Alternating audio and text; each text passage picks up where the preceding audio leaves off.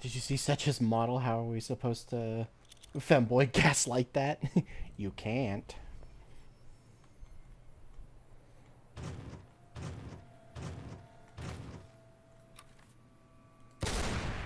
Uh-oh.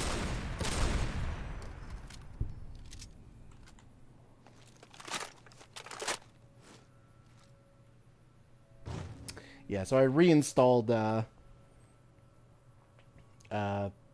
what is it? Project Nevada, because the features that it has are better than the replacements that we ended up downloading, except for night vision. I did keep the simple night vision because it's just better. But yeah, besides that, everything else is back to how it was, because I like Project Nevada better. It just has better options. In fact, some of the stuff we replaced it with was just straight up rips from the original mod, so yeah, it was just useless. It was not even worth uninstalling it.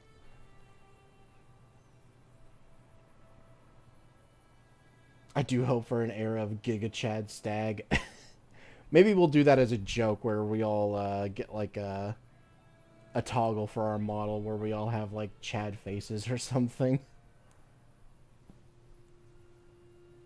I would like to see Kree with a Chad Nord warrior build instead of his Femish Telvanni wizard boy build. But he's the Telvanni goat. That's the whole point.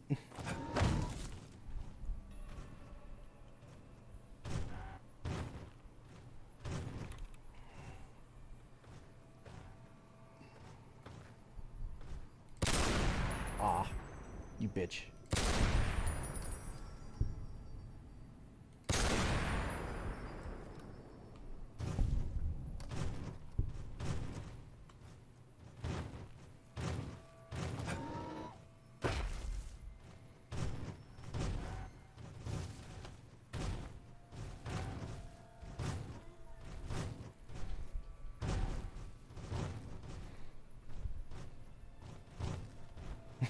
Pagan's Project Nevada addiction is too strong. He can't beat it because it's better than everything else. But yeah, so there was a the lore Bible for G5 got leaked, and hoo boy, I had a short amount of time to skim over it while I was setting up the stream. And hoo boy, was there some shit in there that explains a lot of why that ended up being so bad. So I'm definitely going to talk about that. In fact, at some point during the stream, I might pause and bring it up and just go over some of it, because there's some shit in there that I saw when skimming over it that is like, oh my god. Like, it never stood a chance. This fucking generation never stood a fucking chance.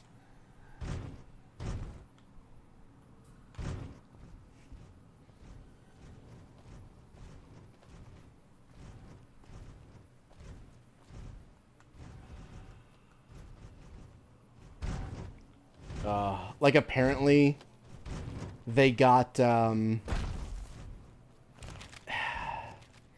got the most mid writer for the EQG shit, which, keep in mind, Lauren Foss, the person behind G4, was completely opposed to them making an EQG series.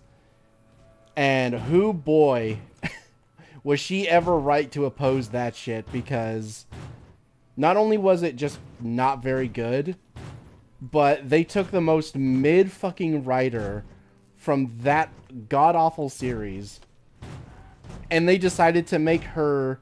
Keep in mind, she's never done anything like notable on her work while on G4, and for whatever reason they decided to make her the like lead writer for G5 and like have her come up with like the concept and idea for everything. And oof, was that a mistake. Oh god, like apparently one of the things I saw was they took inspiration from new Star Wars, which explains a lot. Such as a, what was it? Oh yeah, so Hitch and the fucking baby dragon, that annoying little shit, apparently was inspired by Mando and Grogu, and they were trying to have like a similar dynamic, which explains why it was so fucking insufferable and shit.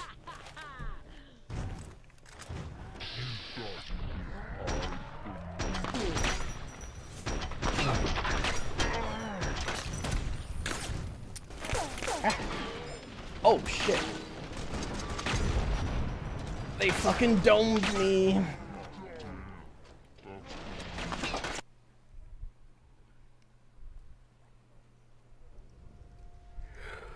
Magnificent morning, rat. Hello, Zanny. When I find you, I'm gonna eat your spleen.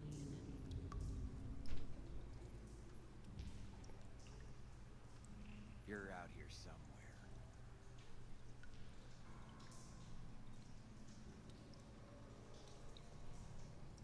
The only thing I hate more than Baby Yoda is people who like Baby Yoda. Yeah.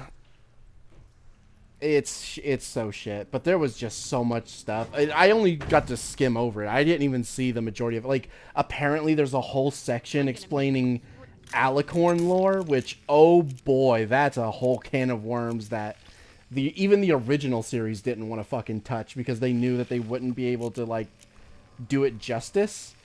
And this series apparently thought they could do it justice and did their own thing, and apparently it's really bad. Haven't covered that yet, have not looked at it, but I've heard things that apparently they did a really shit job.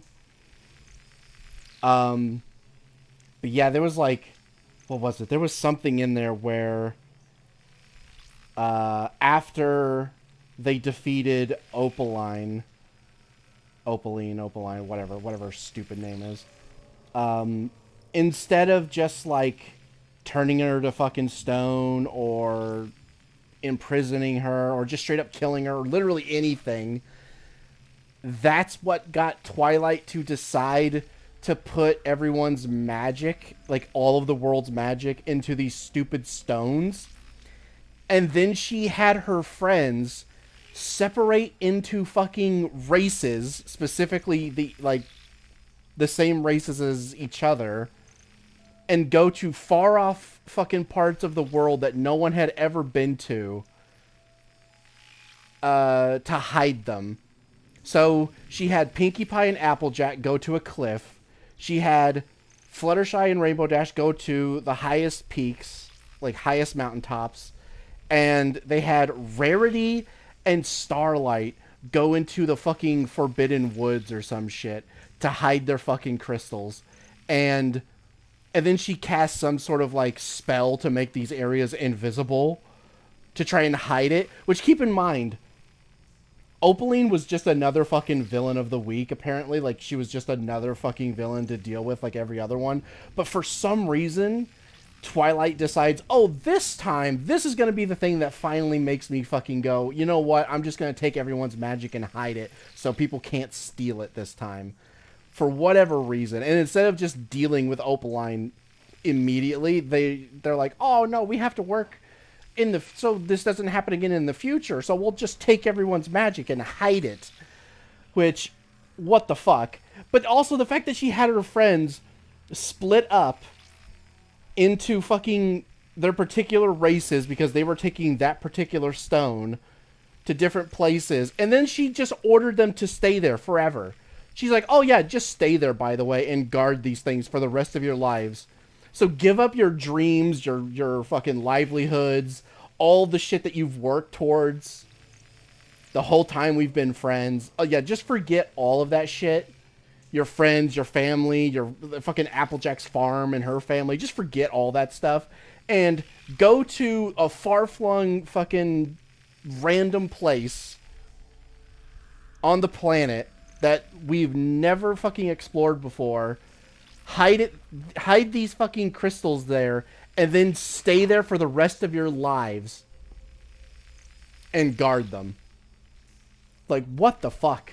What the fuck? What is that shit? That is so fucking just completely out of character for not only Twilight to order such a thing, but for her friends to just go along with it. They would not accept that. There's no way in hell they would just be like, yeah, no, that's totally fine. Oh, it's so bad. There you are. Ah! Jesus! God, they are just locked in on my head. The moment I drop down, they instantly fucking target my head.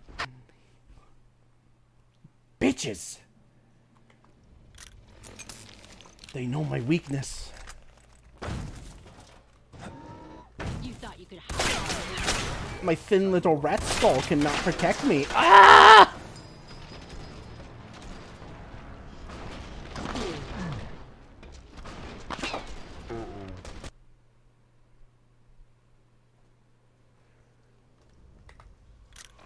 Oh, but yeah, it is so bad. There is so much stuff in there that I saw that just looked absolutely abysmal. And like, I also went through some of the 4chan threads on it, and oh man, yeah, they were absolutely tearing it apart for how bad some of it was. Yeah, apparently there's some stuff in there that I didn't get to actually see that is, oh my god, just beyond abysmal. And I'm thinking at some point during the stream, I am going to pause the game and bring up the Bible and then just kind of skim through it with you guys until we find something that's like what they're talking about, like how shit it is. Got you.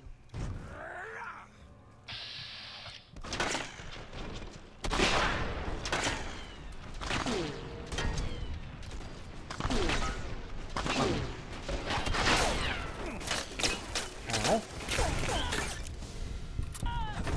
I'm gonna blow you to pieces. Each shroud.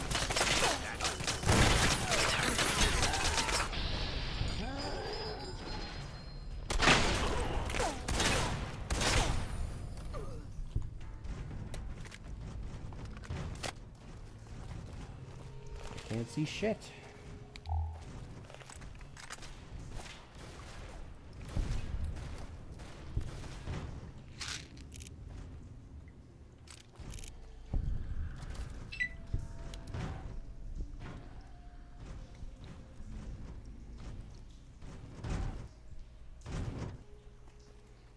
But yeah, I also, besides Project Nevada, I did download a couple of new mods. So, Hitman released some new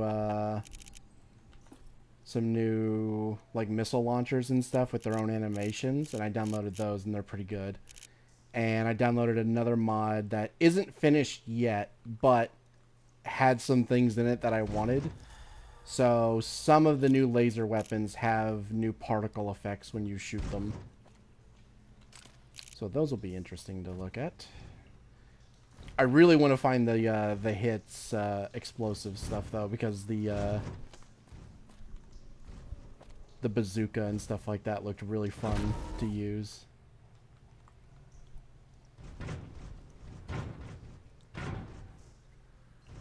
So instead of using this RPG that, for whatever reason, clips through our body whenever we try to put it away, yeah, we'll we'll have something that doesn't do that.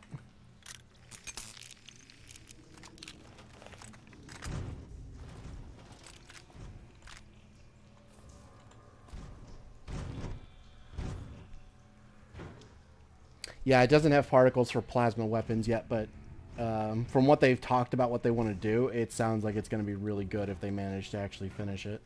But yeah, things like the laser RCW and the Gatling laser, they don't have those particle effects yet either, so I'm also waiting on those to get added for those. So far, it's just the laser rifle, laser pistol, recharger rifle, and recharger pistol that has the new particles on them.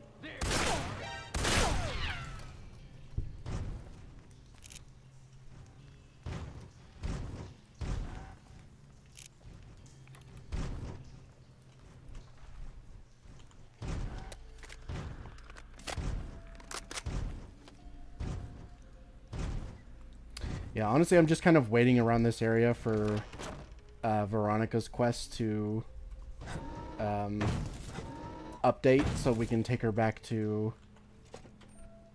the oh shit, what are they called again? The God damn it, what are they called again? The fucking apocalypse people? I always forget their fucking name. I can't even remember what they're called. But yeah, whatever that group is called, we're waiting on them to like have their person come in so we can talk to them and have our our sad little moment.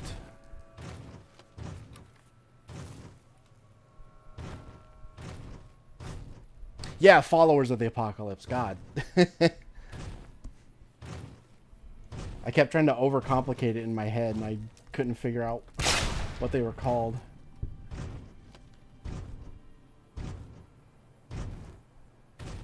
Apocalypse shit. Flowers of apocalypse.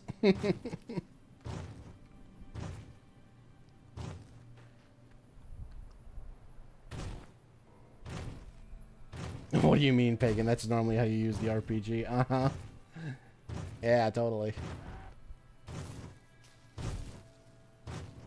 I still think Haber's the biggest villain of MLP, though. I'd say he definitely started it. He definitely created the downward trend that the series would go into and continue on with.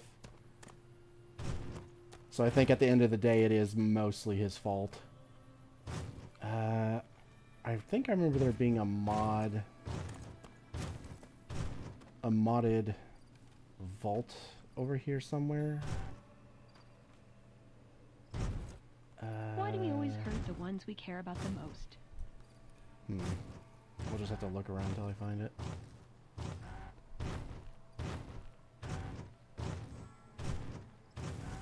I'm also looking at the thread.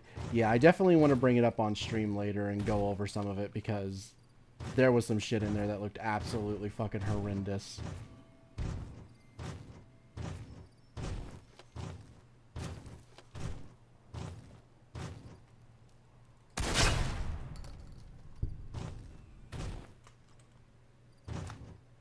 I should probably go easy on these. I don't have that much ammo.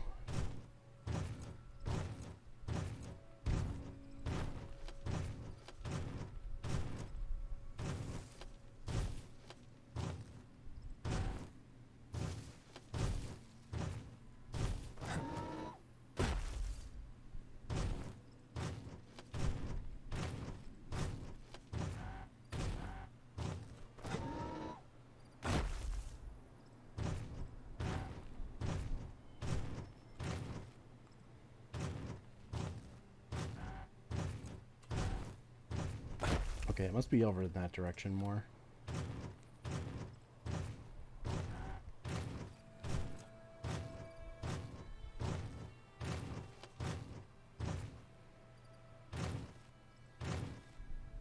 They made the lesbian have a high unarmed skill. What did Chris Avalone mean by this?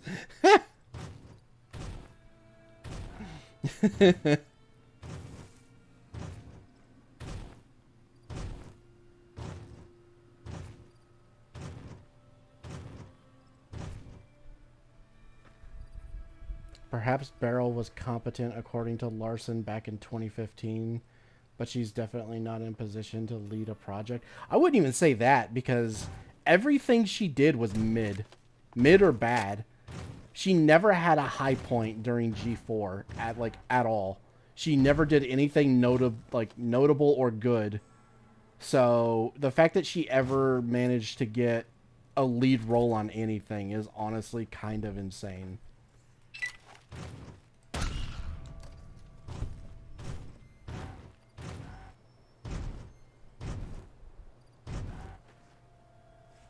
Can't believe they gave Blue Scout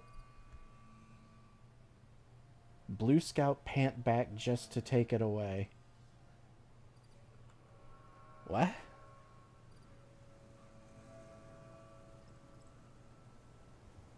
According to Larson, she knew the show quite well from a premise perspective. Definitely doesn't feel that way, especially with what she did to G4 with her G5 shit. So I don't believe that. I'd have to say if Larson did actually say that, then it was a mistake on his part to actually think that she knew what she was talking about, because she clearly doesn't. Oh. Okay, so one of the mods I have is overlapping with this one. Oh well.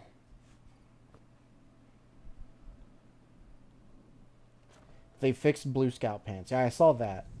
But it conflicted with a fuck ton of cosmetics, so they reverted it. Bruh. Take him out. What the fuck? That's actually really dumb.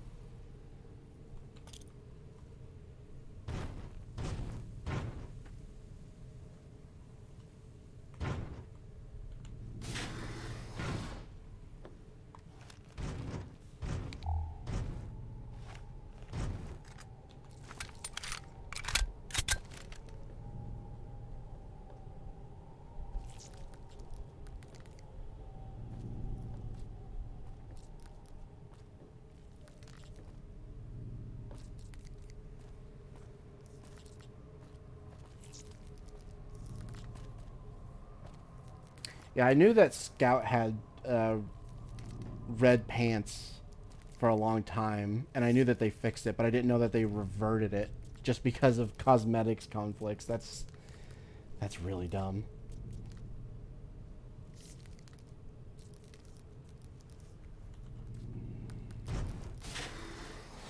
Looks like great time's over. Jesus, this thing would not die.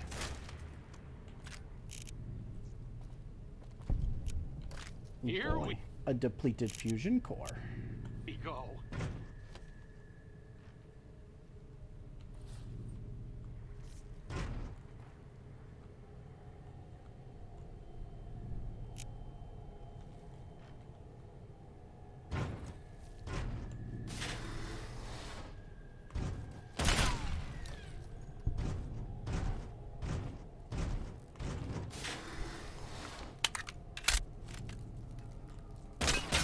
Ah.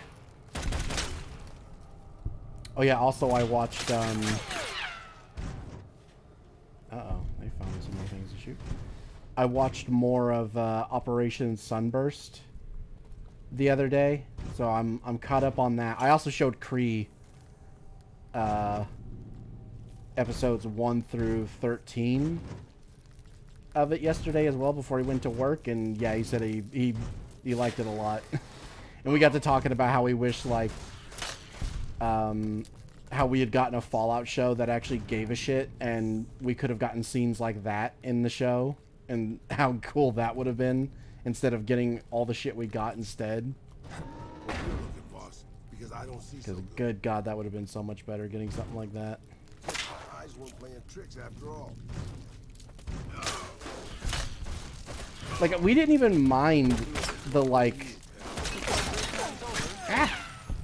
the, like, Fallout 4, like, power armor and, stuff from, like, you know... Wow, I'm actually still alive. all of the, like, Brotherhood Fallout 4 stuff, and, even the music they were using was from Fallout 4, but the way that they used it fit so well that you wouldn't even, like... It doesn't take anything away, you know? It fits the scenes really well, and, God, it was just so good. And it's just so sad that we'll only ever get that level of fucking quality from fan projects and never anything from, like, the official fucking anything with Fallout. Like, there'll never be a show or a game that actually gives that much of a shit about Fallout ever again. Like, outside of the originals in New Vegas, that's it. We're never gonna get good Fallout stuff ever again, except from fans. Oh wait, I think there's a key for this. I'd rather just get the key. Doubts they ran away in sheer terror of the mighty Raoul. Yeah, boss. I mean, if that fits with your schedule.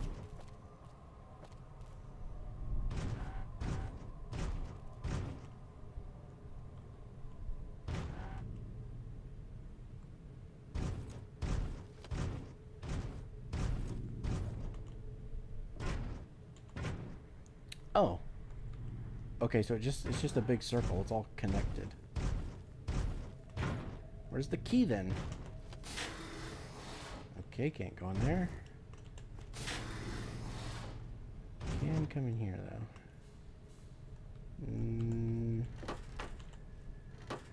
Nothing in here though. Shit. Where's the key?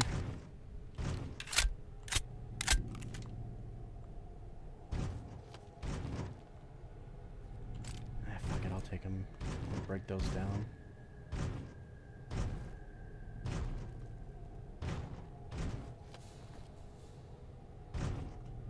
No, we went that way.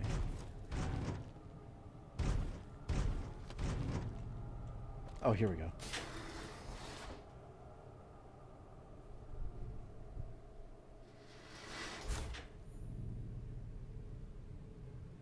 I still think Haber is worse than Barrow. Haber would have done even worse if he had been in charge. Possibly. I mean, what Barrow did was still pretty fucking bad. Like, arguably worse than the later seasons of G4, but that's not to say that if Haber had gotten his hands on G5, he wouldn't have done an even worse job than she did, but still. What we got was still fucking bad. No matter who it was still fucking shit. And once I get... And I have started rewatching Season 7. I'm almost done. I've almost finished it. And I'm going to try to press through and watch the rest of the series. Hopefully getting it done before January. So that way I can start working on the script and everything and start getting the video made. Because after that video is done, after I cover G4 in its entirety, I absolutely want to do a fucking video going over G5 and why it was so bad and everything, and also going over the Bible and everything like that in more in-depth in a video and everything. So yeah, that's definitely going to be going over all that stuff because good God is it bad. Same shit with 40K. Yeah.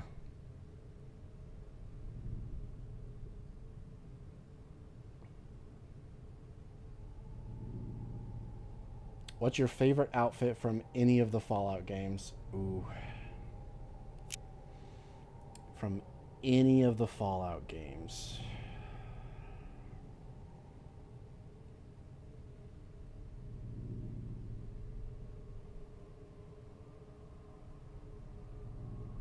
Honestly, probably the Desert Ranger armor. That is probably the coolest outfit out of any of the outfits outside of power armor that I have seen from any of the Fallout games.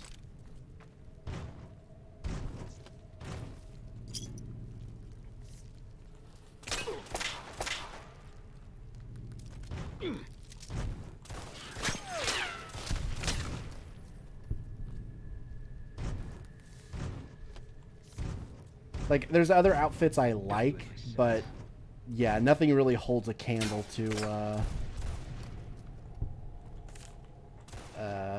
the Desert Ranger armor. It's just so iconic and cool looking.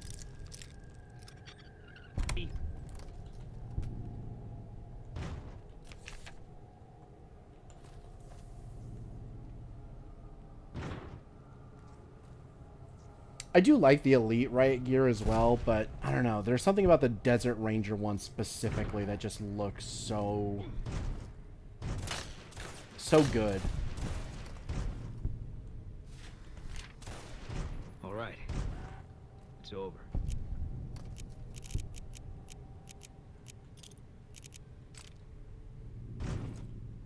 Like the Elite Riot gear and stuff just looks a little too military. Which is what it's supposed to be, I get that. But, I don't know. There's something about the Desert Ranger armor that just has that, like, wasteland feel to it. And that makes it better, in my opinion. And it just looks so fucking good. Other than that, if I had to choose something besides the Desert Ranger armor, I'd probably have to go with something like... Oh, what kind of gas mask are you wearing? Oh, it's just that one. Nah, you can keep it. Let's see. If I had to pick a different one, I'd probably have to pick... I'm not really a big fan of the, like, armored vault suits and stuff. I've never really cared for how they look, so I wouldn't say those. I'd probably say something more like, stop being hungry.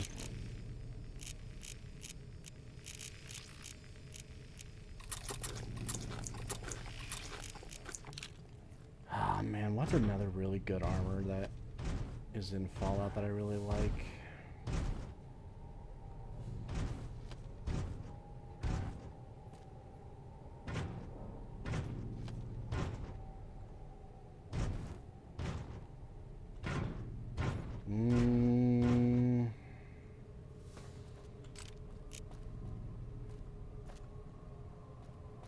God, I'd probably just have to go with, like, the combat armor.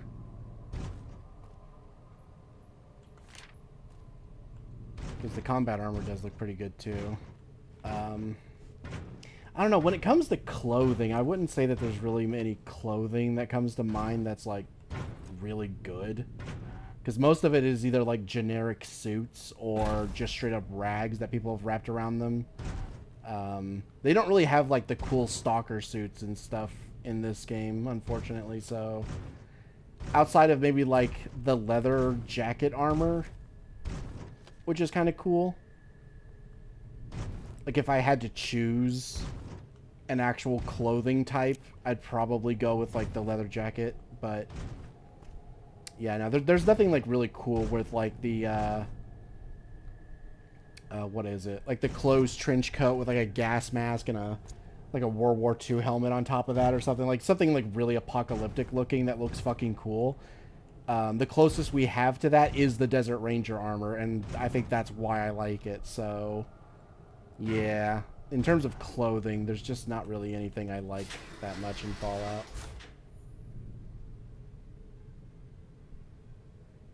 The waifu stealth suit? Oh, wait, we're supposed to find the key in there, I think.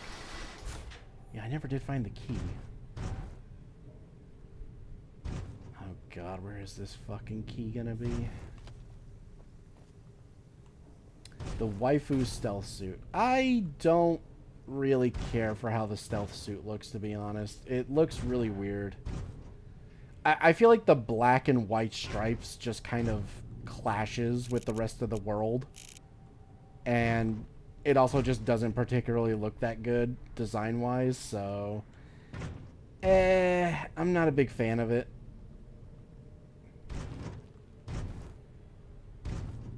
Like, if it looked more like the HEV suit from fucking Half-Life or something, I'd probably be a lot more, like,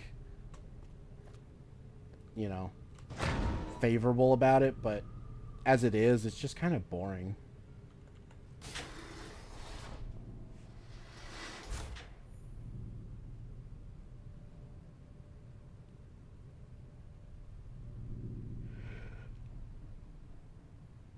I like the stealth suit from Fallout 3. Yeah. I thought the stealth suit from Fallout 3 looked okay. Definitely not one of my favorites or anything, but I thought it looked alright.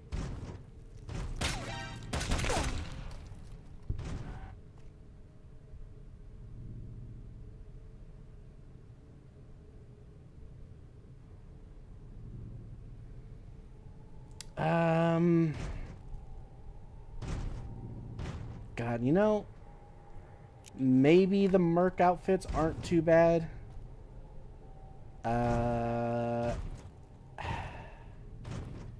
I'd probably be okay with wearing something like the merc troublemaker or the merc adventurer armor. Not the veteran outfit, though. That thing is a little too weird for my taste, but, I don't know. Maybe the merc veteran, if you remove the weird, like, wire shoulder pad things going on that look like they're gonna, like, it just looks like they're stabbing you. in the shoulder. If you got rid of those, I'd probably be pretty cool with the Merc veteran armor. But as it is, I'd probably take the Troublemaker armor over that. Adventurer armor, like I said, pretty cool too.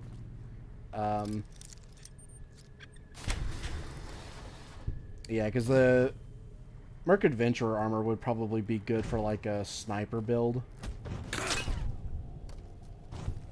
It just kind of has that sort of sniper aesthetic to it, which I guess makes sense because Manny Vargas also wears it and he's a sniper.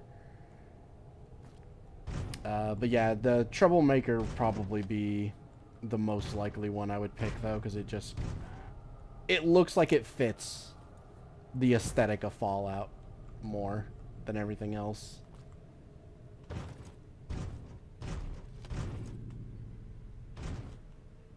In terms of like the Merc suits, I mean, specifically. Ow.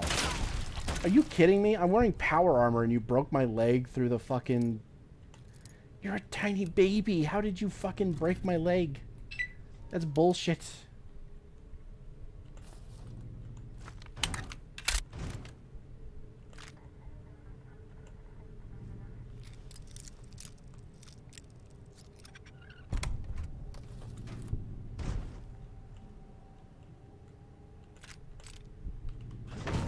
God, that's one of the problems with damage modifier mods. They apply to everything, so it's not just bullets that do more damage, it's everything.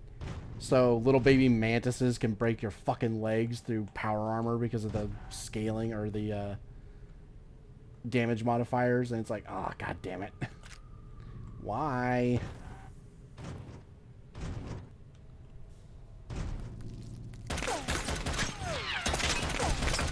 Could have gone worse.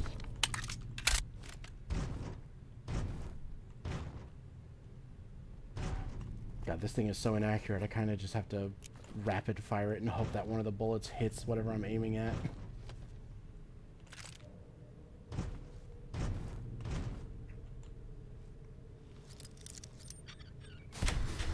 I'm starting to miss my sharps and my revolver, though. I kind of want to go back to my other outfit.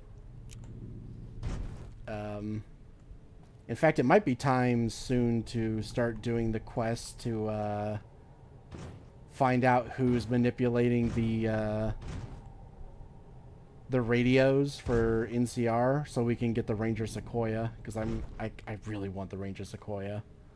It's been a while, and I think we've come far enough where we could get. Okay, we already went that way.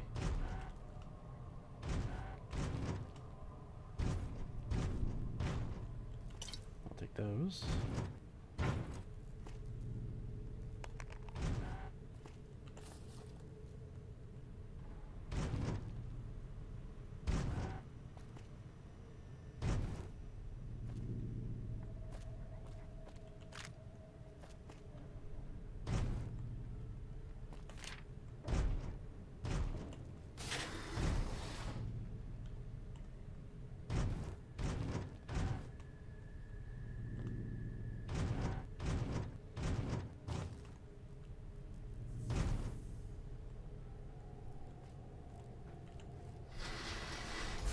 Oh. Okay, that's kind of funny. You could still close the door all the way. Take him out. Ah! I've had worse. God, I'd probably be better off using a melee weapon in here. Where's my super sledge? Do I still have that on me? Well, if my inventory would load. Yes, I do. Okay, yeah, let's use this.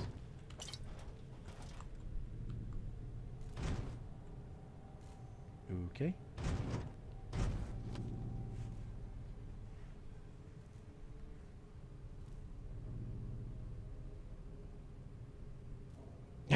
Pagan's gonna be fine in the vault. It's just a bunch of bugs, and he's in full power armor. Tiny Mantis pinches off his whole leg.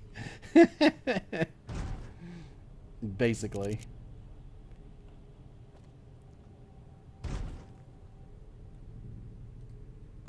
Re.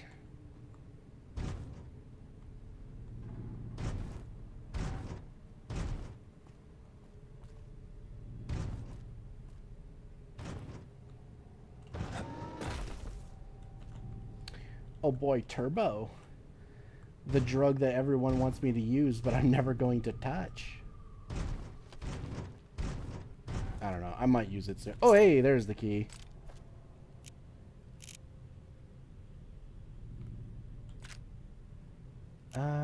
Hunting shotgun. Can I use that to repair anything in my inventory?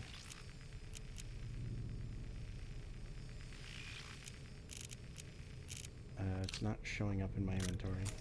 There we go. No. Okay, just leave it here then. Alright, we got the keys. Now we can head back and get into the armory.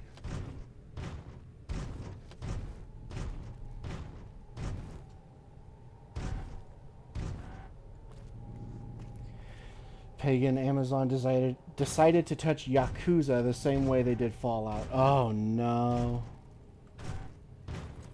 God, I mean, I'm kind of glad I'm not a Yakuza fan just so I don't have to feel fucking dread from that sentence, but if it's anything like Fallout, then yeah, I my sympathies to Yakuza fans, because Jesus Christ, that cannot be good.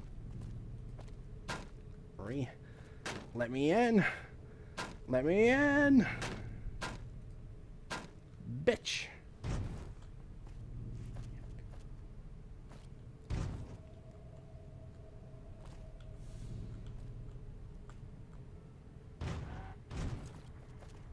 Did we search this room?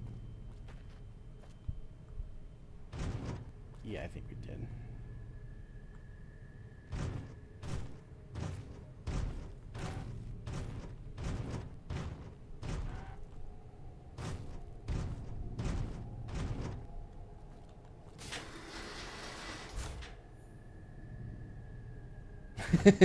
Let me in. Let me in. Get shot by spy.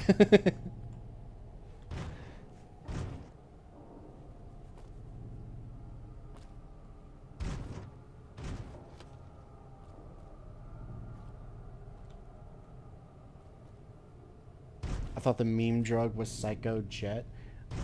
Yeah, but I am using a mix of Psycho and Jet with the slasher. So I am actually using that one. It's just Turbo that I'm not using.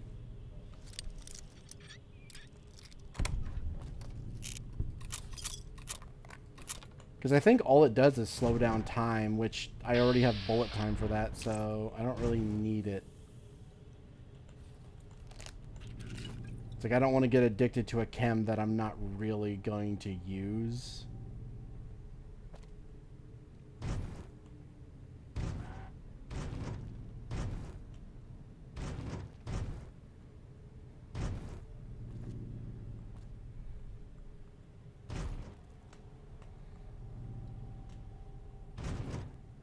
Oh shit, I'm lost. Was it through here? I think it maybe was through... Yeah. And then here, I believe. Yeah, here we go. Uh-oh.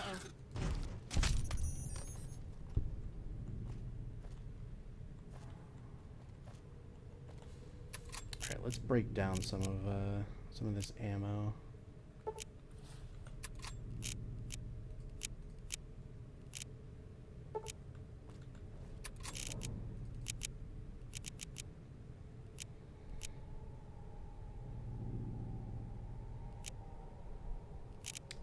Yeah, we can break that down.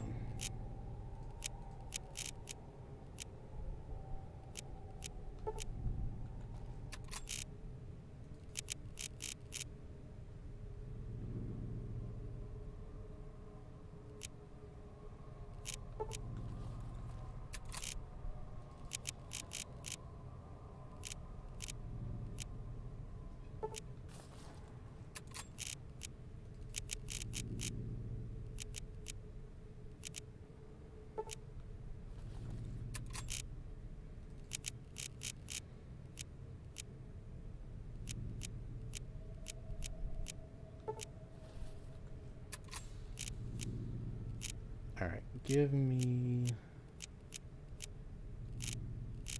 God, I should probably go with 12 gauge and 5.56.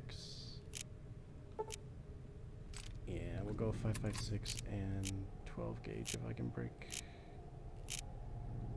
Oh no, wait, that used up all my powder and stuff. Okay, never mind. Ring.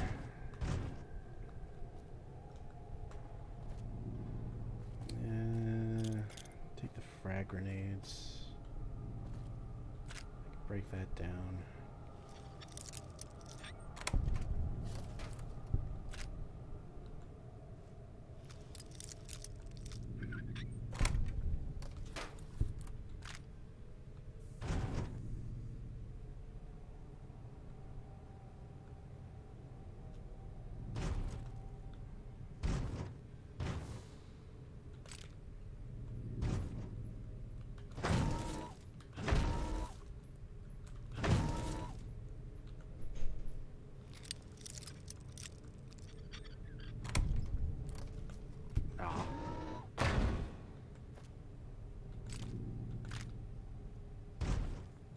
More turbo.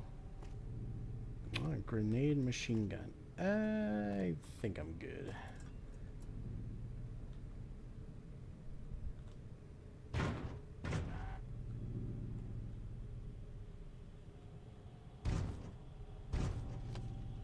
I think that's all we can get in here.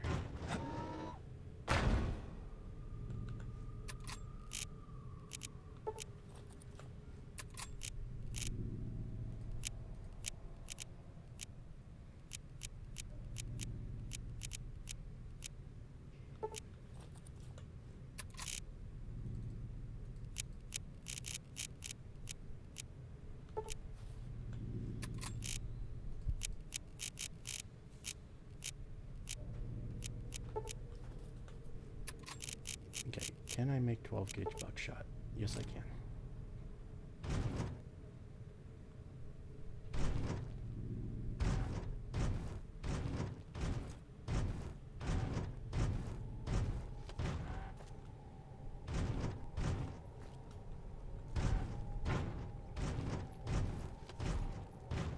Get me out of here. I'm sick of this place.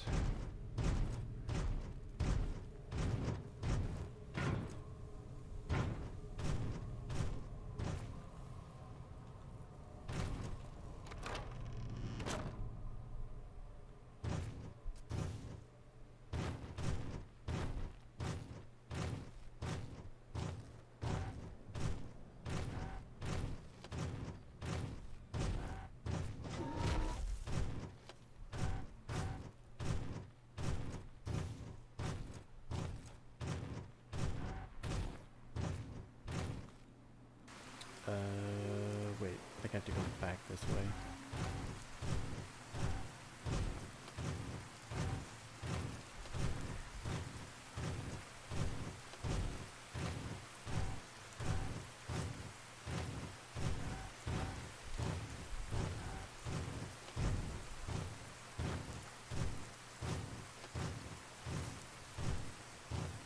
There we go.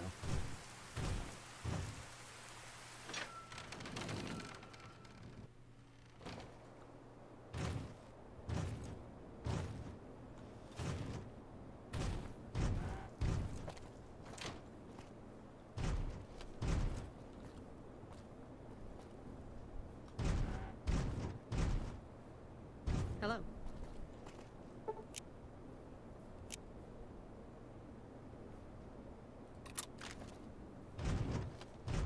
357, really?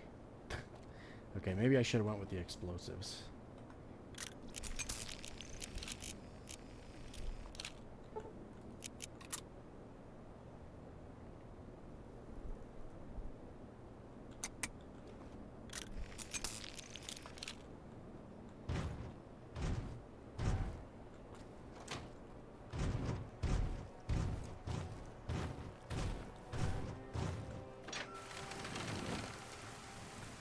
Oh, wait a minute. How are we doing on fusion cores? Oh, we only got the one. I should probably refill one.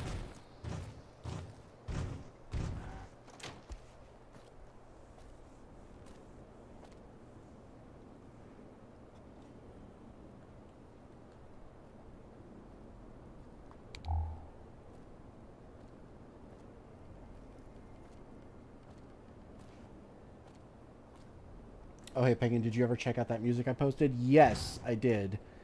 It's not really my thing, but I did recognize one of the songs. What is it? I think it's called, like, Everyone Wants to Be the Ruler or something. I did recognize that song specifically.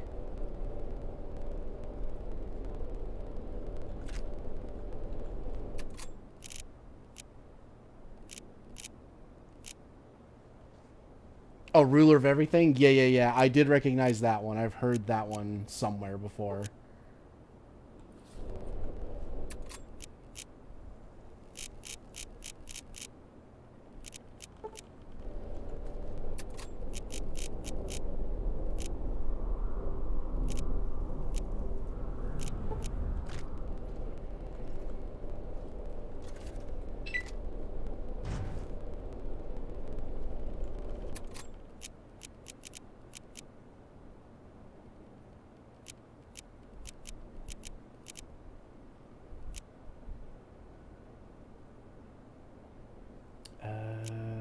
Can I recharge it using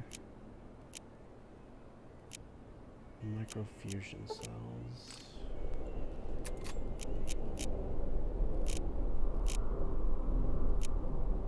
Yes.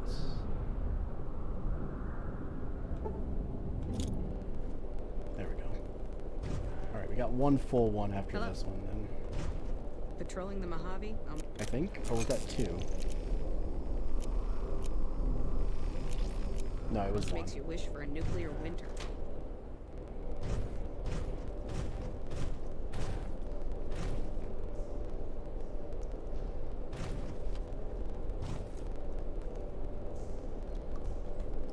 Do you like how my face disintegrates into chalk?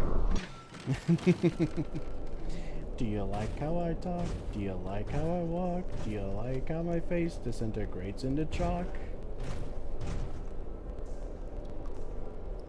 Three. We have to wait for the storm to pass.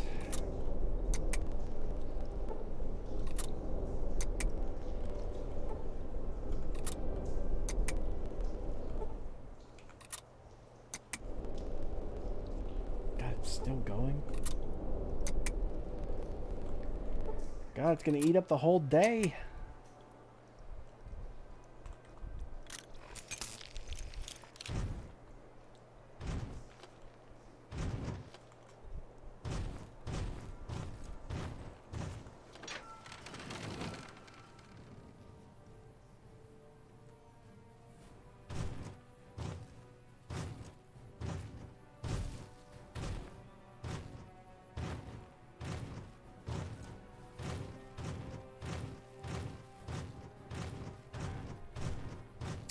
Let's see, what else have I done lately? Oh yeah, I was gonna stream yesterday, but I didn't because I got sick. I ate some fried mushrooms yesterday that I guess weren't cooked properly because... Uh-oh. Ah! Hold on, I'm not ready. Uh-oh, did I just crash the game? Okay, no, it just took a while. I got sick. My stomach started hurting around like 3 or 4 o'clock, and I didn't want to start the stream with a stomach cramp, and it just kept getting worse and worse and worse, and finally I couldn't take it anymore, and I ran outside and I puked all over the place, and then I didn't feel good for the rest of the night, so I just decided not to stream.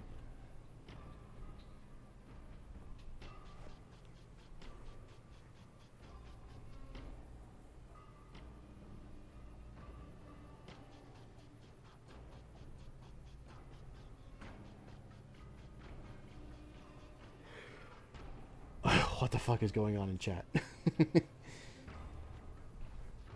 No, but yeah, it was pretty bad yesterday. I felt like crap. Ah! I like how right as I activate bullet time, I get fucking domed in the head anyway.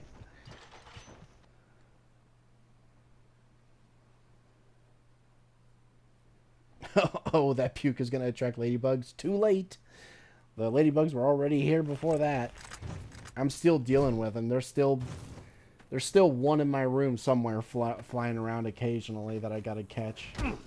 Ah, what the? Where the fuck did you come from? Really? Broke my fucking leg?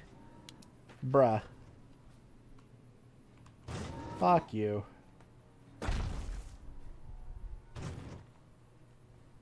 But yeah. That was my day yesterday. Pretty fucking awful. There you are. Oh. Ow. Ow. I can't shoot. I can't shoot. I can't shoot. There we go.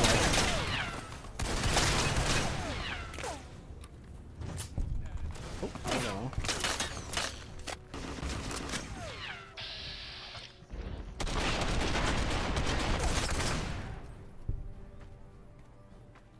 You good? No, I want my loot. Get down here. Stop. Stop with this wizard shit. Oh, really? My leg is crippled again? For fuck's sake. Stop crippling me! Oh my god, he had a Kalash and a Bryn. He had that fucking weird... cursed gun that we bought off of the gun runners all that time ago. Yeah, this thing. Oh no. Oh god, my arm breaks whenever I use this thing. And the stock clips into my face. Ugh. Hate. I hate it. Assault carbine. Legionnaire.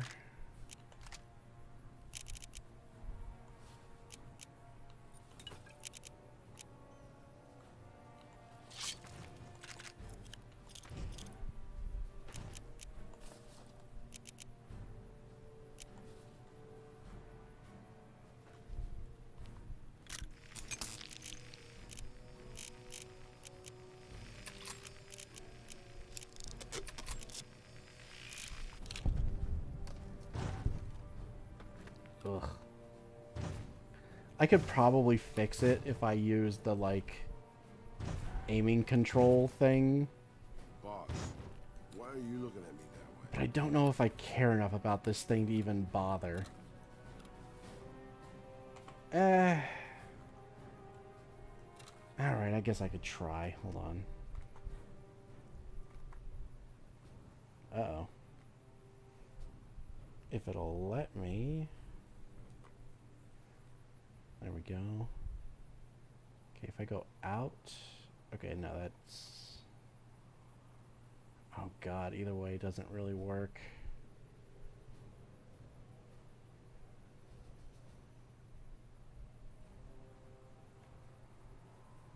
What if I do this? Oh god, no, that just makes my arm fuck up even more. Ugh. Yeah, nah, there's no fixing this thing. It's fucked. It's totally fucked. It doesn't matter how you do the view model. It's just completely borked.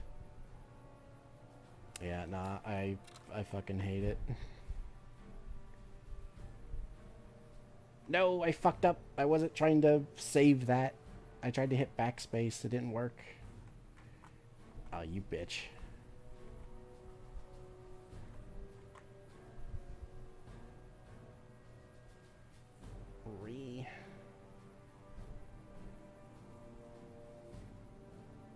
Come on. I at least want you to line up with where I'm aiming.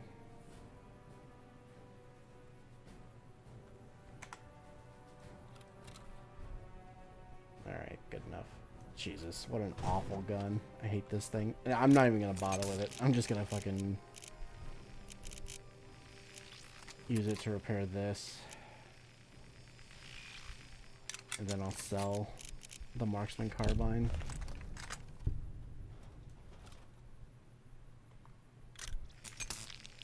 Ugh. Hate! Also, that fucker never came down, did he? Bitch! He took off with my loot. There he is. Give me my loot, you bitch. You can't run from me forever.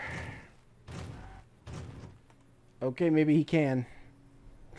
My planet needs me. God, I hate you. Well, we're never getting that loot.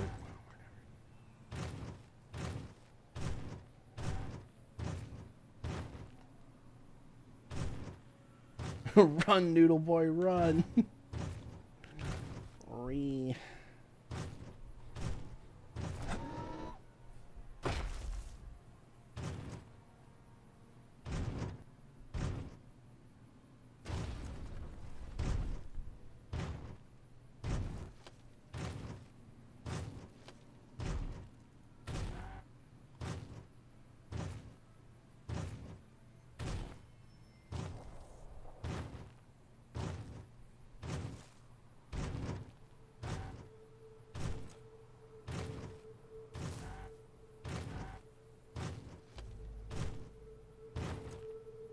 Damn, Pagan's leg is weak as fuck. Everything goes for my legs. If it's not my head, it's my legs. Every time. And it's in every game too. It's not just this game, because Stalker also has that problem where every single mutant in the game breaks my fucking legs every time they attack me. And if it's not a mutant, then it's a fucking random Stalker shooting me in the head and killing me.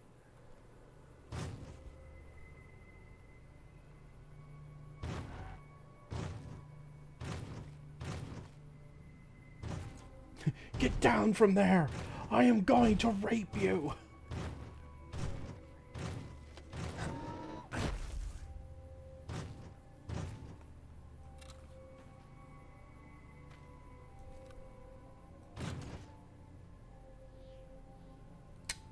Oh, I'm out of ammo.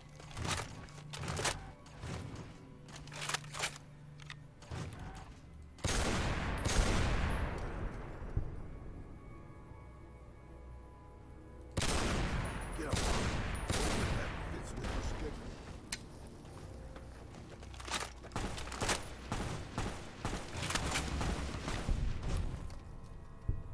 Okay, I guess we're doing this.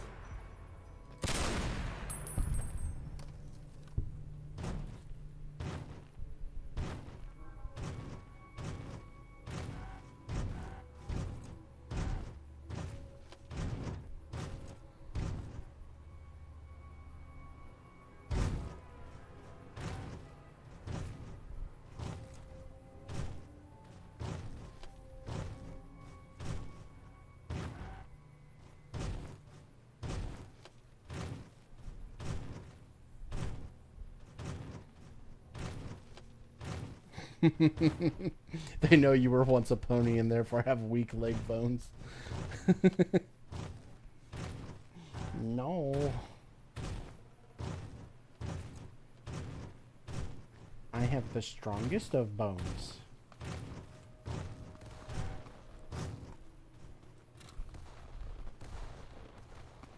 Oh my god.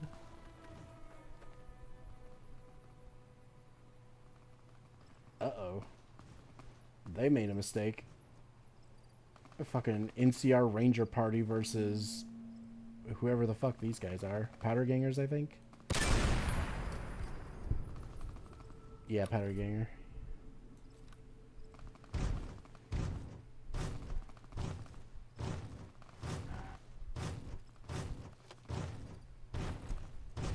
There's probably death claws around that corner, so I better be careful.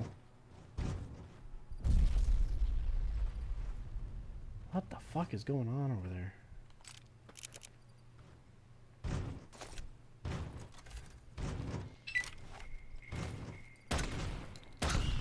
Get out of my way.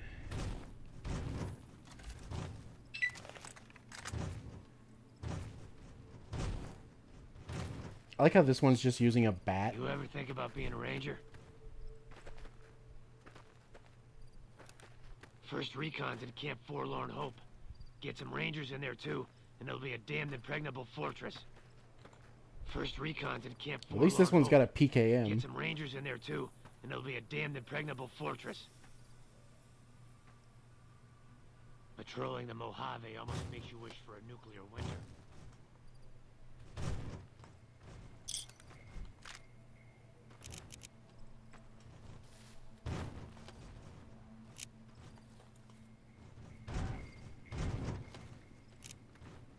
Alright, did any of the rangers die? Just the Fargo trader. Damn. I was kind of hoping one of the,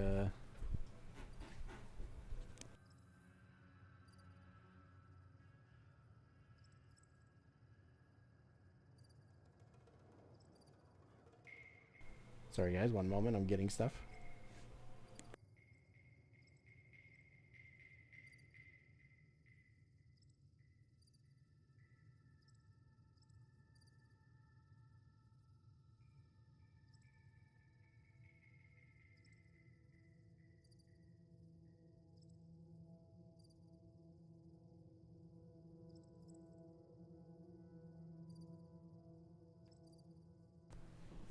Okay, sorry about that. Was getting stuff, drinks and stuff. I forgot what I was saying. Damn, a ranger with a bat. Are you sure they're not fiends? They accidentally set off an entire crate of dynamite. I think there was one of those, like, cars there, and I think they just accidentally shot it and blew it up. I could probably check. Hold on. I'm trying to open my Slim Jim. What do you mean grip and rip? It doesn't fucking work. Open, you... Open it with my teeth. Like a rat.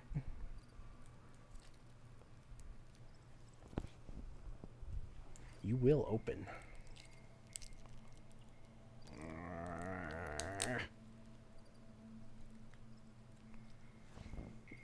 I want my Slim Jim.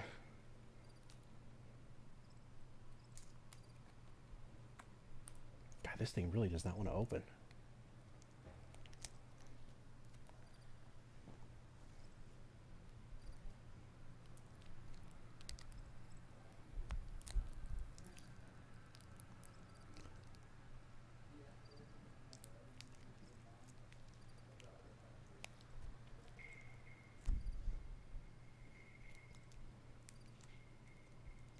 There we go. I think I got it. Well, almost. If I can just get that to rip. Rip, damn you.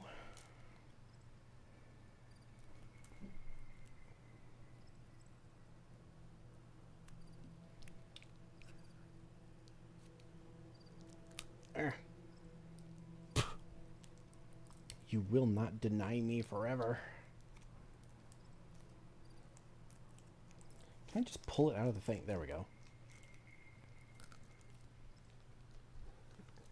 I got my Slim Jim.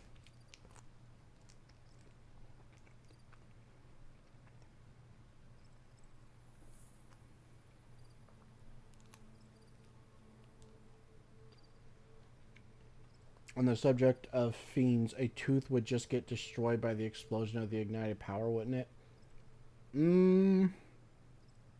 I think it'd be 50-50. I think some of them would and some of them wouldn't. But the thing is, the ones that do explode and break would probably fuck up the internals of the gun. It would probably scratch the barrel up real bad and potentially even damage the receiver. So all it would take is like one or two exploding in the receiver and it would completely fuck up the gun. So yeah, it doesn't make any sense. Teeth as ammo is fucking retarded.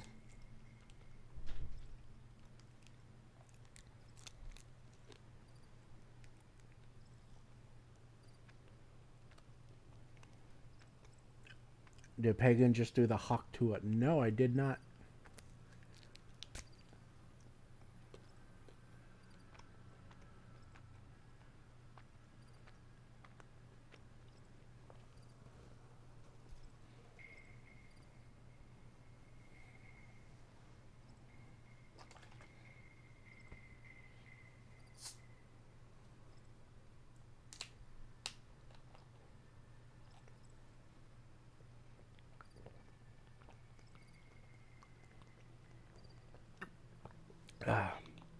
Oh yeah, also, I did some off-screen stuff on Stalker Gamma. I figured out why my teammate wouldn't wear the armor I was giving him. I had to sacrifice my exosuit. Not the UNISG one, that one's for me. But the like looted exosuit, the bandit exosuits. I destroyed those and replaced them with a an actual loner exosuit. And I repaired the other Apocalypse helm that I had for him, and he'll wear those. And it's because the exosuit is loner.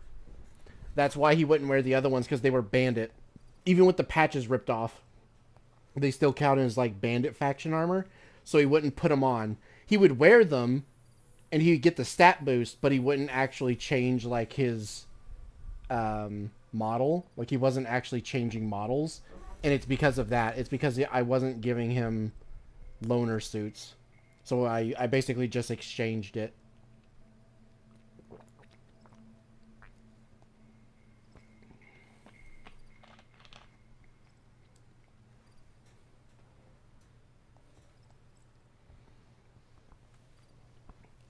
So now we got a big boy following us around in Stalker Gamma.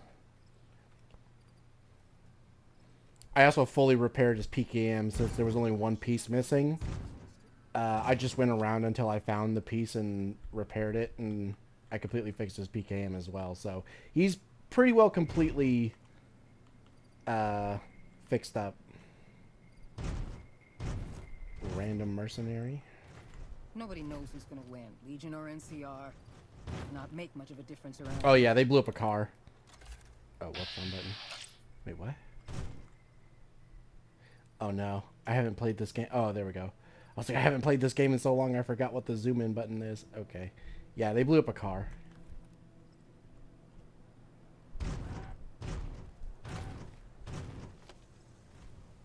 Hey there.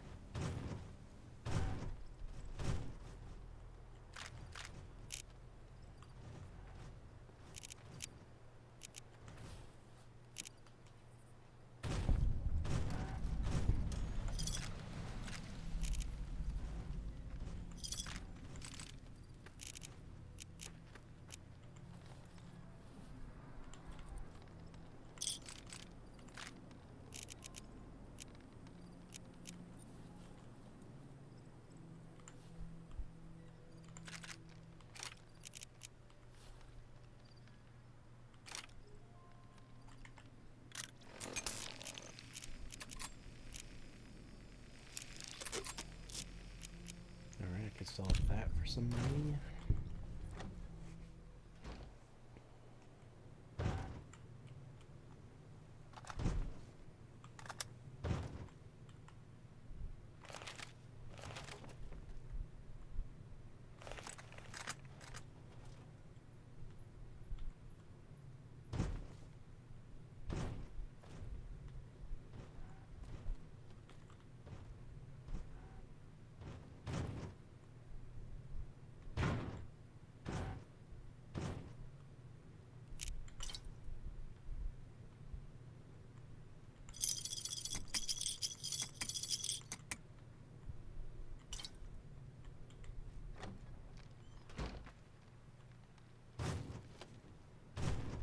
Alright, let's go sell some of this stuff.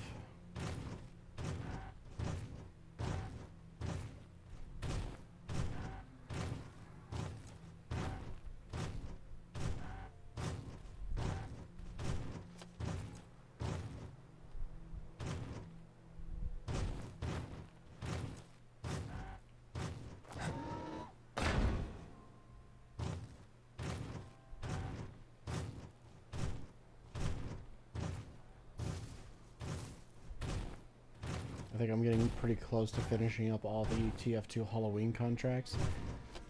I've never done a single contract in that game.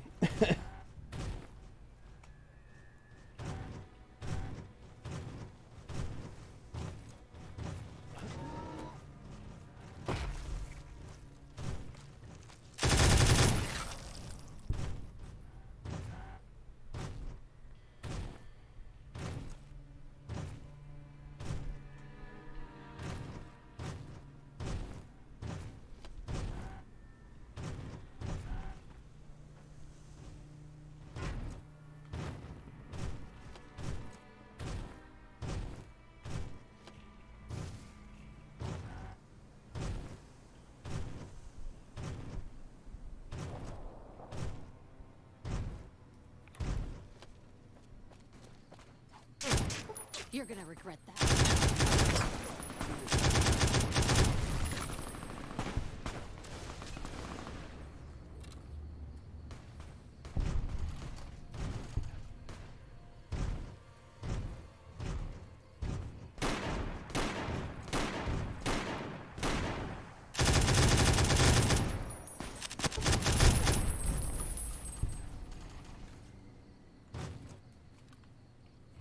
God, the spread on this thing at range is pretty bad. I could sell that.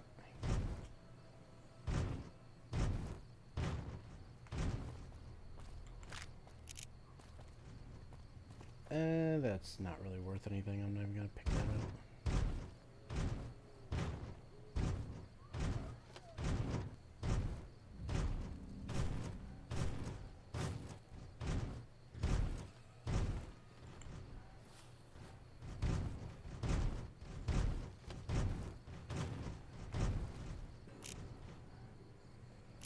Oh, hey, impact grenades. Yeah, we have these now.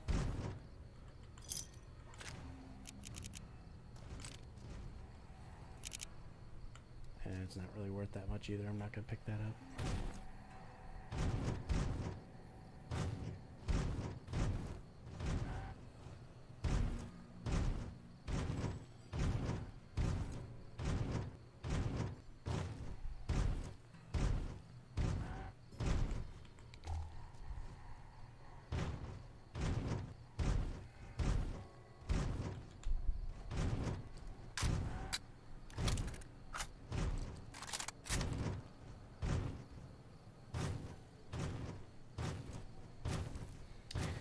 Yeah, I was gonna do Scream Fortress with Cree this year, but he's been so busy with the video that we just never got around to streaming it.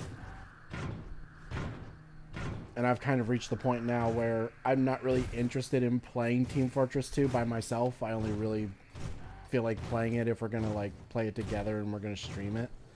So I've not even touched Team Fortress 2 in like a couple of months. So I'm probably going to end up completely missing Scream Fortress this year.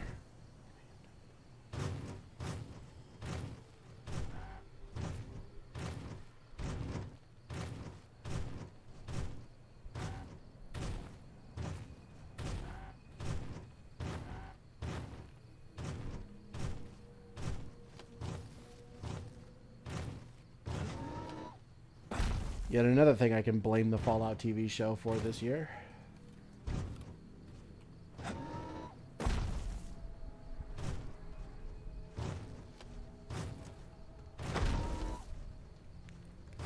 If you want, I can join you in it. Same, I need to play TF2 with someone. We'll see. I may consider like bringing you guys into a DM with me, like a group chat, and maybe I'll do a stream where those fiend junkies over at Vault where we 3 just been play taking some hits. TF2 for a few Guess they hours killed on them all. stream. Can I use these? Okay, yes I can. No, I want to turn it off. There we go. Alright, take my fusion core out so it doesn't die while I'm asleep. It just said I could use this. There we go.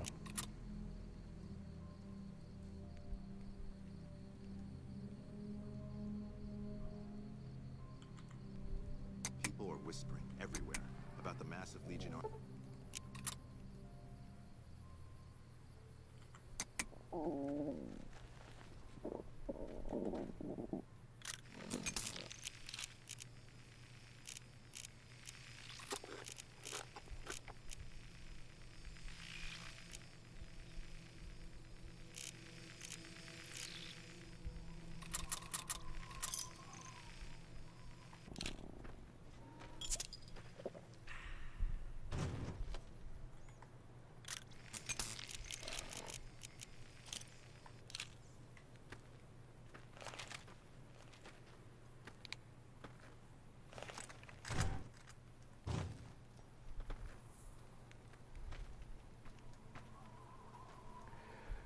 I could join too.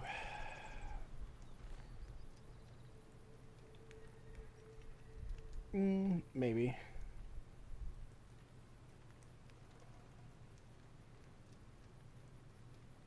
I don't want to have too many people. I think 3 will be the limit.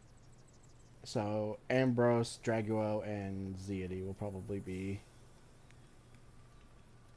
the only ones I'll stream with for this time if I do a stream. Hey, no, that's not that's not the Fallout TV show's fault. It's YouTube's copyright bitch bot's fault. Yeah, but it's so aggressive because the people behind the Fallout TV show, specifically Amazon, don't like criticism. So they go out of their way to force YouTube to force copyright all of their shit.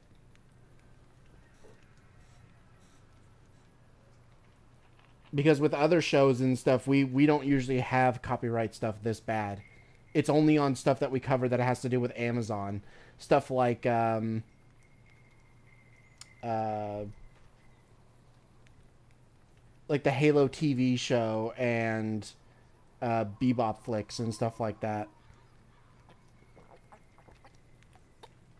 Stuff that either has ties to Netflix or Amazon.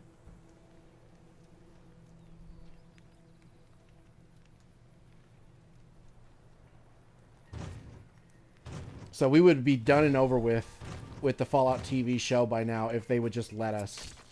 If they would just let us put out the fucking video and... Oh, shit, she died. If they would just let us fucking finish this video and move on, you know, that'd be the end of it. But no, they have to keep making us reference it constantly because they won't fucking let us do anything.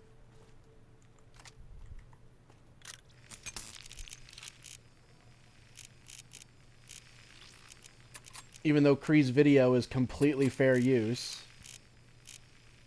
and should absolutely... Oops, I didn't mean to drop that. And should absolutely be allowed to be uploaded as it is already. They just won't... They won't let us.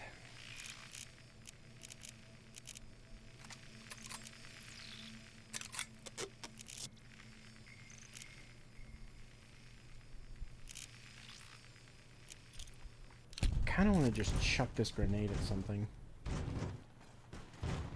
Even though it'll probably get me killed too. Because it's an impact grenade. But I want to try it out.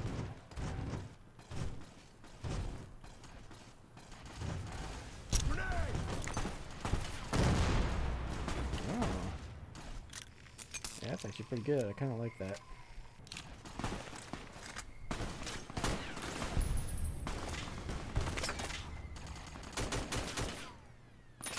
My game is lagging. There we go.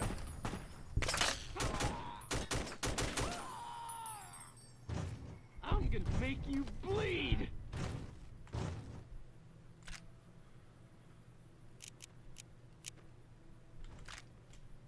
God, you think you have enough electron charge packs there, buddy?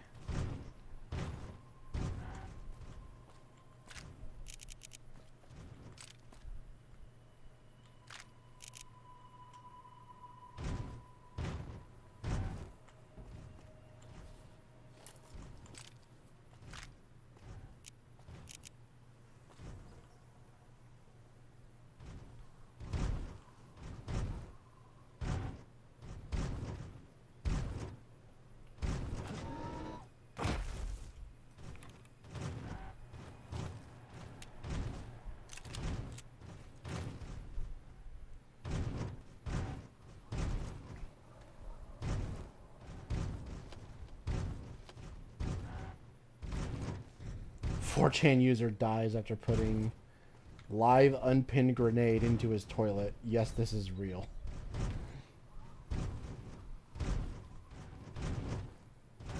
AR kicking while in power armor, that 50 Beowulf. Oh, I wish. I do wish there was, like, more first-person animations, like different first-person animations for guns, depending on whether you're in power armor or not.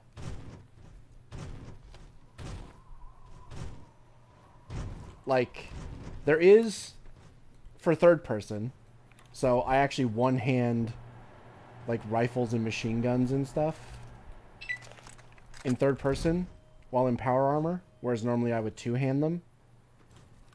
And if I was using the normal miniguns in-game, it would be attached to my arm, and it would only be one-handed as well, but I have a different minigun model that I prefer, so it doesn't do that. But the missile launcher, the vanilla missile launcher, is also attached to my arm in third person, but unfortunately in first person it uses the normal animations, so that kind of sucks.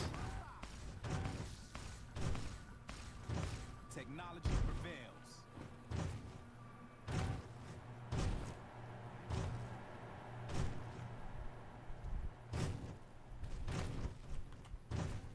Let's see, how are we doing on this? Okay, we have quite a bit of ammo for this, so we'll go back to using this for a bit. You ever gonna check out Autumn Leaves? I don't know. We'll see. One thing I might do, since I already said I plan to cover... because I'm going to do my tradition of playing the Christmas special mod, like I do every year on stream. Maybe I'll also do Autumn Leaves as, like, a part of that, because that's not a very long one. I can probably finish that quest in one day. So, maybe I'll also do Autumn Leaves on stream after that. But currently I don't really have any plans to do it anytime, like, that soon, I should say. Shoots bug. Technology prevails.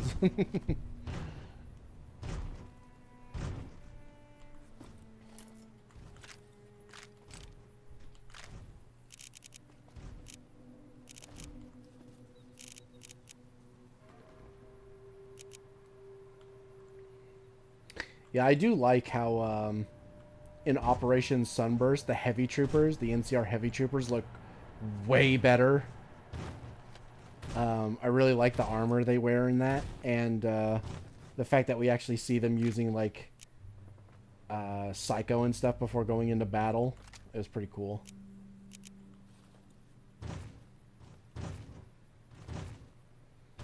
Kind of hoping that armor gets ported over as, like, a mod for New Vegas. That'd be cool. Damn, bitch. Face down, ass up. I know what you did before you were a caravaner. I know what you are.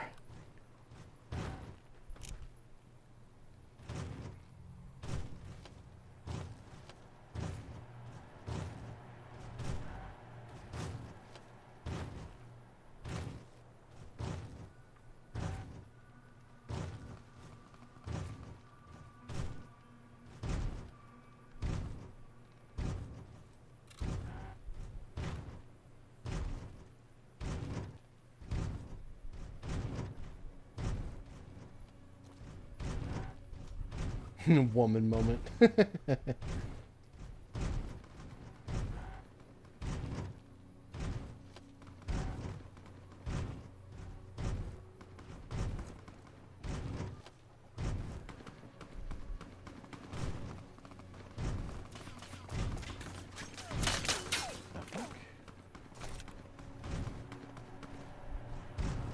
Hello?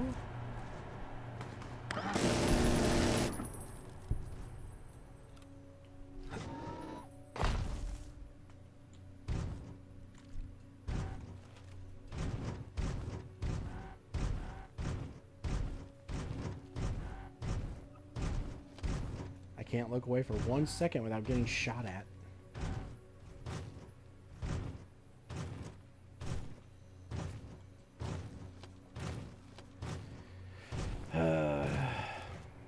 I thought that armor was already made.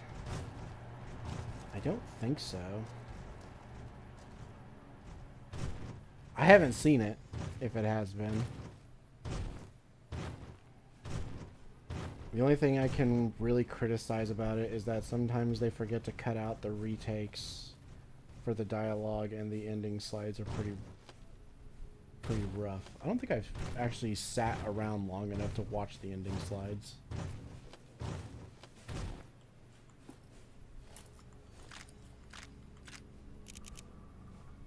I have noticed the fact that they've left in retakes and stuff though, but it's not that big of a deal.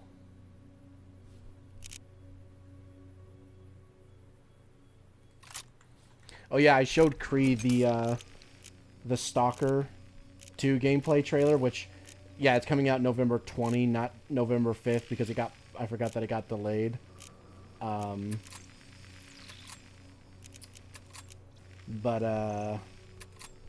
Yeah.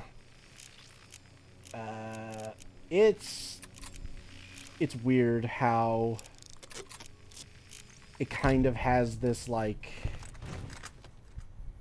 I don't know. It feels like it's not being made by an actual studio. It kind of feels like a fan-made project in some ways.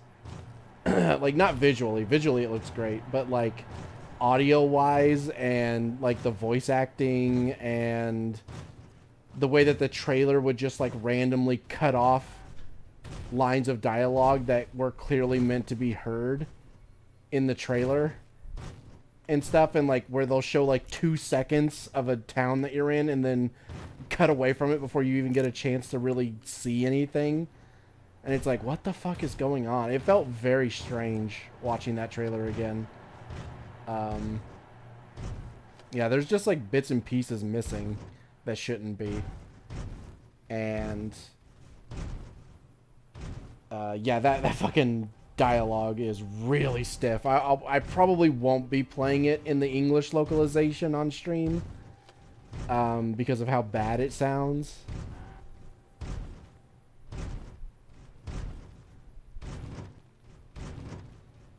Also, it took me watching the fucking trailer twice to notice that they spelled Chernobyl as Chornobyl, which I did not know that that's a thing that apparently Ukraine did, because they don't want it to be called Chernobyl ever since they became independent from Russia, because that's the way Russia spelled it. So they call it Chornobyl instead of Chernobyl. So the game is also called like Heart of Chornobyl instead of Chernobyl, and it's like, what the fuck? So that was weird. That threw me off. I had to like research that and find that out. I didn't even know that. I thought it was a typo for a bit. I was like, did they fuck up? Did they mean to type it as Chornobyl? And then I looked it up and I saw like a bunch of different like articles going back and forth between calling it Chornobyl and Chernobyl, and I was like, why? I was like, why is it doing that? And then I looked it up, and yeah, apparently it's a thing that the Ukrainian government requested that Chernobyl be spelled Chornobyl because they don't want it. They don't want to use the Russian version of how it's spelled. How the hell did you not know that? Because I'm not a Ukrainian. I don't care about Ukraine. Like, outside of agreeing with the fact that Russia, you know, invaded them and they have a right to defend themselves, that's about all I know about fucking Ukraine. I don't know hardly anything about Ukraine, and to be honest, I don't really care that much. So yeah, no, I had no idea. Plus, I've never heard anybody ever call it Chornobyl, ever. I've never seen it spelled that way. I've never heard anybody say it that way. I've never heard that. Anytime I've ever heard Chernobyl referenced in anything, it has been spelled with the E instead of an O.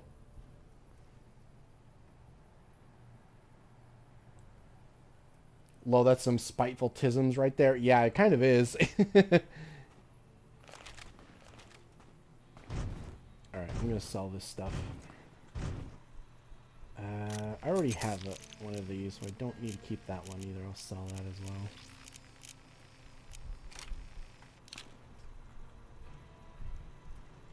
Welcome, sir or madam.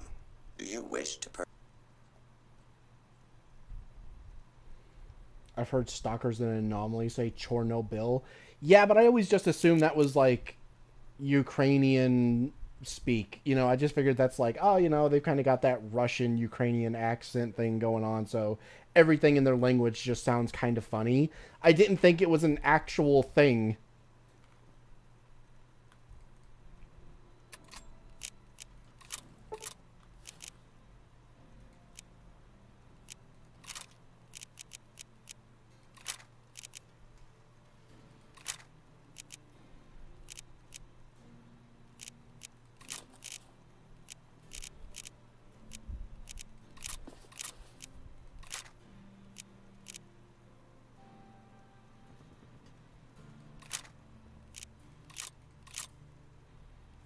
God damn, they can't even afford all my shit.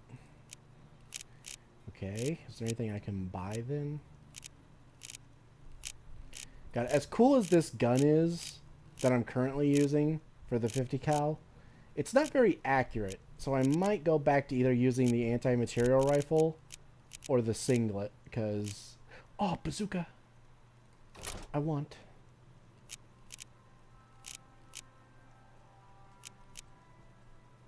Disposable rocket launcher. Honestly, I kind of want that too.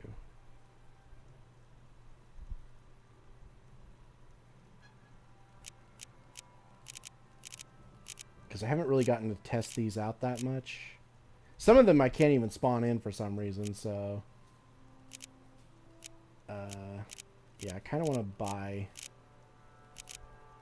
any of them that I can find. Oh yeah, multi-grenade launcher. Multi-rocket launcher. Ooh. Okay, I'll have to get the multi-rocket launcher later. Although I do know what that one does, and it's a little OP, so maybe I'll hold off on that one for now. Okay, and then... Is there any... Ooh. I don't think we have one of these scopes yet. I'm taking that. Desert Eagle magazine. Yeah, we've already got that. Okay, is there anything here I don't already have that I actually want?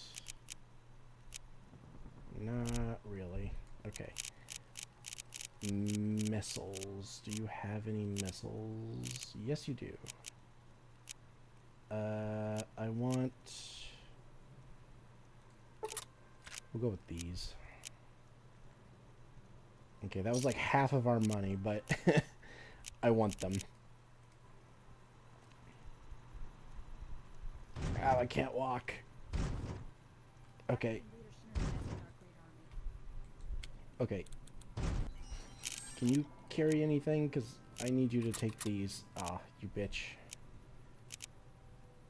Oh, right. You're holding onto this stuff, aren't you?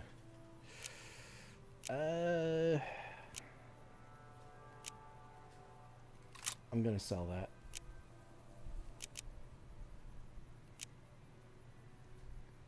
Tempest. What is this again? I don't even remember what that is. I'm gonna take it and look at it again. Oh, right, I have all of her stuff with me as well. Fuck, I really need to go back to my place and drop off a bunch of this stuff. I have a ton of crap that doesn't need to be on us right now. Like that. Yeah, you have so much junk.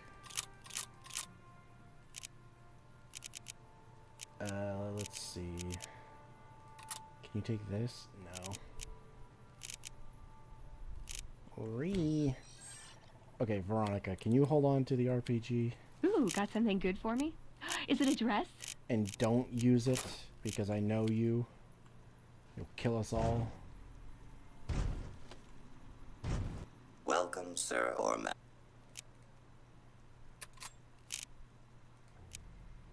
Alright. Take this. And...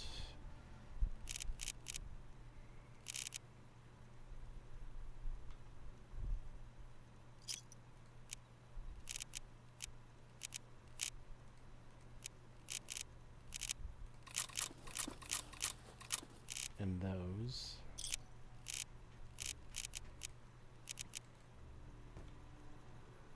Alright, I can walk around now. Okay, what is this thing? 45. Oh, right, this thing. I forgot we found this. Isn't this like a... I don't know, like a Pernac or whatever it's called, but modified? I think it is. Okay, yeah, You're making me carry the heavy stuff, aren't you? Yes, you're gonna hold on to that, and then I want to put the bazooka on.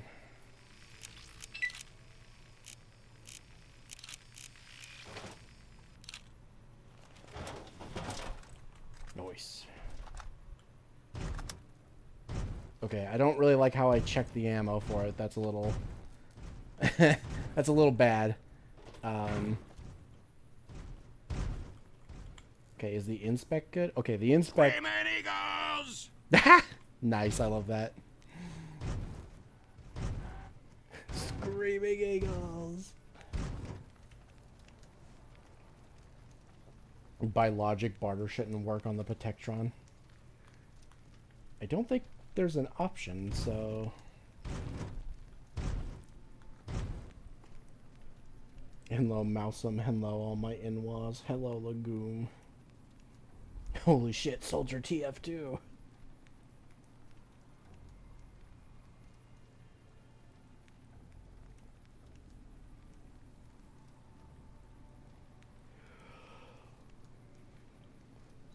And don't let the Twitter mobs hear about this. Yeah.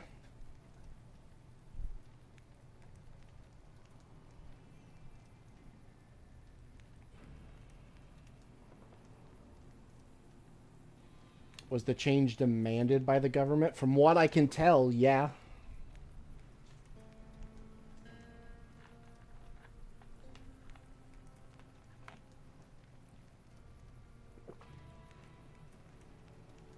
Yeah, that's like actually calling China West Taiwan rather than saying it as a joke. Or calling the Ottoman Empire the Ottoman Empire or something.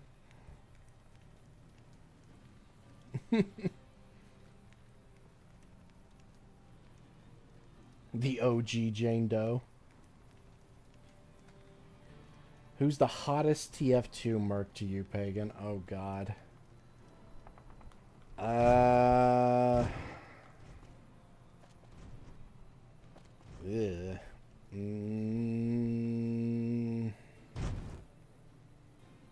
God, none of them are really that attractive. God.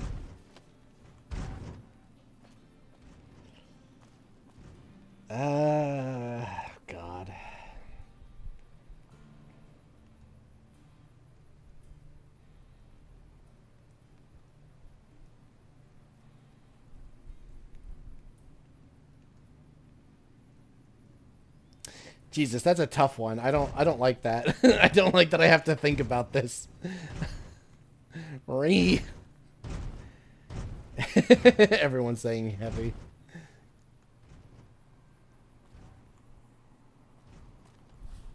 God, I don't know. Probably either spy or medic.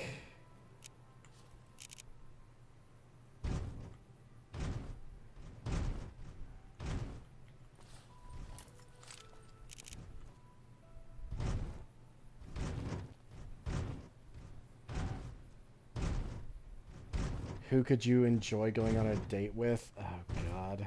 Like I said, probably either spy or medic.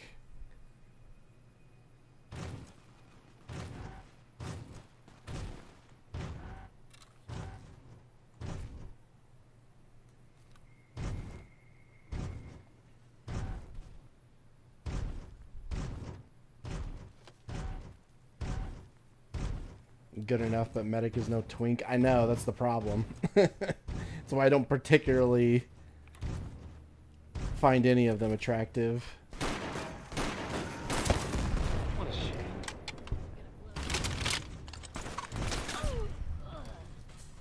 I'm gonna make you bleed. You like?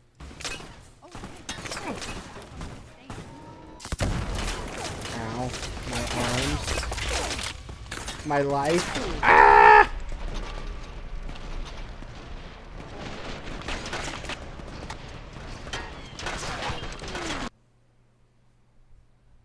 Date-wise, I choose Spy or Pyro.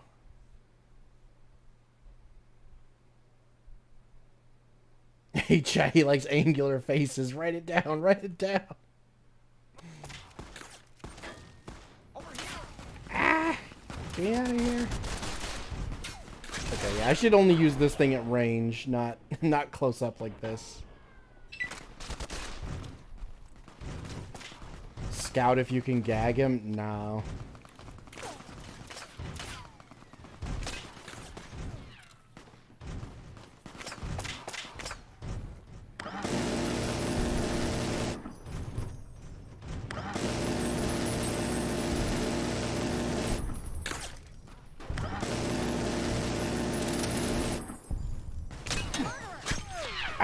I looked away for 1 second. I thought I cleared them all.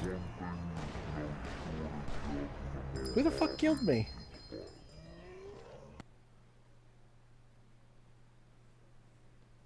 What the fuck?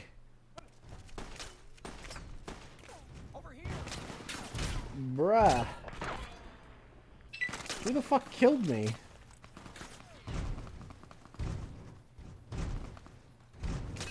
You only like twinks?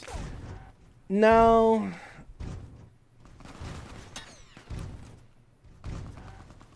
I just have particular tastes. And the mercs don't really fall into any of them, for the most part.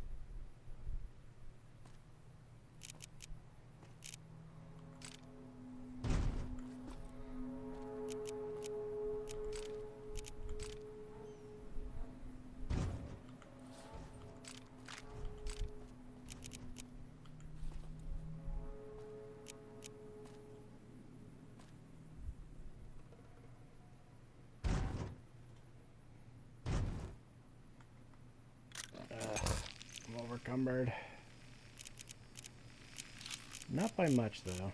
I just drink a couple of these and maybe one of these.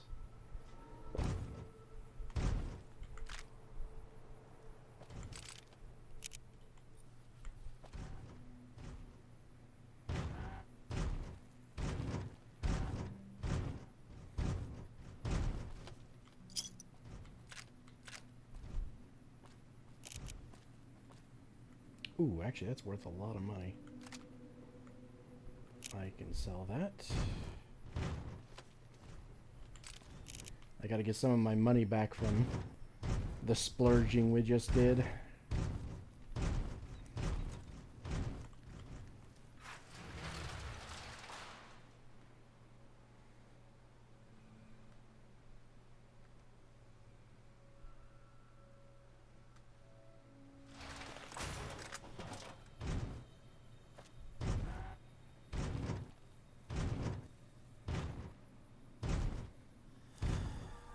Although everyone knows Fuda Chrysalis is Pagan's favorite.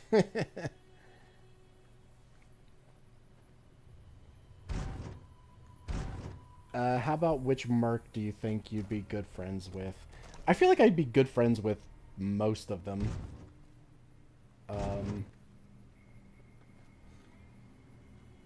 I don't know. Yeah, I feel like there's not really any I wouldn't get along with, because I feel like I understand most of them so well at this point.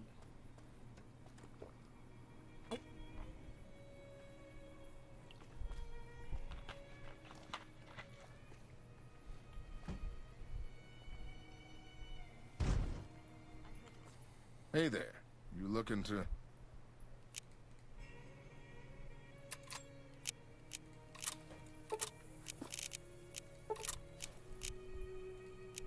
Like, even Spy, I would get along... I think I'd get along really well with, because I feel like nobody really appreciates what he brings to the table and what he actually does for the team a lot of the time, like, personally.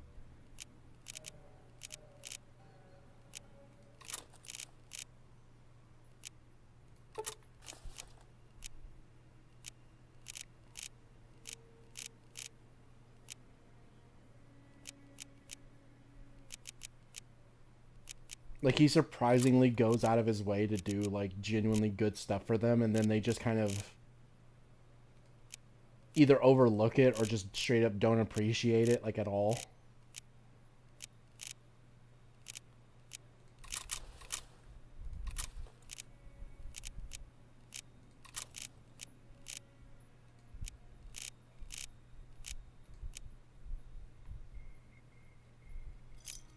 Okay, I know I picked up more stuff than that. Why are you not showing my entire inventory?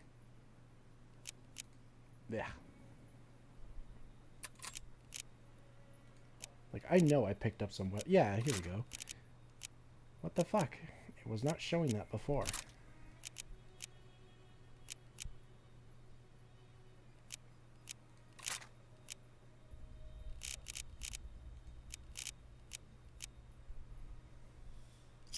Alright, there's some of our money back. Alright, I really need to go drop off shit before we keep getting over encumbered.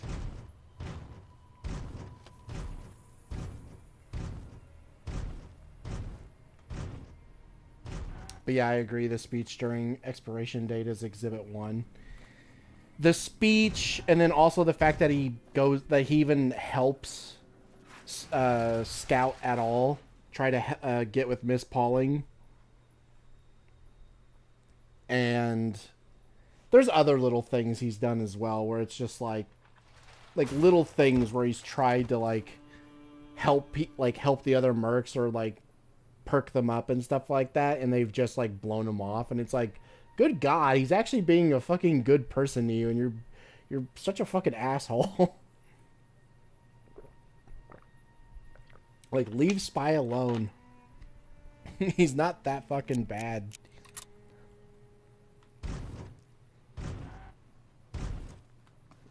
I think part of it is because he's a spy, they see everything he does as like two-faced, where, oh, if he's trying to help us, it's to get something. It's to find out something about us. You know? They probably don't see it as genuine, even though it probably is genuine.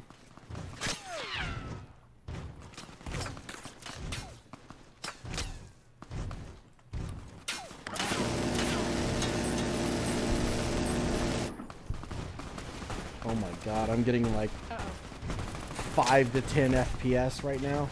Okay, I need to restart my game. Because I can't even pause the game without it lagging.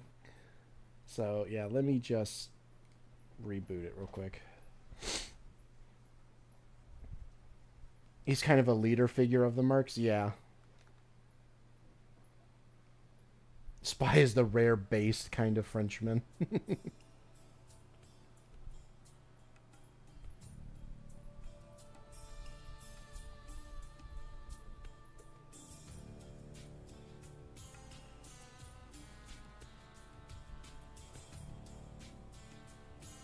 Are you really gay if you like femboy because of their feminine feature? Well, that's the thing. It's not just femboys that I like. There's different types of stuff that I'm into. They just have to fit the kind of stuff that I look. Oh God, that I like. Like there's characters in shows and movies and stuff that I've seen that are not feminine at all that I thought were, you know, pretty attractive, but the mercs just don't fit any of the criteria that I look for. What a shame. Don't worry, boss. Here we go.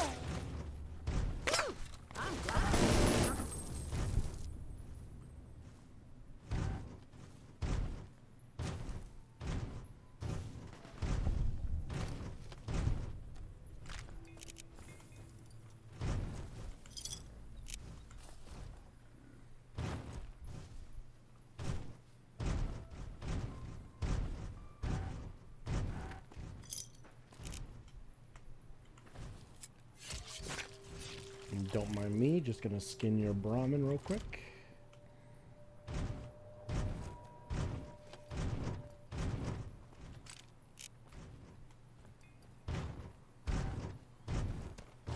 Oh yeah, this is much better. The game is actually running at like 40 FPS, which is not as good as it could be, but it's definitely better than it was, so I will take it.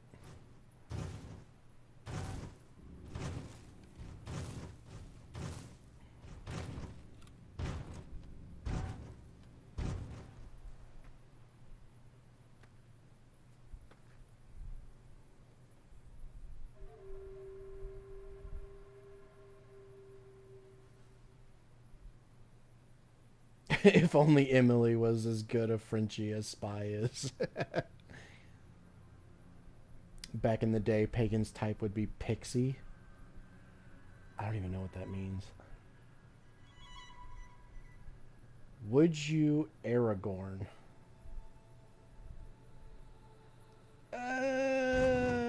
Maybe. Maybe.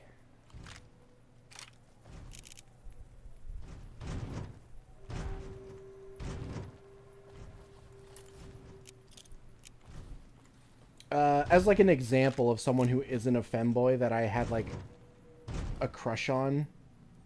Keep in mind, most of the people I'm gonna mention are gonna be like fictional characters, from like either a game or something. Dante, the original Dante from Devil May Cry. I had a crush on him. I thought he was fucking cool and funny.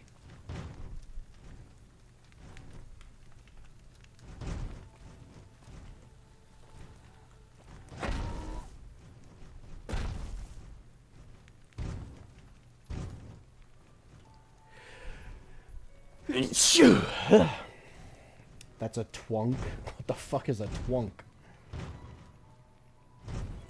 This is acceptable. He was cool. And I thought to myself, if I can't be him, at least I can fuck him, right? If he was real.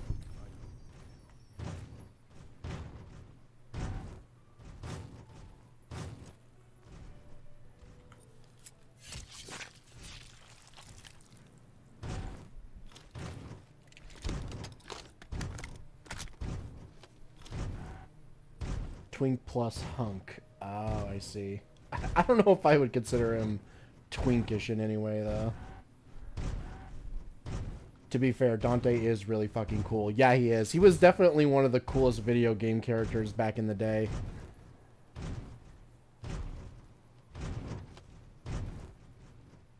Pagan wants Dante to fill his rat soul with light.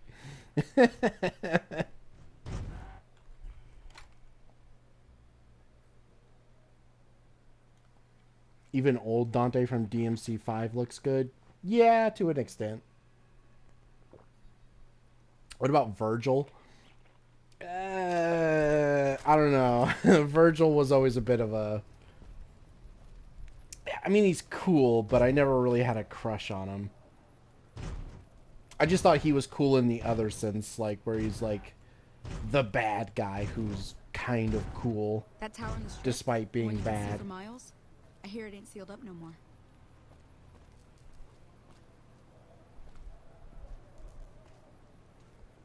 Pagan have a jet black heart.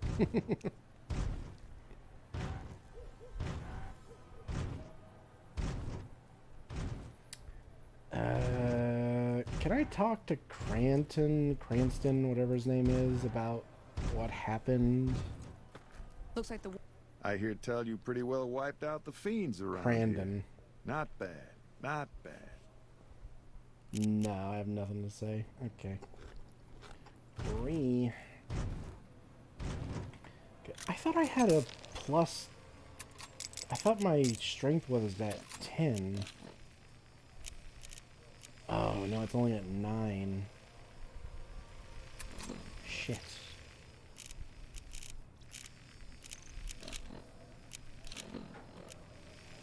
Doesn't one of the Old World Blues...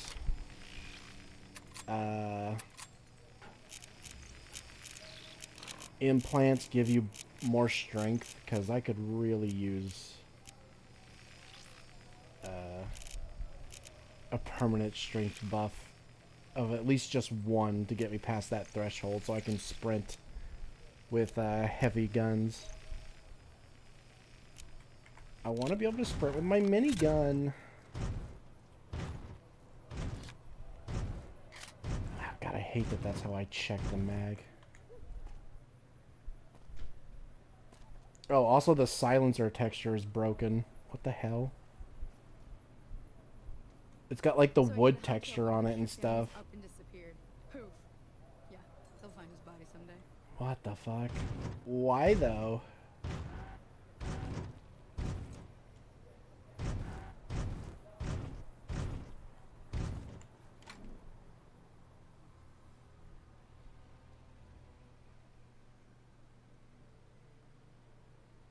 In the beginning, they remove your spine and... Ah!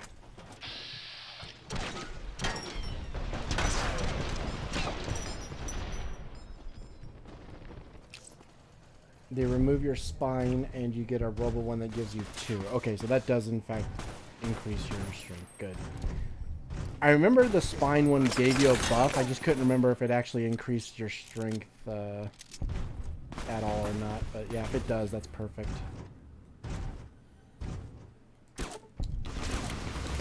Oh my.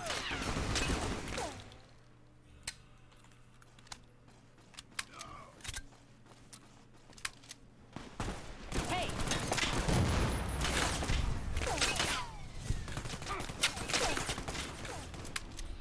Okay, I probably shouldn't use this thing. It's almost broken. In fact, I'm just gonna take the silencer and throw it on the ground. Oh yeah, we have a disposable rocket launcher.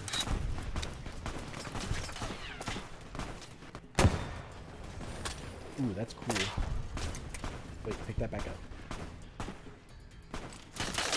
I think we can rearm those at a workbench. Oh wait, laser rifle? I will take that.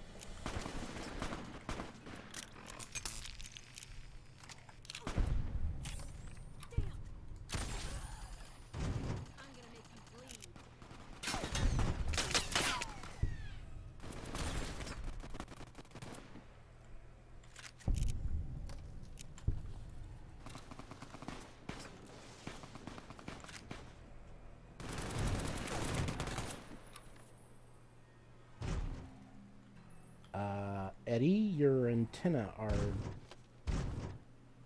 really fucking up. What the hell's going on with you?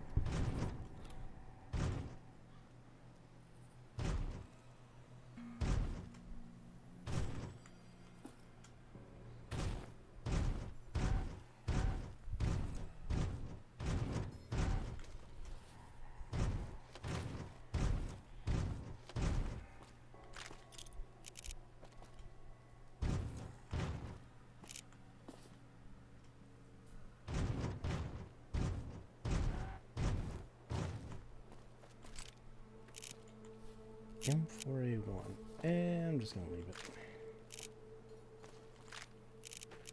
Ooh, another laser rifle. Perfect.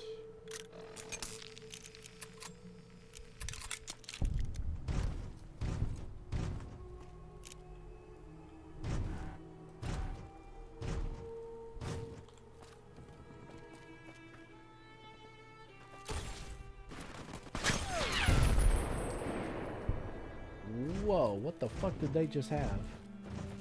Also, why is my laser rifle invisible? Excuse me? I can see it in first person, but not in third. But why though?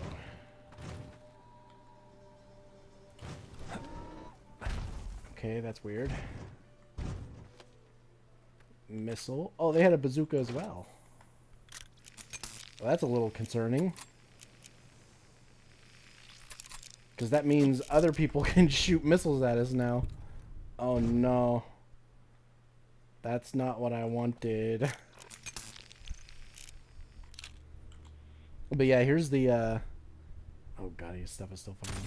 Yeah, see the particle effects on the laser? It's cool. I just wish... Why is the laser rifle fucking invisible in my hand? Hold on. That has to be... like... a glitch with all my... Yeah, something's wrong. My third person... everything is broken. It's not just this. Something... It probably has something to do with what happened to him.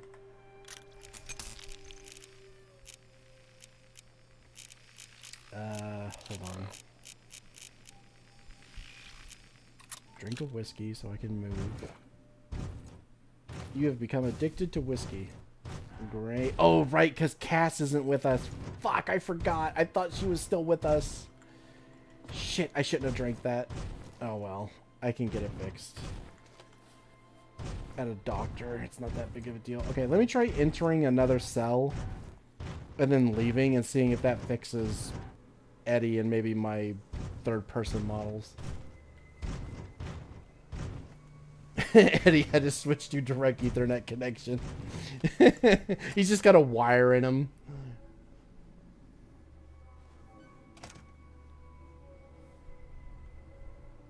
Okay, are you still broken? Yes, you are. Oh, fuck. Okay. What if I load my quick save? No, he's still fucked, which means my... Yeah. Shit. Why are you broken? Stop! I don't like it. Yeah, I don't know how to fix this. Shit.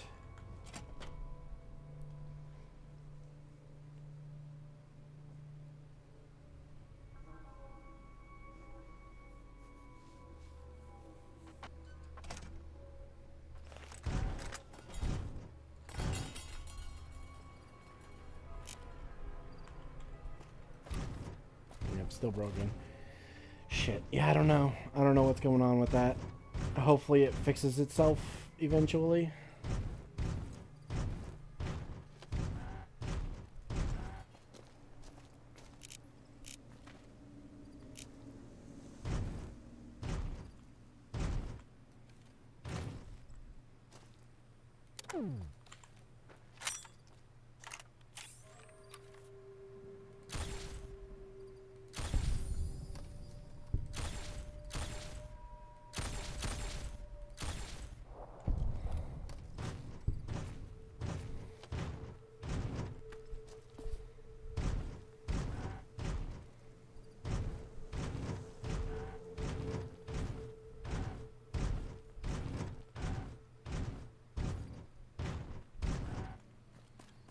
Ooh, another impact grenade.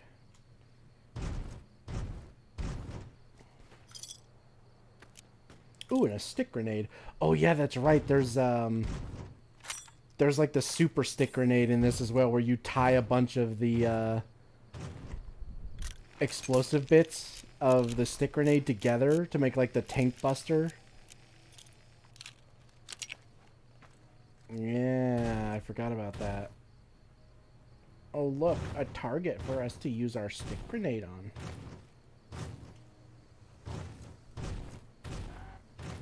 What is that fucking thing doing?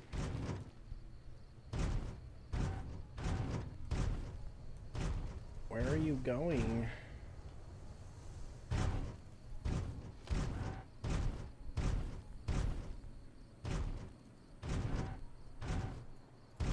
What?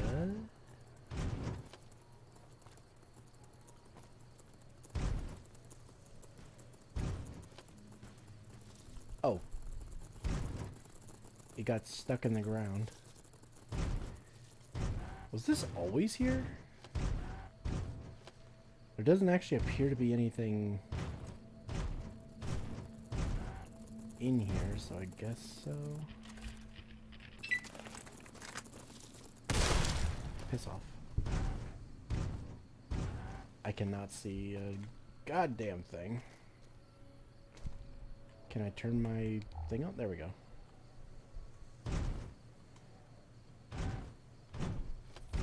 Okay, I just want to make sure that that had collision.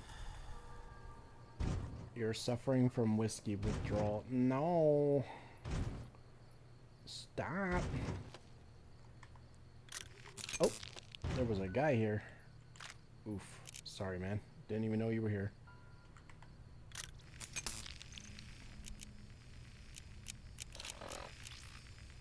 I guess we'll just drink more whiskey until we can get it cured.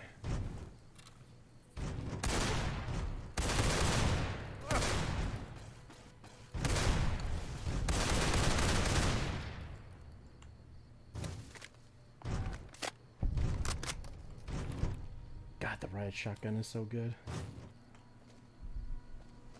Hey, don't move away from me. Stick grenade.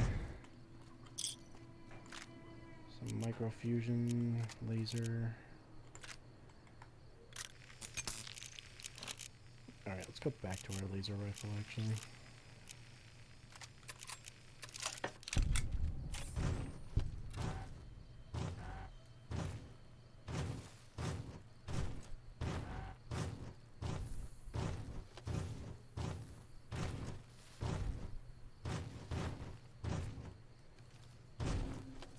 There are, in fact, people there. Okay. Give me back my stick grenades. I have an idea. Hey, look out! Okay, got the dog. Get the fuck away from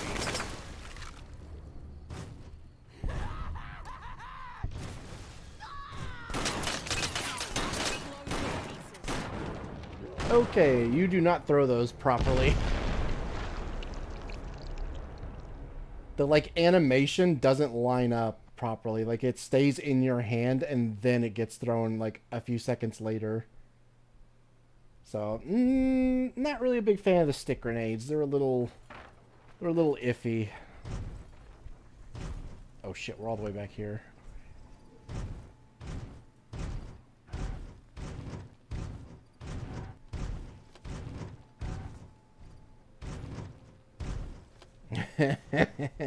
The goat is here. Hello.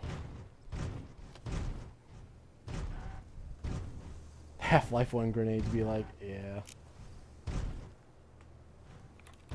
How annoying. Now I gotta reload. Would you like to join me, goat man?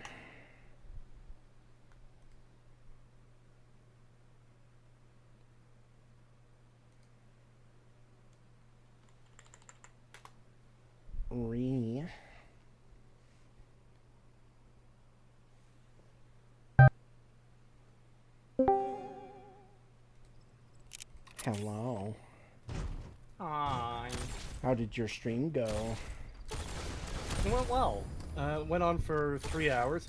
Technically, I could get up and go for a shower now and get ready to go to work, but I already called in. True.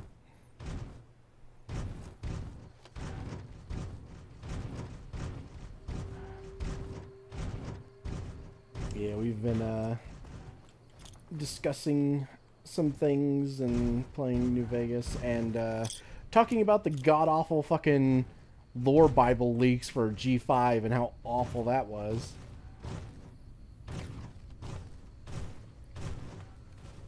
Oh, for horse cartoon. Yeah.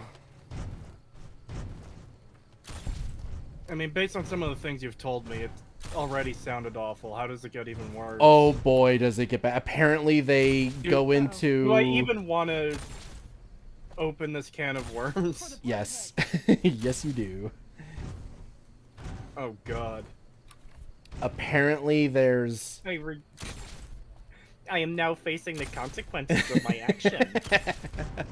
Apparently there's new lore for like the alicorns and stuff that is really shit. I haven't gone over that yet. I've just seen what was posted on 4chan about it. But apparently it's really bad. But some of the stuff I did manage to skim over was apparently they took inspiration from new Star Wars and The Mandalorian. Oh, Jesus Christ. Yeah, so they wanted a Mando and Grogu type relationship between one of the characters in the show and the fucking stupid annoying baby dragon that I showed you that looks really fucking annoying. So that explains why that's so shit. They also got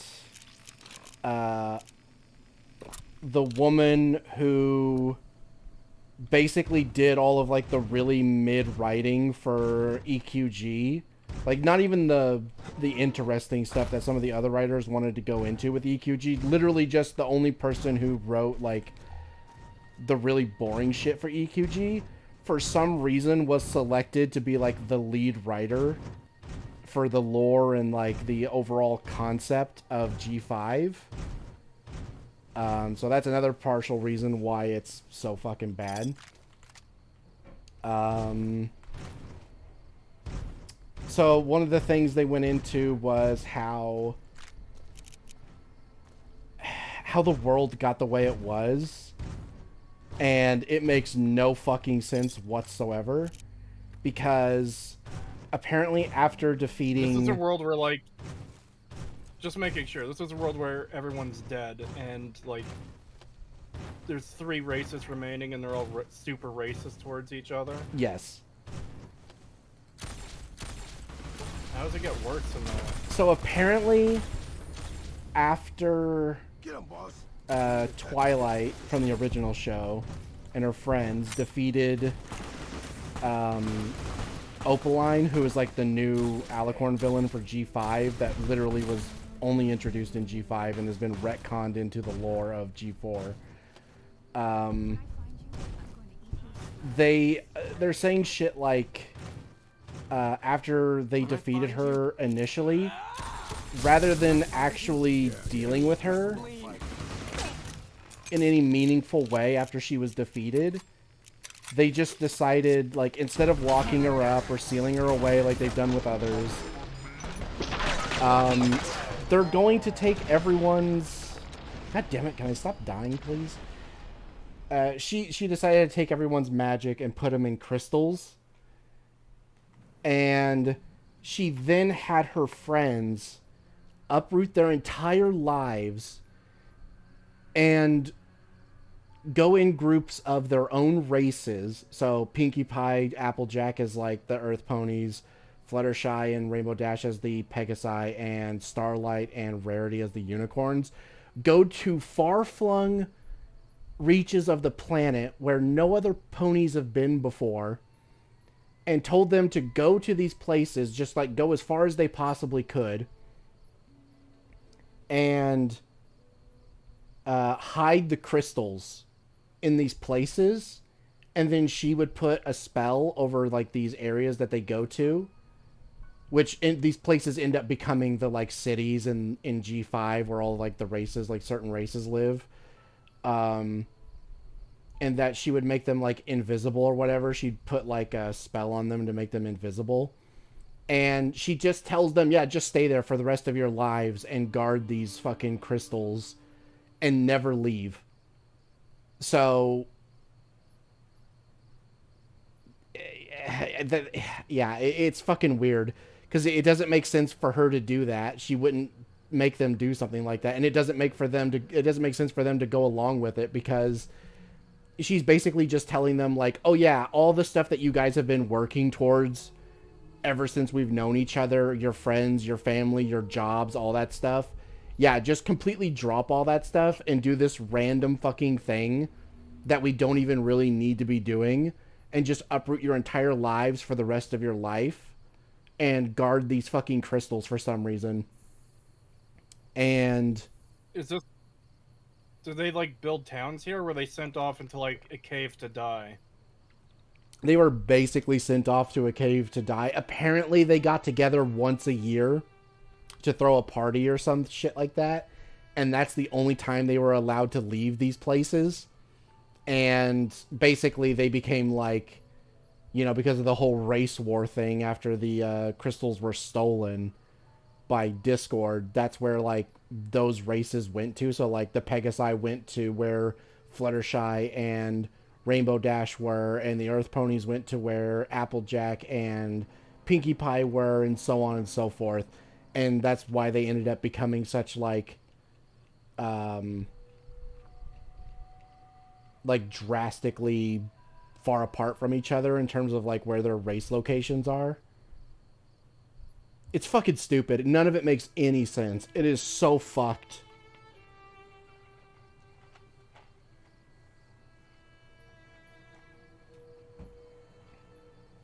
Yeah, it sounds pretty messed up. Yep. And there's more to it than that. That's just some of the stuff I skimmed over. There was more stuff in it too that was like, what the fuck? Like, there was some woke DEI shit in there as well that talks about, like, how G4 wasn't progressive enough and they needed to change that and make it more about race politics and stuff like that. And it's like, oh, God. How can they make it any more about race politics? It's already a fucking, like, race war going on, pretty much. No, I meant G4. They meant G4 wasn't progressive enough, so it needed to be, like, rewritten, basically. It's basically the equivalent of new Star Wars saying old Star Wars wasn't fucking progressive enough and needs to be done away with and redone. Jesus. Yeah. It's pretty fucking shit. What is this, like, weird warping in front of my screen? What is going on with that?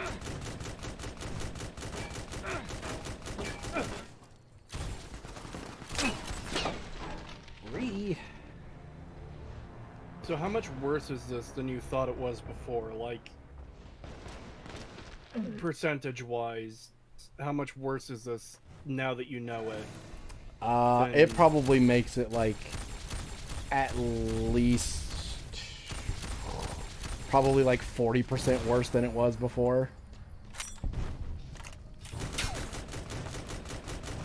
Okay. Ow. Stop it. What the fuck? Who is this fucking retard behind the goddamn water thing who can just, like, two-shot me? What kind of gun does he have? I'm in power armor, goddammit. Like, how is he two-shotting me?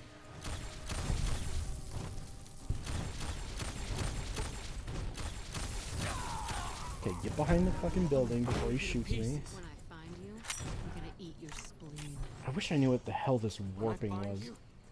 Yeah, what is this? Ah, they moved over here.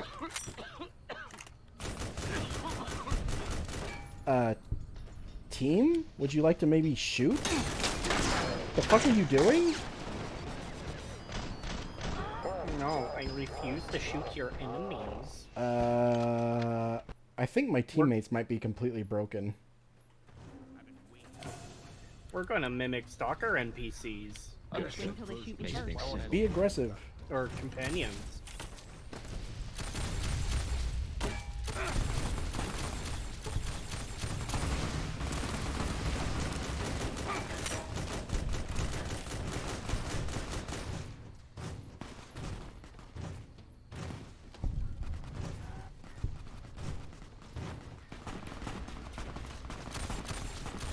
Oh yeah, you didn't hear the newest update on the video, did you? No. So it's down to the two copyright claims, right? Yeah, 2. It was down to 2. It's back to 5. Oh my god. I just rendered a...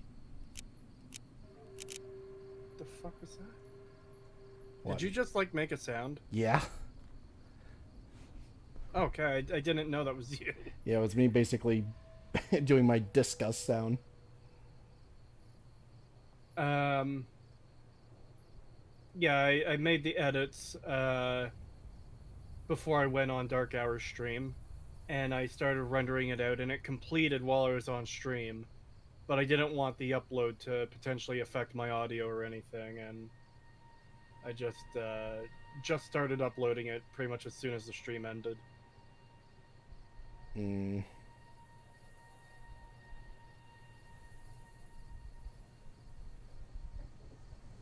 Don't you know, Pagan? It's the ghoul shooting at the power armor weakness.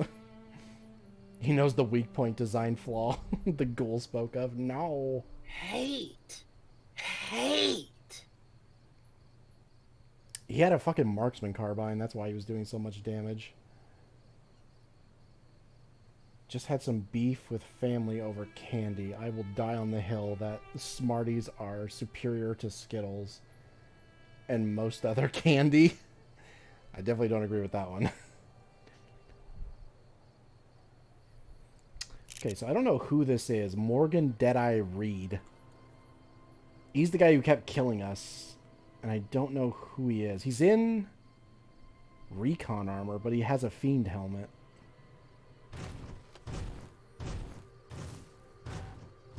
Weird.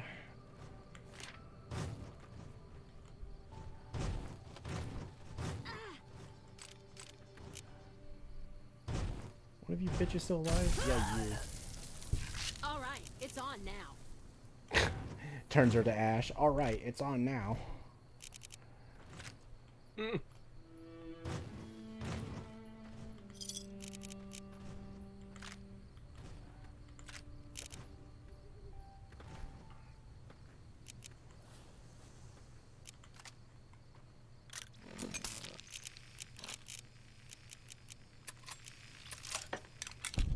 Let's see, is my third party... Oh, no, my third person stuff is fixed. And so is Eddie. Nice. Nice. It's not fucked up anymore.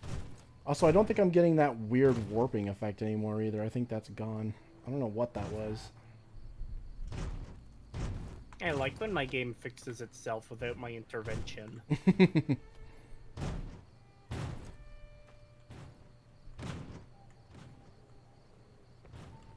Oh, Brotherhood Scout. Brotherhood of Steel Holotag. Oh, I guess that explains where he got the armor.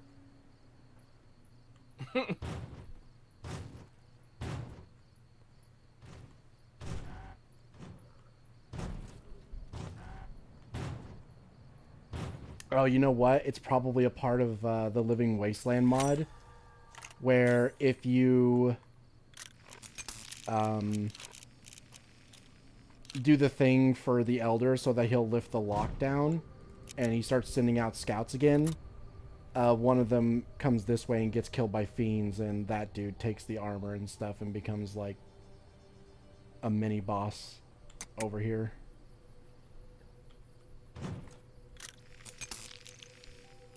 Okay,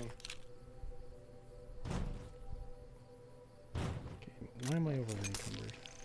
Okay, it's not by that much.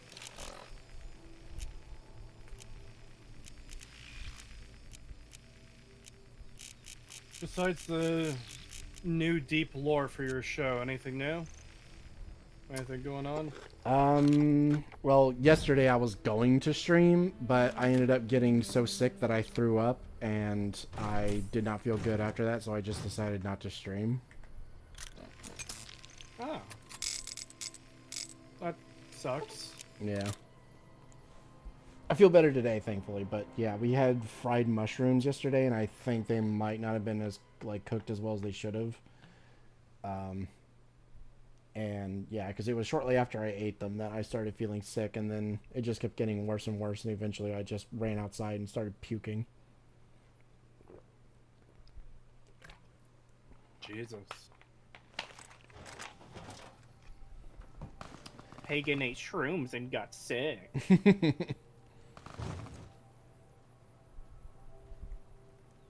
Oh god. My frames. I have no frames. My frames. Give them back.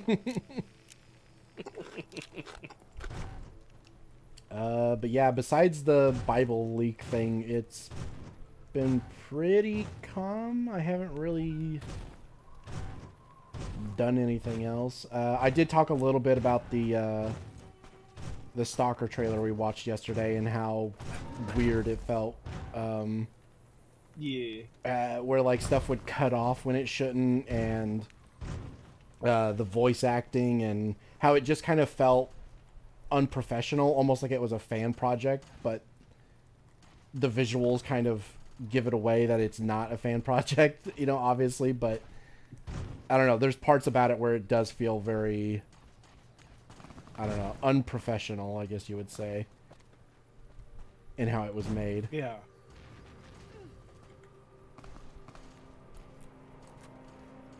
Funny enough, mushrooms are toxic for mice and rats too.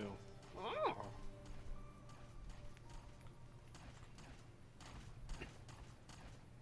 Oh my god, whatever is going on over there, it is killing my frames. Give them back.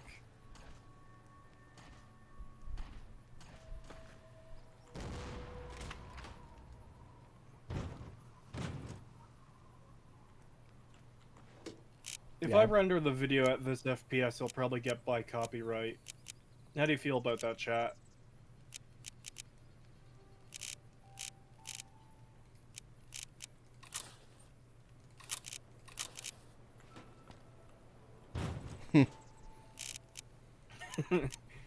Stay out of my house, you whore.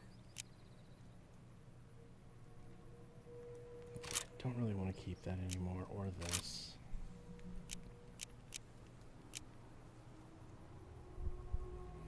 In fact, I kind of want to go back to my old stuff.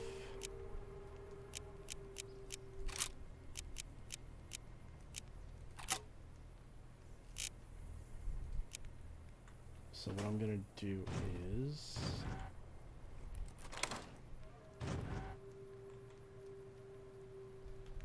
let's start with Eddie. You have a bunch of stuff I need to take.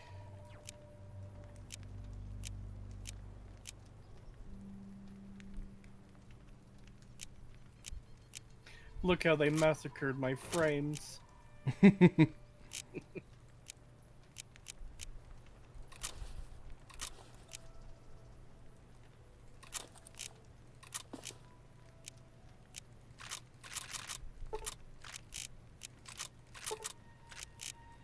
I'm definitely not gonna last the whole night. I'm gonna have to go for a nap at some point. Not right now, though, obviously.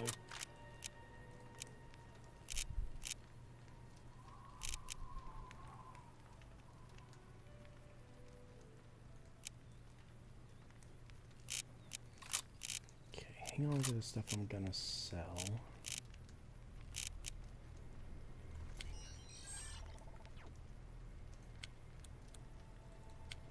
I'm sure you'll be fair and equitable, boss.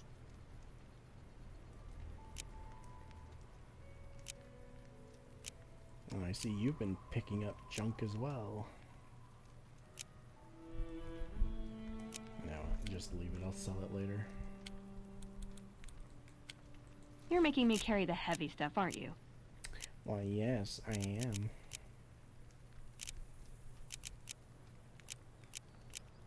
Okay, give me that back. Give me that. I guess you can keep your furry helmet.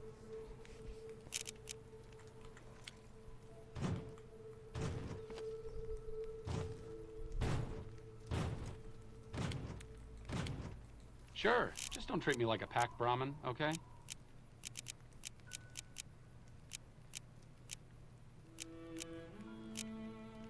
Yeah, you can just hang on to all of that. And last but not least was Boone, who was over there. Fine by me. Do you have anything I need to put away? No, you're fine.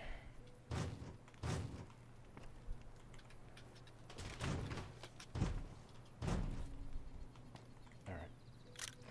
Let's take out the fusion core. Put all this stuff away.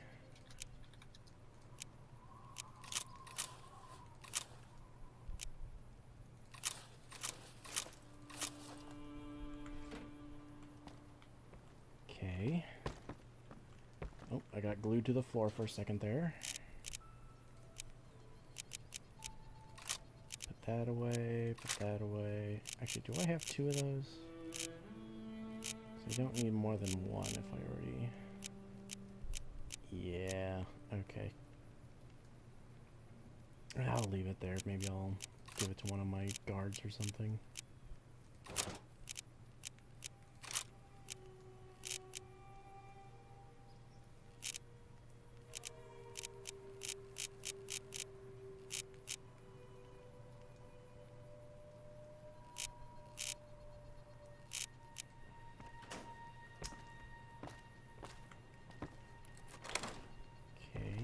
Eddie, I want my clothes, and I want to see what the All-American looks like again. It's been a while.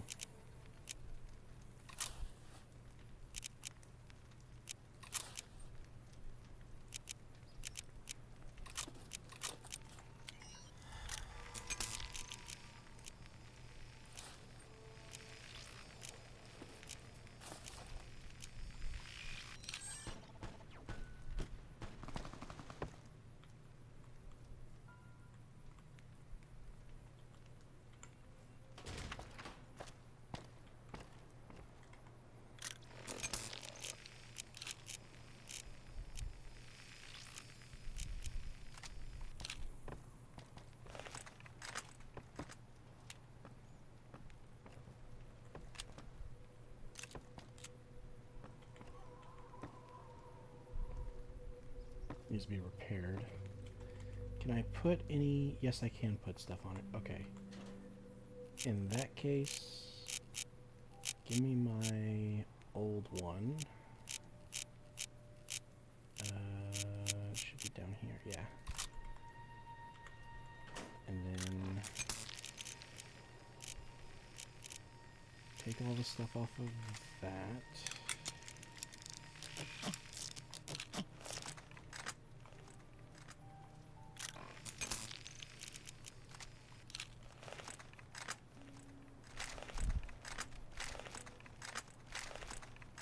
There we go.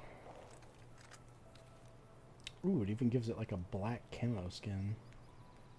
I like that.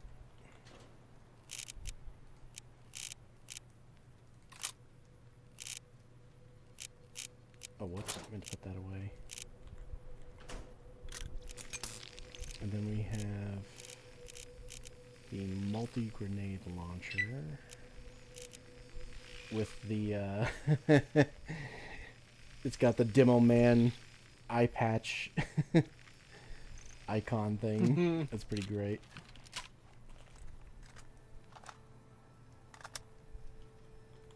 I don't think I have any 40mm grenades on me. I think they're all on Eddie.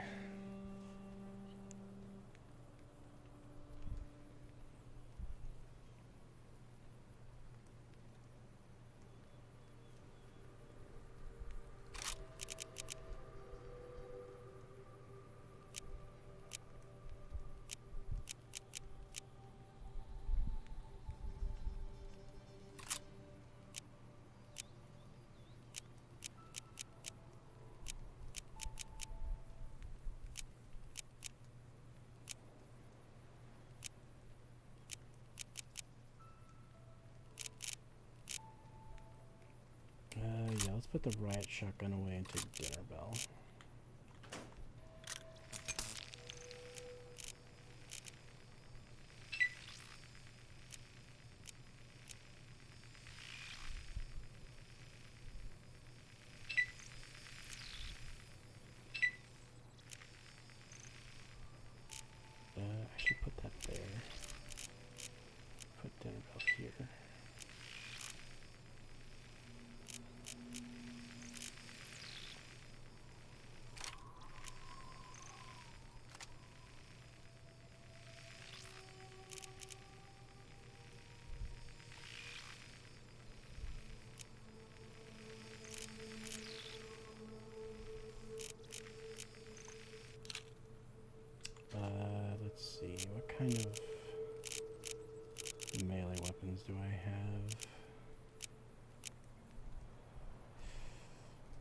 Yeah, I'll just take the Bowie knife.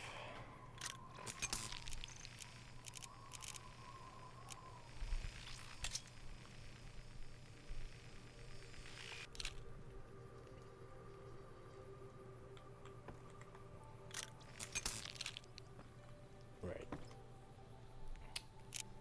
Let's put this stuff away.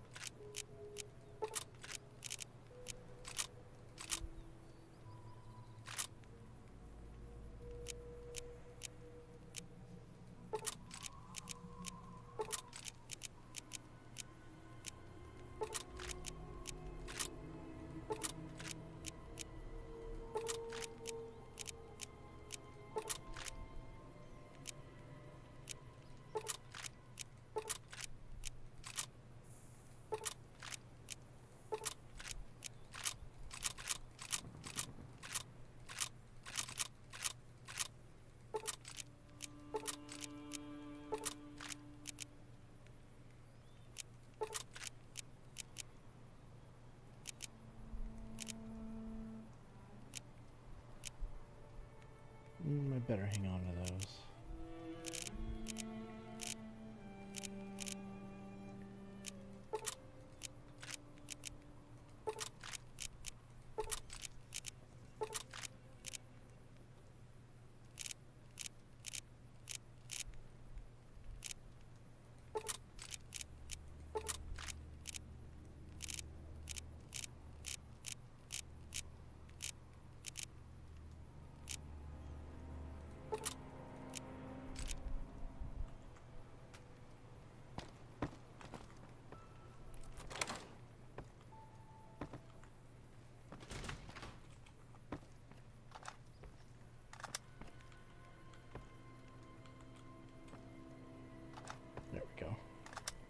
I really wish there was a better ammo check animation for these things, though, is my only issue.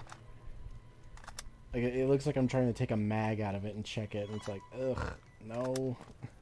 That's not how you check. Okay, let me see how the animation is on this.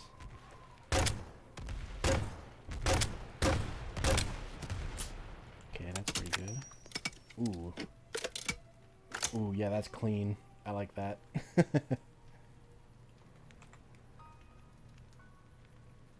Don't want to waste those, so reload.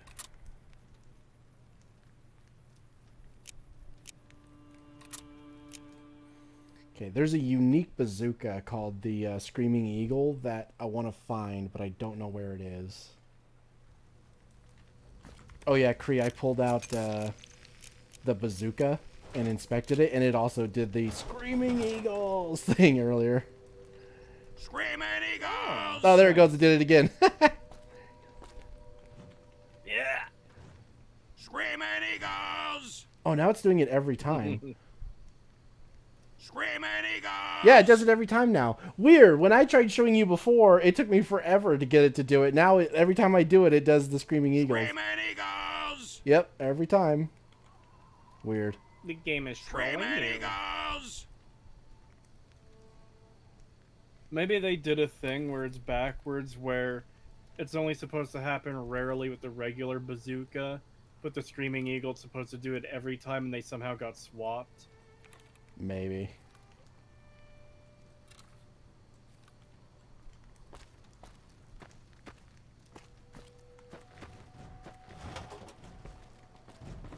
Oh my god, this thing is so massive when it's on my... Oh my god. Okay, let's take that off. Oh, where's my backpack? I just realized. Oh. It's on, but it's not... Okay, there we go. It wasn't showing it for some reason.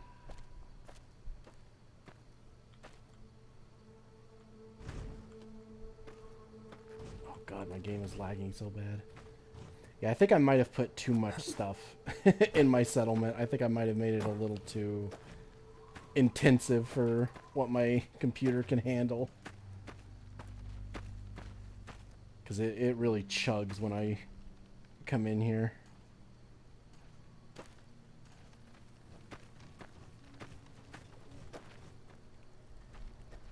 Alright, I guess I might as well bring you with me. Well now, look what rolled in. Was reminded why I left this place soon as I walked in. Let's go. I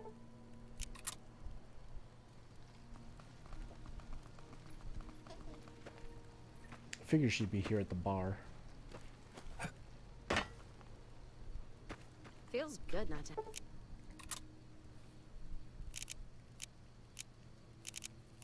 have to drag a Brahmin train across the Mojave. Oh god, we gotta hire another scavenger.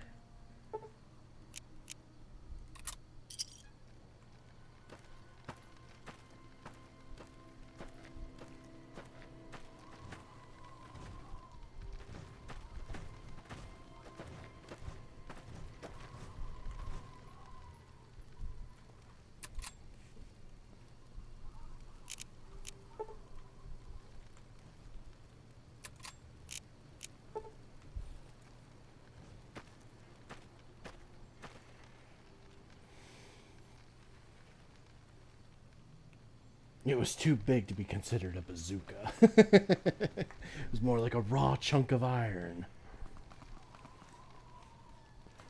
What do you have on your PC? I don't remember. We read this off before. I remember Calbeck asking me that, and I brought it up, and we talked about it, but I can't remember what it was I said that I had now. Lol, someone should draw Pagan, but there's a bazooka shadow on his face.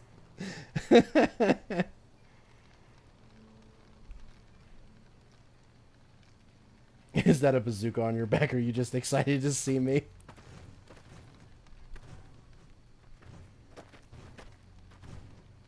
I'm not even gonna read that one, Draguo. No.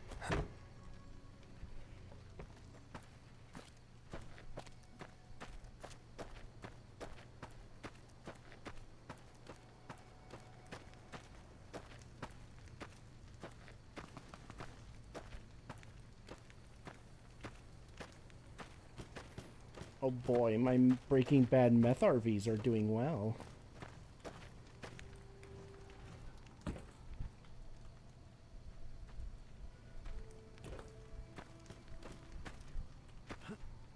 I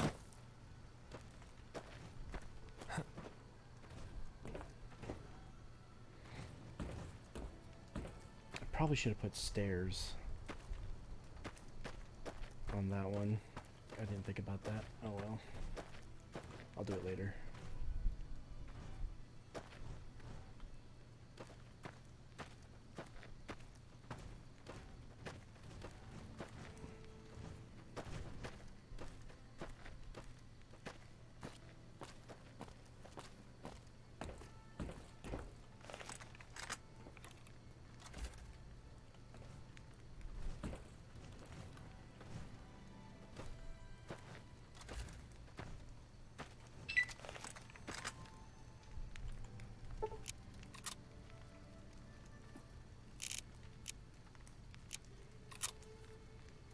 Ooh, fusion core. Ooh, missiles. I will take that and remove.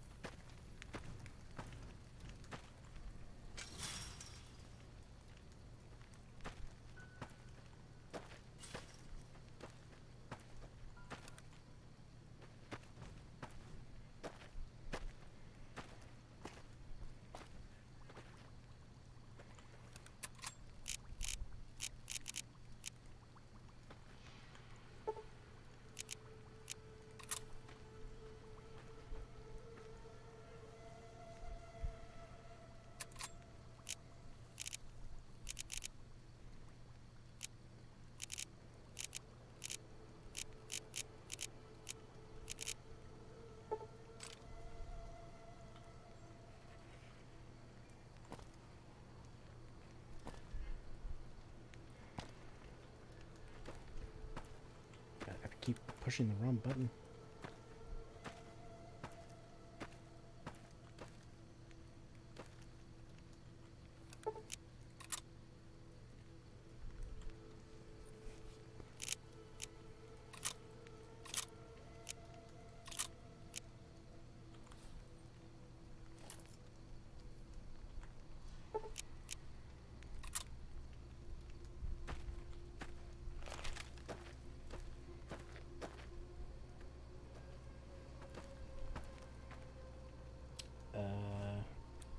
Here you go, Eddie. You can hang on to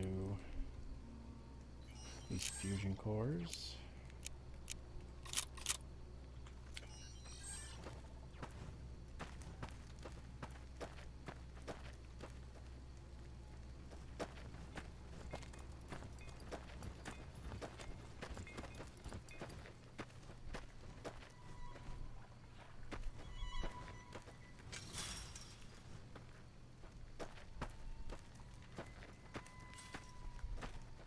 Creetosis, we need to cook.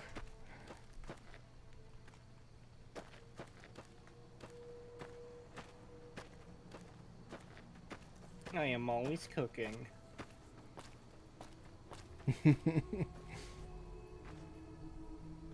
I could draw that, but I won't. You should. That's a big rifle, not a sex joke. It's just big. What the hell? Well, I mean, it's an anti-material rifle. Yeah, it's supposed to be big.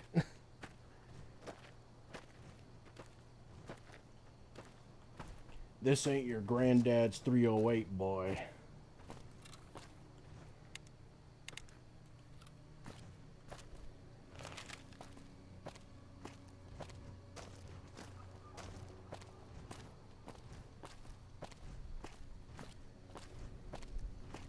One of Obsidian's best decisions with Fallout New Vegas was the fact that they reused some of the soundtrack from Fallout 1 and 2. Yeah, absolutely. I love hearing the Fallout 1 and 2 tracks in this game. It's so good. I love the ambiance of this game and the music. Like, I didn't hate Fallout 3's ambient tracks. In fact, there was one that sounds almost exactly like that one song that plays constantly in the first Anaconda movie. Very similar, and I do like that track, so but yeah, I don't know. I just think that New Vegas and Fallout 1 and 2's ambience is just way better.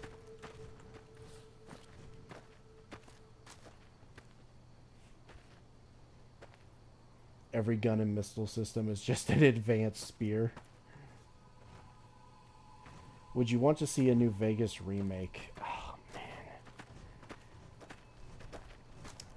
Yes, in the sense that I would like to see it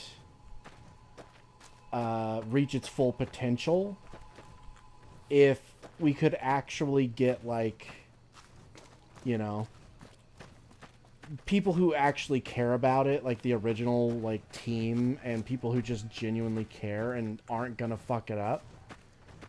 In that sense, yes, but mostly no, because there's no way we'll ever get lucky enough to have that happen. If it gets a remake, it'll be through Bethesda, and they'll completely screw it over out of spite and incompetence. Like, I honestly just don't think that, even if Bethesda weren't spiteful, I still don't think they would do a very well, or like a very good job at remaking New Vegas. But on top of the fact that they're incompetent, they're also spiteful about this game, so they'd fuck it over intentionally.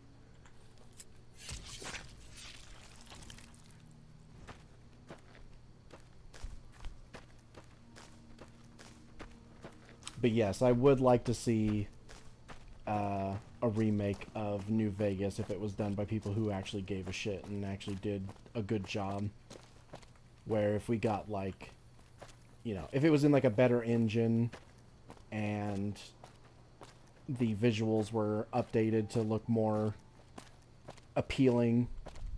Like I said, if we could get Fallout New Vegas to look and play like fucking Hunt Showdown, oh, that would be amazing. Oh my. Hold on.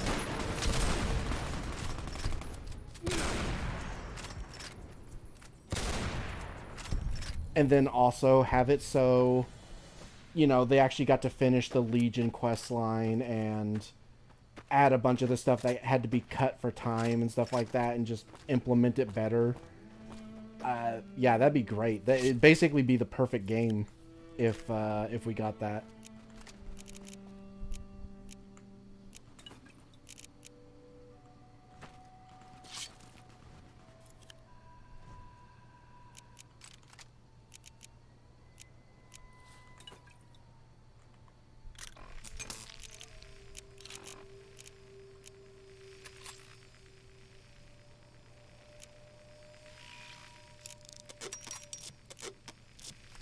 Nice. Got All-American fixed. What else did we have that was like low condition? Was it this? No. Oh, the 45 pistol could be repaired a bit. Let's see. Do any of you have any pistols? Oh, you had a Val. What the fuck? Well, thank you for bringing me this.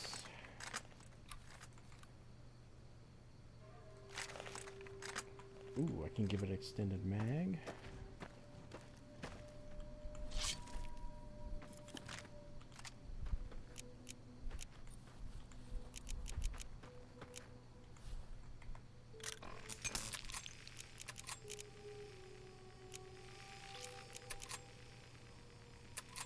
Okay, I can't really do anything with this. I can sell it though, so...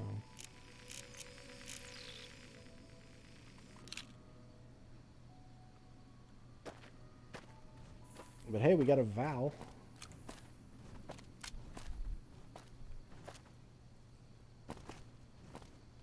And if it's anything like the one in Stalker, it's completely insane.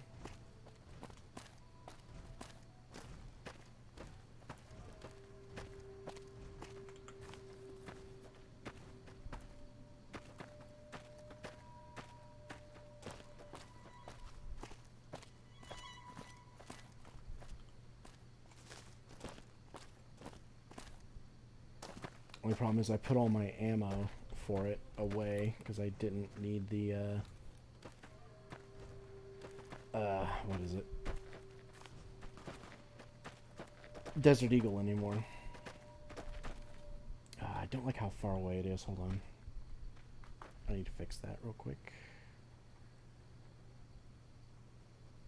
Yeah, zoom it into about like there. Oh yeah, you might not have heard. Hmm. You know the Blue Menace? Yeah. Google has asked the court for him to pay them back $300 it cost them in one of their lawsuits, and the court approved it. Ha! Yep. Nice. Get fucked, you fat blue retard. First recon's in Camp Yep. Get some rangers in there too. Good. It's about time he starts fucking getting some consequences for his retarded actions. Yeah. So here's the thing. There's another charge they asked for in the Google lawsuit, which that's been sitting for over a year now with no movement. That's the one that where he was declared a vexatious litigant. The settlement he's got with Zelzander, he's fucking up big time with that. He's damaging his own, like, look to the court in incredible ways. And it might actually get to the point where he loses even that. The one case that had any merit.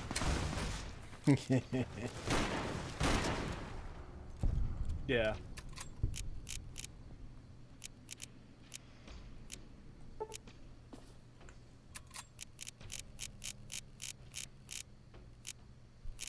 Only $300. Yeah, but it's better than nothing. At least he's getting anything taken at all.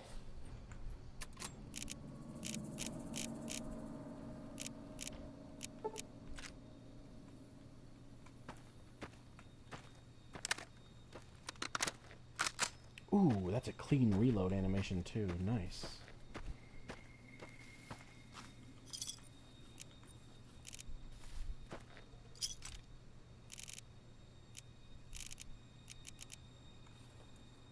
Oh, you've got a pistol. I can use that to fix my 45.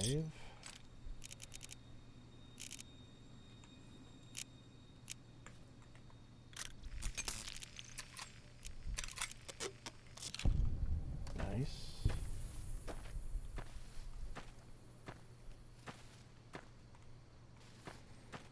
Alright, surely we can send Veronica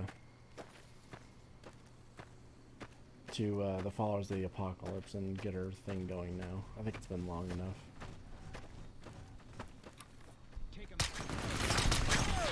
Next time I play, I should probably do all of her stuff before I continue House's path and have to wipe out the Brotherhood. Yeah. Oh yeah, that's right. We have to wipe out the Brotherhood if we join House, don't we? Oof, she might not be too happy with me. Unfortunately. That's probably the thing I dislike the most about House's quest line, is that I don't think it makes sense for him to outright wipe them out. Yeah, it doesn't really make any sense because they've not really been openly hostile towards him, and it actually makes sense for him to want to build up allies. Yeah. Like, it makes more sense to not be able to, you know, get them friendly with the NCR, considering Moore just wants them straight up wiped out. Because of the whole war she fought with them and everything, and she's just kind of a cunt. Yeah.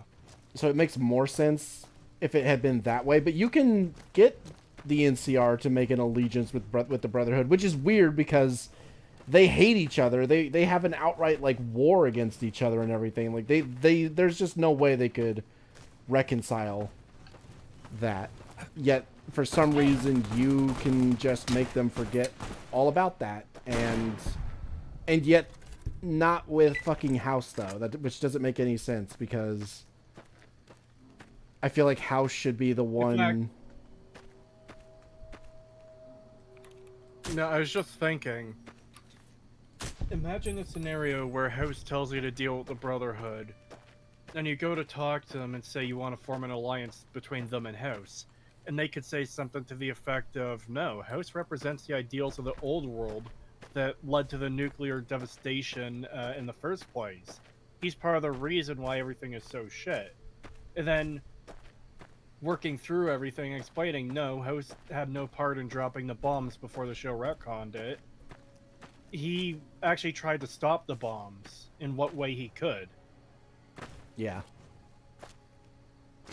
Yeah, and it's better to have an outpost in a free city like New Vegas where House isn't gonna fuck with you as long as you don't fuck with him, and you'll be safe from the NCR here, because this is gonna be essentially neutral ground.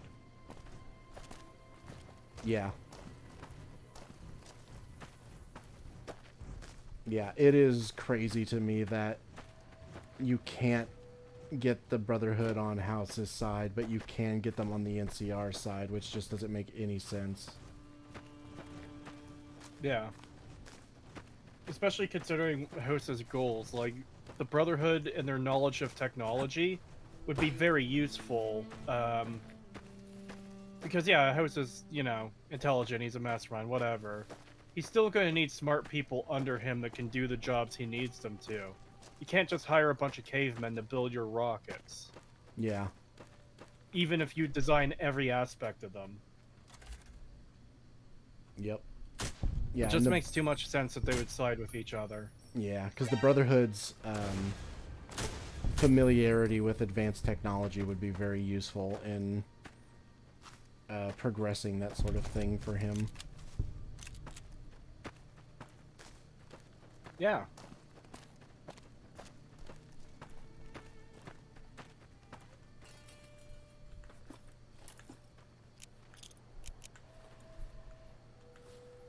You know, I'm almost tempted to find a mod that lets you side with, like, lets the Brotherhood side with Mr. House. Just because I feel like that's such a massive oversight. Yeah, I wonder if that is just an oversight, or if they did that to try and balance House. Like, otherwise House would be too good of an option. Oh, you can align the Brotherhood with him. And, like, he's just the best option otherwise. Maybe. But, I mean, you're losing all of the NCR as well. So, I feel like that's a pretty big blow. Because that's, like, most of the characters in New Vegas are either a part of or friendly with the NCR. So, I still feel like it would be a pretty big nerf. That plus you cannot convince him to not wipe out Freeside. Like, no matter what you do, he will wipe out the Kings. Well, that depends how you finish GI Blues, too, remember?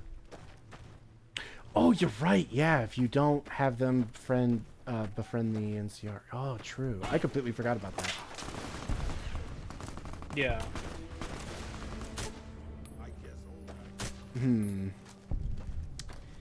Yeah, maybe in that case, maybe it is literally just he would be the best option otherwise if he didn't also wipe out the Brotherhood. But I still feel like it's just not a good way to do it because it's like, but why though? You know, you're just always going to be asking why. Yeah, I would prefer to have something unbalanced as opposed to not making sense. Yeah. If House ends up being the best option due to, like, what makes sense for the writing, and more people tend to lean towards him as a result, that's fine, as long as it makes sense. I don't think it makes sense for House and the Brotherhood to be so at odds the only option is to kill the Brotherhood.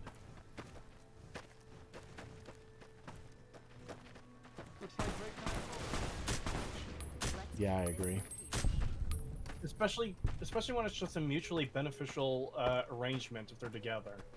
Mm-hmm.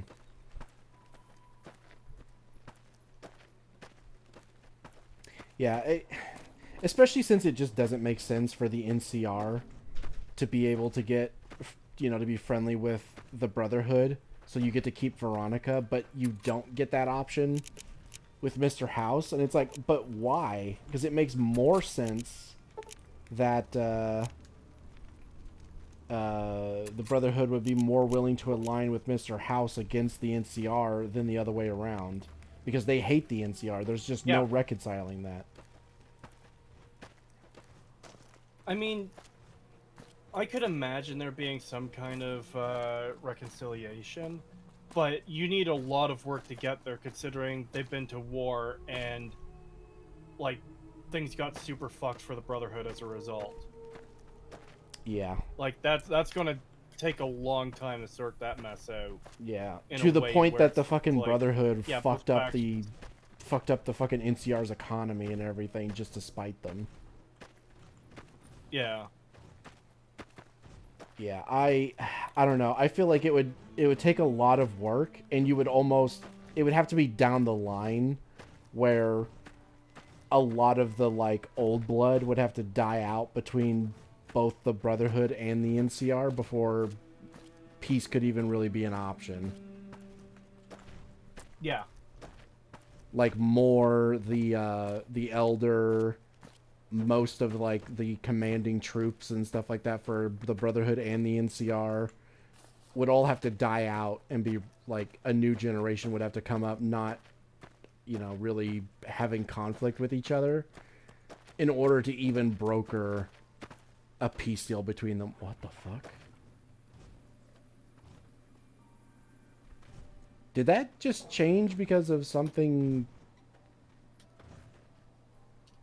Oh, does progressing Raul's quest cause that? It's definitely a lot cleaner in here than what? it was. His junk fence right here. It was like scrap metal, and then when I walked up to it, it turned into a wooden fence. Oh. Yeah, I don't know what that was about. It just like randomly changed right in front of me. And I'm wondering if that had something to do with maybe me completing his quest line. Hmm.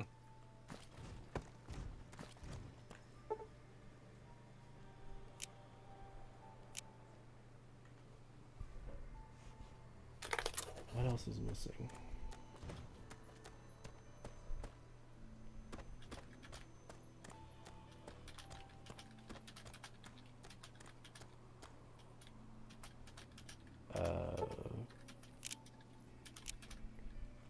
Covered in flowers. More flowers than you would think is necessary. Specifically marigolds.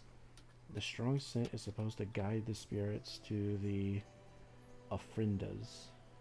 But I'm not sure where we could find that many flowers. It would have to be locked up in a giant garden vault or something to survive the bombs. We also decorate them with food, trinkets, toys they liked when they were alive. Now I have time to work on it after my miraculous rescue. All thanks to you, boss. Offer to help gather the missing components. Sure. Okay, flowers, food and drinks, toys.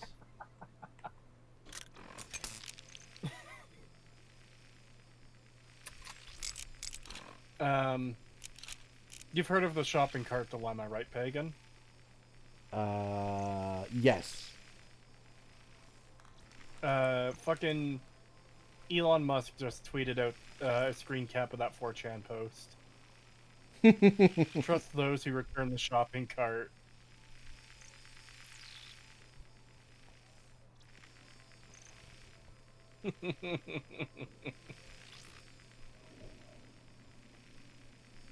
Okay, so we need a pack of cigarettes, a wrench, Millsip Review, fixing things, teddy bear, a rocket souvenir, a dino toy, a Nuka truck, a toy car, and a cherry bomb. And then the drinks we need 5 purified water, 5 maize, 2 banana yucca, 5 honey mesquite, 1 fancy lad snack cakes, and 2 coyote tobacco chews. And then the flowers. I could try looking for places with vegetation. These flowers come in many colors: orange, red, yellow, and Raphaela's favorite, red-orange. Harvesting a few is all you need to decorate the ofrenda. Also grab some of the seeds you find. We can plant some outside the house next to the ladder and make a rooftop garden so you don't have to keep wandering the waste for me. I need 5 boxes full. Whoops. Full of marigolds. Finding a bush in the wild should fill 1 box and have plenty of seeds. Okay. Sounds like we might need to go to Vault 22 for some of this stuff.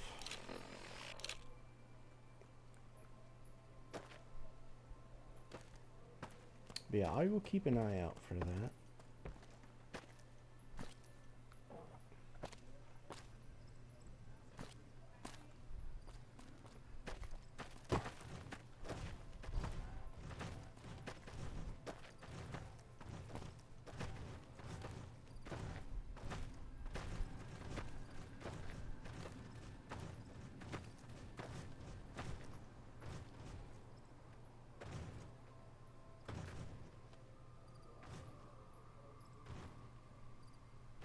What's the shopping cart dilemma? It's basically the idea of why stuff like... I can read it out. Yeah, go ahead then.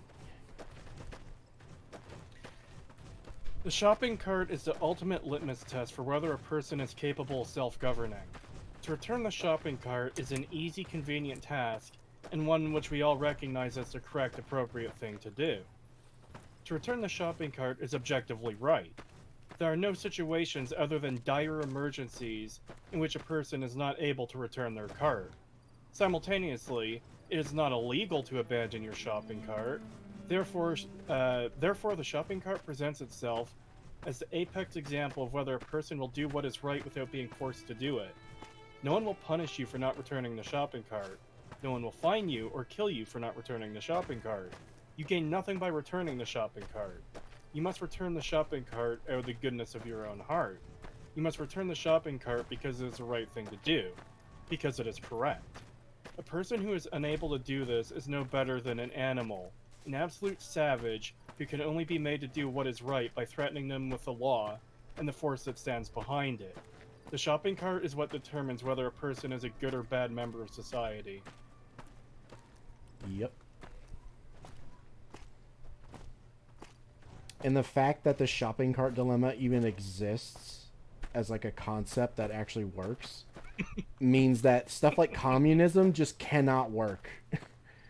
Because so long as there are people out there who will not do what is in the best interest of everyone else, you know, just willingly, then a society that completely relies on, you know, sharing everything that everyone has just does not work, because there will always people who will hold out and be greedy and take advantage of others.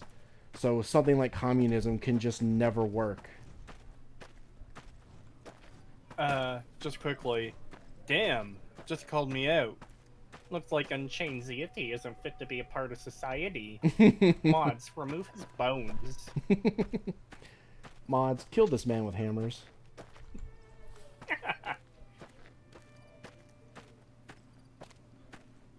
Yeah, no, ever since I found out... alchemy to turn his bones to salt. Ever since I found out about the shopping cart dilemma, like, I was always like the person who would return the shopping cart, but just because it was the right thing to do. And after I read that, I was like, oh my god, that actually makes a lot of sense. And now I'm like, I always return the shopping cart, like I always did before. But now knowing that, I'm also like, I'm gonna do it. Just like as like a superiority thing, like a morally justifiable thing. It's like, yes, I am not a piece of shit like everyone else. I will return the shopping cart. I am better than these savages. Exactly.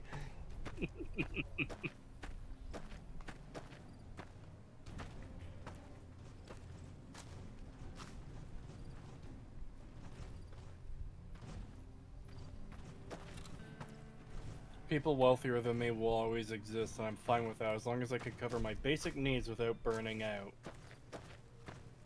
I'm really starting to fucking identify with that last part. I really don't know how much longer I can keep going at this fucking job.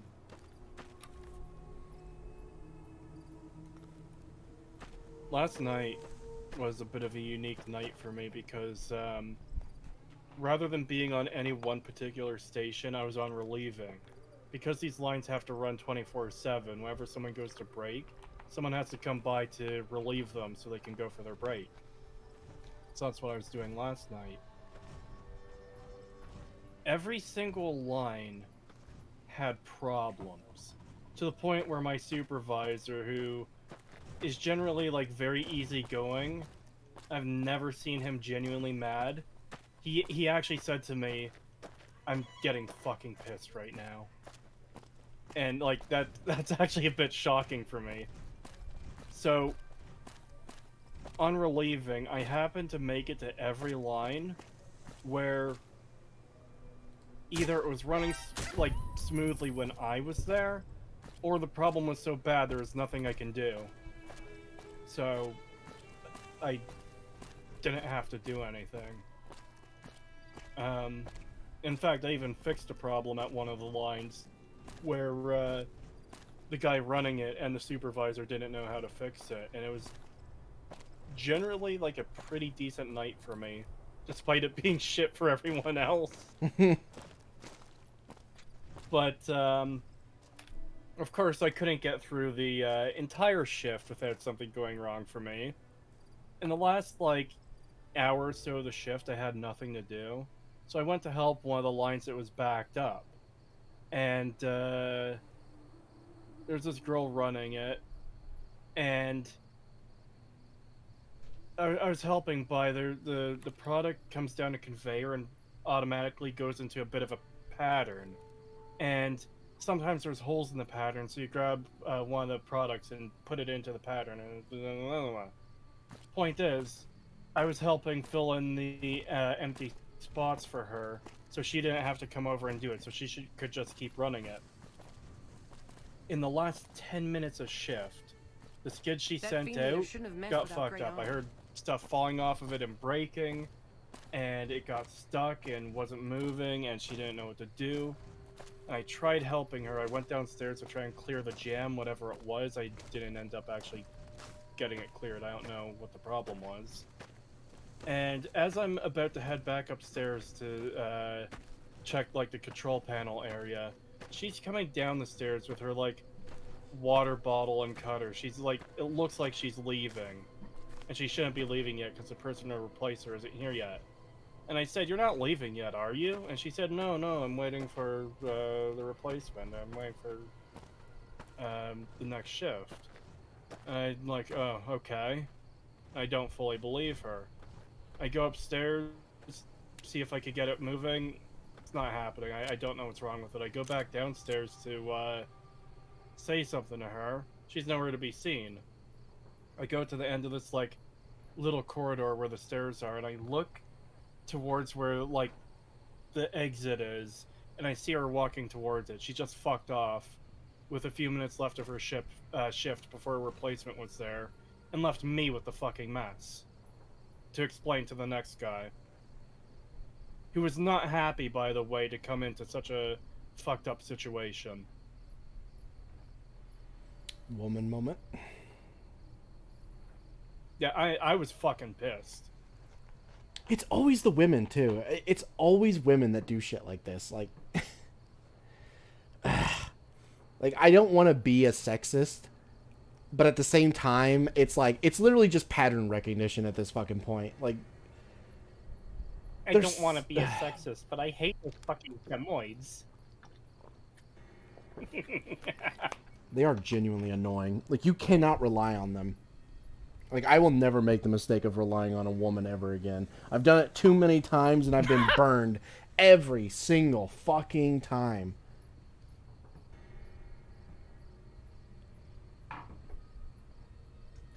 I don't want to be sexist, but...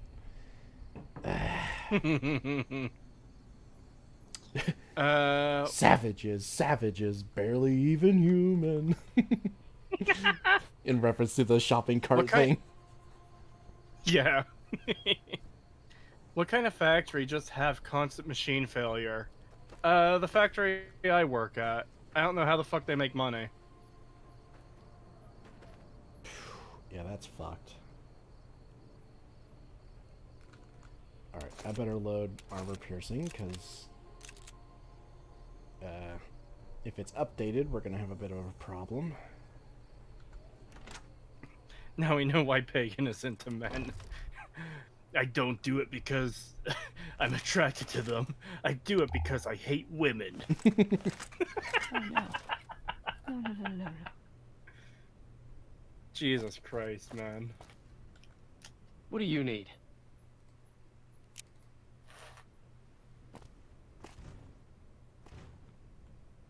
Bruh. Sharing knowledge with an outsider organization. What? I knew Veronica couldn't be trusted. We tracked your movements a long way, but it was worth to catch her in the act. Passing Brotherhood secrets to outsiders is the lowest form of treason. What have you got to say for yourself? You're fucking crazy? What? She has made her intentions plain. Oh, your stream is doing that thing again for me where it damage. keeps lagging behind. In the name of the Elder, Wow. I hereby sentence you to death. Yeah. Hey. That's one time I've had to catch it up. Oh god! My gun wouldn't fire for some reason. Why did they kill you? Because I'm doing Veronica's quest and they think that she's sharing Brotherhood secrets with outsiders, even though she's not. Okay, why did my gun not fire when I fucking... Sharing knowledge with an...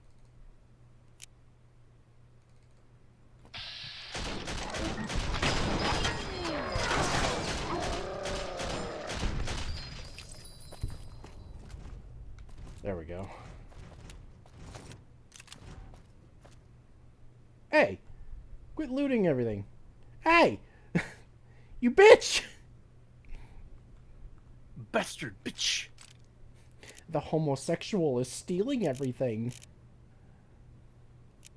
These are my kills, Arcade. Give it back. Creator, play seems like a gore video in the making. Not yet. we haven't had any deaths due to the equipment, and none while I've been there. When I started, I was told that people have died there before, but that was from like heart attacks and stuff. The injuries at this place can be insane. I heard someone lost their hand once, but I don't know if that's true or not. Last year, a guy got his finger cut down to the bone, but it was saved. Sure. Just don't treat me like a pack Brahmin, okay? This happened before my time, but there was a woman there who has since retired, who she lost her eye due to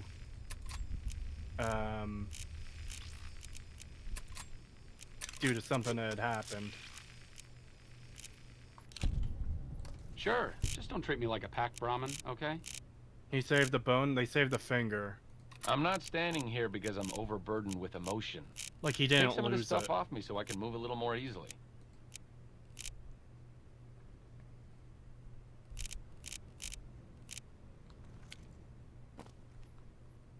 God, I did Ambrose this. O'Leary This just was my mentioned fault. someone whose Why channel didn't I got see this stolen, but coming? that actually Of course reminded they'd me of track something me. else. Of course they'd assume Have the you seen worst. this video going around, Sure, I left Pagan, them, of a... but that didn't mean I'd ever be free I of think it was them. a Twitch I streamer should have or known I was beaten something, before I began. who took a homeless I woman just- to dinner, then dined and dashed and left I had to her try. at the table with the bill. Yeah. Would chip her feet first. Yeah.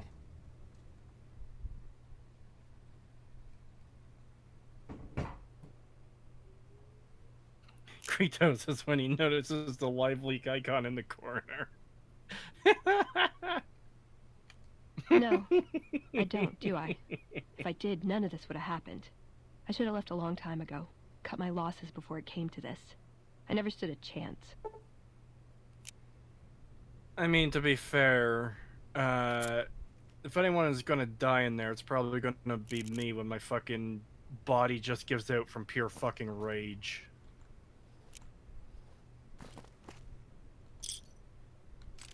Like, I don't like to get mad, and normally I don't, but I've been at this place for fucking almost 6 years now, and it's not been a good time. And normally when you have to deal with problems, you know, the frustration and stuff will eventually, like, level out, it'll go down. The stress levels, the annoyance levels, whatever. But with this place, it doesn't have chance to go all the way down, because then there's the next shift and it goes back up, and then there's the next shift and it goes back up. And, yeah.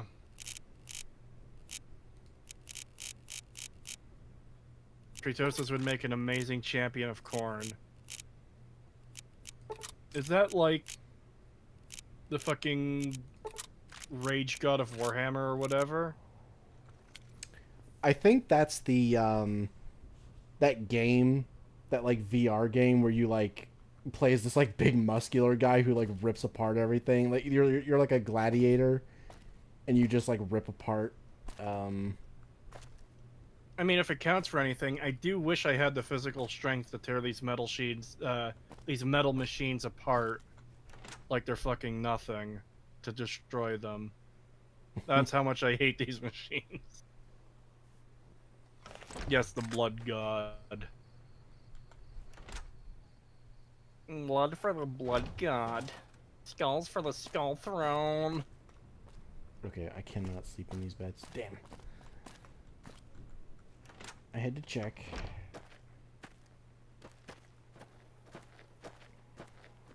Contact. Hmm? Uh-oh. Hmm? What's going on? Being attacked by what now?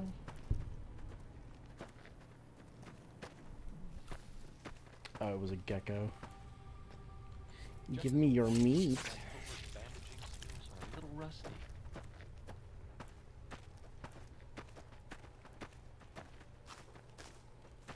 The factories, your IP address and regular address and everything listing out. Sadness, Ambrose. Yes, I work at the Sadness Factory. It produces sadness. And as a byproduct, anger.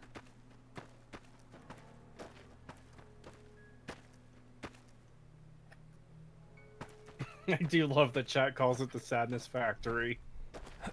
Cree has to go to work at the Sadness Factory.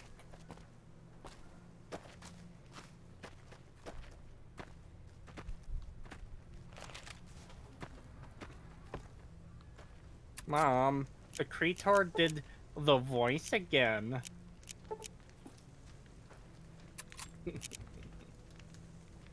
Harvester of Sorrow.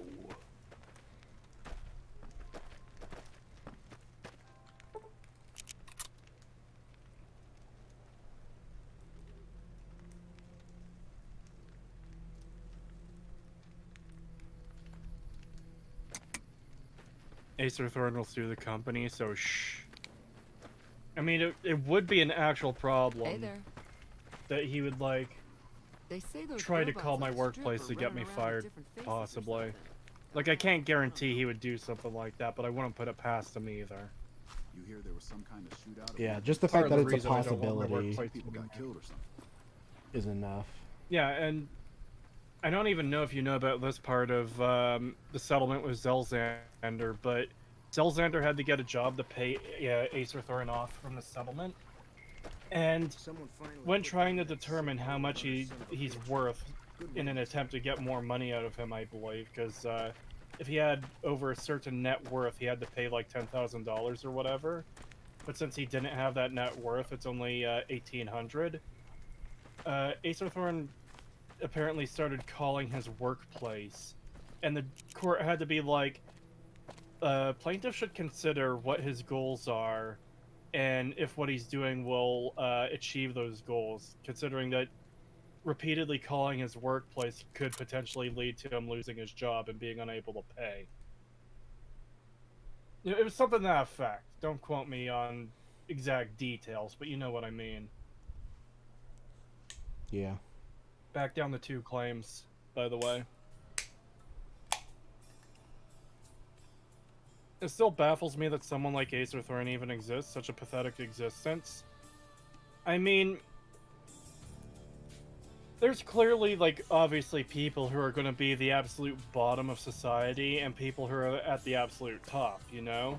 You have, like, the richest man in the world, the smartest man in the world, the most athletic man in the world, whatever. There's going to be an opposite end to that, and Acer Thorin appears to be the opposite end. I don't know how you get worse than Acer Thorin. Like, yes, there's people who are homeless. There's people with various mental issues. But it doesn't baffle me. I don't mean that he exists. It baffles me that he's able to get away with it constantly. Yeah. Whoa, whoa! Careful! Looks like break time's over. Like, you would think being it's labeled a vexatious litigant in multiple jurisdictions would kind of give, you know, the defendants more of a leg up against him, but it doesn't really seem to. Yeah. It's more representative of my luck than anything else. That, of course, like 6 episodes into my podcast series, I happen to cover the absolute bottom rung of society that likes to sue people. Yeah, we I have to absolutely. be careful with what I say so he doesn't sue for fucking defamation. Yeah, it is crazy how early we peaked with Stag when it came to that shit. Like we covered the worst of the worst pretty early on, and then it just kept getting better and better. Like everyone we covered after was like infinitely better than the ones that we covered early on. Yeah.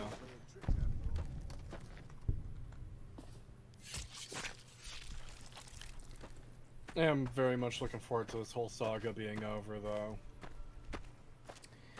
Yeah.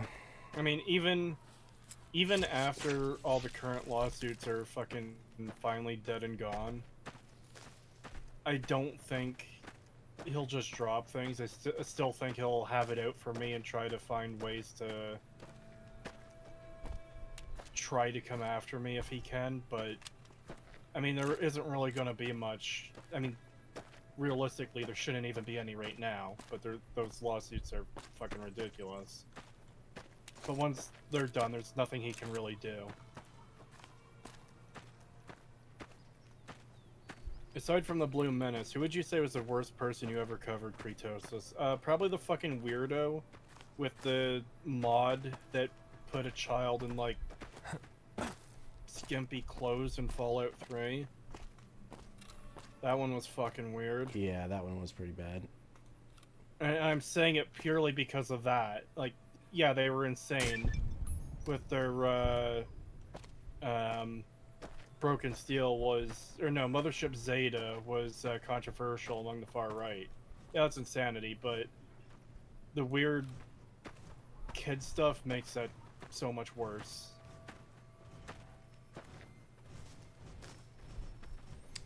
Fucking insanity of those people, too, to be like, oh, well, you must be the one with the problem because you're the one who noticed it. It's like, yeah, fuck off. I would Rainbow want Hawk to was say pretty bad, yeah. Oh god, yeah, Rainbow Hawk was really bad. I would want to say something like Bad Company Sarge, but honestly, like he's just kind of a fucking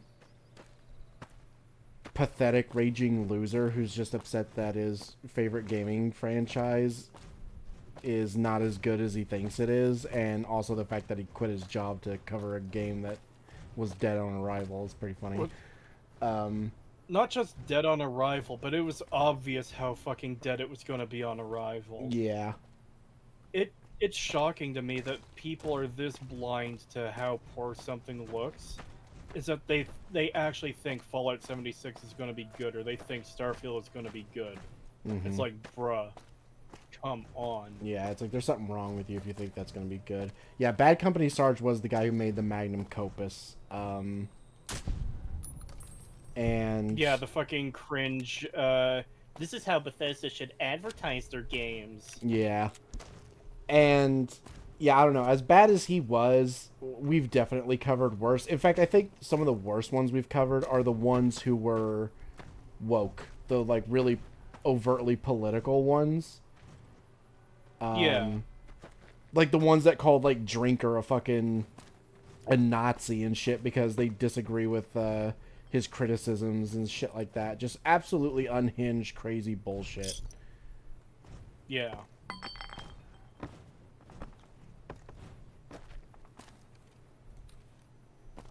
Super Rad? Yeah, he's among the worst. I saw the other day he just released his Fallout 4 retrospective, and people are talking about it on the server, and they're saying, yeah, his video consists of 2 parts. Him reading, or effectively reading wiki pages to describe things, and then him going on tangents about his politics of stuff that barely relates to the game. And it's crazy lefty politics, too, of course. Mm-hmm.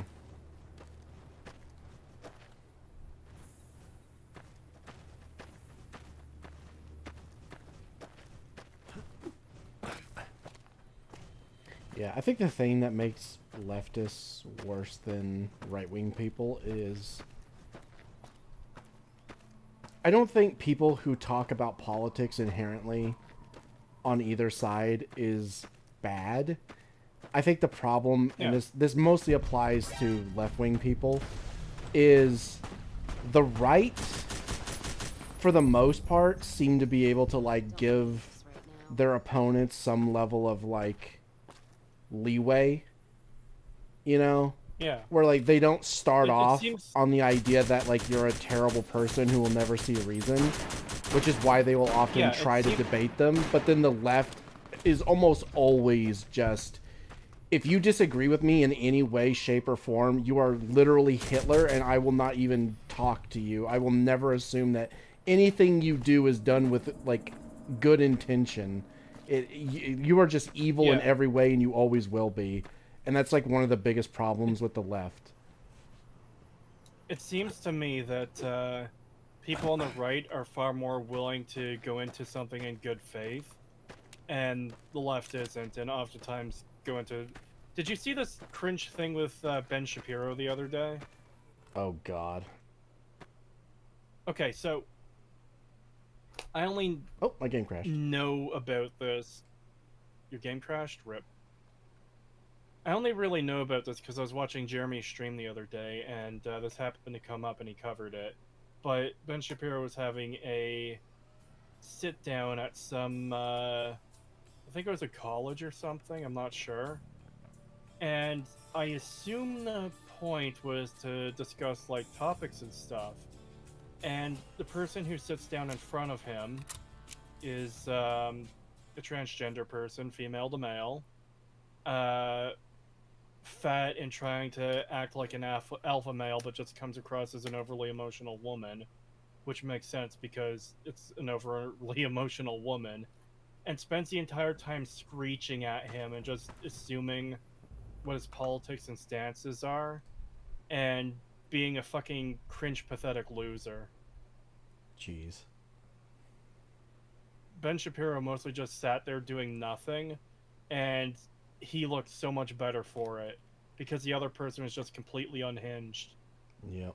Yeah, when you said cringe Ben Shapiro thing, I thought it was something... You were thinking... Ben Shapiro was the one being cringe, because he usually is, but... No, but sometimes... Oh, I think that The Rise of Skywalker was actually a good Star Wars movie. Ugh. I'd rank it in the top 4. Yeah, no, he's a fucking idiot sometimes. I don't know. It's like when he's on point, but man, he has some shit takes sometimes. Yeah. I genuinely think people like him and Matt Walsh hold the right back because they're so anti-culture in a fucking culture war.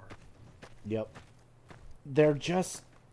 It's weird to say that, like, they have a very boomer mentality when there's a lot of boomers that are actually more, you know, culturally aware than they are. So it's like, it's kind of weird that there's such boomers when they're actually younger than a lot of the people who outclass them. So it's very strange. I don't know what is up with them. I think Matt Walsh is probably the worst. Ben is a little bit more tolerable, but even he has some really weird fucking... Yeah, I definitely think... And that's the thing that sucks too, is because sometimes they do good things. I haven't seen the Am I a Racist movie, but I've heard nothing but good things about it and how much it exposes a lot of the race grifter people.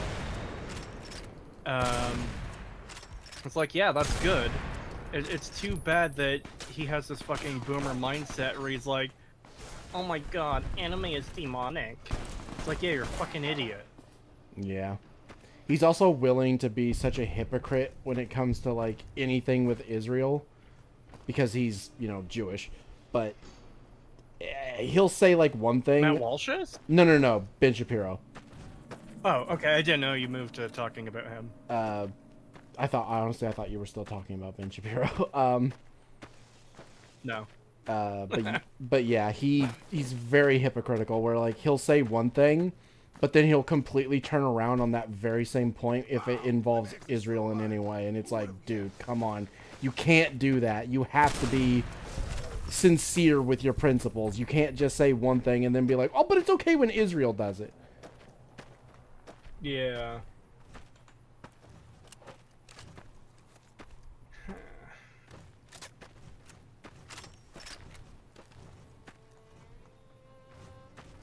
But yeah, it is just so odd that both of them are just so fucking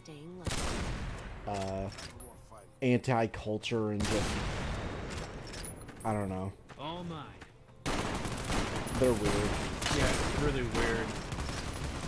Especially not being able to recognize how important culture is when it's a culture war.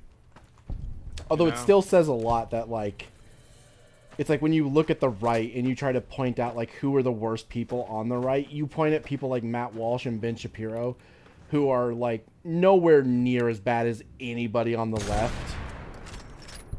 Yeah. You know, it's like it says a lot that the worst people on the right are literally just people like Ben Shapiro and Matt Walsh, and it's like, yeah, they're not great, but at the same time, they're not that bad either. And then you compare that to almost anyone on the left, and it's like, oh yeah, I would take a Ben Shapiro or Matt Walsh any day over anyone from the left. Yeah, like a Destiny or a Hassan. Yeah, exactly.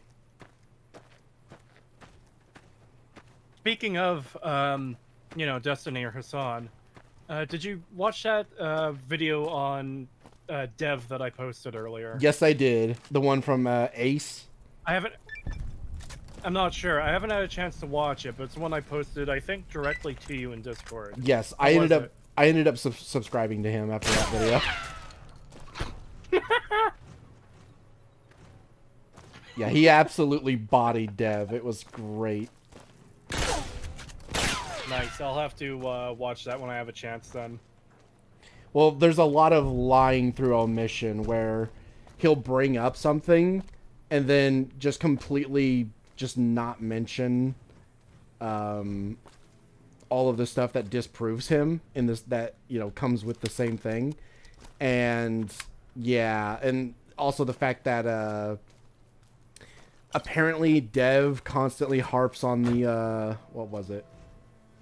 Oh shit, I forget what it was called. It was that thing where Trump tried to ask Mike Pence and the legislative branch to not, like, codify anything that's fraudulent. And he tries to argue that that was illegal and it's proof that he's a bad person and all this stuff.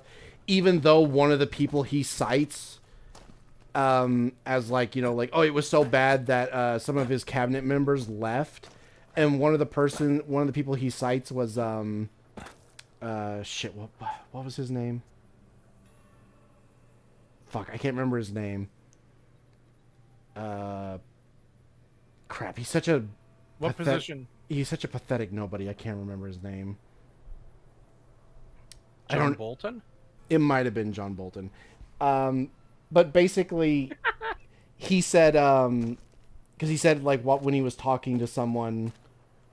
some woman who was asking about it and said that she actually thought Trump had, like, that it was a good idea. He said he actually said that he thought it was crazy and it would never work, but there was nothing wrong with it. There was nothing bad about it. He was perfectly allowed to do what he did. It just wasn't going to work. And it's like, funny how the person you sourced as being illegal, as like what he did was illegal, outright said that what he did wasn't illegal and was totally fine, to the point that they actually had to create legislation after the fact to make it illegal because it was perfectly legal when he did it.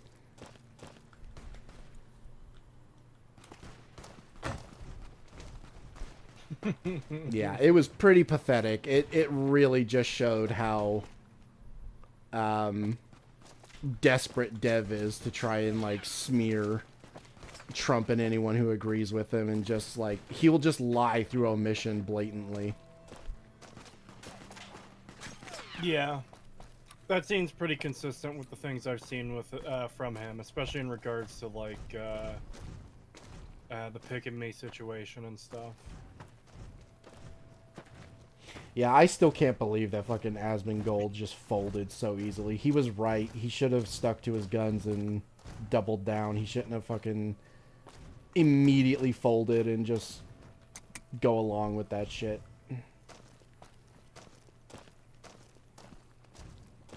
It sucks, but what can you do?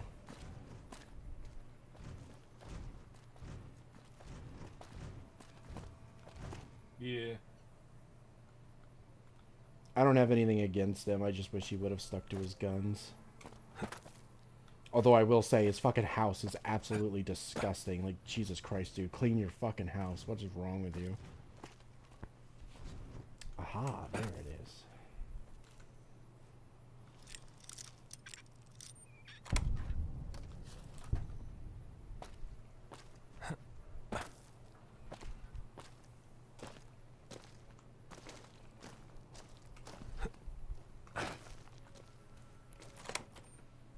Yeah, he's a slob. Yeah, he's definitely a slob. He's disgusting, honestly, but I don't know. He at least seems like a decent person. I just wish he wouldn't have folded so easily.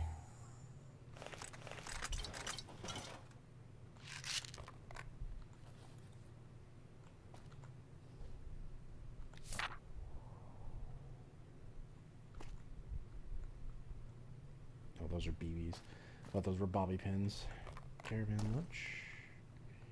Yeah, so this is a mod that adds like a player home that you can fix up. I don't really use it as a player home. Oh, that's a glitch. That's not supposed to be there yet. But I don't really use it as a player home. I just like what it does with this area. It just makes it look more interesting.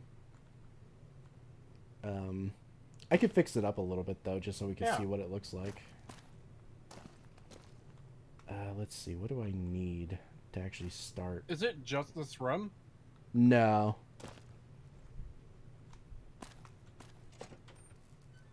So is it outside, too? Yeah, all of this area gets cleaned up and turned into, like a bit of a base. Nice. I might actually get this mod, because I like the positioning of this in terms of, like, yeah, it looks kind of cut into the mountain, and it's just this square of area with one entrance that is gated off. It is the spot where, what vault is this? Where the powder gangers run down to. If I go down here and go through 19. The vault. Yeah. It is, yeah, here we go, Vault 19. Yeah, it's literally built right in that parking lot. Yeah.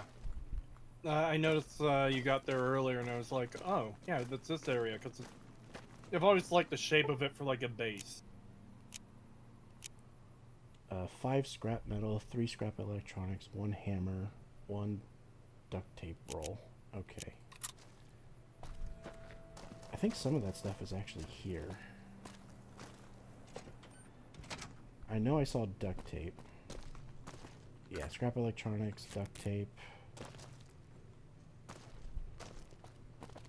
Excuse me. Okay, what else is in here? Anything I can use? Hammer. Nope. Just as a warning, my covert bandaging skills are a little rusty. Mods, kill this guy with hammers.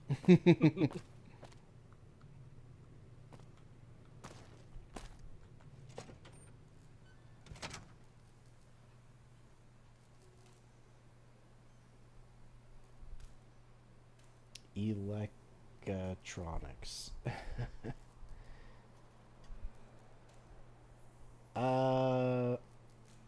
Oh, was that when I clicked on the thing here that it said that? I didn't even notice. Oh my god, it does. Yeah, you didn't spell check.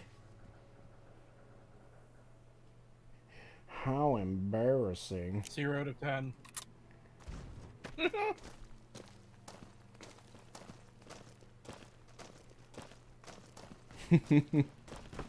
That's actually like kind of perfect because that was actually what the joke was in that video. Of Hot Diggity Demon video where oh shit, that's gonna blow up. Where He's like, well, at least I have spell check when he's talking about the Powerpuff Girls show reboot. And then he goes, how embarrassing.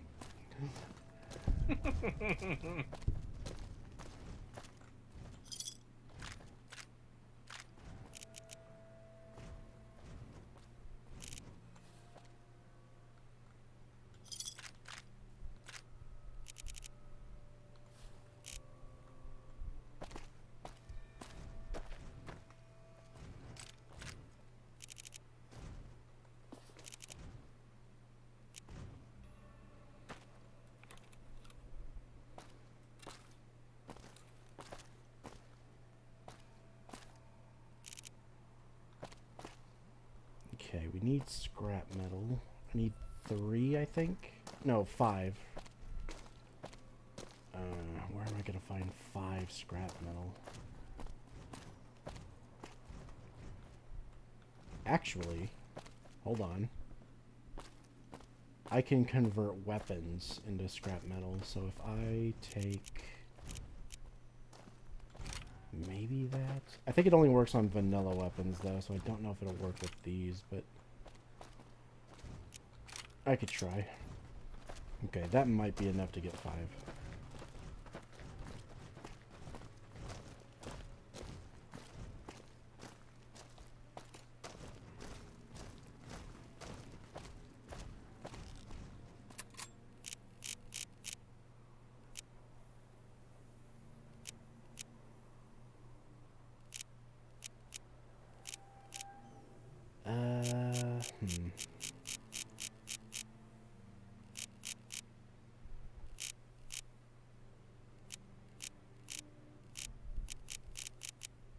Okay, maybe it would be under here.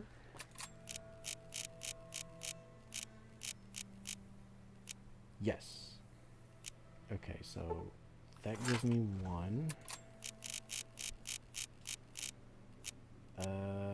I can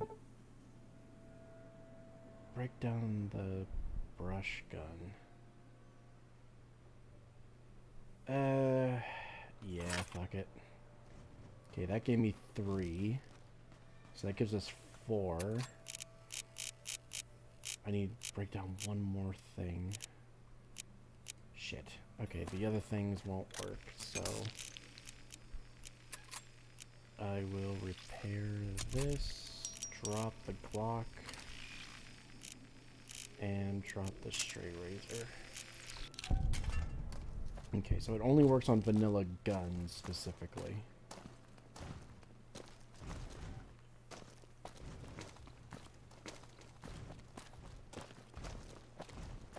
Alright, but all we need is one more piece and then we'll be good. Actually, there might be some scrap metal in these trucks.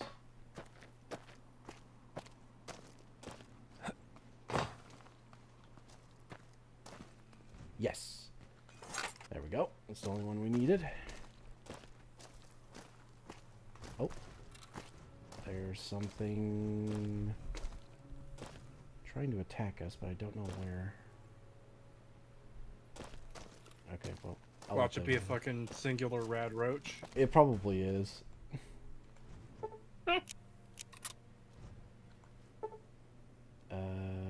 Oh, we need 3 scrap electronics. Oh, I thought we only needed 1. Don't worry, boss. Shit. With my cataracts, you only sort of look like the bad guy. Okay, so we're gonna have to do a little bit more searching.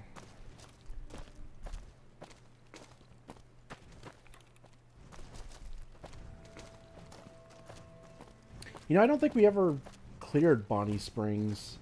Let's go do that. Maybe there's some stuff there we can loot. Was that the little town that's like 30 feet away that has, I think it's a bunch of vipers in it? Yeah, one of them has the love and hate knuckles. Yeah. I sniped them from the hill with, the anti-material rifle for my B-roll for the video. Nice. I have a shotgun. Good argument, but I have a shotgun. But this is my boomstick.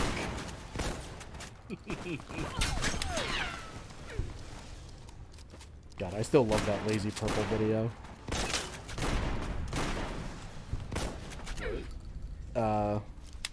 The TF2 guy who did like how it feels to play insert class. Oh, and there's that one demo night clip where it's him charging and it's a Thomas the Tank theme. Yeah. And Scout's like, work, damn it, work! He's just like, do. It's fucking great. I love that one. Yeah, and there's the one where he plays as how it feels to play as engineer, and the spy is like trying to sap his buildings, and he shoots him with a shotgun, and he's like, he's just like, oh, I mean, you tried, but I have a shotgun.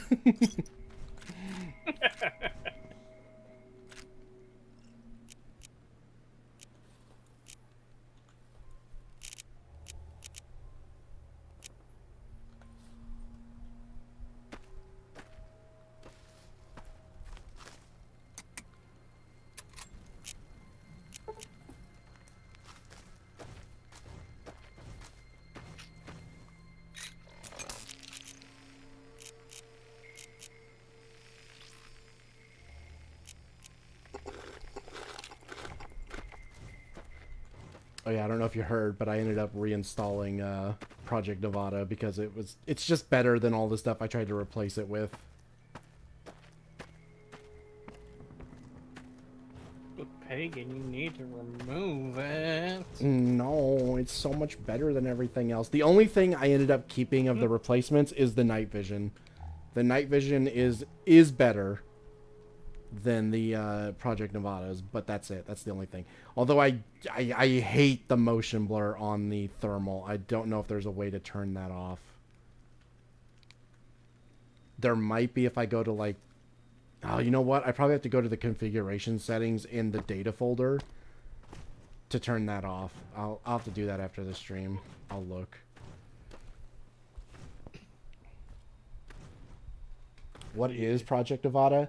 It is basically it's a mod that adds a bunch of different features, such as like, you know, the ability to zoom in with scopes.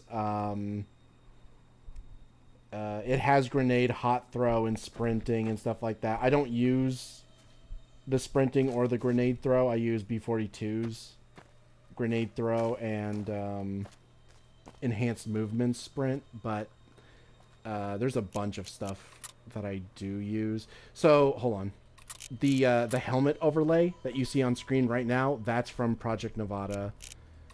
Let's see, I'm not using very many of the features right now. The health visuals, so whenever we get shot and we take like damage and our screen gets like darker and darker as we lose health, that's Project Nevada.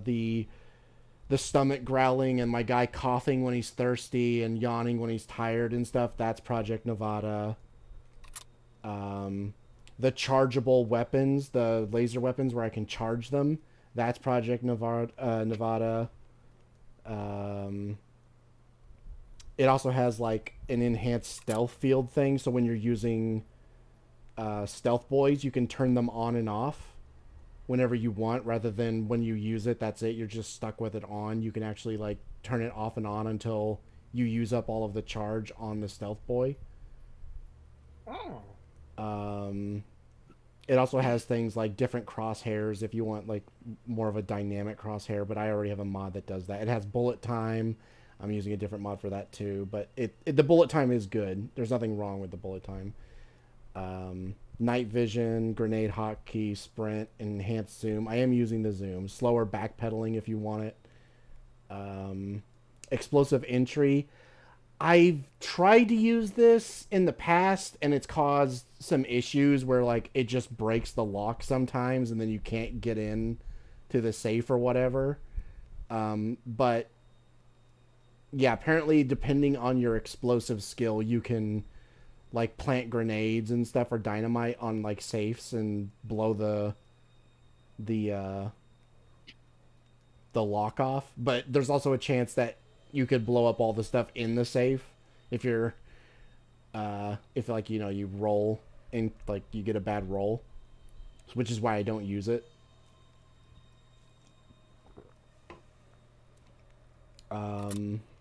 Who would have known that 30 pounds of C4 would destroy everything inside the safe?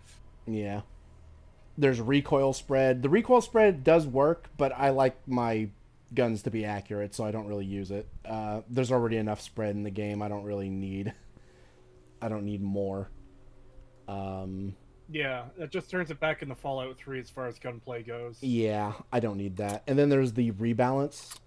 So if you want like perk every level instead of every 2 levels, you can do that. You can also make it so you can get like a perk every 3 or 4 levels instead. If you want to do that, you can change the experience gain and all kinds of stuff. So like damage, if you want to change like a lot of the damage stuff, you can do that. Stealth and movement, you can change like how easy or difficult it is to actually stealth and how fast you move generally.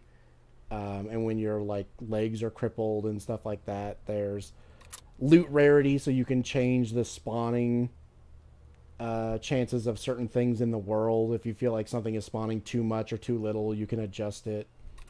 Same thing with like your hunger, thirst, and sleep rates. You can change those. The only one I touch is thirst, because I feel like thirst is a little too high in the base game, because it's like 400 and something. So you need to drink like 8 times a day, which is a little too much for me. So I lowered it to like 227 instead, so I only have to drink like 2 or 3 times a day. You could change the time scale if you want, which I don't recommend because that fucks with a lot of things. Food healing you can turn off. I have that off. You can turn karma messages off. You can just like the dismember chance and explode chance. So if I want people to constantly explode when I shoot them, I can turn that up. Or if I want them to like never explode, I can turn that all the way down. Same thing with dismember chance. There's an alternate repair system as well, where you can use like scrap metal to fix your guns. So that way scrap metal has more of a use in the game. I don't really use it because it's a little too OP since there's scrap metal everywhere. But yeah, basically there's a lot of stuff you can change. I really like... There's also a couple of other things, but I don't have them on, where there's like cyberware, where you can get like different types of implants that allow you to do different things, but it's really OP. And then there's equipment, which adds a bunch of new equipment stuff into the game, and some of it is really cool. Some of the equipment stuff is really cool, but a lot of it is how should I put it? Some of it is very low quality. Like, it's very much just like different pieces of stuff from the vanilla game mashed together to try and make something new that just does not look good sometimes. Usually the animations don't work very well for them, and some of the stuff just does not fit Fallout like at all. So I don't really use cyberware or equipment, but I do use the rebalance in the core one.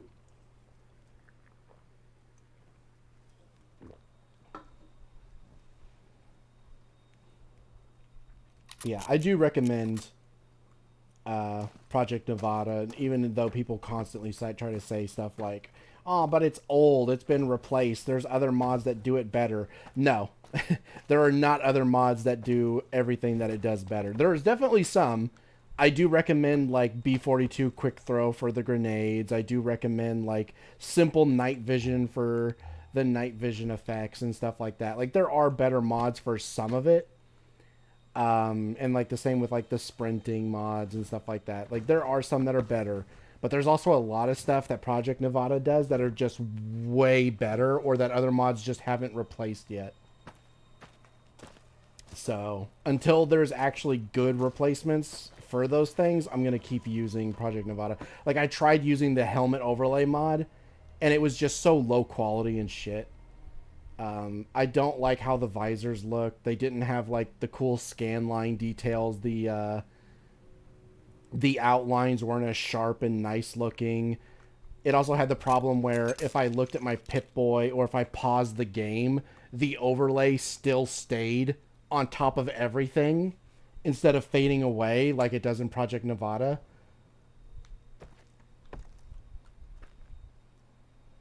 Plus, Project Nevada is one install. Yeah, exactly. You're not overloading your mod list with a bunch of like single mods when Project Nevada is just one download that has all of that stuff, which makes it a lot more manageable.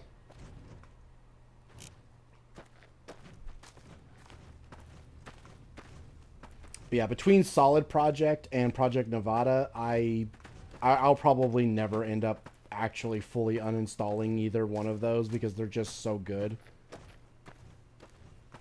At least until something better comes along. Until there's actually a mod that replaces all the things that both of those mods do better, then, you know, it's pretty unlikely that I'm ever going to uninstall them. Okay, I didn't find any scrap electronics while we were here, unfortunately. Hold on, is there an underground area? Because I know there was a World of Pain mod adds an underground section over here, but that might have been in the original one, not the one I have. The one I have might not have that here. I'm pretty sure the manhole would be The Legion's the only thing I want on my mind like right right now. here. Yeah, I don't see it. Got it.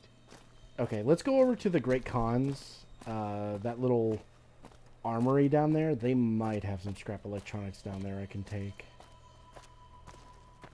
Hopefully. I will say, I don't like the thing that this mod adds over here. So the Adobe Buildings mod, the one that changes the longhouse and stuff for the Great Khans over here, also changes the little burnt out house where the armory is into like a player home. I don't like it. I wish I could just remove it, but unfortunately there's no option to. And if you try to remove it through the GEC, they like deleted a bunch of the world space here, so there'll just be nothing there. And it looks really weird if you do that. Oh shit, that might be a problem. Ah, they're fucking killing me.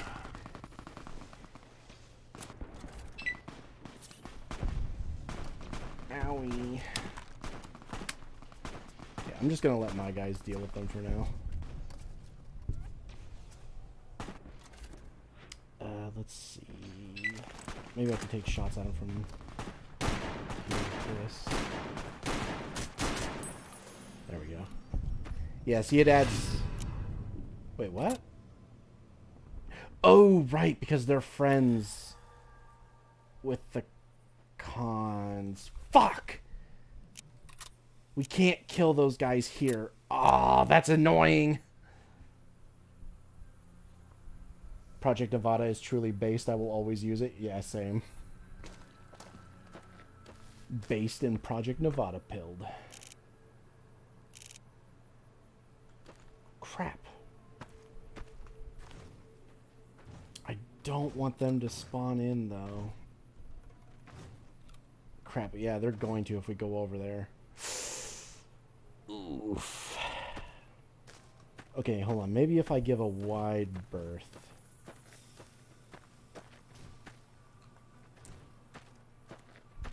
We can just avoid them.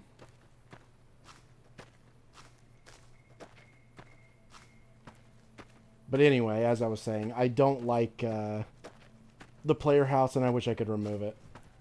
Especially since all of the cons still refer to it as the burnt out house at the entrance of the canyon, and it's like, burnt out house? You mean the fucking Adobe building that's like really well kept? But, so yeah, I don't like that, and I also just don't like that it's right there, and yeah. I would remove it if I could.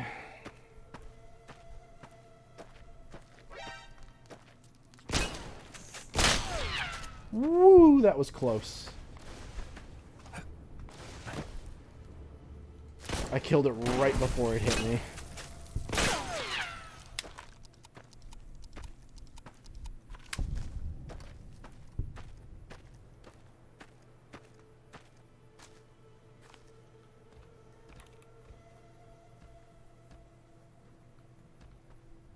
A good ranger. Oh, I get it. A good ranger is a dead ranger. I see. Why does the skull look like a Halloween mask, though? That doesn't look like an actual skull.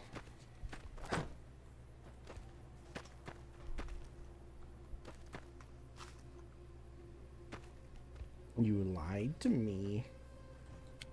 Okay, you guys wait here. Okay. Just don't be gone long. I'm gonna go check this thing. Yeah, you have to pay the cons to even get this place as your safe house as well, and I just don't like it. I just don't want it here. It just doesn't fit in. With the location. Also, this is annoying because you can't get rid of it.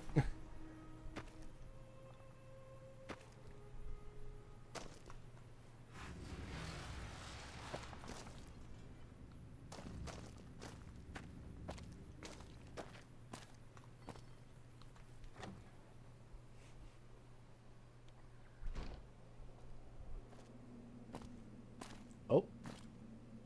Those aren't supposed to be here.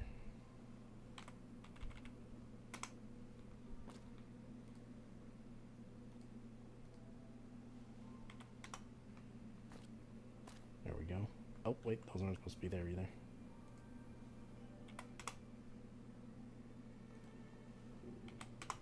There we go. Alright.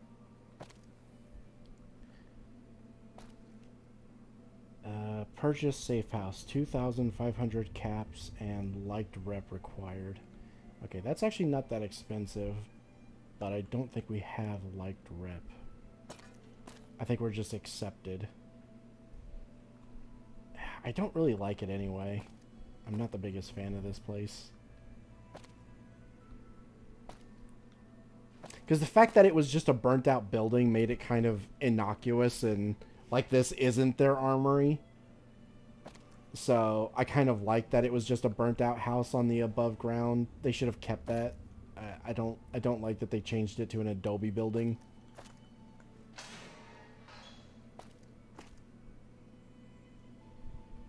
I really wish there was an option to not have that with the mod, but for whatever reason there just isn't. I've looked.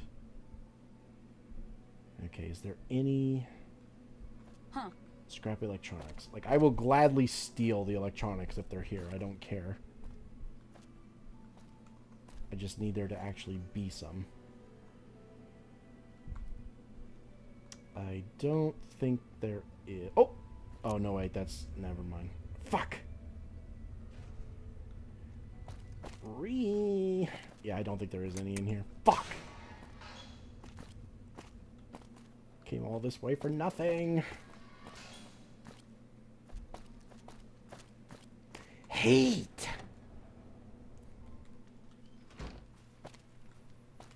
Seems like everybody with a stake in the Mojave is gearing up for something. Hate! Pagan, I have a question for you. Oh no.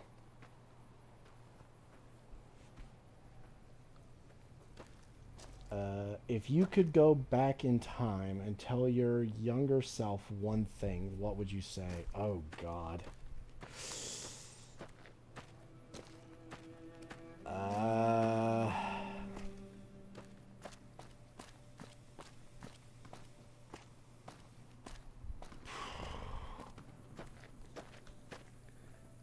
God, what would I say?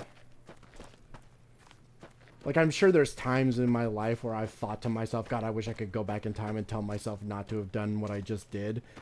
But I feel like like most of them are so minor that I can't even remember what they are. So they obviously weren't that big of a deal. I don't know. I don't know what I would say.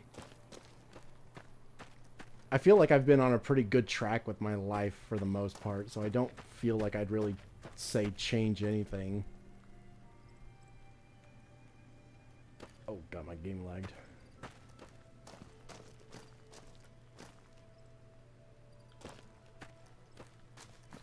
There's a fucking ladybug in my room!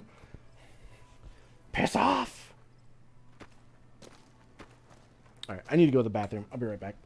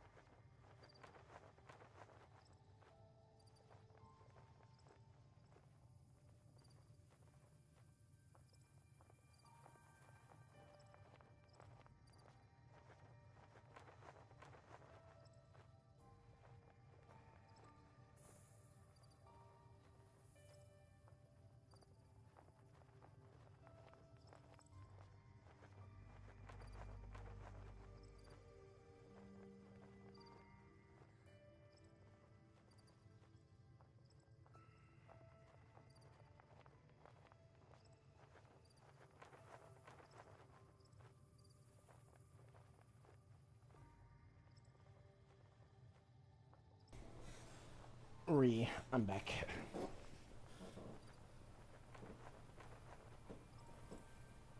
Pagan revealing his Midwestern nature by going, oh!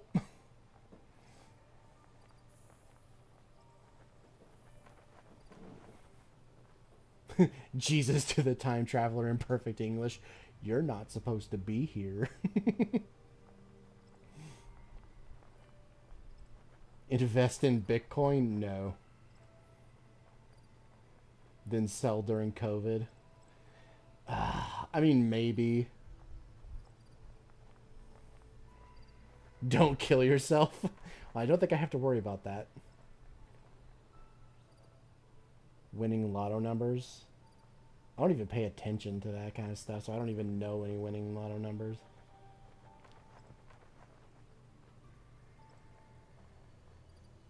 Unless the lottery is just to catch time travelers and kill them.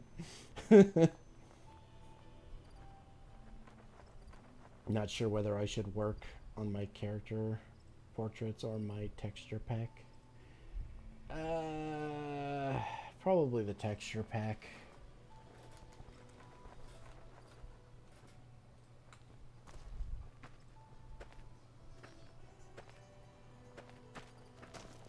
I like how they all have working, like, like perfectly in good condition motorcycles here, as if they're a motorcycle gang, but they never actually fucking use them.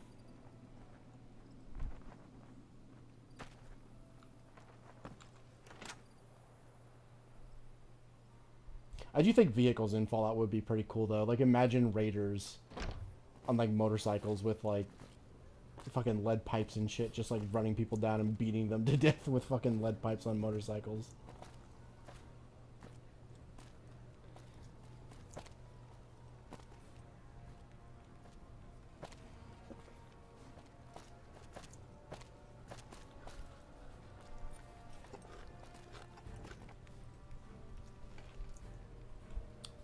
What the hell? What kind of gun is that? Oh, you know what? I think that's a Saiga with wood furniture.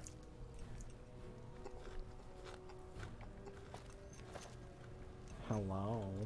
So the cub enters the wolf's den. What do you want, cub? You want to hear the story of the great Khans? It's a long one, full of honor, glory, and betrayal. We have suffered, but we will regain our glory.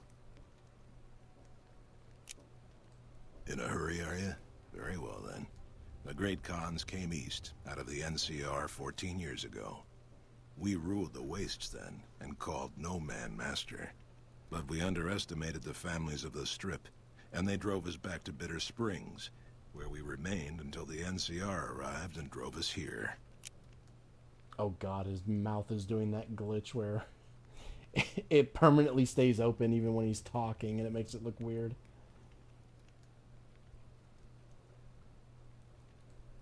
They allied with Mr. House, the self-proclaimed master of New Vegas. He supported them with the resources of New Vegas. Weapons, technology, caps. They were better equipped, and we could not stand against them. You don't need to imagine Pagan, just use the Frontier mod. No! I hope the remake of the Frontier is good, though. Oh, man. I mean, I hope so, too, but come on. Come on. It's the Frontier. I just don't see... I don't see it being good, and also I feel like they just burnt all of their goodwill on the fact that the main guy that they needed to get all of the stuff working ended up being a massive piece of shit who also ended up bailing after he fucked it up. And then they hired perverts onto the mod team as well, and then they tried to fucking throw one of their own under the bus as being like, oh, well, actually, it was all this guy, even though he really didn't do anything wrong. Like, he wasn't even that much of a pervert. He literally just wrote, like, erotic MLP fan fiction, and that's it. And they took that because he was, oh, he likes MLP, guys. He'll be easy. We could throw him under the bus and say he did it, when it turns out he didn't have anything to do with any of it. So, yeah, I don't know. I don't care. I don't care if they redo it and it's good. I just don't like the people behind it. Plus, you know, there was also that whole thing with, no, the Enclave is a fascist paramilitary organization, and the only people who would want to play them is Trump supporters. Like, fuck off. Fuck them. Fuck the people behind the Frontier. That shit deserves to fucking remain shit and stay that way. That's what its legacy should remain, is the really awful degenerate mod that fucking absolutely blew chunks. That should be its legacy forever. Sneedclave for the win. Sneedclave was genuinely pretty funny for like the first month that the Frontier was getting absolutely fucking reamed.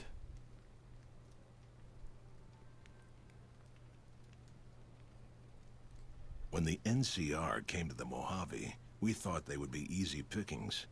We raided their caravans, their towns, their camps. They couldn't stop us. At least that's what we thought. They tracked us to Bitter Springs and surrounded us. When our children, our sick and old, fled through a nearby pass, the NCR gunned them down.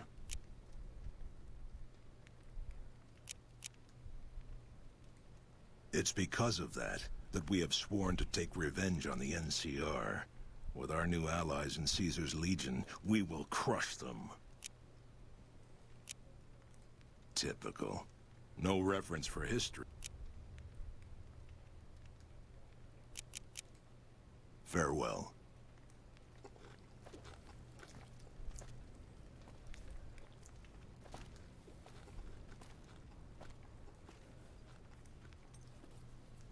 It is kind of interesting how docile the Great Khans are, even though they're supposed to be like raiders. They just straight up let strangers come into their camp and talk to them, and they don't even shake them down for money or anything. Oh, you're floating away from the wall a bit there.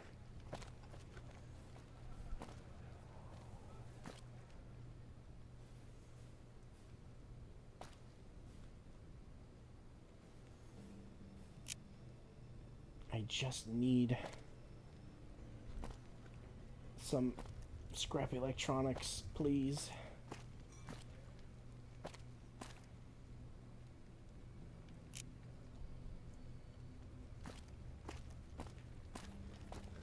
Just one smidgen.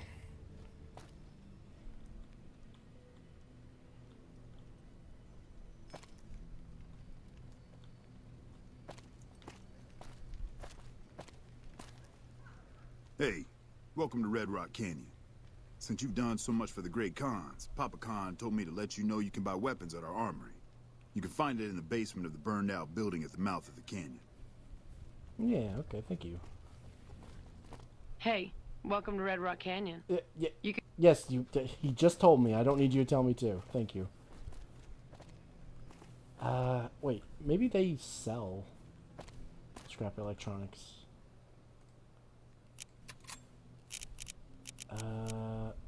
Box of bullets. I'm good. Clay shooting targets? What? Huh? Why do you have these? Nah, they just sell food here.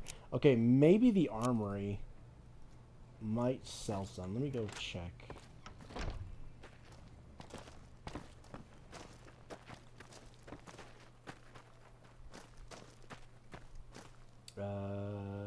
Let's go check the drug lab first, because they might have some down there. And if the drug lab doesn't have any, then we'll go see if the armory sells any.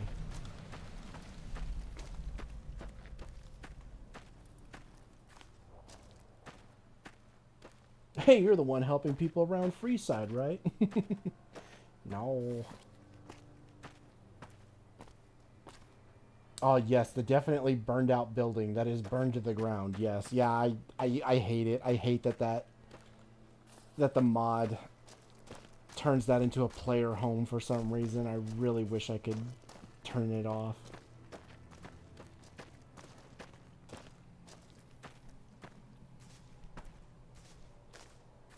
Just buy the electronics. That's what I'm trying to do. Can't you just, like, travel to Good Springs or New Vegas to buy it from them? Yeah, but I'm also trying not to fast travel a whole lot. So if we go to Good Springs, I'm walking all the way there. And this place is closer, so I'm hoping it'll just be here.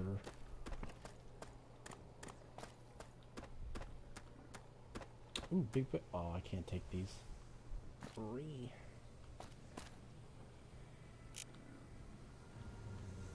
Oi.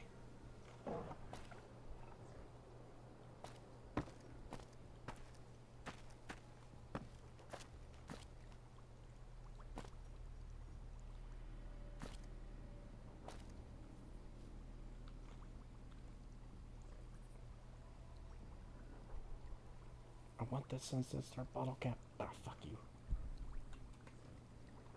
Mentats.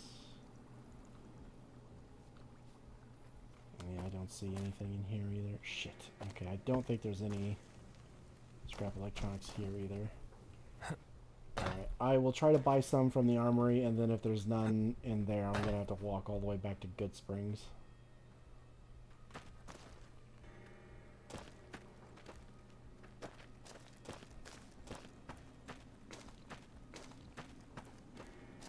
Player homes do more harm than good in most cases. Yeah, that's why I try not to have a whole bunch of them. The one I'm currently trying to fix up now is pretty good because it actually blends in with the world. It actually looks like something that would exist. Especially since, to start off with, it's not even a player home. It's just an old rundown gas station.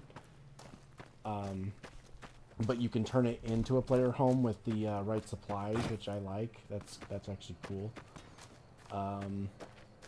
To be fair, this mod the Adobe Player Home, or Adobe Player Home, the Adobe buildings aren't supposed to be player homes. It's just that the Great Con one, for some reason, adds a player home with it, which is why it's annoying, because I like the Longhouse being an Adobe building, and it looks cool on the inside, but it also adds this player home, and I don't like that. I wish I could remove this and like convert it back to what it was before.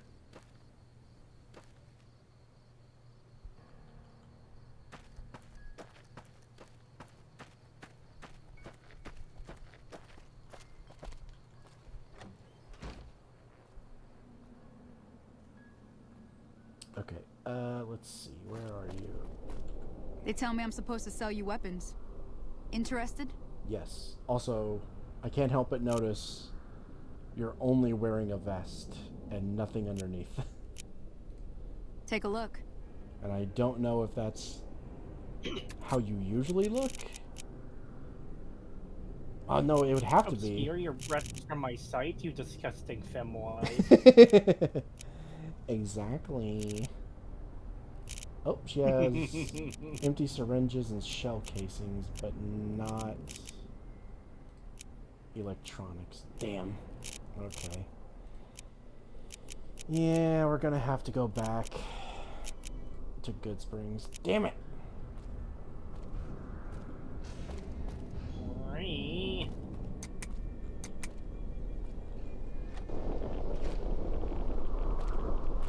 Oh god, radiation! Go back in!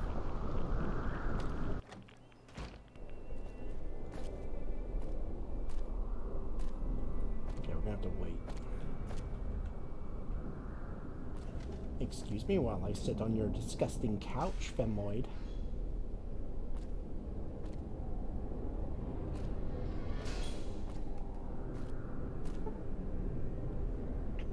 They call it the ruined couch, but I already knew that because the femoid lives here.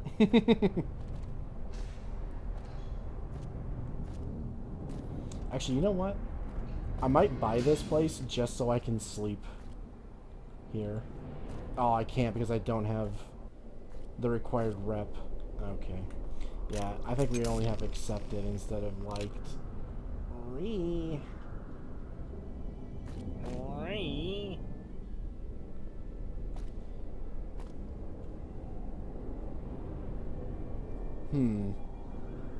You know what? As soon as this sandstorm is over, since it'll be along the way, what we'll do is we'll go to Quarry Junction and we'll talk to the Great Con chick there to get the drugs, and then she'll tell us to go to the guy at Sloan will tell us to go to Prim, and we'll stop by Good Springs and get the stuff we need, and then we'll do that quest because she'll owe us a favor in case we decide to do the Great Con thing and separate them from the Legion. And I think that will also get us enough rep where we'll be liked as well. And then we can buy this place just so we have a place to sleep when we're here. And then you can also see the safe house. Yeah. How much longer are you going for? I don't know. Because I'm thinking of going for a bit of a nap. It's getting harder to stay awake. I only had, like, less than 4 hours sleep between getting home from work and, getting up to go on Dark Hours stream. Yeah, if you want to go to bed, go ahead. I'm probably going to stream a little bit more. I'm probably also going to bring up the G5 lore Bible thing just so we can shit on it. And then I'll end the stream after that. Okay. So how much longer do you think you're going for? I don't know. Okay. I'm going to set my alarm for 2 hours and have a nap. And if you're still going in 2 hours, I'll be back for that. Okay. You hear that, chat? You hear that, chat? We're gonna at least be going for another 2 hours. Oh my god. Alright, see ya. See ya.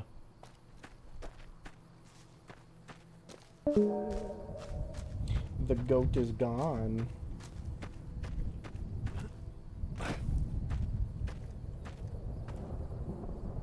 Her titties are held up by drugs and magic woman power.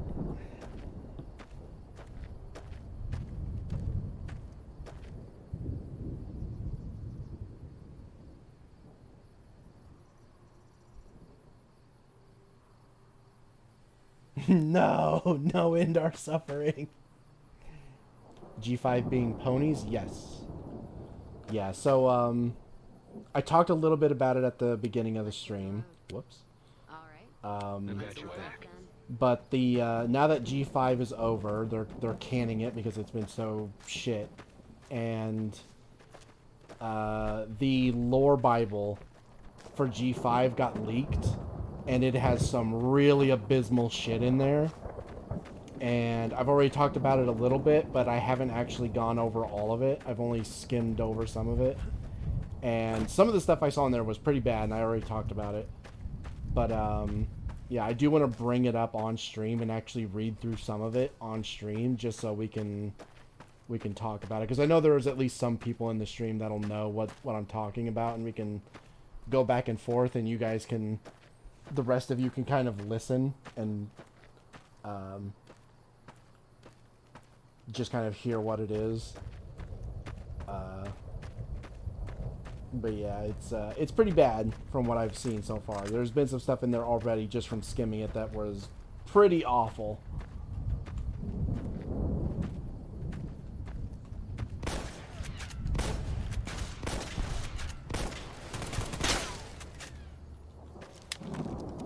In fact, I may even go into the,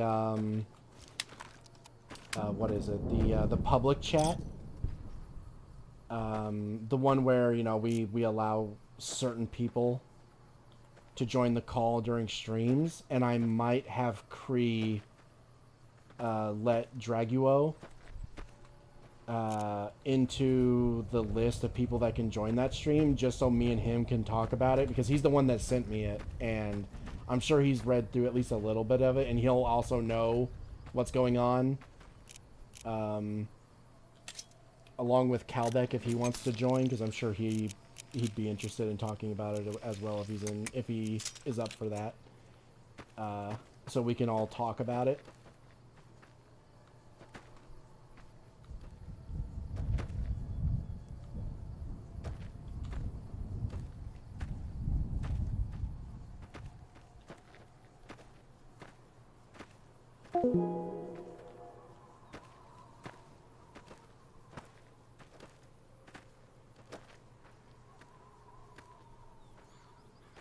G5 looks terrible. Why was the style of the old 2D show abandoned? I don't know! Especially since, like, it was made in Flash, so it was super cheap.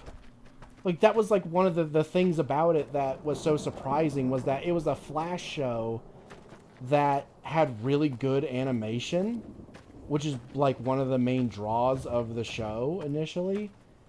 And they decided, yeah, let's not do that anymore, and let's go with the fucking bean mouth style, which looks so bad. Like, the CG didn't look good either. The CG actually looked really bad. But the fucking... The 2D that the show has looks so much worse. They just don't look right. The legs look weirdly shaped. The fucking... They all have the bean mouth face that just looks ugly as fuck, and it was doomed from the start. The premise was bad. It had a lot of DEI shit in it, which I already knew it was because the movie was full of DEI shit. And the setting of the world was just bland and boring because CEOs got involved and said, no, you have to set it in modern times with cell phones and shit because we need to appeal to the younger demographic and shit like that. And it's like, oh my god. So that ended up making it even worse. Like, there was just no hope for G5. It never stood a chance of being good.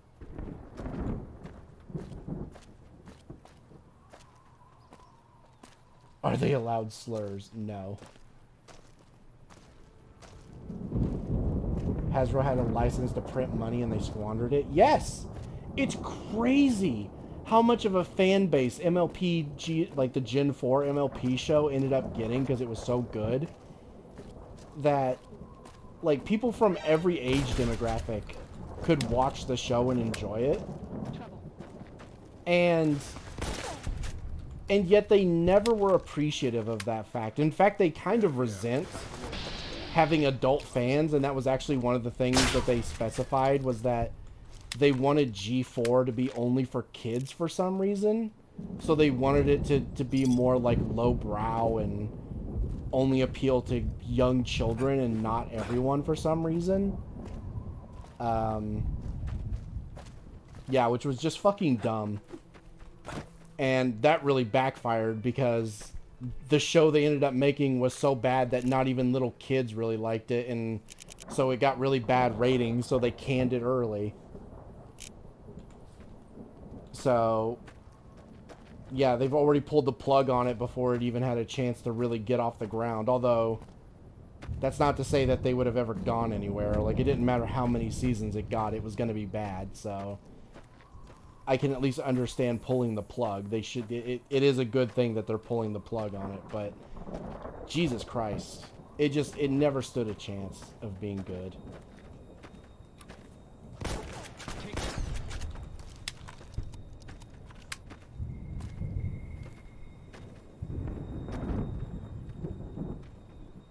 Has there ever been an MLP anime?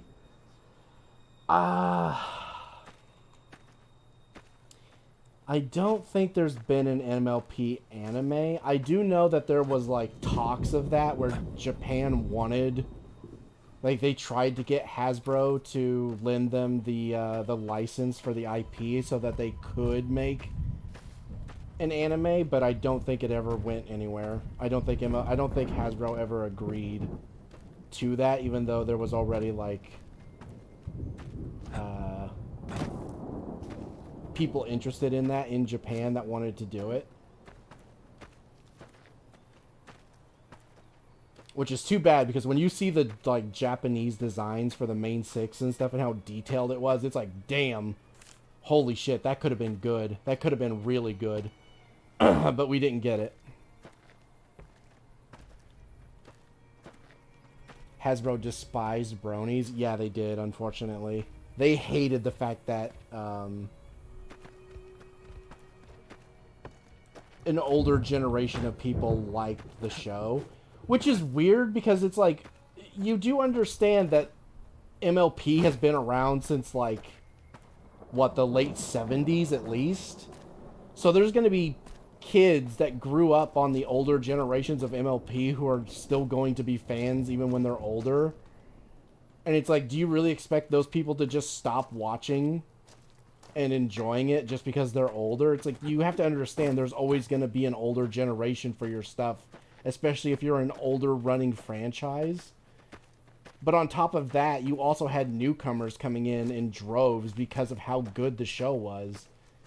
And they absolutely resented that. They hated that fact because, oh, well, there was a few bad apples, or there was people who, you know, were only in it for, like, porn and stuff like that. It's like, okay, so who cares? As long as you're still making money. And most of them didn't even, like, I don't know. It's just weird because it's like they'll constantly bring up the porn, and it's like, okay, so I don't get it. I don't get why it matters, especially since so few people were actually in it for that reason. Like, that's such a small minority. And you're going to get that with everything. It doesn't matter what it is. Not every day you come back to your... Like, you're always going to have that side of any fandom where, yeah, there's going to be porn involved. Who cares? Move on. especially if you've literally got lightning in a bottle where it's making you tons of money, it really doesn't matter, especially if that stuff is being detained in certain parts of the internet where kids aren't allowed, which from what I know, most of the websites that have that sort of stuff do not allow kids. So who cares? It's just so weird and dumb. I fucking hate that shit. And they literally decided to sabotage the entire franchise just so that they wouldn't have that. And it still didn't work. It still didn't work. And funny enough, it actually had the opposite effect where most of the people who are fans of G5 are only in it for the porn. That's it. That's all they care about. So it's like, well, you definitely failed there because the majority of the fans for G5, like, there's nothing for anyone to latch onto except the characters. And, you know, it's like those type of people are going to be attracted to those type of characters. So you've already dwindled the pool of watchers down so much that the only people you're going to have watching your show is either toddlers or perverts. And that's what they got. Whereas at least with G4, everyone could enjoy the show. It was good.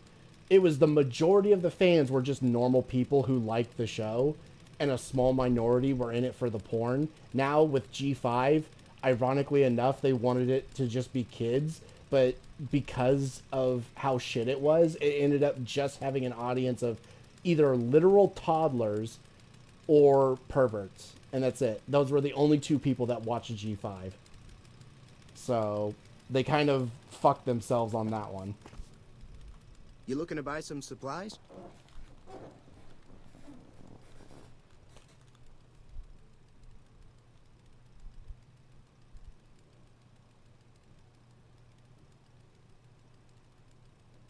It was most definitely because you heard about clop content and gore flash animations before the actual show. Not exactly. I mean, okay, the gore flash animation thing, yes, because I did see Smile HD before I saw the show, and that is one of the things that got me interested in being like, you know, if people are willing to make animations like this for the show while still being fans of it, what the hell is that, like, the actual content of the show? And so that is one of the things that made me go, maybe I will check this out. So, yeah. In that regard, yes, but not the porn thing. The porn did not fucking interest me at all. At the time, I should say. At the time, it did not interest me at all. It wasn't until I got into the show that I started to become more okay with the porn.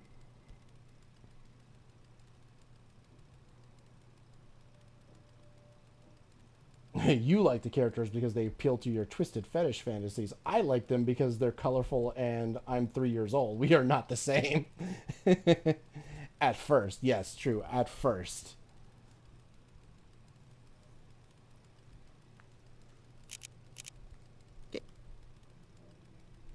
Yeah, no, once I actually watched the show and the characters actually grew on me in terms of, like, you know, the fact that I actually liked them as characters, then I started to understand the appeal of them a bit more, where I was like, okay, you know what? I'm already a furry, and these characters are actually really well written and interesting. So I'm actually kind of understanding why people are into them.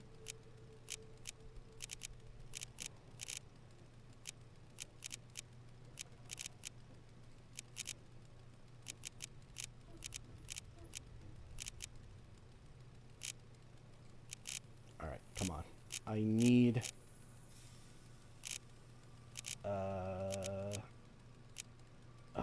they have one scrap electronics. Damn it. Okay, that makes 2 of the 3 we need. Fuck. I'm gonna go ahead and buy that scrap metal just to be safe. Alright, we need 1 more. I'll Pleasure check. doing business with. I'll check some of the toolboxes around town, but if we can't find any here, I'm gonna have to go to Lone Wolf Radio and pick the ones up there.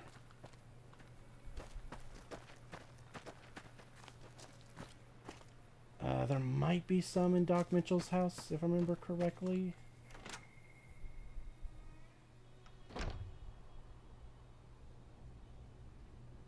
Pagan likes ponies. I do like ponies. Ponies are cool. At least G4 ones. I was never a fan of the other generations, the prior generations. They're just a little too girly for me, where like that was clearly made for little girls, and yeah, it's just not very appealing to me. But G4 was actually genuinely good. For me, I feel like MLP didn't really start until G4. I feel like G4 will be the standard for all future MLP content, where if it's not as good as that, or at least equal to that, then it's just bad. So, yeah. Yeah, I'm not really a big fan of the others, but G4 was definitely the turning point. I think I really like it.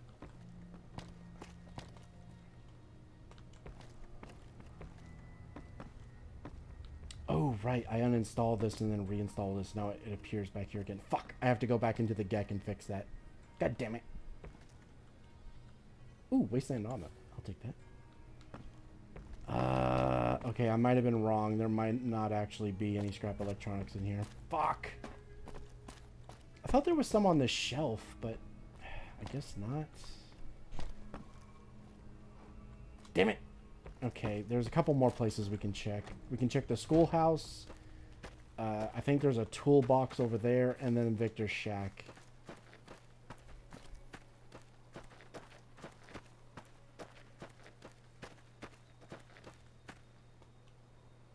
Check this mailbox. Nope.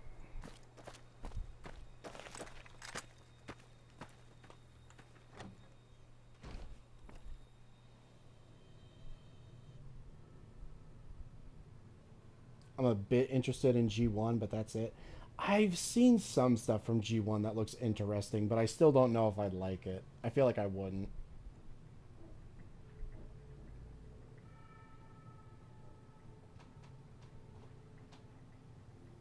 It's funny how they make themselves suffer from success like this. Yeah, it really is. It's very strange. I don't understand any of the decisions they've made. It's very weird. If you have something good on a franchise, you would expect the others to be of similar or better quality. Yeah, exactly. Just look at Fallout. Yeah. You would think, but no. Apparently most fucking corporations and studios are just... I don't know. It's like they're allergic to success. And they have to sabotage themselves in any way possible for some reason. I hate it. Oh, wait. We need one of these, don't we? And one of these. I'm going to take hammers because I don't remember how many it said we needed. Oh, we need cherry bombs. I'll take that.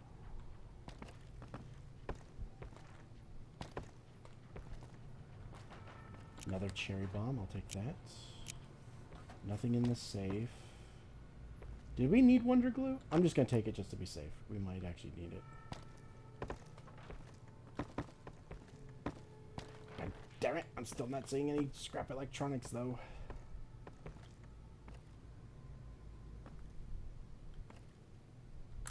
Another toy car. I'll take that. I don't know. It's looking like we're going to have to go to Lone Wolf Radio because I'm not seeing anything.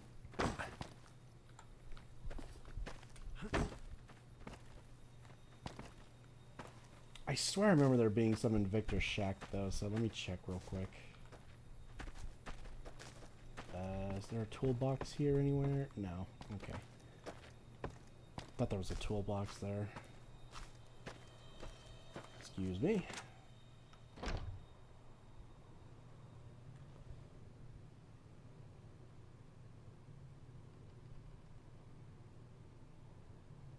I'll trust Calbeck since he's a paleo brony. Corporations and studios are practically deaf to their audiences. I can't imagine any CEO lurking as much as we do on MLP discussions. Yeah. G1 was fine, but G4 was still top shelf. You would think corpos would just let people enjoy things that make them money. Yeah, exactly. It's like they clearly don't care about quality or anything like that. So why even care what people do with the characters or anything else as long as it's making you a lot of money?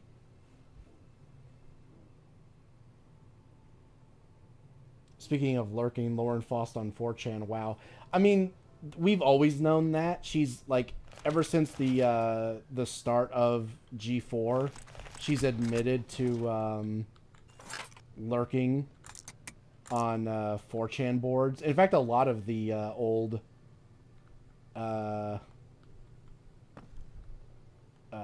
staff for G4 used to lurk on 4chan.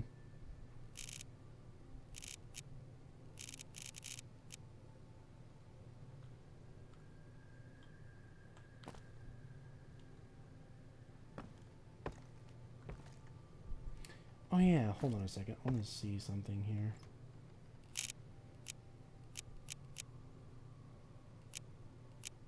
Gray, tan, black. Let's go with black. And black and bulky. Okay, I want to see what you look like with one of these on. Let's distribute the weight. Carrying too much shit to move. Oh my god, what do you have on you? Oh, right, you have the Cutlass Customs I gave you. Whoops. I meant to take those off. And this. Whoops. Jeez, I left you with a lot of stuff. Sorry. I didn't mean to leave all this shit on her. Wait, why are you using this over the spas? Use the spas.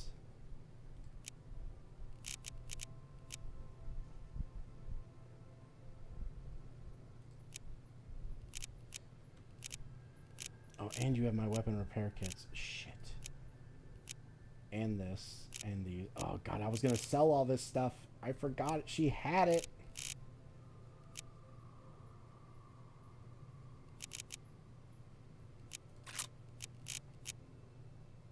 Whoops. Alright, hold on. I want to see what you look like with these on. Start with this one.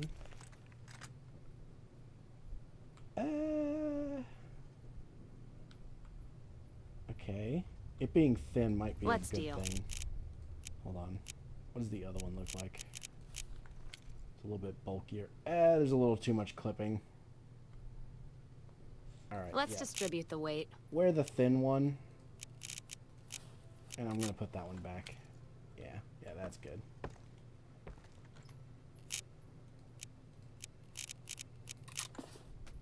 I do wish these were in, like, leveled lists on, like, enemies and, in, what is it? Like, shopkeep inventories and stuff like that, instead of just in a random box in Goodsprings.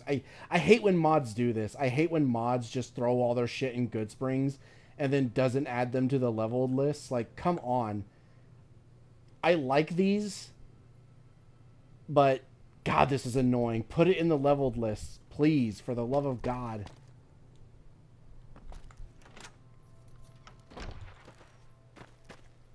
Alright, there was still no scrap electronics in there, so yeah, we're gonna have to go to the radio place, Lone Wolf Radio.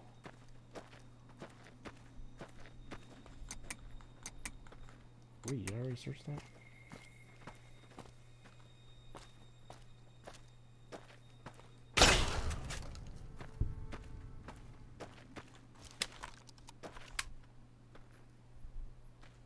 Larson visited MLP on 2020. I remember that.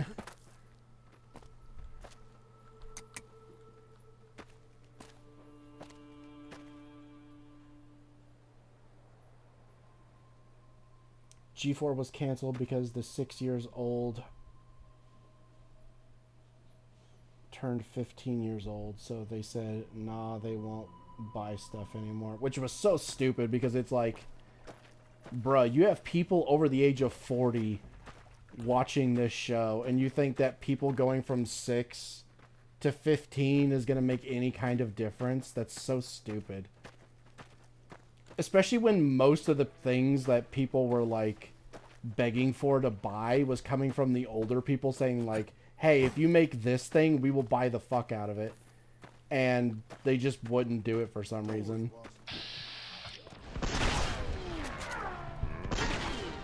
Like, I think the only thing they ended up agreeing to, which took them a long time to do, was the, what was it? Those like little figurines where the characters are like split in half and you could see like their insides and the skeleton and everything, but in like cartoon form. I think that was like the one thing they agreed to do that people were asking for. And all the other stuff they didn't, which is weird because the other stuff was actually more like normal than that was. So, I don't know, it was very strange that they agreed to that, but not the other stuff that was like way more appealing to like a wider audience. Usually it's because they expect people to just cheat them in their inventory anyway, but it sucks for the people who don't. Yeah. I just wish that people would really put more effort into their mods whenever they add something. Like, if you're gonna add something to the game, you should go, like, all out and actually do it properly so that it's actually in, like, leveled lists and, like, shop lists and stuff like that, rather than just being in, like, a single crate in Goodsprings. I especially hate when, like, weapon mods just put their fucking weapon in Doc Mitchell's house. Like, don't fucking do that. That's so stupid. Like, actually put it somewhere where it makes sense for the gun to be. And put it in the leveled list like everything else. Like, come on. Don't just half-ass it. Don't make a really good gun with a great model and good animations and sounds and then make it so that it only appears in Doc Mitchell's house. That's fucking dumb. I hate when people do that. I haven't seen any sales charts to indicate what percentage do bronies represent compared to small girls. I don't know, honestly. I feel like it's either pretty even or at least close to even. Obviously little girls are probably making more of a difference in that regard, but I would still say, like, there's still enough of a market there. Alright, that should be enough scrap electronics. We should be good now. Let's go back. But I still feel like there's enough of a market there for the older people that if they just did stuff to buy for them, that they would still make a profit.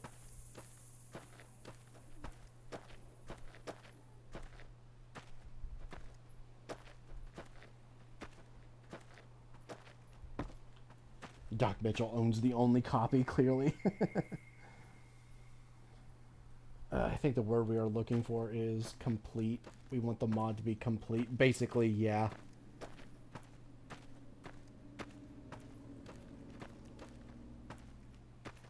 But Pagan, don't you know that Doc Mitchell is actually the protagonist from a New Vegas prequel that hasn't come out yet? Those are collectibles from all his adventures.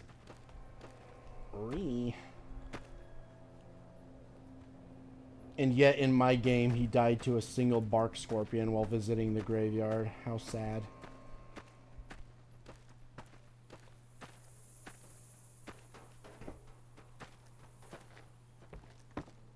Oh right, we were gonna go to fuck, what was it? Quarry Junction and talk to her. I forgot about that. Whoops. Alright, let me go do that real quick.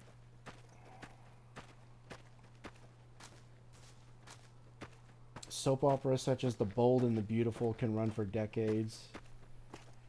by Hasbro's Suit Logic. Those have no new viewers ever, only the ones who've... Looks What like the break fuck? time's over. Wait, what? Oh, there's probably powder gangers over here. Hold on, I'll finish your comment in just a second.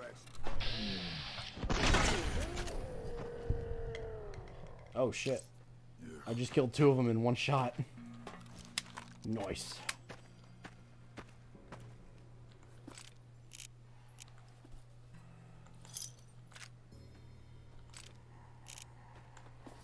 Nice. Alright, anyway. No new viewers ever, only the ones who've been watching for 30 years or whatever.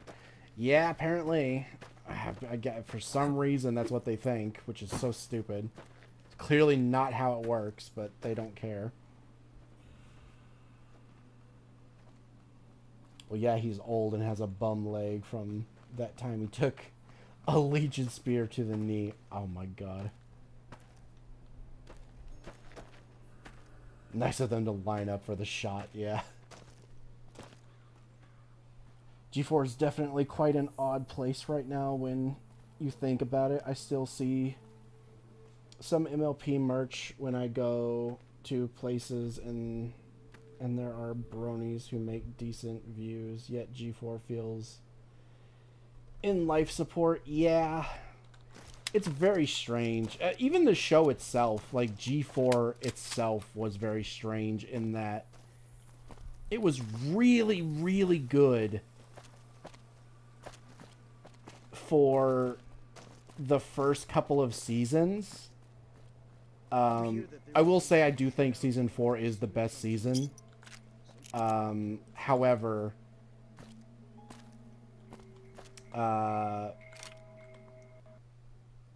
uh-oh. Oh, my game crashed. Fuck. God damn it.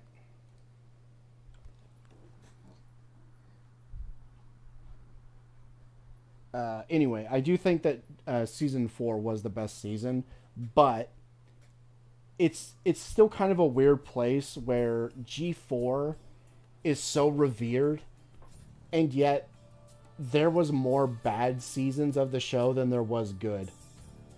Because season 3, while not completely awful, was still not a good season, and definitely did a lot of damage to the show overall. So I would consider it not a good season. And then you have season 5, which was also fairly decent, but you could see the cracks forming, especially with the last episode. And then everything after season 5 was fucking terrible. So you had 1, 2, 4, and 5, which were good. And then you had seasons 3, 6, 7, 8, and 9, which were bad. So there was actually more bad seasons than there was good. Yet the show is still so good. Like, the seasons that were good were so good that the show was still held in high regards because of it.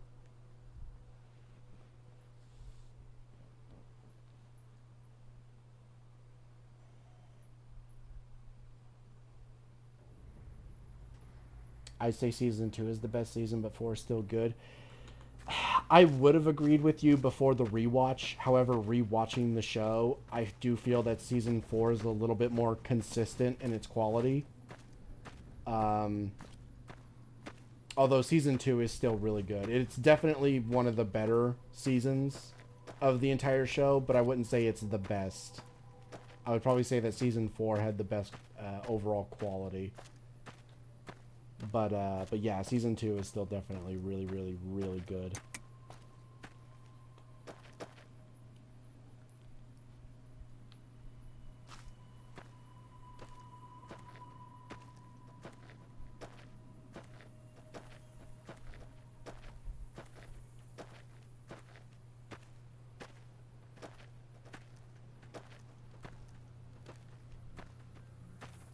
But yeah, it is just such a shame that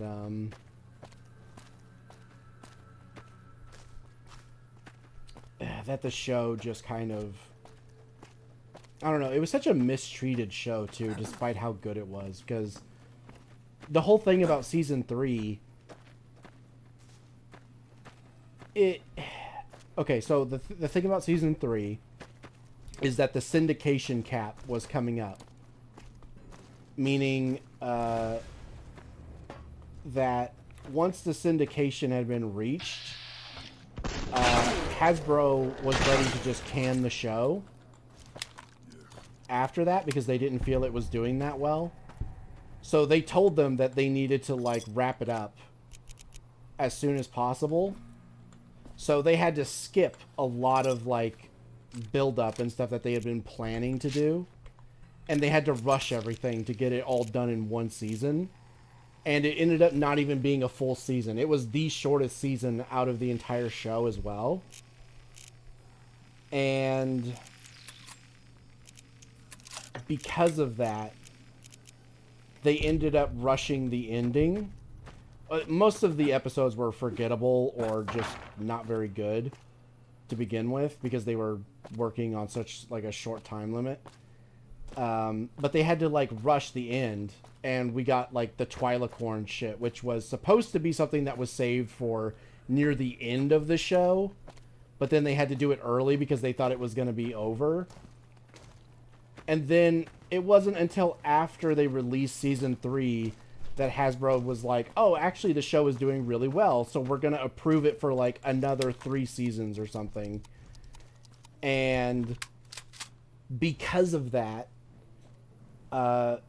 they then had to like work with what they did in season 3 for the rest of the show, which caused a lot of issues. Mainly now that Twilight was an alicorn and part of royalty, you know, she obviously has a certain status about her that no one should be able to ignore, but they also didn't want to change the dynamic.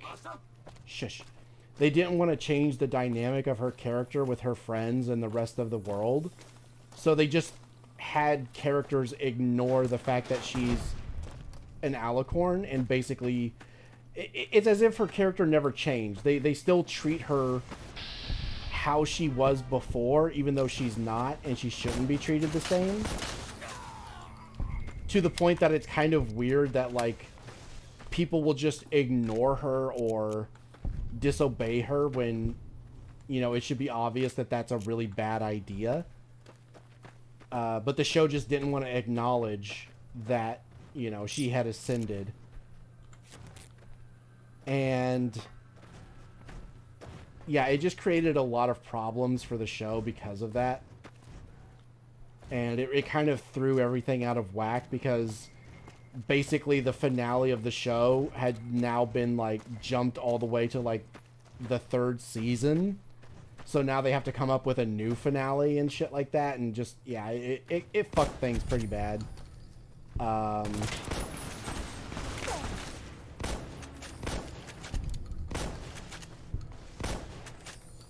It's really sad. I just hate how mistreated the show was, because you had that happen, and then after season 3 we got one really good season after that, because we got season 4, which was good, and then season 5, literally just like 2 seasons after season 3, and we're getting like we're already starting to see cracks form in the show, where they're starting to do things that you can kind of tell are going to go in a certain direction that is not very good. And then right after season 5, in fact, I would kind of lump season 5 in with that, because the ending of season 5 was so bad. The finale was so fucking shit. And immediately after that, going into season 6, the quality drop is insane. It's just, it goes from like really high quality to just an absolute nosedive into Shitsville literally 1 season later, and it never recovered from that. It stayed bad for the rest of the show. So from season 6 to season 9, the show was bad. And it's like, god damn, that is so sad, because the show was so good and it had so much potential. Like, you could see so many different things, like plot potential, that was kind of being set up, where you could see where it was kind of going to go, and you could tell it was going to be really good.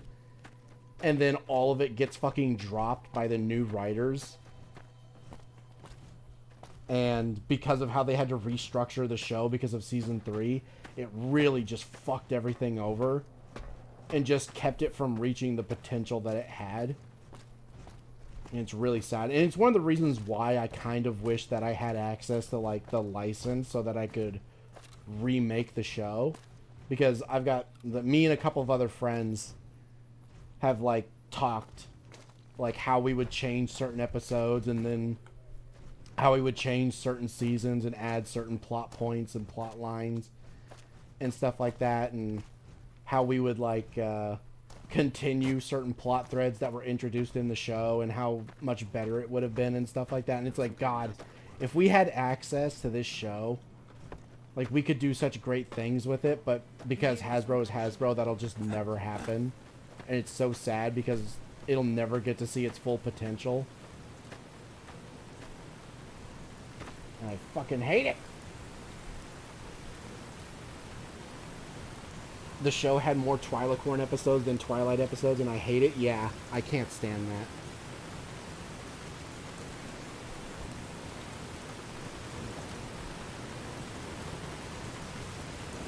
Like, I know a lot of people got really upset about the whole Twi'lek thing, specifically because she became an Alicorn.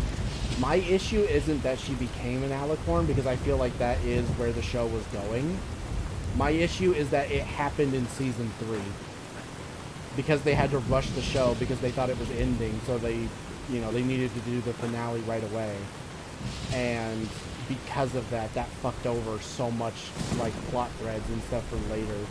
And that's my issue with the whole Twi'lek thing. It's not that she became an Alicorn, it's that it was done too early.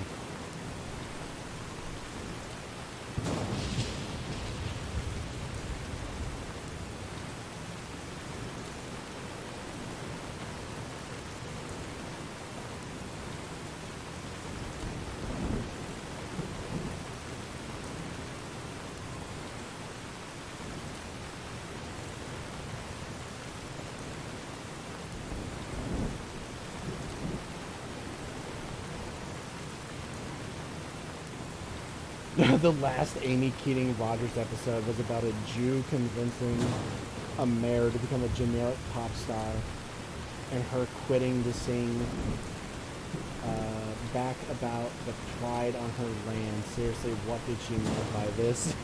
It is pretty funny, especially since Sven Gallop is a reference to, what was it? Svengeli, I believe it was, which was a Jew who was like a monster or something that tricks a girl into becoming a famous singer and then uses her or something, and it's like, what did he mean by this? Oh shit, I think my game just froze. Fuck! Damn it, game. What is your problem? Yeah, it fucking crashed. Fuck.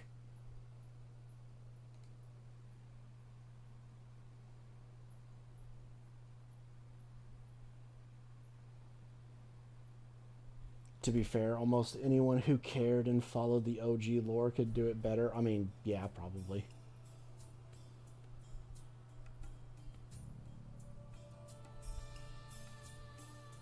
Oh, but yeah, that was really weird. That they just basically took that story of, like, Svengeli and just, like, adapted it into an episode of My Little Pony, and it's like, what did they mean by this when they did that? It's like, what the fuck?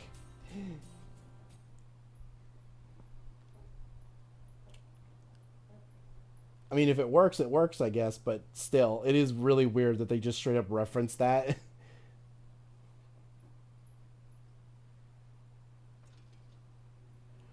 Hi Pagan, how are you doing tonight? I'm doing good. Also, what is the G5 leak? The G5 leak is the the lore Bible for, yeah, Gen 5 of MLP, now that it's been canceled, got leaked. And it is really bad. It is really, really shit. I talked about it already a little bit earlier in the stream. I will talk about it again later when I actually bring up the Bible on screen. And, yeah. Do you hate Jews? No, not particularly, no. I mean, I'm not the biggest fan of Israel, but I don't really care about Jews. Like, I don't really have anything against them or anything.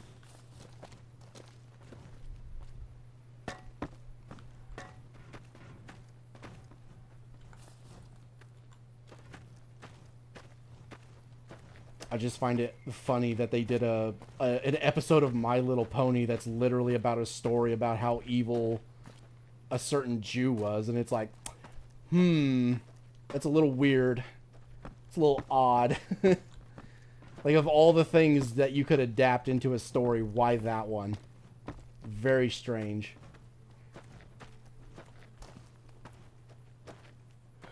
Oh, so you hate Israel. Typical Goyim. I mean, Israel is pretty shit. Not gonna lie. They do some pretty awful things, so...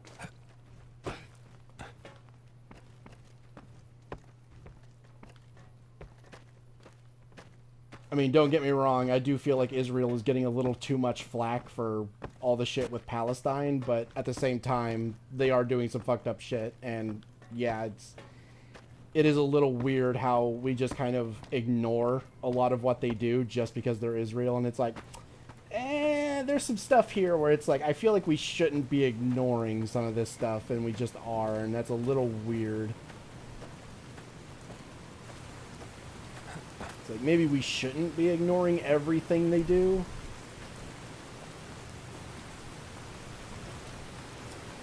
Yeah, go ahead and ban this guy.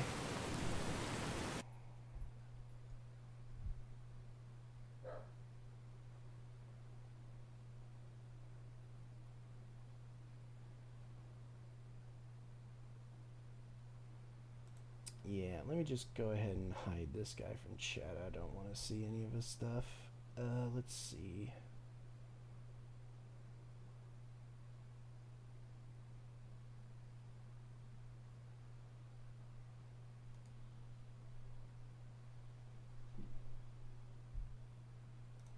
No. That's not what I wanted. There we go.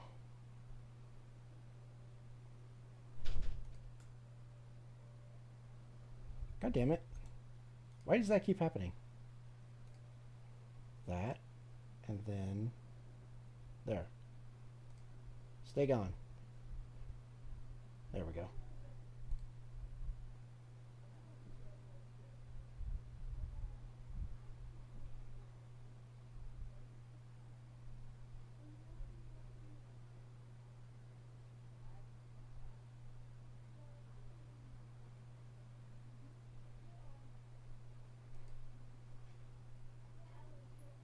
Yeah, that was some unhinged shit. Like, actual just crazy person shit.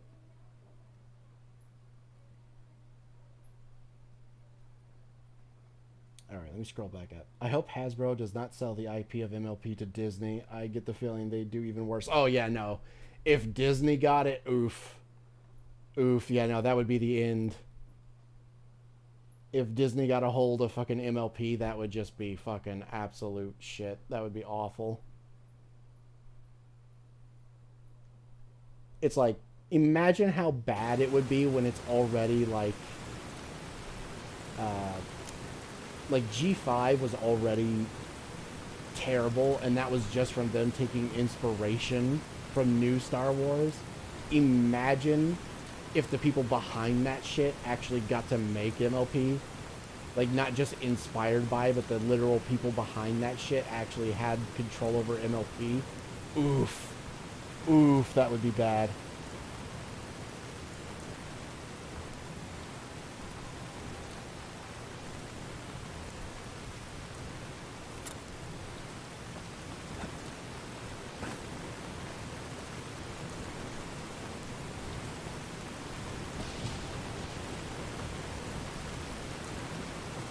I fell off MLP around the time Twilight founded a school.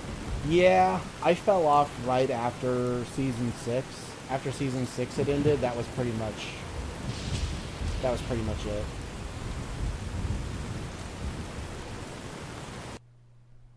Oh, hold on, I gotta get rid of another retard. There we go. Yeah, it was pretty much after season 6 that I fell off and stopped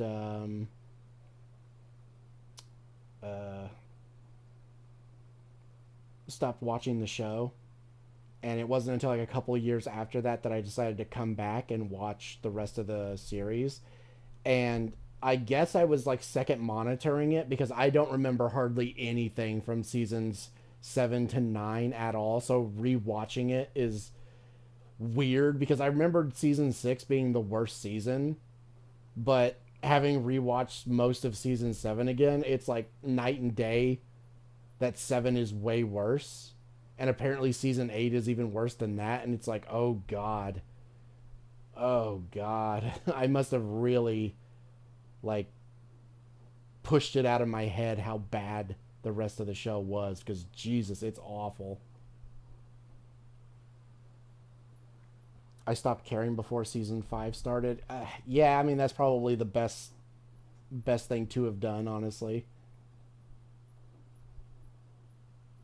I don't know. I wanted it to be good longer, so I just kind of held out hope. Even though the end of season 5 was so bad and I complained about it so much, I was still praying that season 6 would be good, and I tried to give it a chance, but season 6 was a slog to sit through, and then you had the finale, which just absolutely killed any interest I had in the rest of the show, and then it just got worse from there, and I gave up. I gave up at that point and was like, fuck it.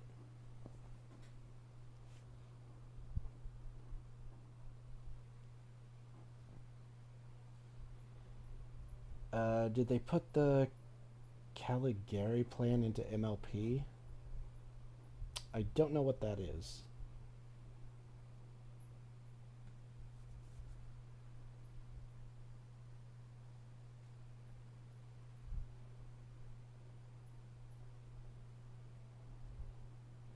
Pagan, I found this bot and I'm turning it into a toaster.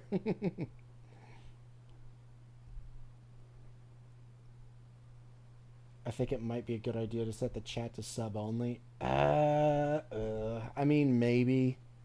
We'll see. If the spam continues, yeah, I'll set it to sub only just so we don't have to deal with that shit, but I'd rather not do it yet if we don't have to, so if it happens again, I will.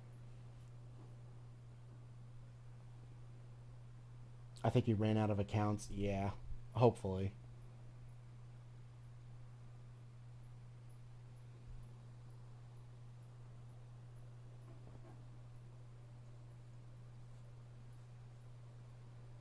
Same, but I'd rather just go back in time and convince me to join the ride in 2011. Honestly, same. I do kind of regret that I didn't actually get into the show itself until like 2014. And by that point, like, season 4 had already started. So all I could really do was binge watch the first 3 seasons and then come back to season 4. So yeah, I kind of wish I had convinced... I wish I could convince myself to go back and, like, hey, you know, you need to watch this show. I know it might not seem like it's actually going to be good, but it is. You should definitely watch it. Oh, is there a death wall around here? Yes, there is.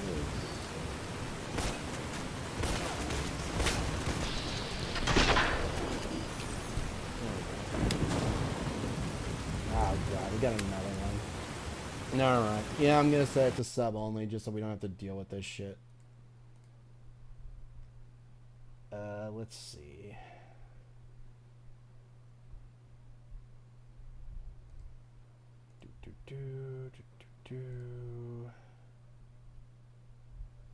And then...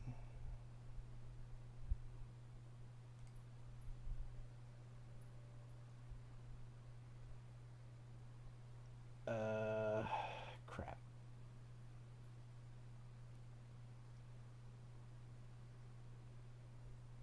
God damn it. Why aren't you working?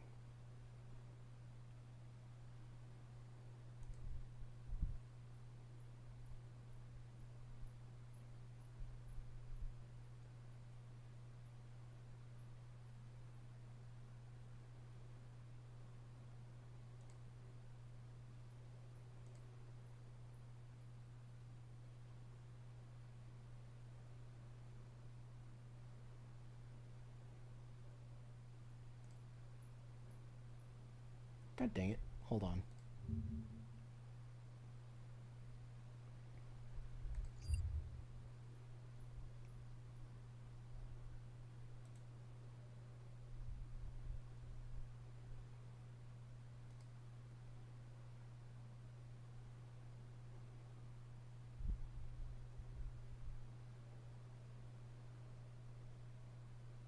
Okay. I must be doing something wrong. How do you put it to sub-only mode? Because none of this other stuff is working.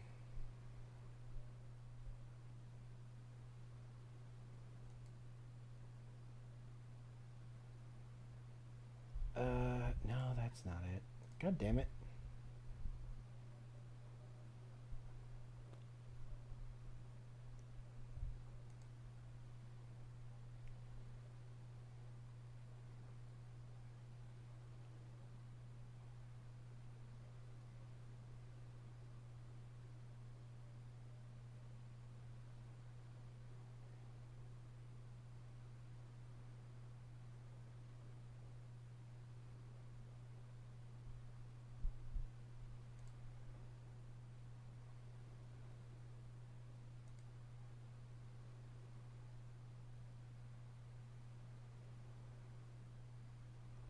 Let's see. Okay, I'm gonna have to Google it because none of this is working.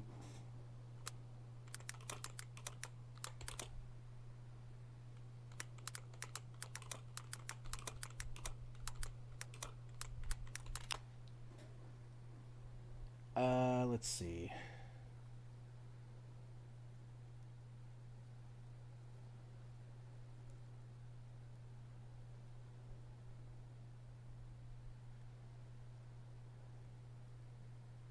Oh, I have to do it from there. Okay, so I have to actually do this and then... Oh, that's annoying. Ugh. Alright, give me a second.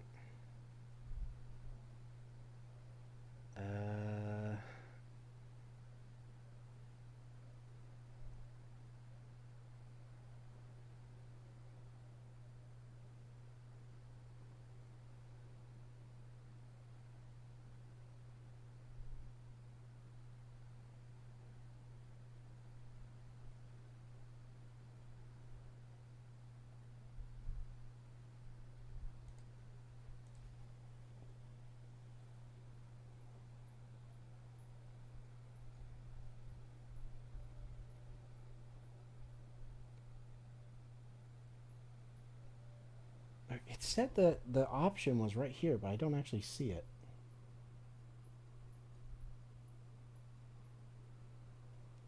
God, YouTube, your fucking layout is so shit.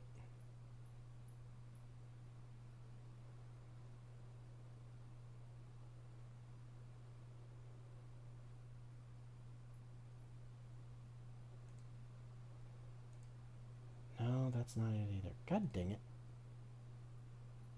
There we go. There. Alright, now it should be set. It should be fixed. God, that is so annoying.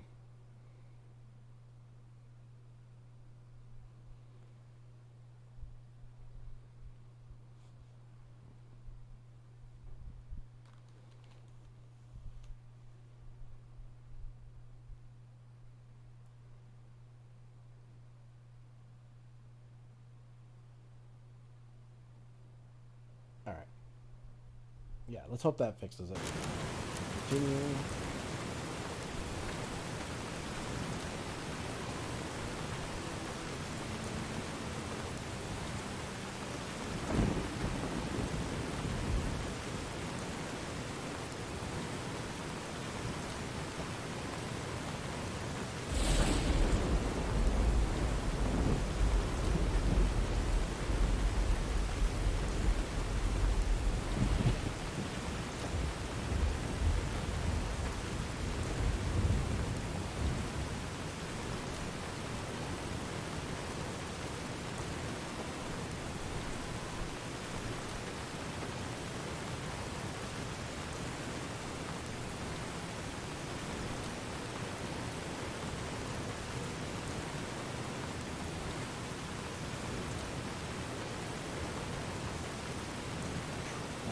rain is actually really loud. I'm gonna turn it down a bit.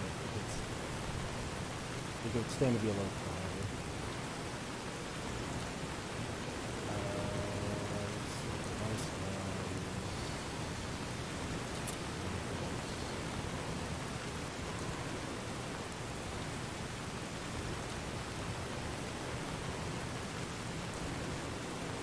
The current playing sound will not be affected by that.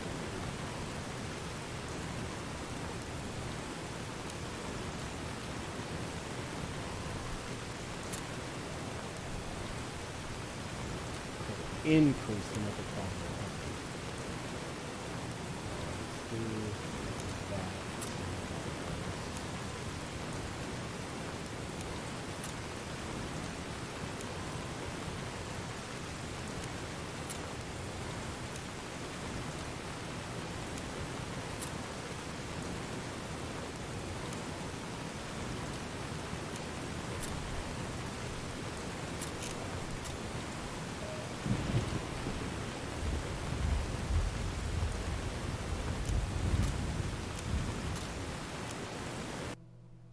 Let's see if this fixes it. Yeah, that's a little better. That's close enough. What do you want with the Great Khans? So Pagan, when did you get into MLP? So when I actually decided to actually start watching the show, it was early 2014. And I basically binge watched the first 3 seasons in a couple of weeks, I believe it was. In like 2 or 3 weeks. And by the time I got back to season 4, it was on like the last few episodes of season 4. And yeah, so yeah, 2014. Early 2014 was when I actually started watching it.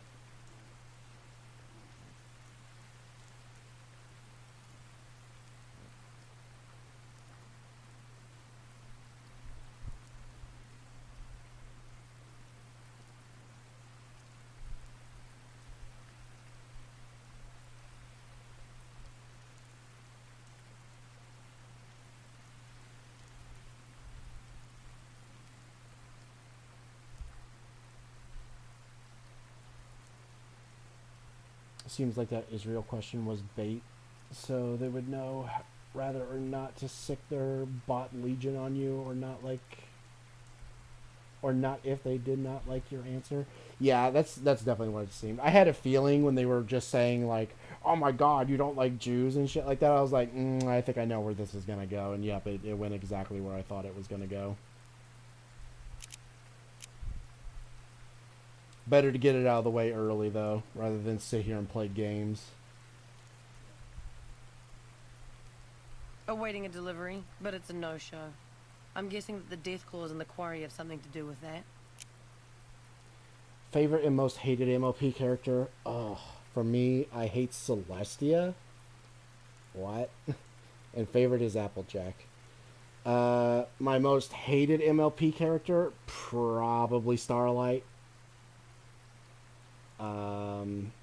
Either Starlight or Zephyr Breeze. I fucking hate both of them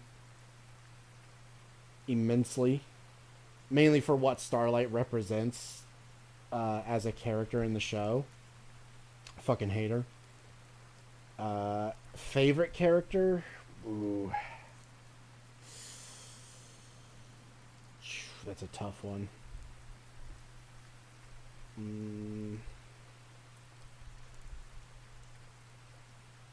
I don't know. I tend to alternate between Applejack, Pinkie Pie, and Twilight as my favorites. Honestly, I kind of alternate between all of the main 6, to be honest. They're all just so good. I can't really pick a favorite amongst them. They're all just really good. Most hated Starlight Glimmer, favorite Pinkie Pie. Yeah, that's fair.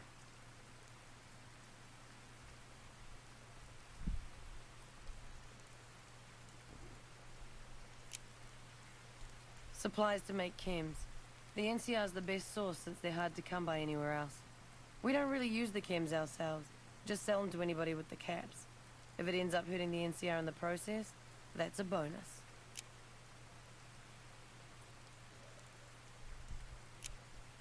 The Khans and the NCR don't get along. They prefer to shoot us on sight, even if we're not looking for a fight. Is that right? What's your angle? Alright, fair enough.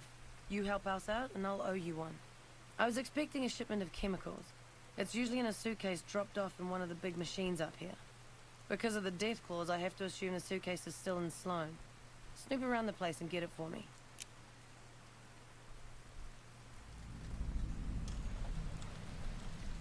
Don't kill anybody if you don't have to. I'm a scout and I like to keep a low profile. Like what?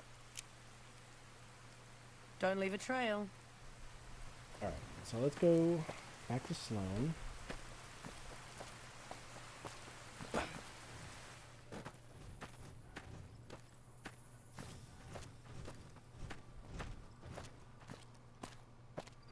Oh shit, actually I just realized something. I think one of the NCR guys that we're supposed to talk to for this mission might have gone to Forlorn Hope. Since we did the Powder Ganger, the NCRCF thing. Oh no. I didn't think about that. I hope we don't have to go all the way to Bitter Springs. Not Bitter Springs, Forlorn Hope. If I do, I'm fast traveling there.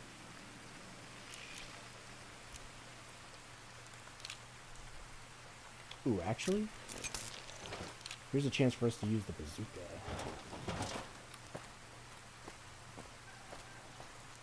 Wait, come back here.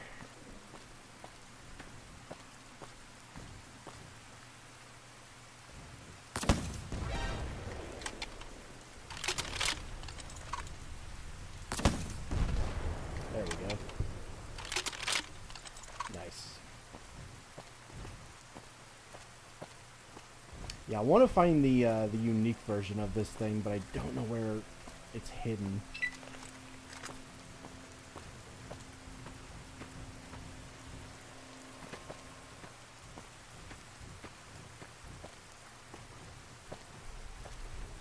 The correct answer is Spike, lol. No. Definitely not.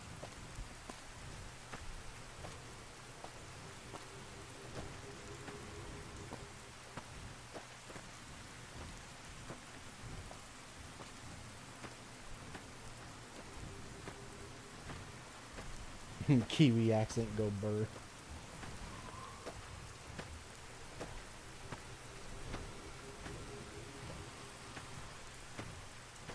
I just don't like her. You think a ruler as old as her wouldn't fuck up and need to be saved as often as she does?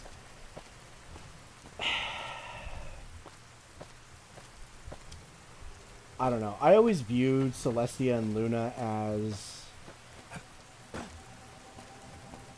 Celestia in her youth was a bit more like brash and kind of heavy-handed, and it wasn't until she got older that she started to realize like the importance of friendship and rehabilitation. So that's why she tries to teach Twilight to be less like how she was in her youth. To make things better. And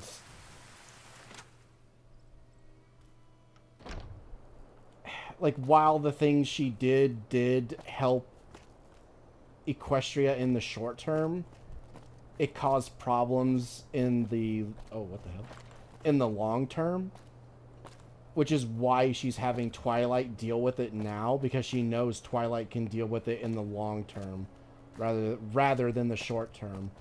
So I don't really see her as like a fuck up. I just see her as a ruler who knows that her own methods of dealing with stuff won't work, so she needs to push her apprentice to do things differently from her, which is why she has her go off on her own to learn like her own ways of doing things properly, while guiding her as well and giving her the support she needs. So I don't really see her as like a fuck up. I just see her as old blood that has learned that she can't do things her way forever.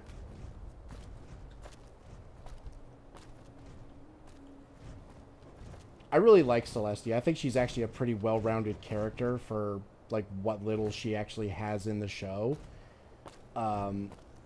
It's just a shame we didn't get more with her. Like, I feel like we should have gotten like dedicated episodes towards her and Luna to better flesh them out. And we didn't get that until the later seasons, and by then they didn't care. So the later seasons were just stupid shit where it's like, oh, the sisters are feuding over dumb shit, or Celestia wants to take a vacation, or just dumb shit like that that doesn't actually further the plot in any way or give us any kind of like interesting lore or anything. It's just dumb crap that nobody cares about.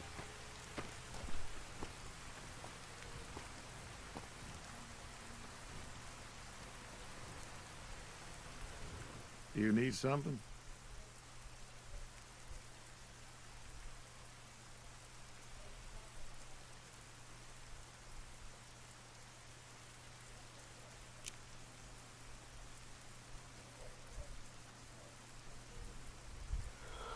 Oh, I get that. Just gets annoying how everyone throws praise and worship to her compared to how much she does herself in the show. Feels unearned. Partially, but at the same time, it's one of those situations where she's already kind of done everything already that she could do in the past, which is like lore. And everything in the present needs to be done by Twilight. That's like the whole point.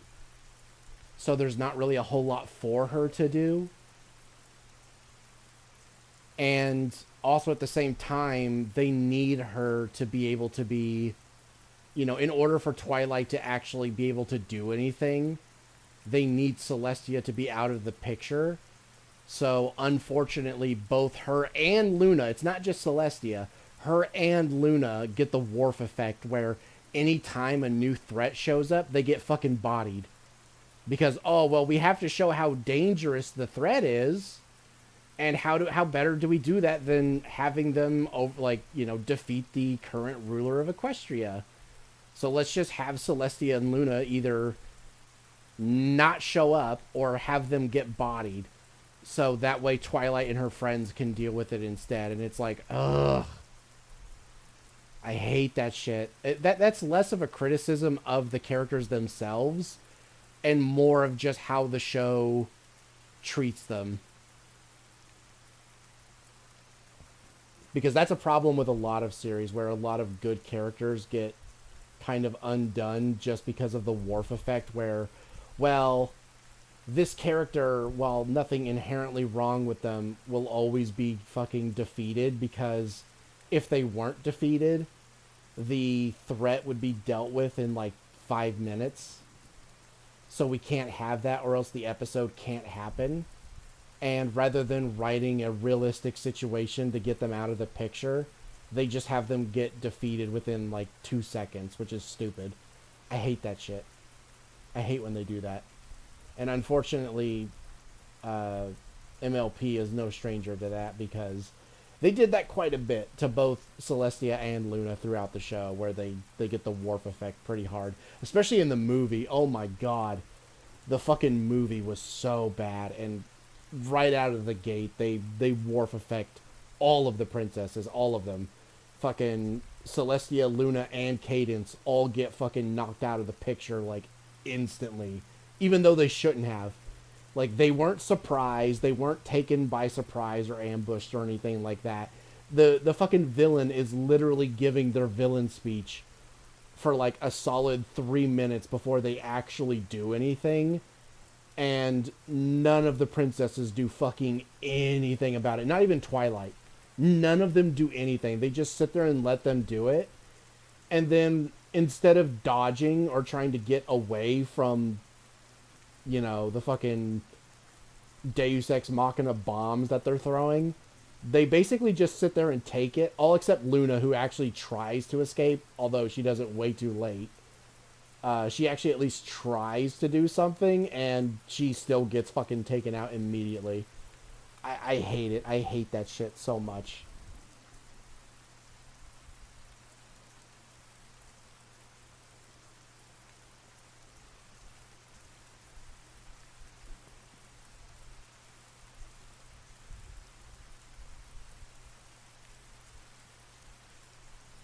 I was reminded why I hate the friendship school. The whole concept feels like rejecting the concept of learn friendship on your own. She had to learn in the first episode. Yeah, it feels...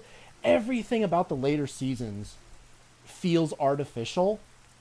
Like with the what is it? The map. The fucking cutie map. Or whatever it's called. I don't even remember. I fucking hate that thing. It feels so artificial because it's literally just taking like two characters and forcing them to go do something to like solve a friendship problem. And it feels so unnatural. Whereas before, the show would come up with like natural situations where they would either have to deal with a friendship problem that they are currently dealing with in their own friend group or another friend group naturally, which actually leads to better storytelling. And that's been replaced with a fucking map that literally tells them where to go and who can go, which is the most annoying thing. It's like, oh yeah, no, you can't all go. Only these two can go. Specifically because of like this character's fucking inclination for certain things or something. And it just feels so forced and artificial, and I hate it. And it actually causes some problems in the later episodes as well, especially in season 7, where like when it starts calling on Spike for one episode, and it's like, what the fuck? That's so weird that it can call other random people as well, not just the main 6, but others as well. And it's like, how would that even work? And then, oh god, that episode is so bad because the answer is so obvious. And that's another thing I hated about the later seasons, where you know, we had an episode where Twilight just straight up tells Spike, like, yeah, I did this thing for you, because Spike thinks he's the one who did it. And Twilight just flat out comes out and says, like, oh no, that was actually me, because I didn't want you to get embarrassed, and I'm not going to pretend like you did it, because I know what kind of road that's going to lead down. So we're just not going to do that. Which I'm really glad that they did. And we went from that to, like, here's the obvious answer to like fix the problem. And instead of, you know, just telling him what the problem is and letting him deal with it, we're going to fucking play these stupid games and just go along with whatever he says. And we're also going to make the situation worse by doing the opposite of what we're fucking saying that we're going to do. And it's like, oh my god, I hate it. Hate that episode so bad.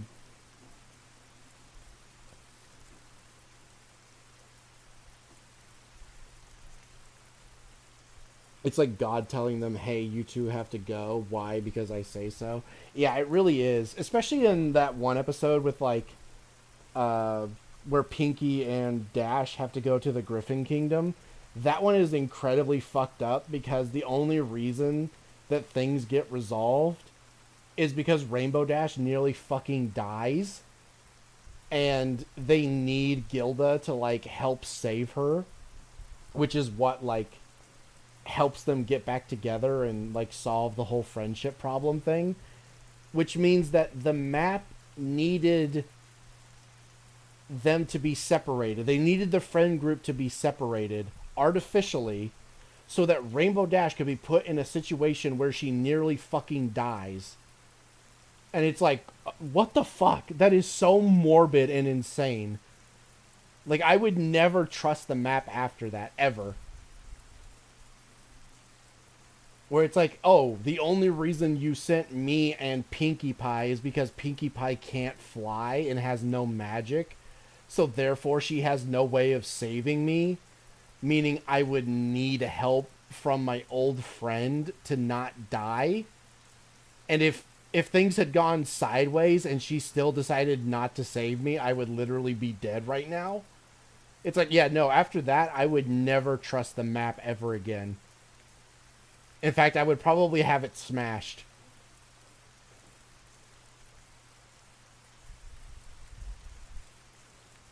The map is omnipotent and knows everything that will happen. Yeah, exactly, which is why I don't like it. I hate it. It's so bad. It's such a fucking... It's such a literal plot device. It only exists to push push the narrative along. But it does it in such an unnatural and artificial way that it just feels shit to watch. Ah, yes. I think I know which friend you mean.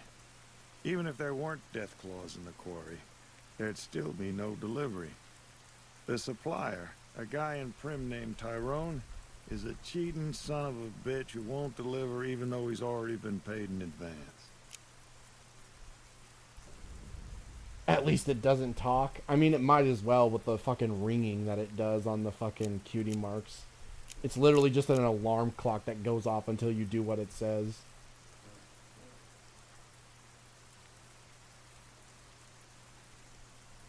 I'm just a middleman. The Great Khans are a hard group, and some of them are no good. But they're not all the same. I believe in the NCR, but that doesn't make it right for them to roll over anyone who doesn't want any part of them. And he's always been shady, but this is the first time he's outright screwed me.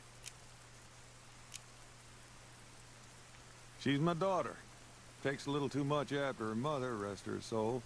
But she's happy with the Great Khans, and that's enough for me. Good luck.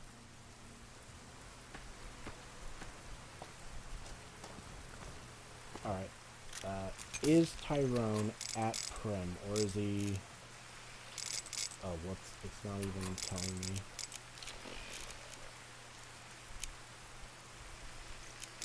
Okay, where is he? Okay, he is still at Prim, thank God. Okay, so we can run over there real quick and do this. Oh, hold on, God is buzzing my ass tattoo, yeah. That tower on the strip, the one you can see for miles?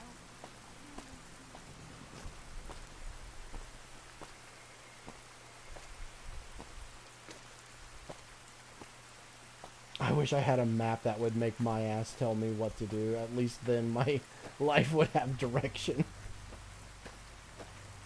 Jesus.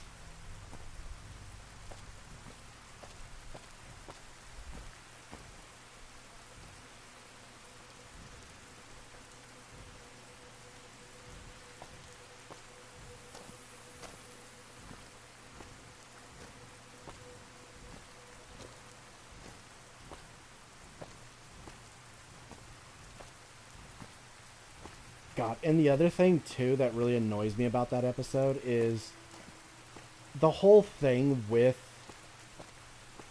Gilda to start with is that she was genuinely just kind of a horrible person. And the whole lesson of that episode was that sometimes some friends are just better to be forgotten or like separated from because it's a toxic relationship.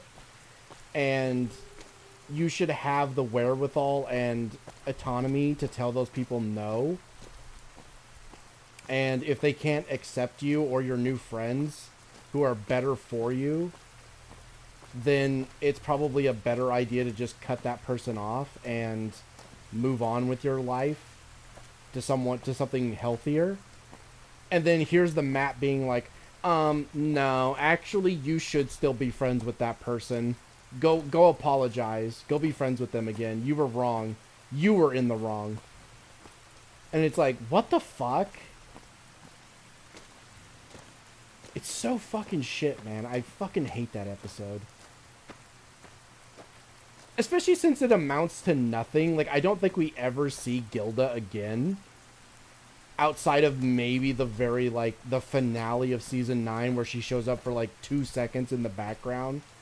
And that's it. And it's like, good God, what an absolute waste. It's like, if you're at least going to have them, like, reunite and be friends again, at least do something with them then. Don't just have them be fucking, Don't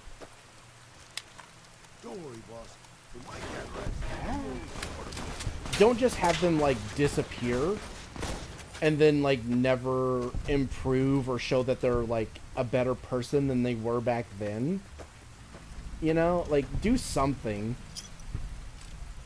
Because the way it looks after the fact, it literally just looks like she gets back into a toxic relationship and nothing ever comes of it. And it's like, Jesus Christ, that's fucked up. Like, I really dislike that episode.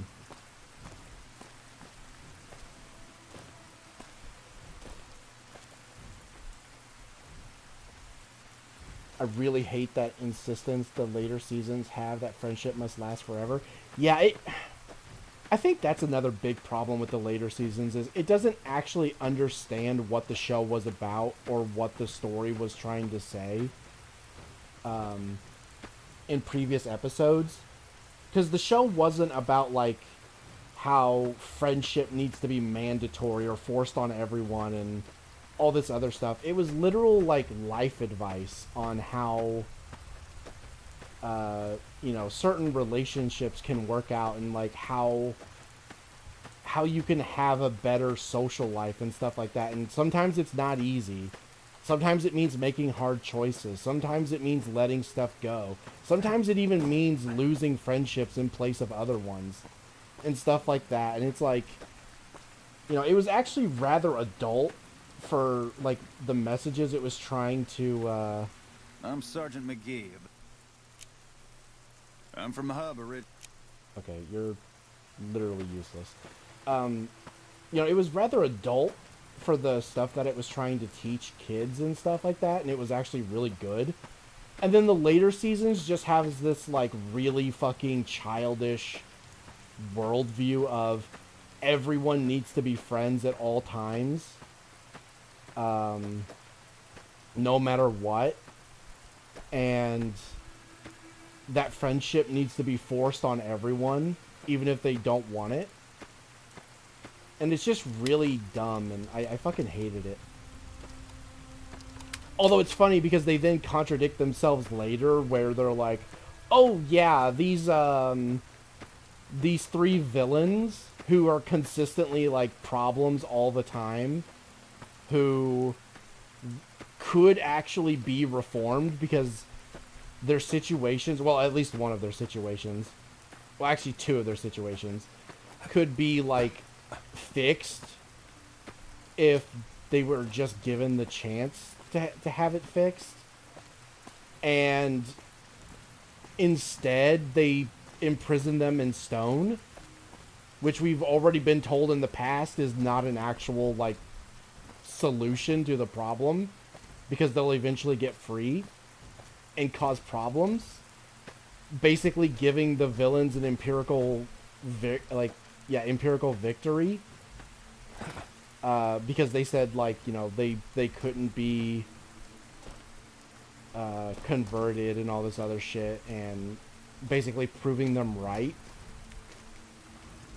when they absolutely could have been like, resolved in a more favorable way, only to then off screen tell us that, oh, they were you know, they were reformed off screen. You know, you didn't see any of it happen. You didn't get to see any of that development or anything, but it happened. We swear it happened. It totally happened, guys. And it's like, Jesus fucking Christ. You took something that should have been, it should have taken place over the course of, like, maybe 2 or 3 seasons of actually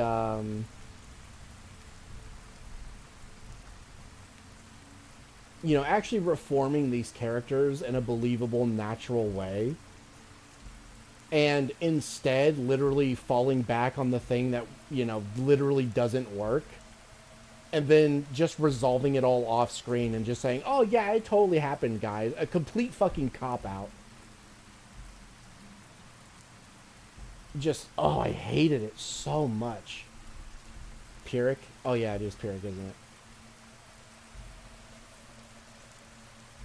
Yeah, I fucking hate the ending of Season 9. It's so shit. I fucking hate that crap. Like, imagine how much more interesting it would have been to have... well,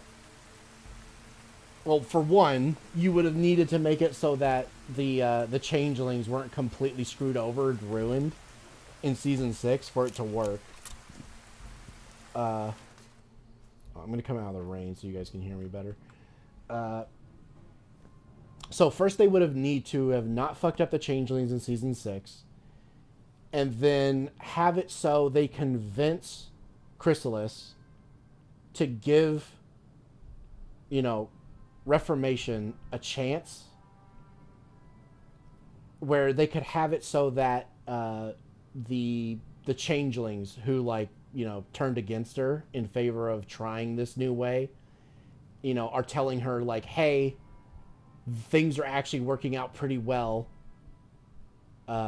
This is actually the best thing for our people.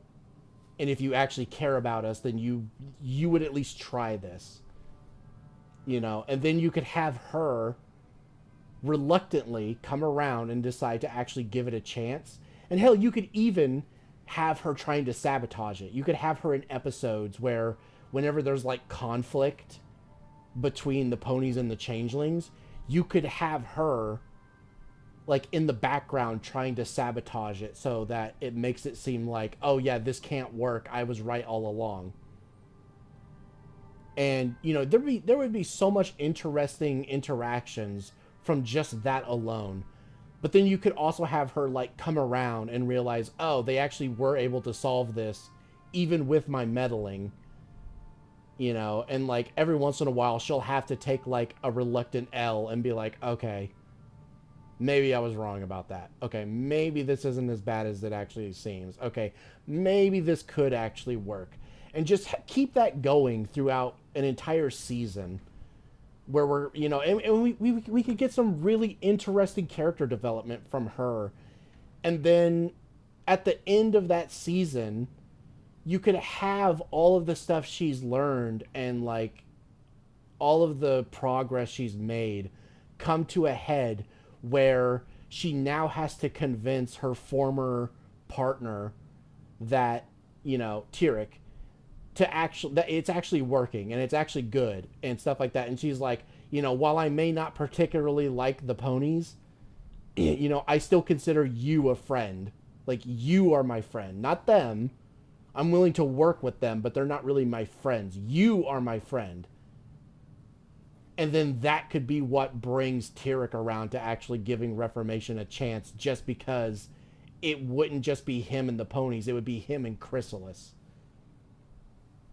And then from there we could have another, it's just such a more natural way of doing it. And it's yeah, that could have been 2 seasons worth of fucking progress being made. And then we could just have some big bad at the end of the show where, Reformation just isn't possible with them. They're literally just an entity of evil rather than an actual character. And then everyone can show up to defeat that. All of the characters, and then it would be much more satisfying and make a lot more sense in that regard. It could have been so much better. And honestly, Cozy Glow, I would just say cut her out entirely. She's literally just the Meowth of the Team Rocket villain group that they created with Chrysalis and Tyrrhic. Fucking stupid. She's literally just a child that's evil for some reason. Doesn't make any sense. I would honestly just cut her entirely from the fucking show. She doesn't need to exist. But yeah, that's how I would have handled that. I would have had a more realistic team up of Chrysalis and Tyrek that isn't stupid and pathetic, and make them an actual threat rather than like a villain of the week sort of thing. And then I would have like the more natural conclusion to their arcs in a more natural way. I feel like that would have been way better than what we got, rather than it's literally just, oh, they're a Team Rocket villain group for like a whole season doing literally nothing until like the very end where they suddenly just get like a Deus Ex Machina fucking power boost. And then they get turned to fucking stone and then get reformed off screen with no development or anything. And then that's basically how the show ends, other than, you know, like the time skip and the really annoying shipping shit. God, the ending is so bad. Like, it could have been so fucking good, and we got absolute shit instead. It sucks.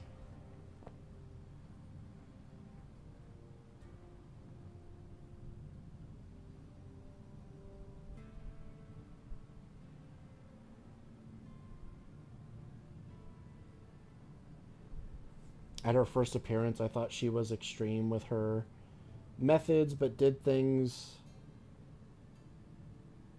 because she thought it was the best way to keep them from going hungry. Yeah, that's what everyone thought. It made the most sense. It was like, oh, here's a villain who, despite being extreme, despite being a villain, actually has a fucking, like, motivation, like an actual, like, just somewhat justifiable motivation, where at least you could understand it, rather than it just being, oh, well, I find it fun to torture people. But, you know, and because she has a motivation, it means she has a link to her people, which can then be used against her, so that reformation could actually potentially happen in the future. But then they were like, nah. In season 6, we're just going to make it so that she's actually evil against everyone, including her own kind. Like, she steals their love. She steals the love that they take from others so that they're constantly starving, and she has it all. And she doesn't care about them whatsoever. It's like, yeah, that's fucking dumb. That's lame. That is so shit. And then on top of that, they fucking ruin the changelings and just turn them into fucking puke bugs. I hate that shit. Which then just gives her more of a justifiable reason to not come over to their side, because she's like, yeah, you basically just killed my entire race. So, no, fuck you. I'm not going to join you. You basically wiped the minds of my entire race into being something they're not. Fuck you. I don't want that to happen to me. Fuck off. I'm leaving. And it's like, yeah, no, that's shit. That's really fucking bad. That also removes her tie to, like, actually having a reason to give the main 6 a chance. Because it's like, yeah, no, my race is gone. You fucked it. I don't care. You know, it's like, I have no reason to trust you or try to give you a chance when the only thing that I cared about, you just got rid of. Like, I have no reason to even give you a chance now. I hate you and I'm going to kill you. Simple as. So, yeah, I fucking hate that shit. Friendship is brainwashing, comrade. I mean, basically. That's literally what they did. They literally just forced it on an entire race who could have came around naturally. That's the thing. They were already coming around. That's the annoying part, was they were already in that, you know, in that scene, which I don't really like the way it was done anyway. Because they kind of threw their, like, lifeline that they had, where I don't like Thorax as a character, but he could have been used as, like, proof that their way works better. And that just gets tossed aside for no reason. Like, they just completely forget that it exists in favor of Deus Ex Machina shit. But there is a point where the fucking changelings actually start giving Thorax their fucking power. which I don't agree with that either, but it does show that they were coming around to their side. And then they just turned them into something else entirely in literally the next scene. And it's like, are you kidding me? It's like they were literally coming around and they would have stayed what they were. They wouldn't have been brainwashed. They wouldn't have been altered into a different species. They would have still been what they were, but on your side, which would have then given Chrysalis a reason to actually be... What's the word? You know, she would actually have a reason to give a shit and to actually give the main six a chance, because her whole race is basically telling her, you're wrong, we need to try this. And she would have no choice but to reluctantly come around to it. But because they removed that, they literally just turned her into a Team Rocket villain, where she has no army, she has no real way of doing anything to anybody now. And she also has no ties to even give them a chance. So they just completely fucked it. They completely ruined any kind of fucking arc she could have had in favor of just doing the Team Rocket villain bullshit. And I can't stand it. Hate the fucking later seasons. They're so bad. Hello? Oh, there you are. Hey, what can Tyrone do for you? Where's my drugs? You trying to get me busted? Keep your damn voice down. Lieutenant Hayes already has his eye on me. Look, I already told Chomps the NCR is getting suspicious of all these misplaced supplies. Bigger risk means bigger cost. 300 caps bigger.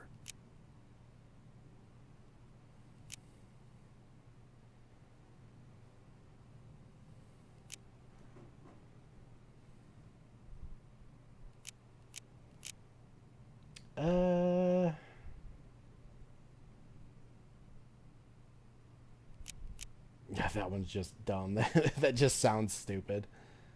I think I like this one the most. I say the word and someone else will start making deliveries to Nevada, not you. I've reconsidered my position, and I think it would be in my best interest if I were to sacrifice my profit on this particular deal. Yes. Alright, we got our drugs. Okay, actually, let's sleep until morning. So we're not walking through the dark.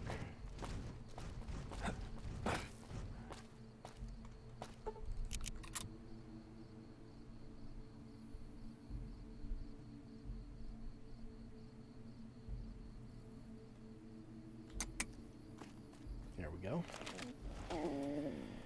It's like the writers were like, they can't be black-colored bug ponies because we are unable to not judge books by their covers, and thus neither can the viewers. Yeah. I really hate that shit, where, again, it's such a childish way of looking at things where, oh, they're dark creatures, so therefore we cannot view them in a positive light unless they are literally altered. And it's like, that's fucking stupid. Just because they look that way doesn't mean we can't still have, you know, some kind of fucking positive relationship with them as like an ally. It's like, in all the problems that they have as a species, we could still, like, it could be worked around. That's the whole thing. That's like the whole point of why it would be interesting, is because you would have to get over the hurdles of their needs as a species.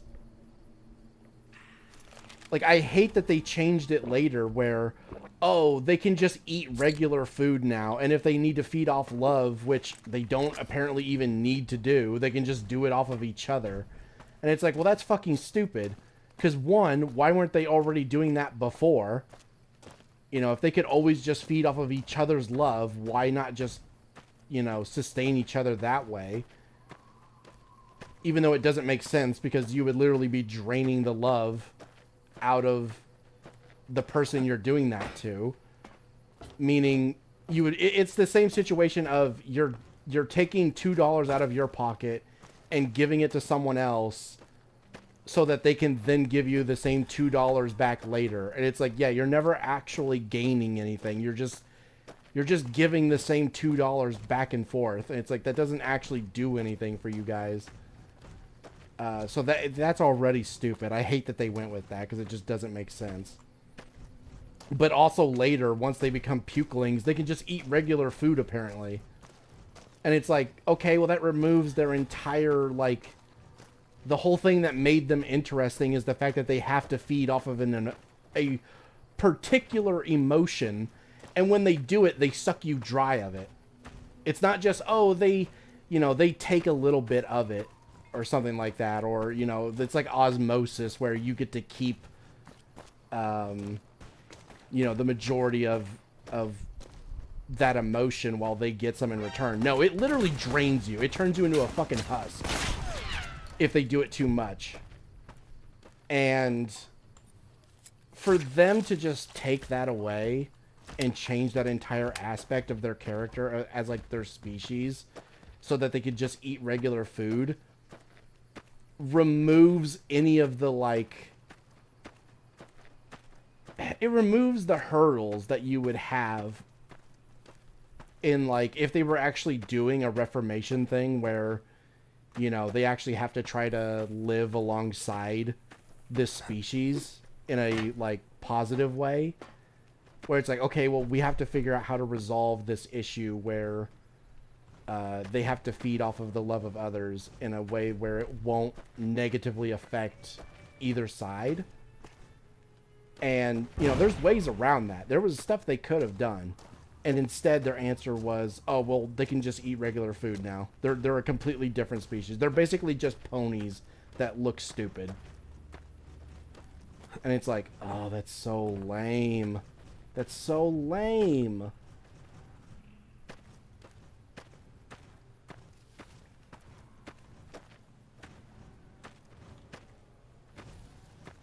Muscle Maxer. In the end, Tyrone was quite a reasonable fellow.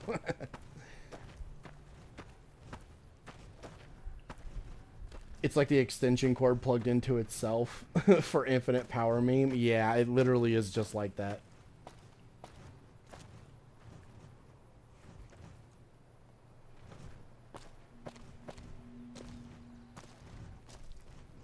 Not to mention love is being used to also keep you alive, so there has to be a lose somewhere. It's impossible and effectively incest at that point. Yeah.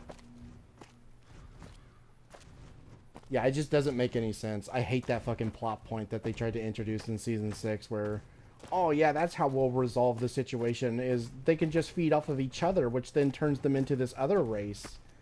And it's like, oh, that's so dumb. That's so fucking stupid. Especially since it's like, why did they just never do that before? If it's just so much inherently better to feed off of each other, where it's only a positive thing to do that, then why did they never do it sooner? Like, you're telling me they never attempted that before? That doesn't make any sense. Like, why would they not have attempted it? Especially if they were starving like they claim.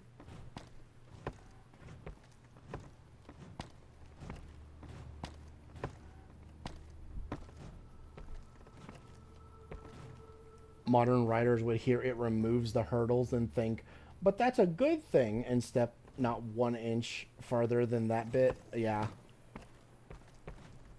Why did I add bit to the end of that? Yeah, no, then that. But yeah, yeah, that is exactly what they would think. Oh, what?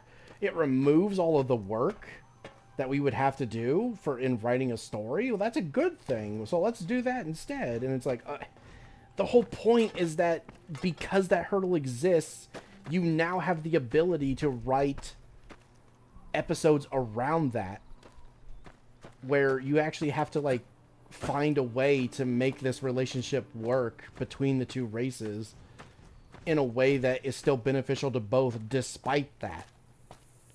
And there's a lot you could do that's really interesting that could make for a good story. But yeah, all they hear is, oh, we have to do work? We actually have to write something? Nah.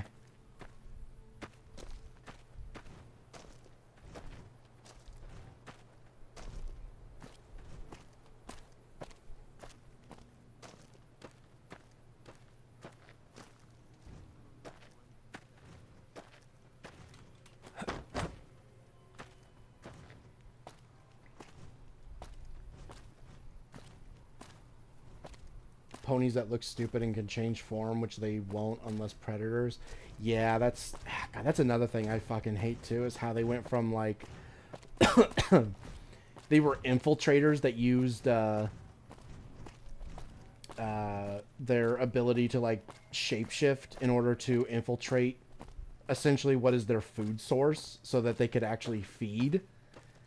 And then they retcon that into, oh, well, we're not actually infiltrators. We just have the ability to shapeshift to protect us from predators. And it's like, that's stupid. That is not what that was for. Especially since they don't use it in the early seasons to actually defend themselves. Like, whenever they're changing forms into, like, other ponies and stuff, it's literally to trick their prey. And whenever they go into fight mode, they turn back into their original forms when they actually want to fight. So, it's like, okay, well, if that is to fight, is in your original form, then what kind of, like, what good would transforming do against predators other than, like, if you were turning into an inanimate object, which before they couldn't do. Keep in mind, in the earlier seasons, when they transformed into other things, it was other living creatures. It was not random objects. That didn't come till later. That was something the later seasons invented for some reason. And then they also added a fucking, like, I don't know, like a fucking warrior form where they could transform into, like, giant bug creatures with, like, claws and fangs and shit. And it's like, where the fuck was this during the invasion? Like, why were they not all doing this? They would have won instantly if they had been doing that. But no, they literally just added it out of nowhere because, we need to show that they, you know, that they weren't actually using their shape-shifting powers to infiltrate places. It was to protect themselves. And it's like, no, that's not what it was for. Quit fucking rewriting shit. Quit changing the fucking history of things. What predators were after them? Don't know. I don't even remember if they ever mentioned anything that actually fucking hunted them or not. I don't think they did.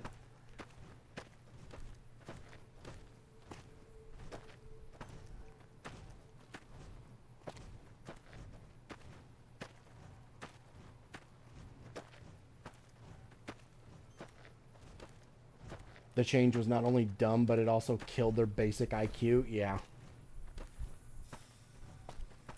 God, I fucking hate what they did with the fucking changelings. Like, God, that shit was so bad. Like, it straight up killed any motivation I had to continue watching the show for years. It wasn't until like 2 or 3 years later that I decided to even give season 7 and so forth a chance.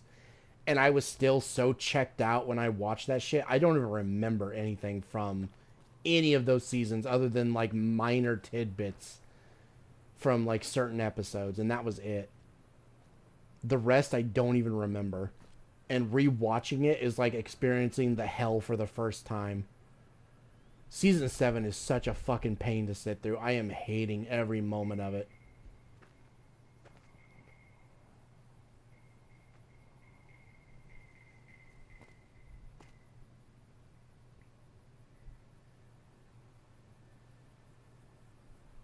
There was some kind of mole predator that attacked the hive. Oh my god, that's so stupid.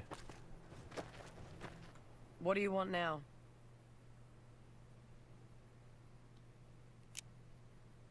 You actually came through for us.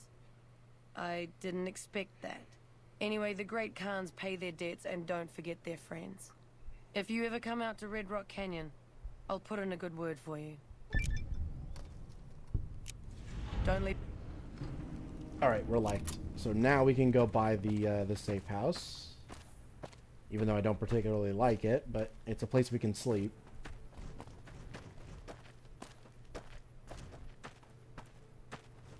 And when I say I don't like it, I don't mean because it's like poorly designed or anything. It looks fine.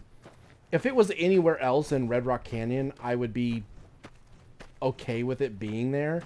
My main issue is that it's meant to be the burnt out house where the armory is, which just doesn't make sense because the whole point of it being a burnt out house is that it's completely unsuspecting. Like, no one would assume that that's where the armory is unless they just happen to wander into the cellar of that burnt out house.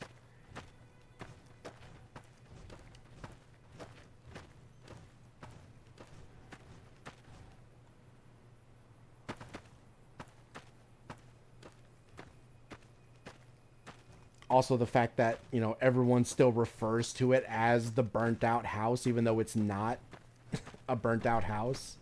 So that's really annoying. That's my main problem with it, is just, it's like, if you want to add a player home to Red Rock Canyon, put it actually in the canyon. Don't put it, like, right there where the fucking burnt house should be.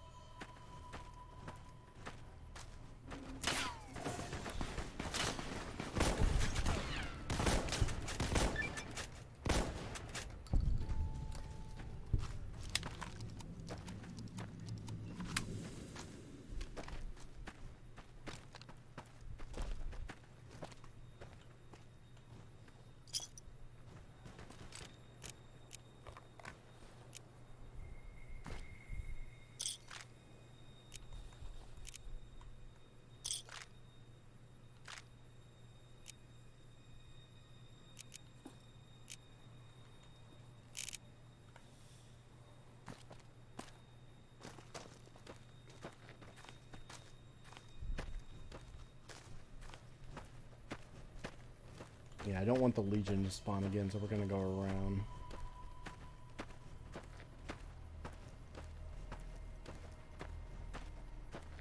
Only 51 subs away from money. Yeah, hopefully.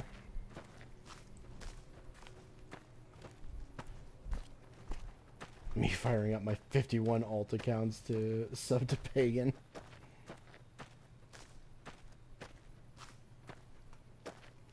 Hello there. Hello. Always true to Kaiser.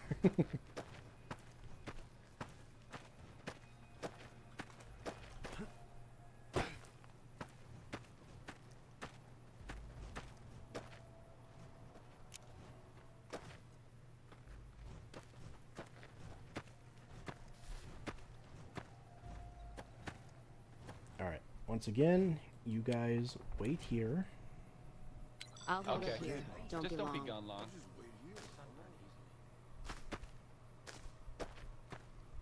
Because if the Legion does show up, I don't want my teammates to kill them, because that'll turn the Great Khans against us, and I don't want that. At least not yet.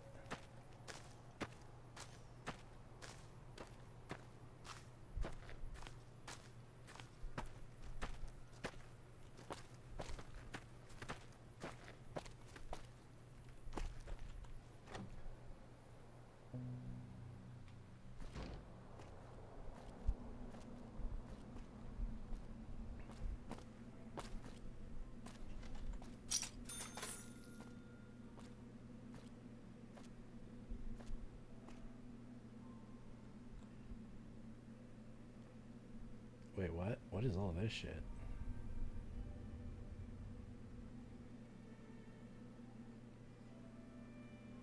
Buy garage key, FLB 500 caps.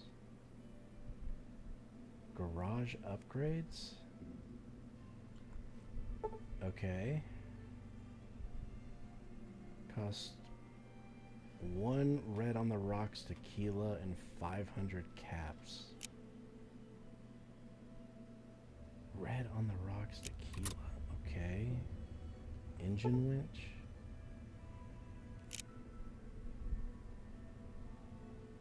Armor station plus storage.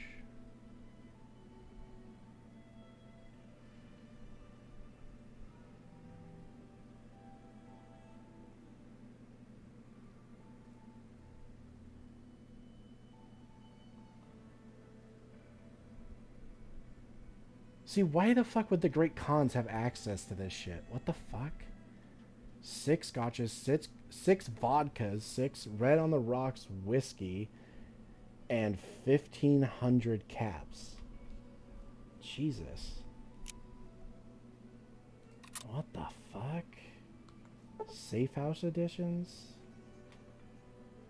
10 bottles of Red on the Rocks tequila. Oh god. And what does this do? Add a roof patio to the other side or the front of the home or both.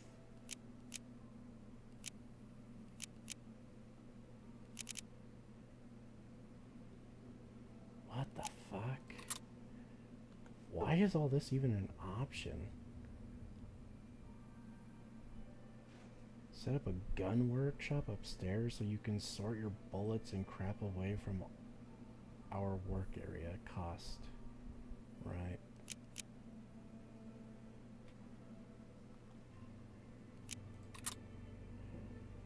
Also, I've never heard of Red on the Rocks tequila in this game before. Is that like a new item that they've added for this? Because that seems really stupid.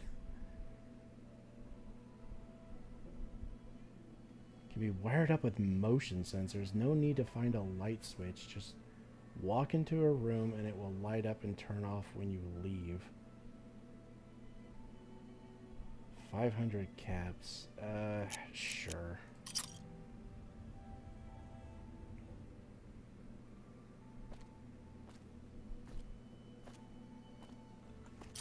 Sure. I guess I'll get that too. Red on the Rocks tequila. What the fuck is that? Ree, let me in.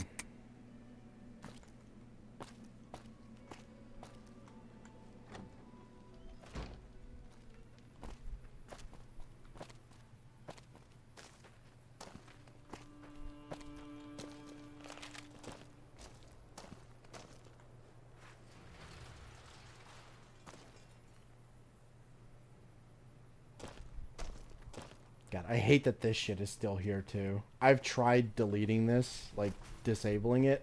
You can't. It's stuck like that, which is annoying.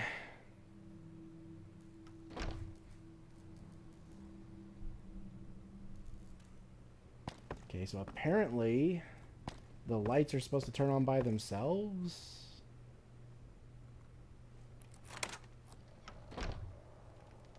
Which it does not appear to be doing.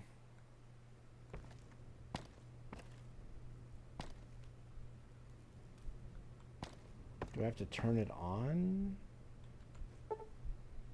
Turn off all lights first. If you don't turn off all lights, some might turn off when entering the area. Use the respective switch for the light to reset it. You will only see this message once. Okay.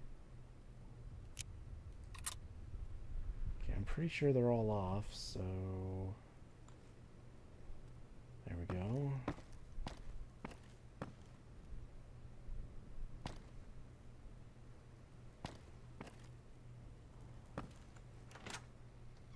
Oh, right, that leads back out here. Oh, are these the tequilas that it was talking about? Oh no, those are literally just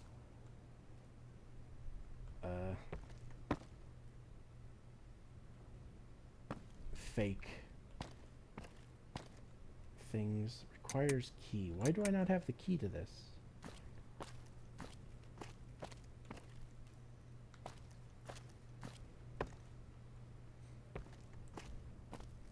Yeah, I don't know.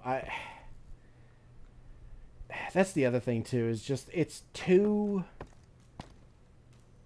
there's too much shit. It's trying way too hard. And what the fuck? Dinner bell taken? What the? Hey, no. Give me my shit back. Fuck you. Don't do that.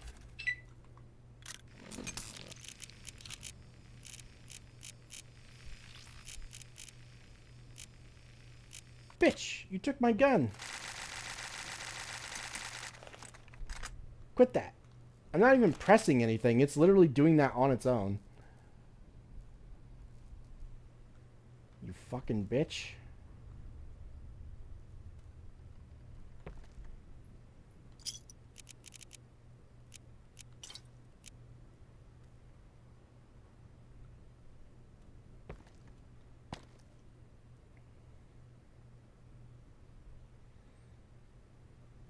Pay 2K to complete Abba Dabba Honeymoon. I'm sorry, what?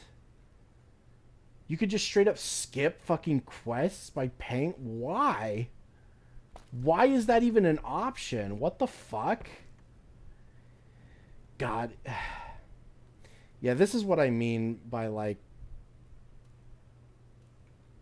some fucking mods are just...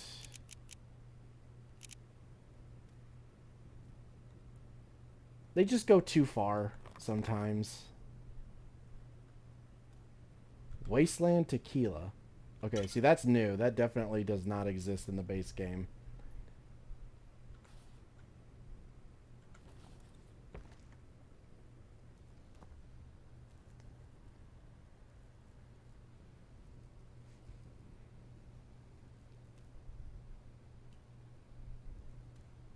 It's Project Nevada Pagan.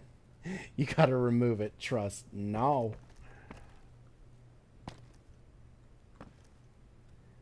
If it was just a simple player home, I wouldn't mind it too much. I mean, obviously, I would still want it to be in a different place than it is. But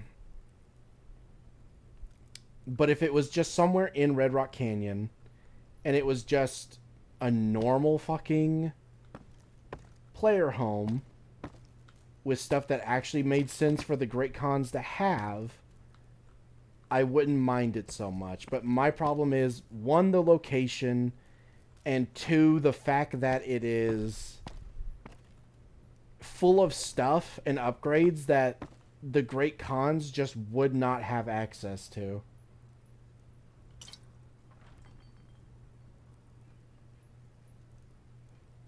Large Wasteland Tequila. Yeah, I think it just straight up added new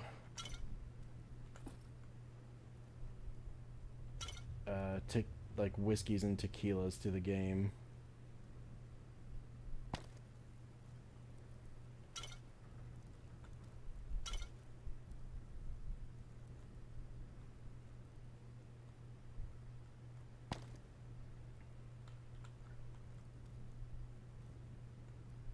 Oh, what the hell? The breathing masks from Lonesome Road are in here as well. Why? Why are those here?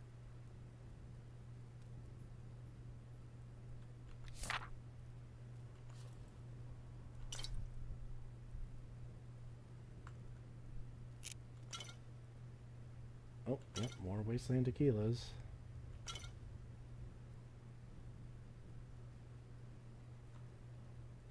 Yeah, what the fuck?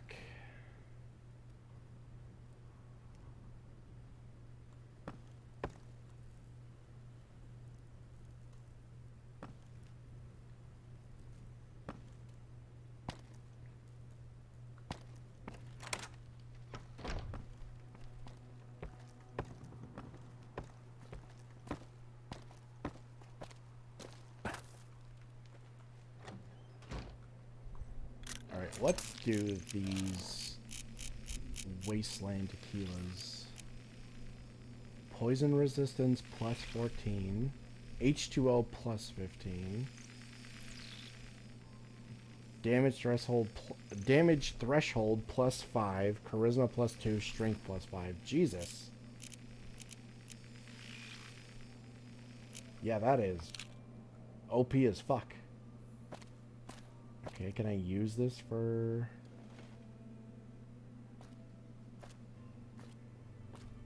Share a whiskey with me sometime?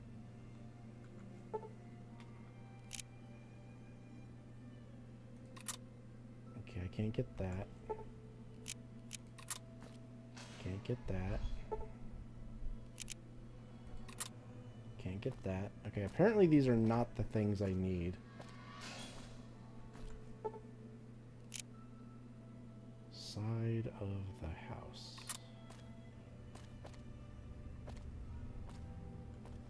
Inspect wanted poster. $10,000 reward for El Indio, dead or alive. El Indio hasn't been spotted around New Vegas recently. Okay. That's a crazy amount of caps. I would tone that down quite a bit.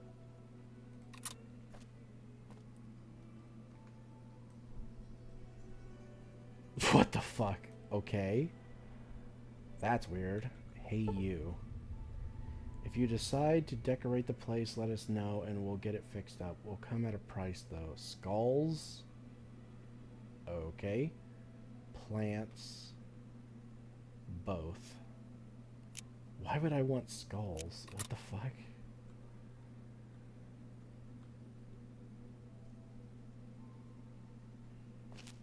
Okay. Yeah, I don't know. I do wish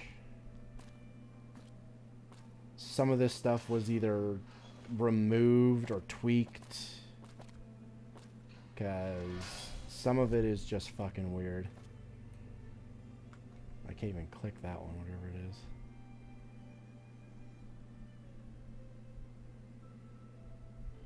Wait. Iron bars. If you want to add iron bars for security purposes, we can take care of that. To add and remove the iron bars. Where are the iron bars going? Like what? Add iron bars. I'm fine with how it looks. Okay, hold on. I want to see what these iron bars look like. Like, why is there even an option for this?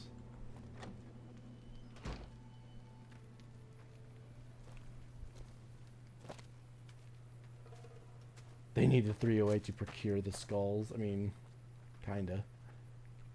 Okay, where are these iron bars and what are they for? I don't see any there. Oh. Okay.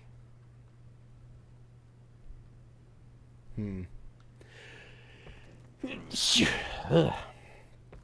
Sneezing. Okay, what about up here? Is there any...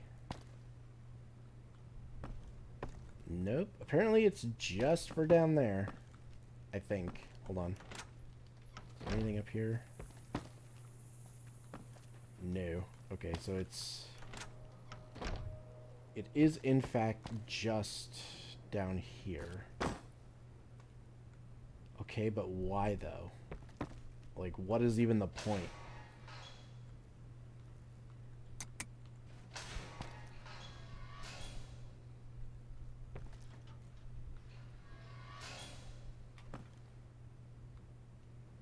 Okay. Weird. Yeah, I don't know.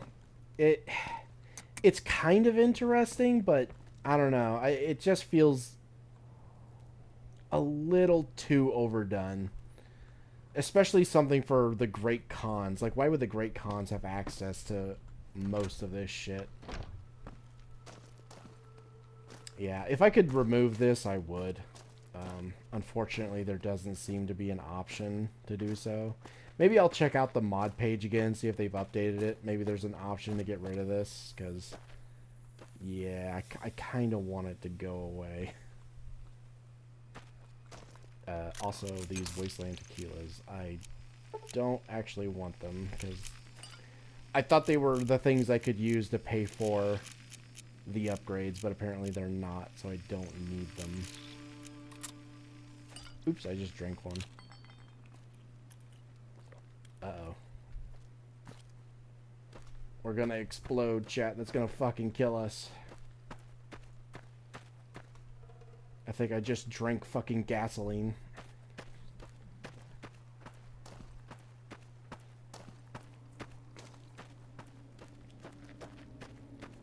You could sell those. How much? The runners are saying that 20. the NCR is sending in their elite shock troops 20. to try and push Okay, back so the they're Legion. not actually that expensive. Maybe. Sure. You know what? I'll sell them to the fucking armory people here just to get them. They tell me I'm supposed to sell you.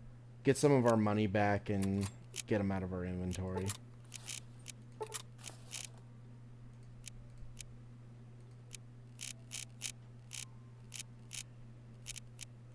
Sell that and sell these. There we go. Thanks. Got some of our money back. Yeah, I'm not a fan of this. I kind of... God, I really hope I can get rid of this somehow. Also, I just noticed the tree is clipping into the fucking building. Bruh.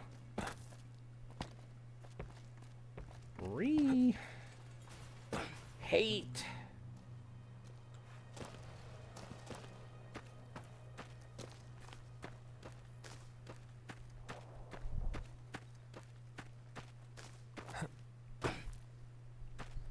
Alright, anyway. Whose mission have we not done yet? We haven't done... We can't do his yet, so we'll have to wait. Boone.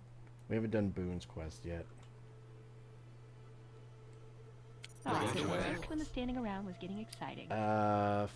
First, though, let's go to Forlorn Hope and start the radio mission so we can get the Ranger Sequoia.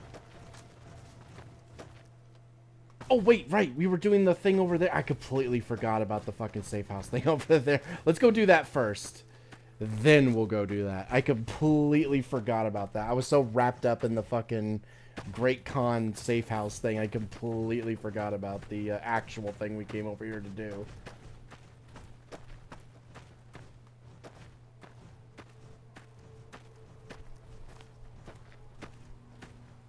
Specialists say you should drink gasoline. Ugh.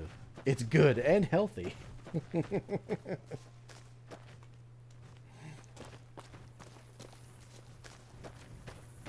11 out of 10 mod. It just grew there, Pagan. Nothing wrong with it. You ever check out the companion banter mod? Yeah, I have it. That's why you're hearing them talk to each other every once in a while. Great mod, much effort. Probably a little too much effort.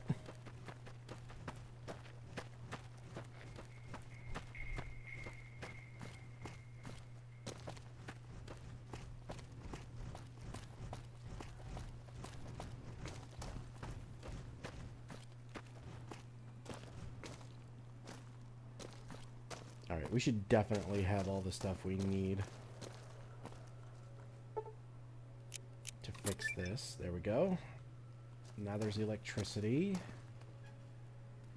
And then, if I remember correctly, we can take these. Yep. Okay. And we can do the same thing here, I believe. Maybe, maybe not. Ah, here we go. Yes, move these. Okay, that doesn't have anything.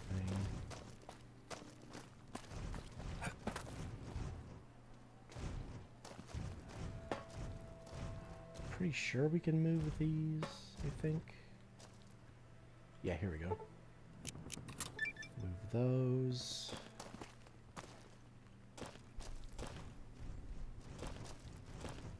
I'm pretty sure the destroyed cars will disappear on their own once we leave and reload.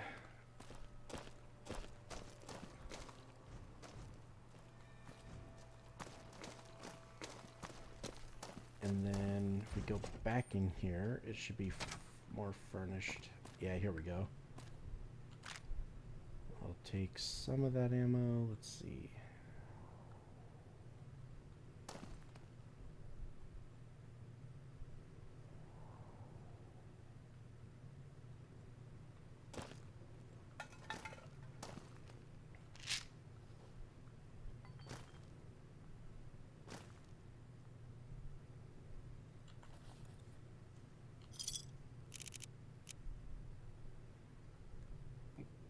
Yeah, it's just a small little player home.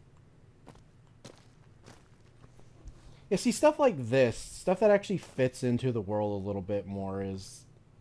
I like this. I like these type of player homes. Not so much the, the stuff like that Great Con thing. Ooh, hello.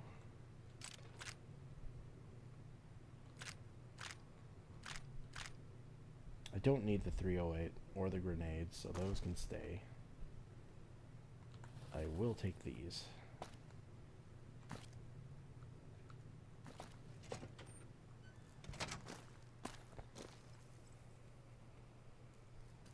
Yeah, it's just a nice little interesting player home.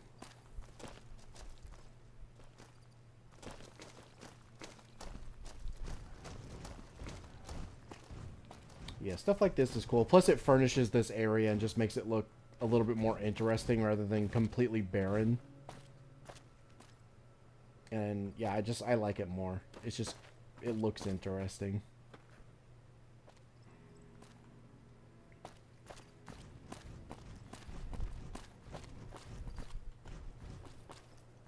Alright, now we can go to Forlorn Hope and start those missions. In fact, I think I'm just going to fast travel there. I don't want to walk all the way there. That's going to take way too long. Where is Forlorn Hope? There's Alpha, so it would be down... Yeah, there we go. What the hell? What is it, you? Breathe. Get out of here. What are you guys... Oh. I didn't even see them.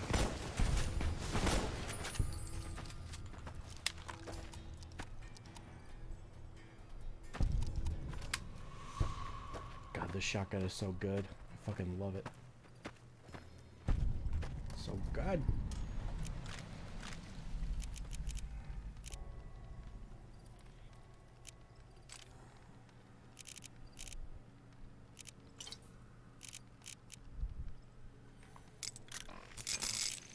Also, I think we have enough ammo to use these. Nice. I can break those down. Come on! Here we go.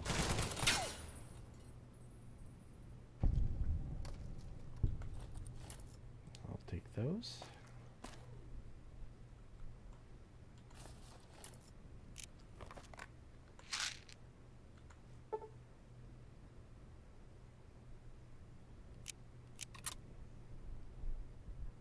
I probably should have told all my companions to wait outside because I cannot fucking get past them. Hold on. Wait here. Just don't be gone long. I'll be out in a second. But you guys are in my way.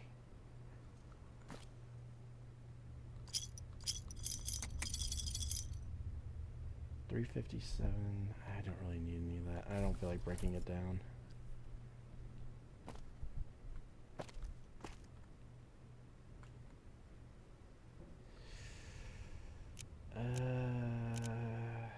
Give me those.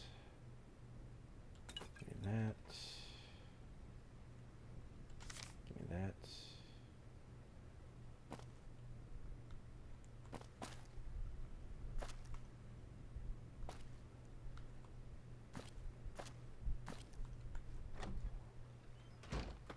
let's go. Oh, the last kind of standing around was getting exciting.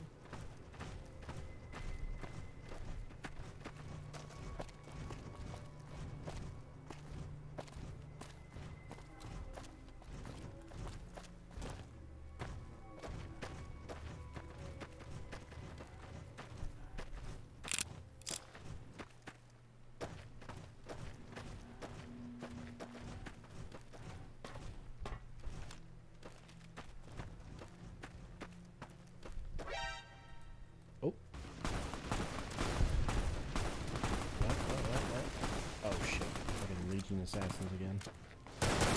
Let's kick this in.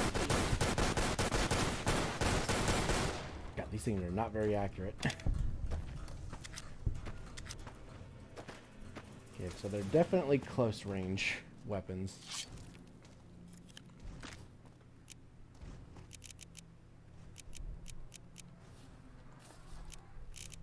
I can sell that. Sell that. Sell those.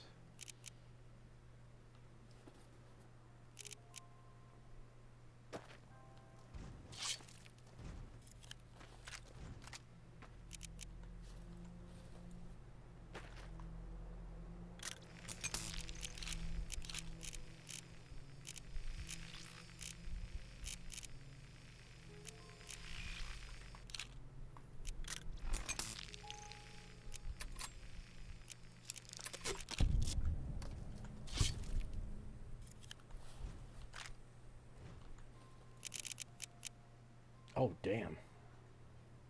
That is worth a lot of money. In fact, I kind of want to use this. Even though it's really stupid.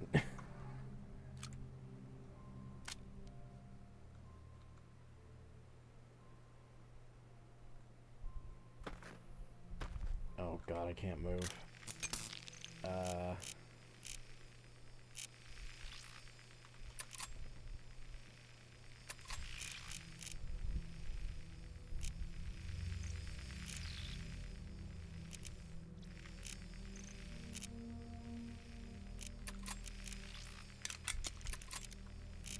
Okay, hold on. You guys have to carry some stuff. I can't move. Okay, pretty sure you're overcumbered. I can't give anything to you.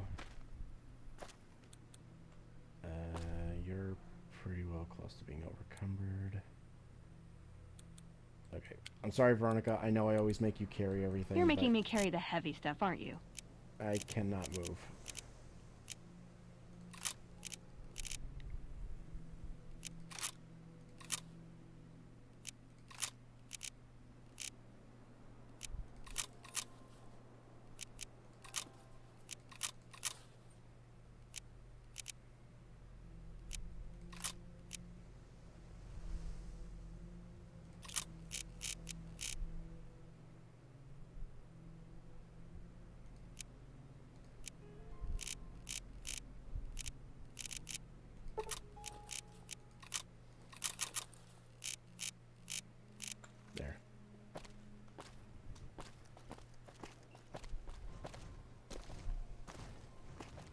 You're the femoid. You do the hard work around here.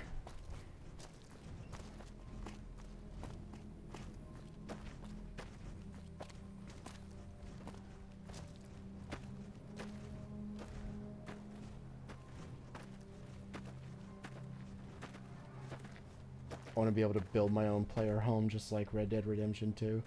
Well, I mean, that's what the base building mods are for. Because I built that entire house that's in my base, where they go. I built that from scratch. I had to build it literally like piece by piece, floor by floor. There was no presets or anything. So, I mean, you could do that.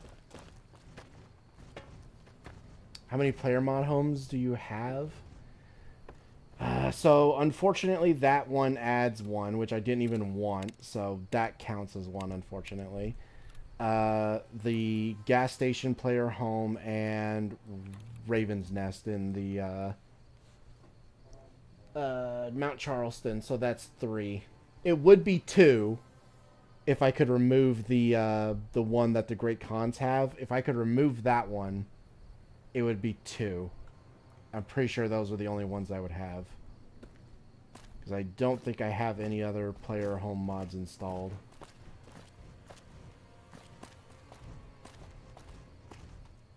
That moon way too big. I like the moon. I like how big it is. It looks cool. God damn, that scope can really zoom. Oh, right, because I have 2 different zooming mods on. Hold on. Actually, I'm gonna fix that real quick. Give me a second. Main menu. Settings. Tweaks. Zoom. Adjustable scope zoom. There we go. Back.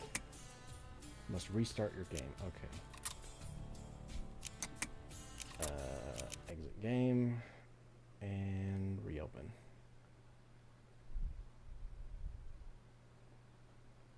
Blue moon. Now I'm no longer alone. Blue moon. Yeah, no, that moon is pretty well the only MLP mod that I have installed. I used to have a bunch of mods. I used to have a bunch of poster mods. I used to have pony followers.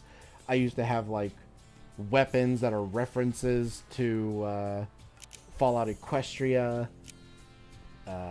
I had all kinds of pony mods, but I slowly removed them over time in favor of a more vanilla New Vegas experience. Except for the moon. I will always keep the moon. Because the moon is subtle enough that most people won't even know that it's a pony thing unless you really pay attention to it when I'm playing. Or when I do this and just straight up say that it's from a pony mod, obviously, but that's neither here nor there.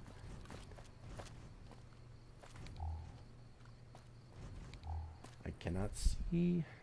There we go.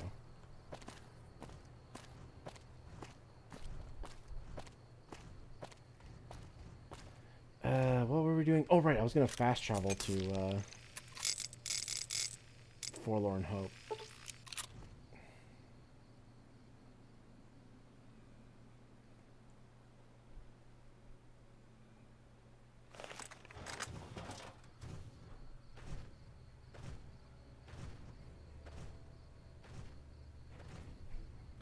Can you do a pony mod run when you hit 500 subs? You know what?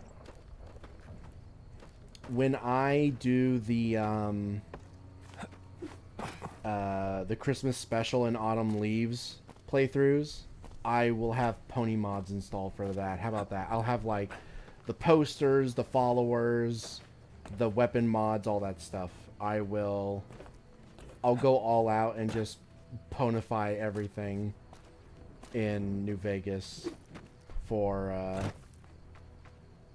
those runs, since they're going to be meme runs anyway. Because both of the... Well, I don't know about Autumn Leaves, but the Christmas special is definitely a joke mod, so... yeah. I'll install them for that.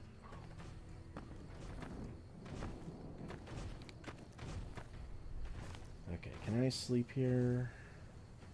No. Of course not. You bastards.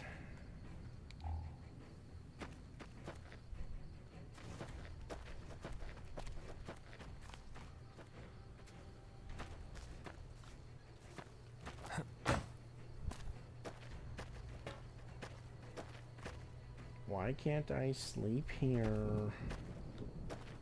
Hey!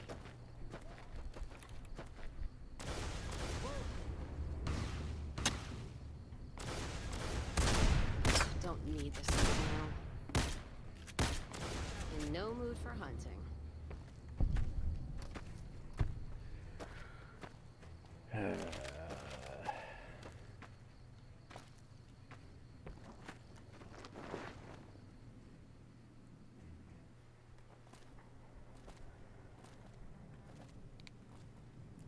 forget it. We'll just start the mod and then, or the quest, and then we'll sleep Hey, somewhere you're else. not one of the troopers. Got a second? I have work I need done, and nobody here at the camp has the time or inclination to help me out. I have the delightful task of tabulating stockpiles, kill ratios, mission success rates, radiation deaths, and other truly fascinating numbers. I've come across numerous inconsistencies between our numbers and our reports, especially with regards to intercepting hostiles. I'm wondering if our radio security codes have been compromised. I need someone to deliver security code upgrades to each of the ranger stations.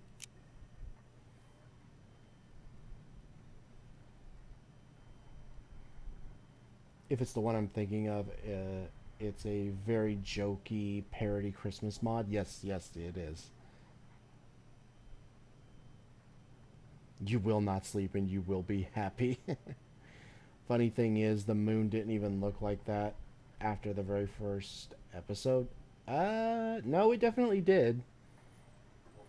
I've never uninstalled that mod since I got it, so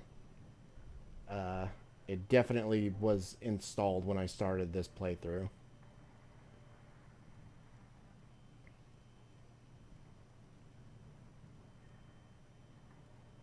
Something that should be kept in mind is that some parts of the Christmas special mod runs poorly in some places. Yes, I am very much aware. There's definitely a few places where the FPS will probably drop to like 5 frames. Due to certain certain locations they've added in the game are not optimized very well, unfortunately.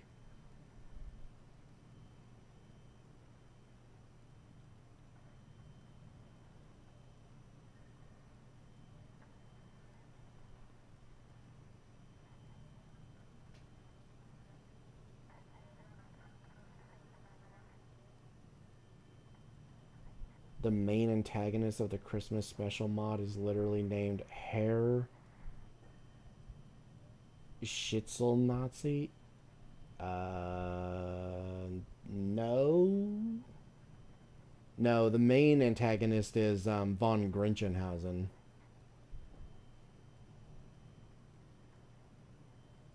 The Mare in the Moon was Nightmare Moon. She wasn't there after she escaped. Yeah. Oh, you mean in the show? Oh, my bad. Okay, I get what you mean now. I thought you meant in my mod playthrough. Okay, my bad. That's my bad. The goat is back. The goat has awoken from his slumber.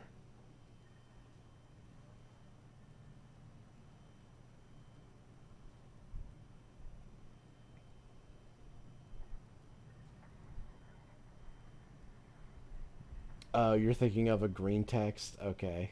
Yeah. That's funny.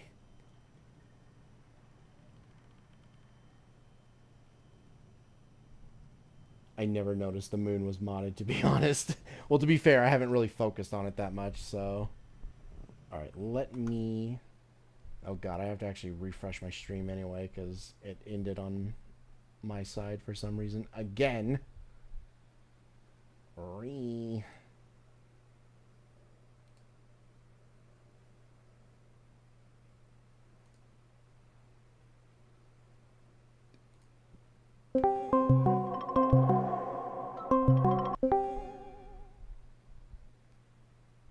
The goat has awakened from his slumber. Hello. Hi. I had to put the chat in sub-only mode. Oh shit, what happened? Some idiots showed up and were... I don't know, they were asking like weird questions about like Israel and shit and Jews and stuff, and I was like, no. And then they just like fucking started spamming my my chat with like random crap over and over, and no matter how many times I blocked them, they just kept coming with alt accounts and shit, so I had to put it in sub mode. weird. Yeah, it was really weird and pathetic. Yeah.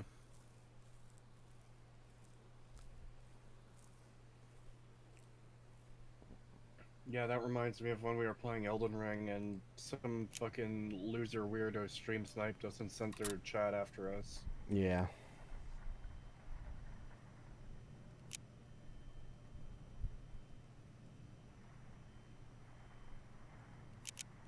I've been trying to get someone to How long authorize ago this was update, or at the least get field clearance to leave the camp and do this myself. But nobody takes me seriously. They just think I'm an incompetent desk jockey trying to glamorize the importance of my job. Pagan? Huh? How long ago was that? How long ago was that? Maybe an hour ago? Hmm.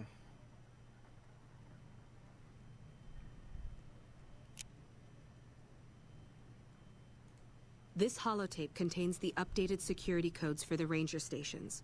Show it to the comm officers there. Once the new codes are in use, anyone still using the old codes will just hear static if they're listening in on our frequencies. Bye. Alright. So now we can start doing this and get the Ranger Sequoia at the end.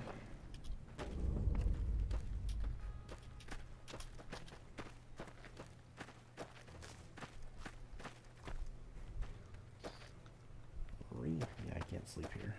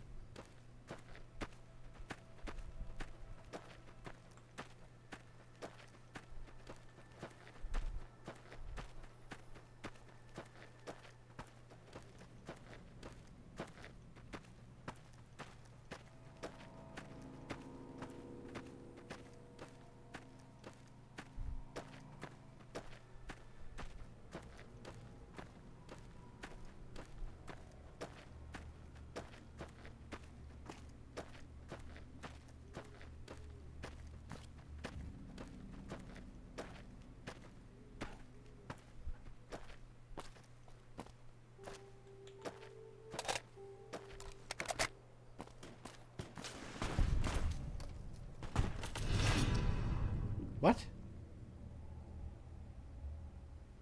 Hmm? Why did my guys just attack those cons?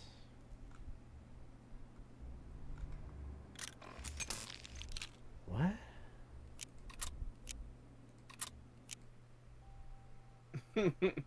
Fuck this guy's rep. Kill him.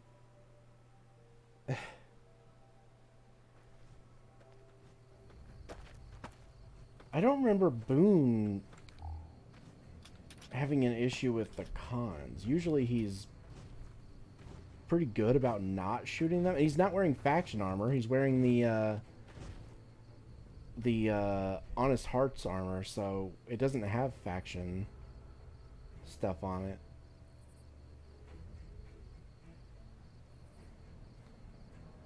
Why? I don't understand. I don't know why that's happening.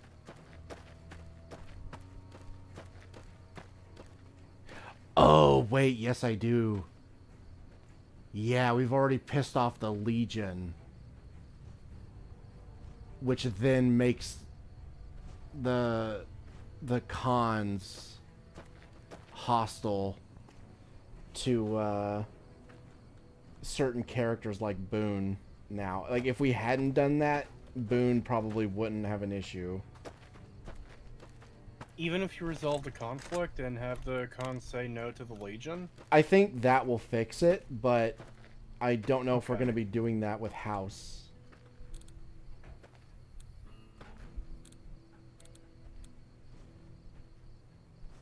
Okay, I'm going to tell them to wait here. Okay, just don't be gone long. I'll just wait here, alone. I don't really need them to come with me for this, so... I have to come back over this way anyway, eventually, so... It's fine. They can just wait here.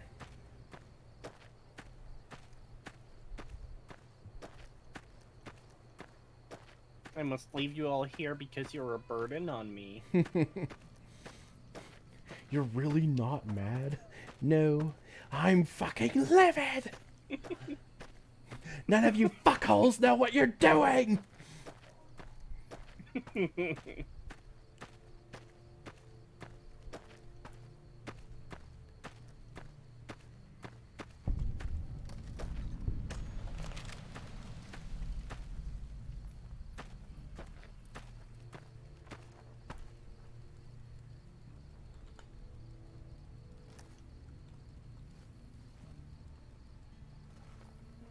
I'm not supposed to let civilians just walk around this place.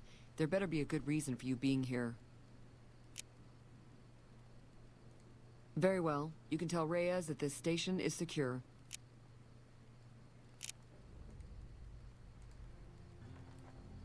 Oh, I was gonna try and steal her bed before she could lay in it, but it didn't work. The sleepiest hoe in the West. Alright, I can't go down there. Fuck. I just want to sleep.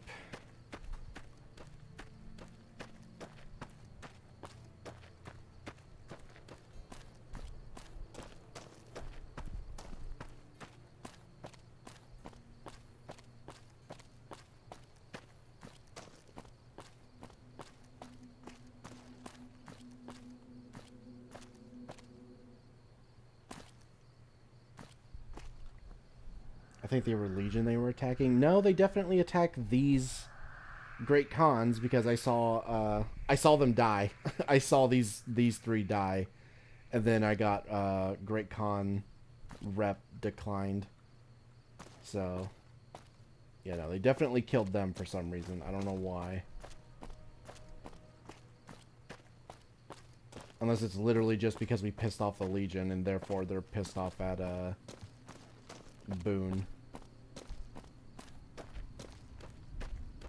Because I've taken Boone into their camp before and they not shoot at him, so it has to be something to do with that, with like the Legion or something, because we pissed them off.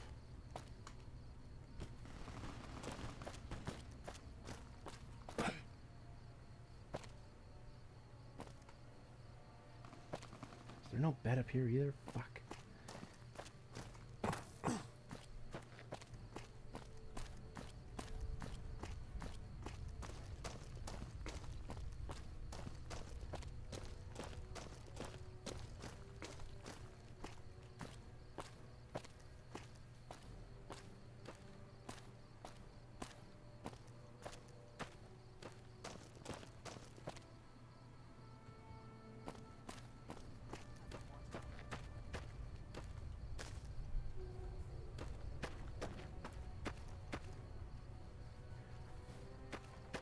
Screw it. I'm just gonna drop my bed down and sleep here. Is it dangerous to sleep out in the open? Nah, not really. Okay. As long as like a Legion hit squad doesn't walk up on me in the middle of the night and wake me up and gun me down.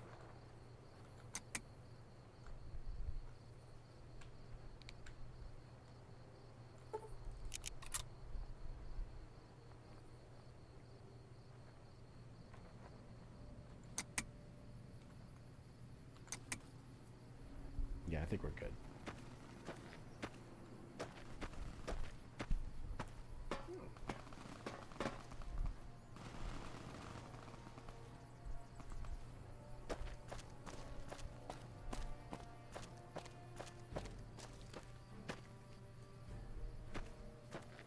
Oh no, wait, we haven't pissed off the Legion yet. Because they're not attacking me. No, wait, we had to have. We've had Legion hit squad sent after us. Wait, why aren't these guys hostile then?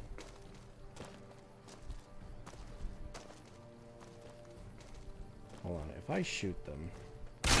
Put that away. Well, they probably will be hostile after you do that. Well, I know, but I want to see if, like, if I get, like... Oh, damn, he fucked me up. Damn, what does he have?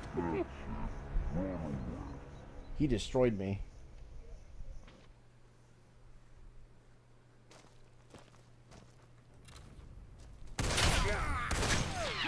Keep fighting. Vengeance. Oh, he has an AK-74, that's why. No, nothing came up. Yeah, so I must already have low rep with them. Weird. Why were they not hostile to me at first? Okay, yeah, now the fucking cons are shooting at me. Yeah, okay. So yeah, you cannot shoot Legion near Great Cons or they will get pissed. Which makes sense. Rip. But there definitely wasn't any Legion over there though, so I don't know what's going on.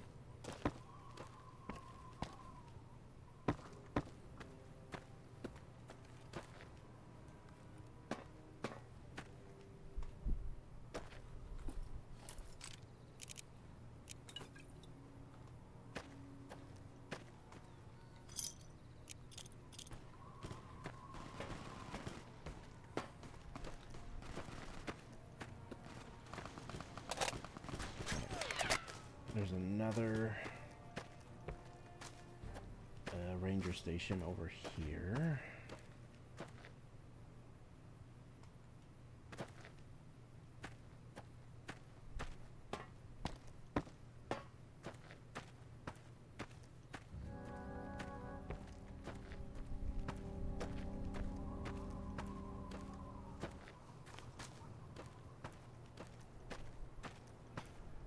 What the hell? I shot them and they turned hostile. That's a bug, dude. Nothing I can do.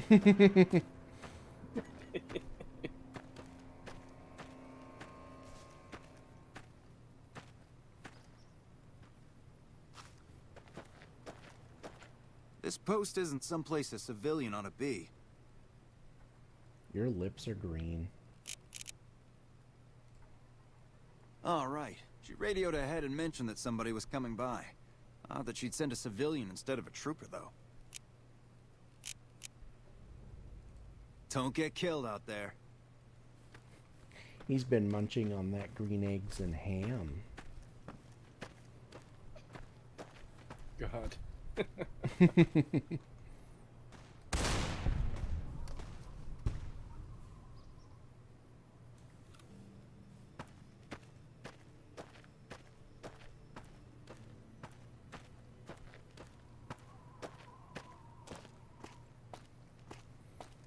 God, you know, I don't think I ever got the skill book on that barge out there. I kind of want to swim out there and get it, even though it's infested with lake lurks that'll probably kill me before I even reach it.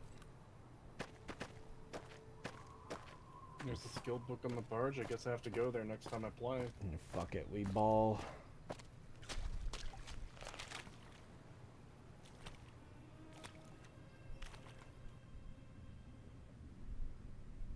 Oh, nice. The ranger helmet counts as like a rebreather.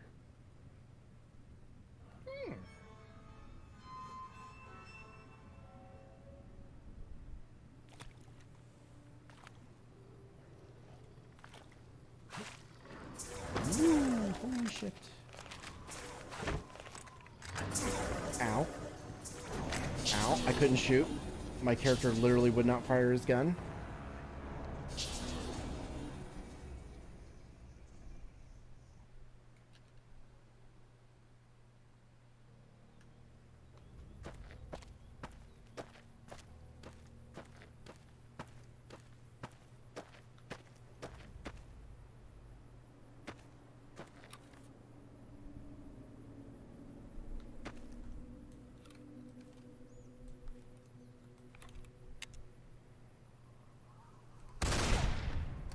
It's funny how this gun in the game fires 20 gauge rounds when in real life it literally fires like giant spikes.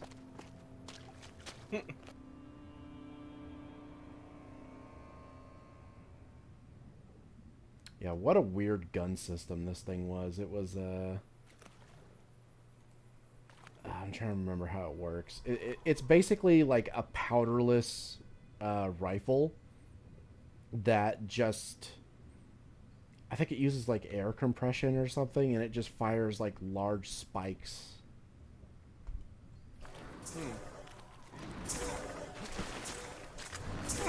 Oh my god, I can't even get on the fucking platform!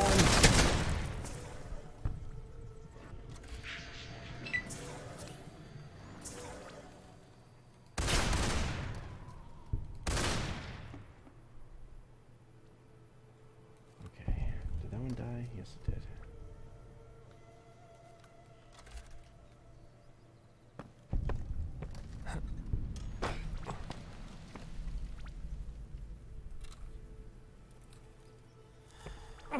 Ow, fuck.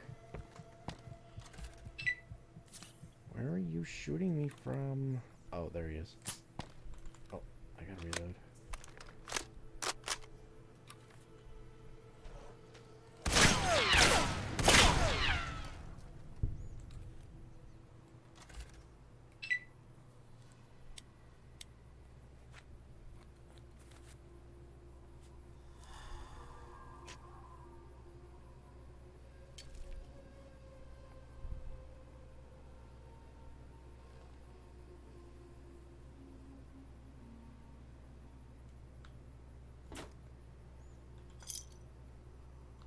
Yeah, there we go. Wasteland Survival Guide. I think this will get us up to 100 if I read it.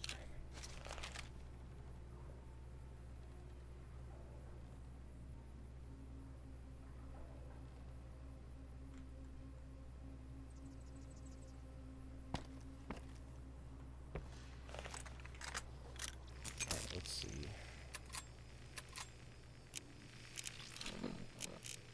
Yep, we're at 100. Nice. Nice.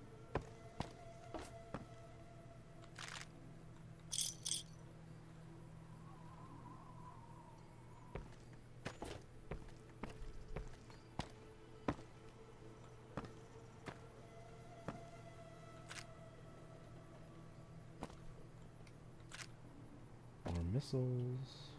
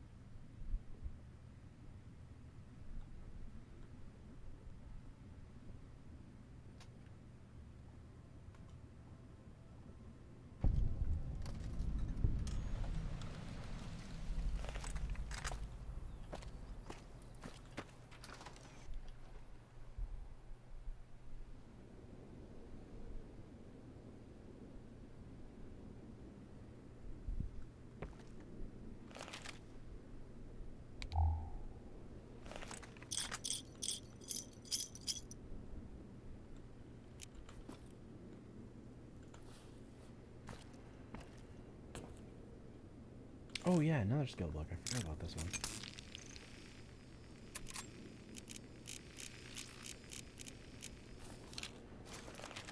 Pugilism Illustrated.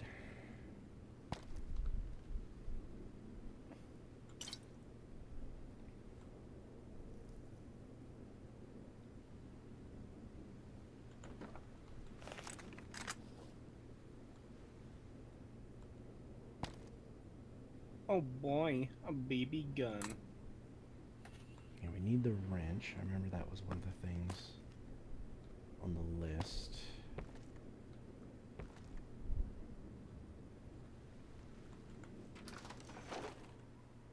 You still fixing up that gas station? No, I fixed that up already. Oh. I thought there was more to it than just the generator. There is. It's you fix up the generator and then you go around to all of the like what is it? Like trucks and stuff that has all the supplies in the back, and you move them to your to the gas station, and it turns it into a player home. You did all that already? Yeah. Okay. We also unlock the safe house for the Great Khans, and ooh boy, it's a little too overdone. Really? Yeah. Is that a mod that overdoes it, or? Yeah, it's a mod that adds it in the first place. One, I don't like where it is because it replaces the burnt house where the armory should be for the Great Khans. Oh. So that's the house that you can buy also. Yeah, and I don't like that one. And we bought it once we got the liked rep, and we went inside, and yeah, there was some things in there that was like, yeah, this probably shouldn't be here. I don't know why the Great Khans would have access to this. And then the billboard at the bottom had like extensions that you could add on, and like motion sensors and a power armor station and all kinds of stuff that it's like, why would the fucking Khans have access to any of this stuff? Yeah, why would they have a power armor station? Yeah, it's so weird. It was just very strange. Also, you have to pay for it with like a new type of alcohol that's been put into the game because of that safe house, and it's like, what? No, you need to buy it with my currency. And that's the thing, dude. You have to do it with money, with bottle caps, and the alcohol as well. And it's like, oh, well, that's annoying.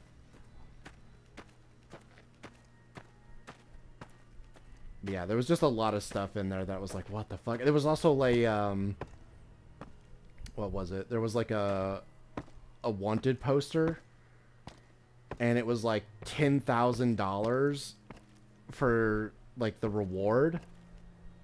And the fucking dude, like the image for like the guy they're looking for, literally looks like the fucking, it looks like a meme. It almost looks like the laughing Mexican guy. Oh. And I'm just like, what? Yeah, that's weird. Yeah, it was a very strange thing. I really wish I could remove it. I'm really not a fan of that player home being added there.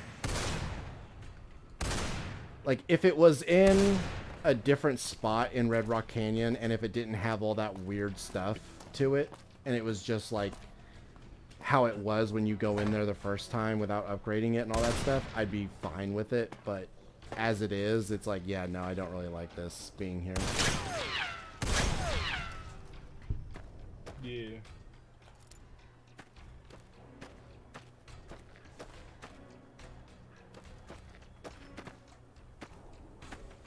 Honestly, that is kind of one of the big downsides to everything being voiced, is it's much harder to make mods, because, like, hey, I want to change the dialogue to reflect a mod that changes a thing here or there or wherever. It's like, yeah, no, you're not going to have access to the voice actor to do that.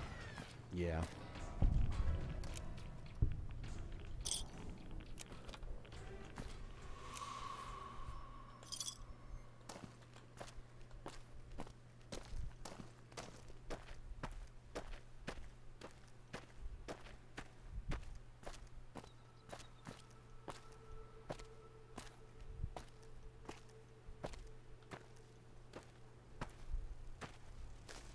Wow.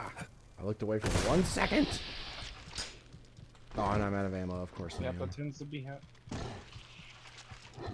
how it goes.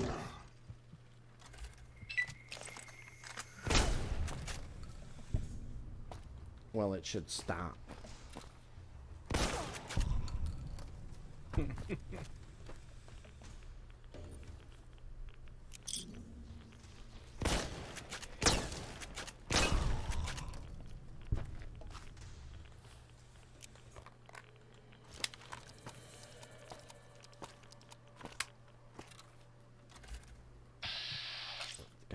keep pushing the wrong button.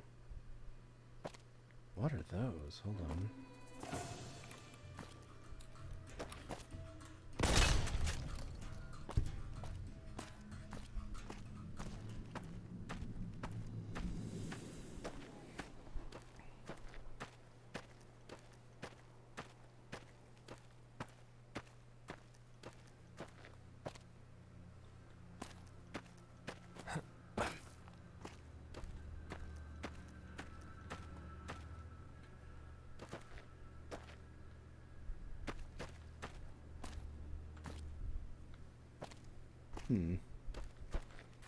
Wonder what mod adds those.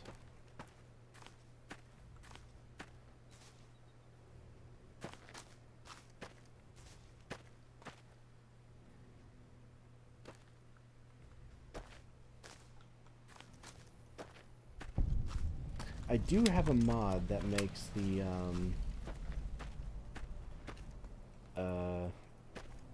fight against the Legion. Wait, what? Lieutenant Markland has died in the battle? What? Better Springs Infirmary Blues? What? Huh? How did they die?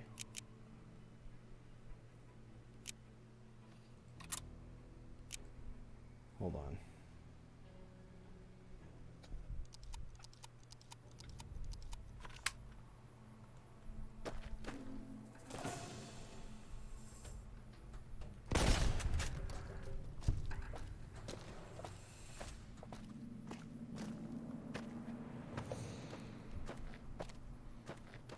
Yeah, I have a mod that makes it so that the battle against the Legion for Boone's quest is a little bit more difficult and interesting. So that might have something to do with why these are here, maybe. But now, why the hell did Markland die? I heard that elite units are on the way to support our armies here.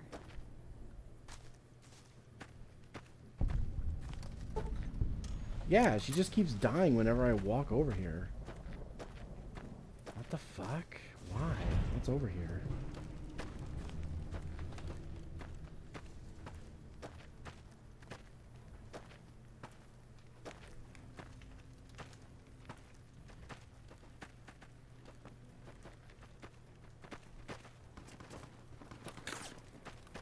Oh, there's definitely shooting, so something's going on.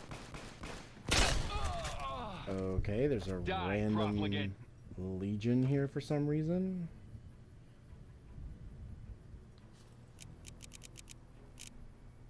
Why?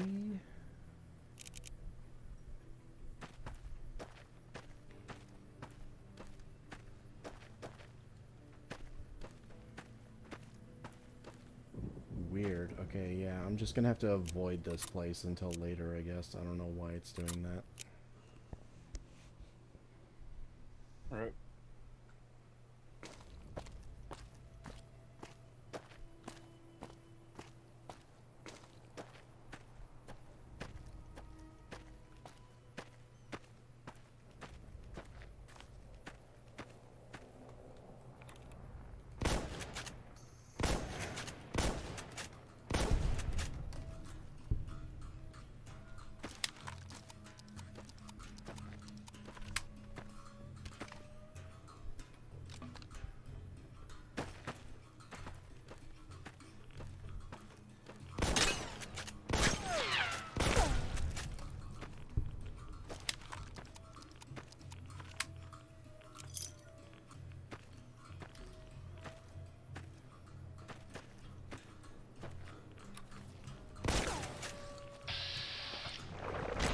Oh, fuck! Clever girl. I was looking at the 3 glowing ones running at me from the front. I didn't see the one behind me.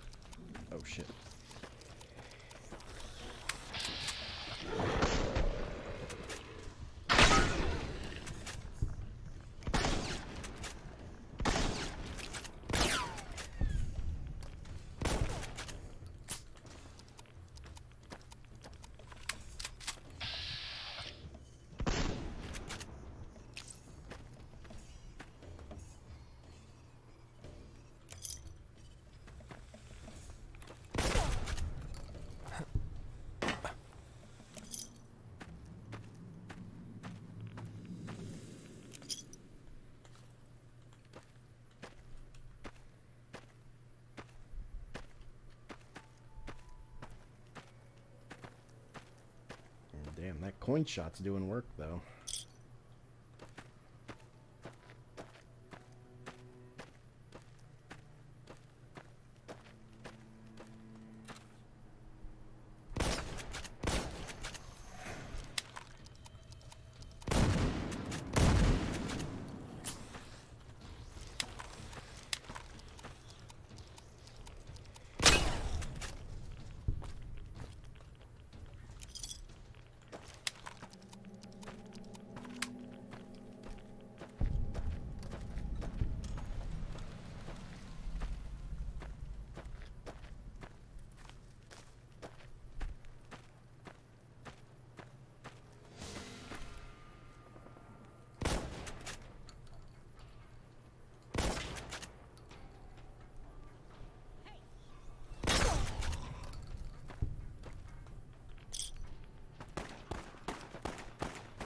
Teach you to mess with me.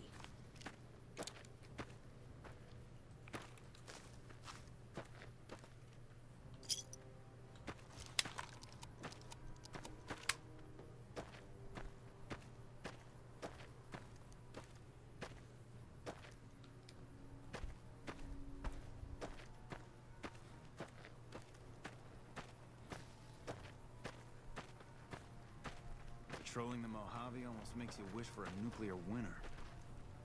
You ever think about being a ranger? If you're here to sell something, we don't want any.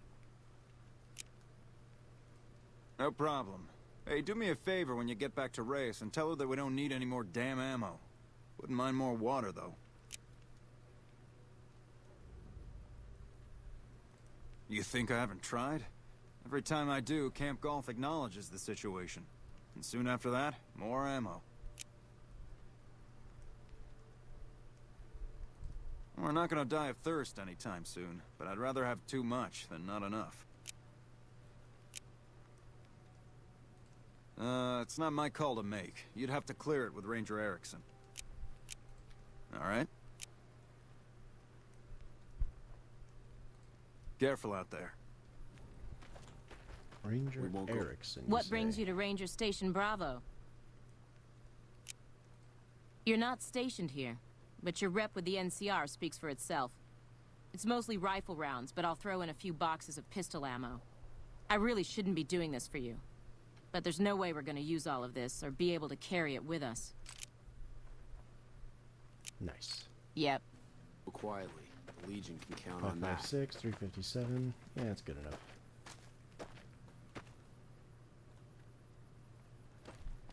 Okay, where's the gate? Oh, there it is.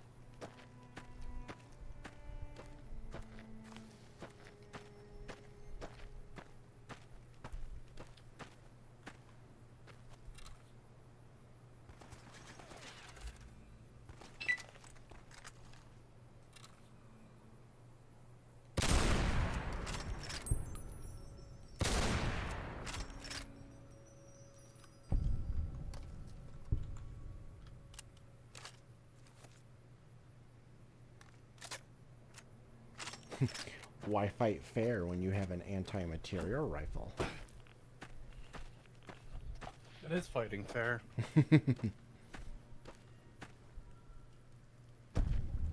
Yeah, just use your head to block the bullets, stupid.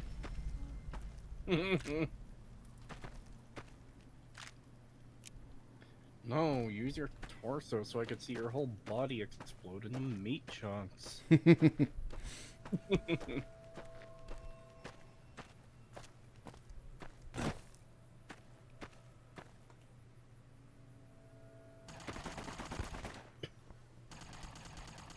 Paranoid prospector. Oh, right, they're holding this guy hostage. Hold up. I am going to kill you if you do not let me go.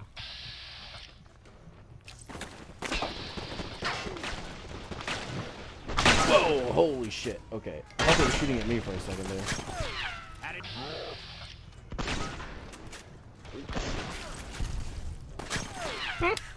Glad that's over. You better get out of here.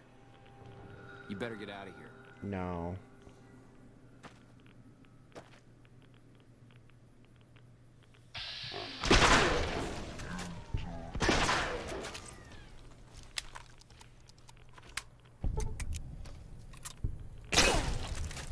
Whoops, that's actually not what I meant to do.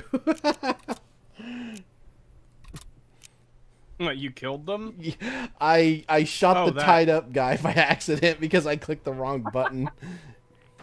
Yeah, I just saw that.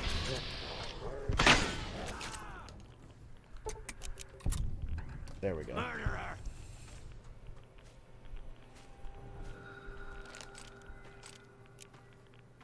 Oh, he had an AN-94.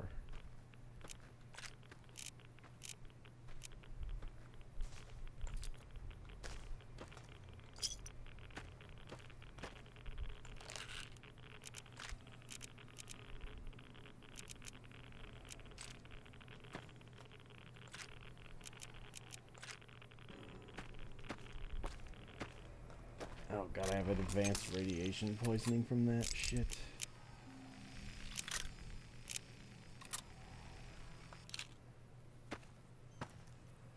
Get irradiated, nerd.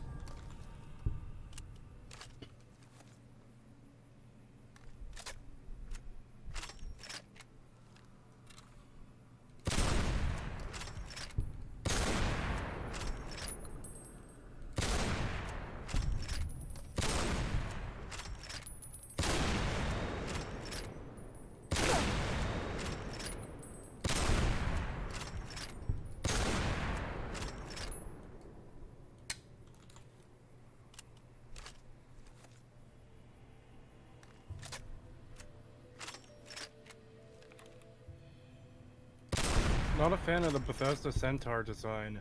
I actually like terrifying creature, but I don't mind the design for the Centaur in Bethesda's games.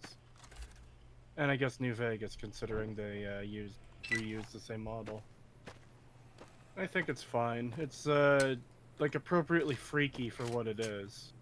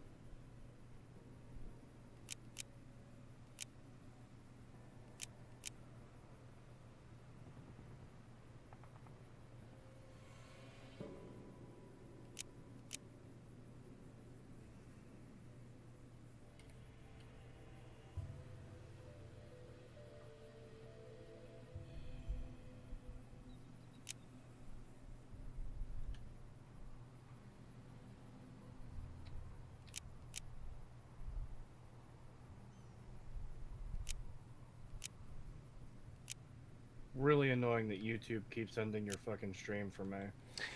Yeah. I don't know what's been going on lately. It's been pretty bad. I tried watching someone stream the other day, and it just straight up would not let me watch their stream for some reason. Weird.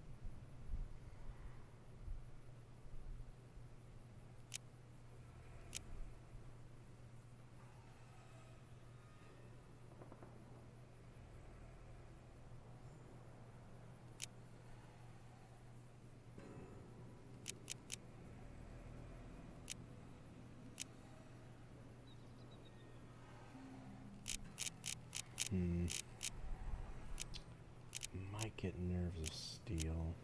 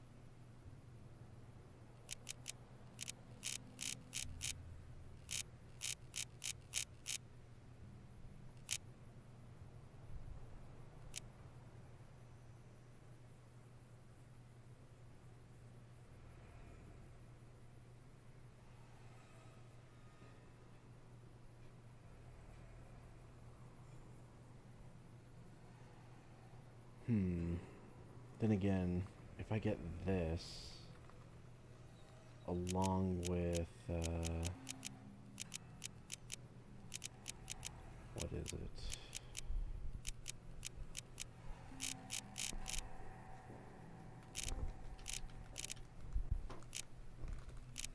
This. That could be a pretty good combination.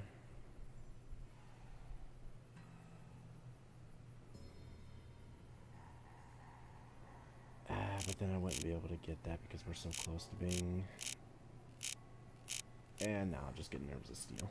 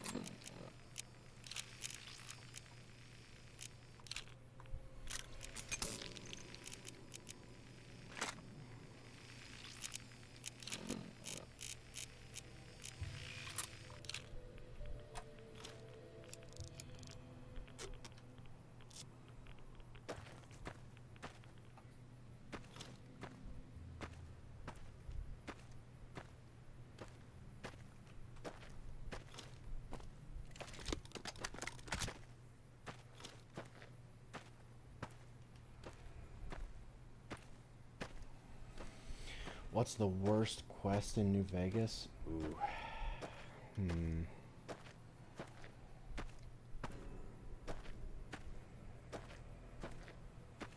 The worst quest.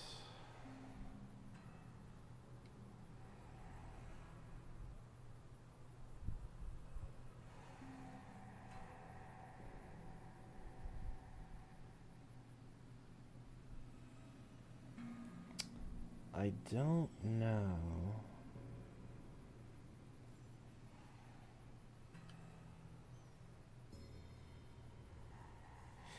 I think there was one we talked about recently that was like, they had a lot of problems with it and it didn't really make sense. I think that whatever that one was might be the worst one, but I can't remember what it was.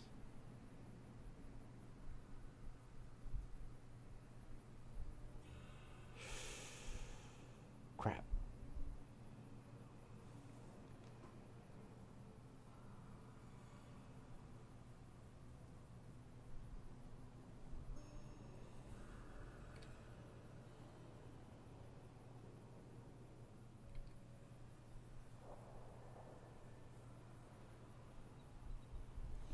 I don't know.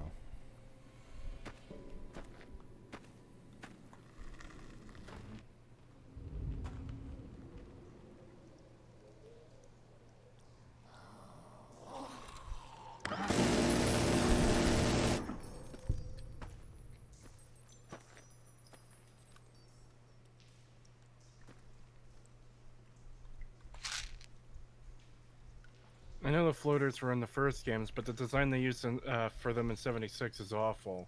They're not even the same creature in 76. Yeah. God, they look so bad in that game. Yeah. They look genuinely, like, awful.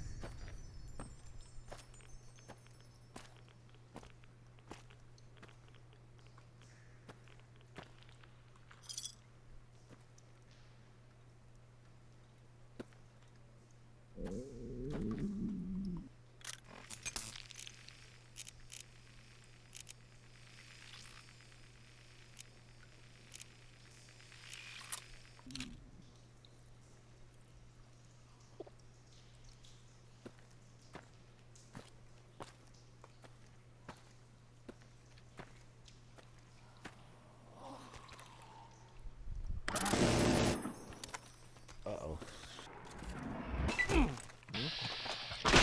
I ran out of ammo at the worst time.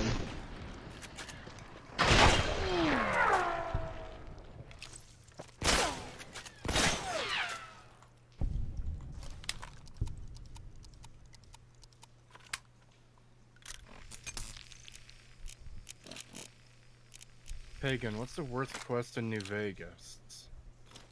Yeah, that's the one I read earlier. I don't know. I know we talked about one that had like a lot of issues with it at some point, but I can't remember what it was. That whatever that one was is probably the worst one.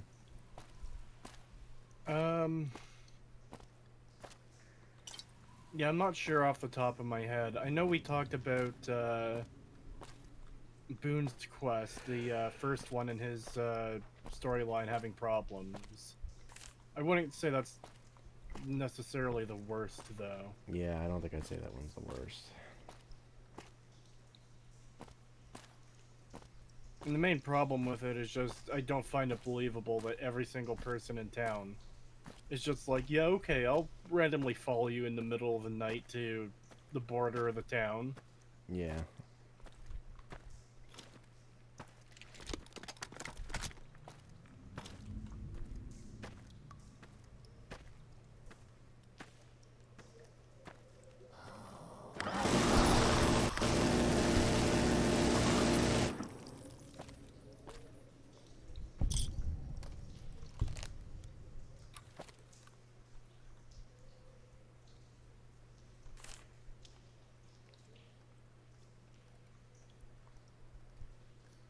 I could believe it with Jenny May and No Bark, but everyone else is eh.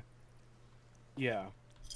Because at least with, well, even with Jenny May, you should at least have to convince her with, yes, the Legion is here to give you the rest of your payment. You know? Yeah.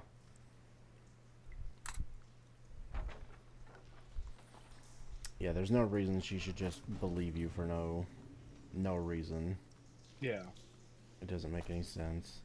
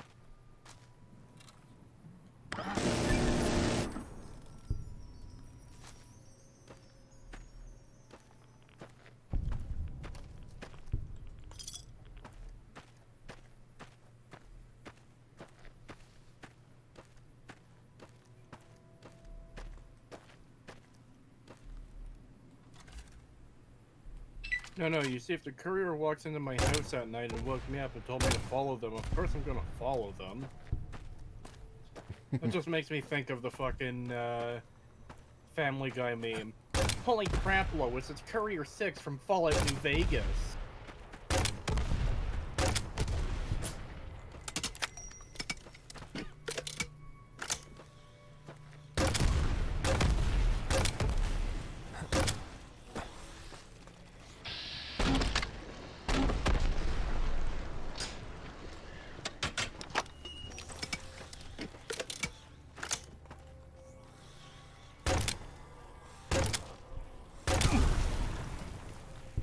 Okay, the arming distance was a little bit closer than I thought it was.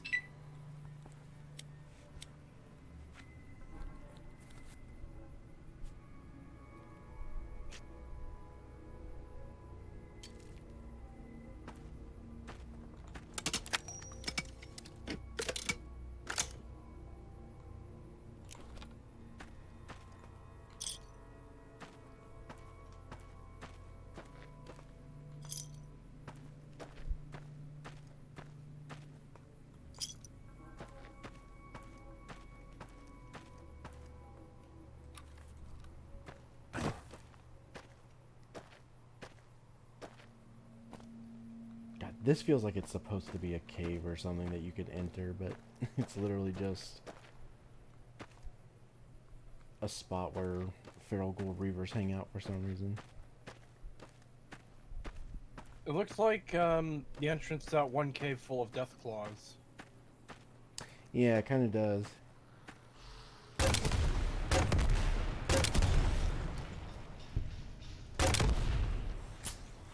Whoa, you got a speed boost for some reason.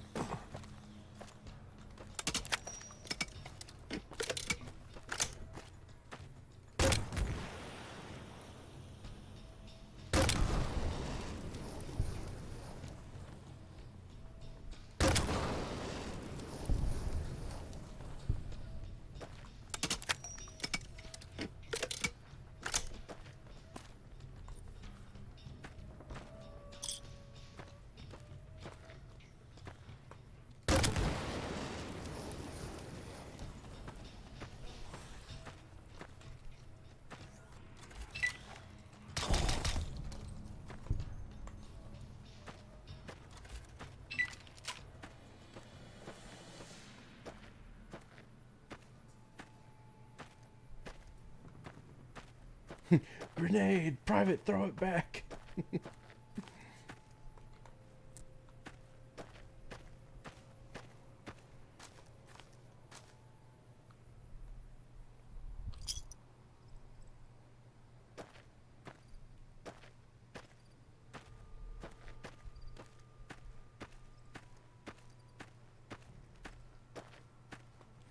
Yet another fake cave.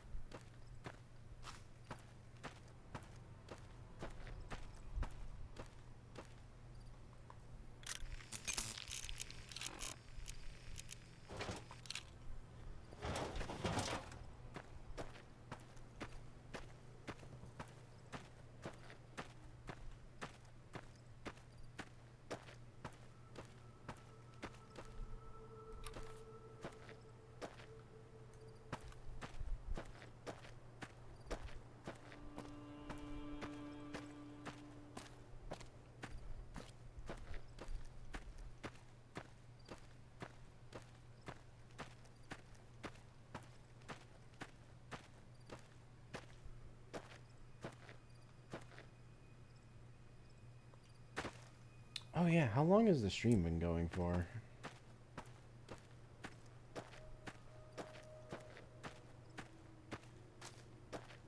It's not showing me the proper time. When did you start? It's at the underneath, like where it says how many watching. It says started streaming 8 hours ago. Alright, that's probably correct.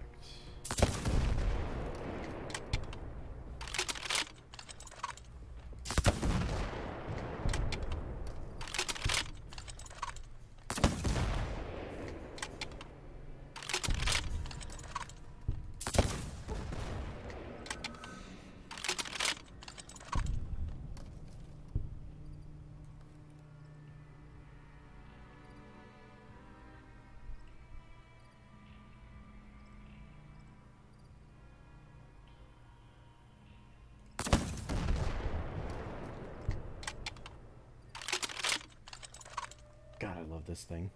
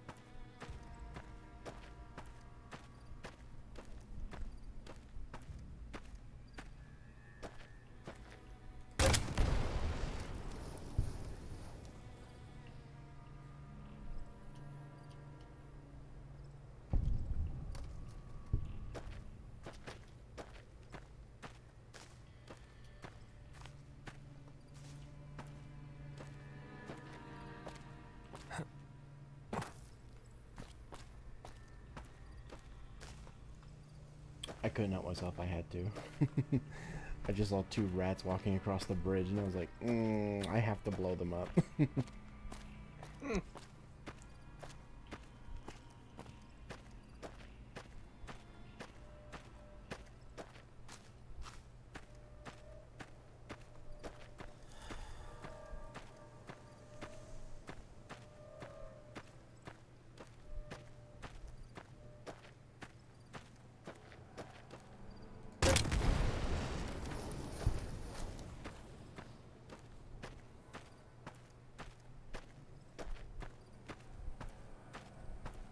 where are the other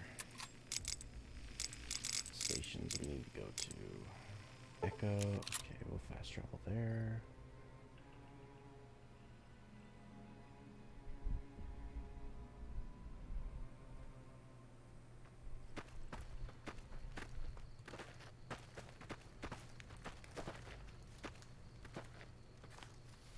What do you want now? What, again? Didn't I just change those damn things? All right, fine. Show me the new codes. Yeah. Alright, and I think that just leaves... Yeah.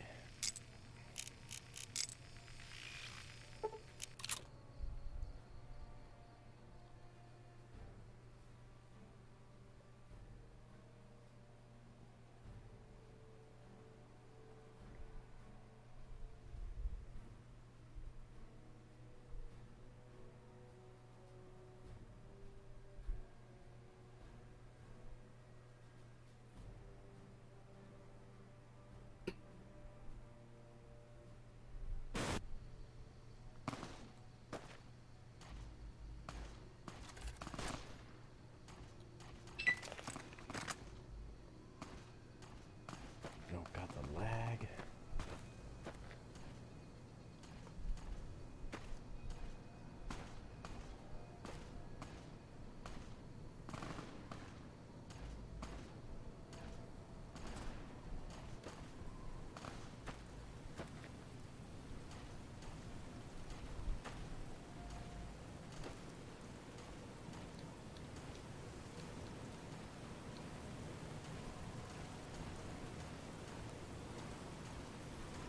Okay, I think I'm gonna have to delete some of those sentry turrets, because every time I come back here and there's a fight going on, my fucking game just goes down to like 2 FPS.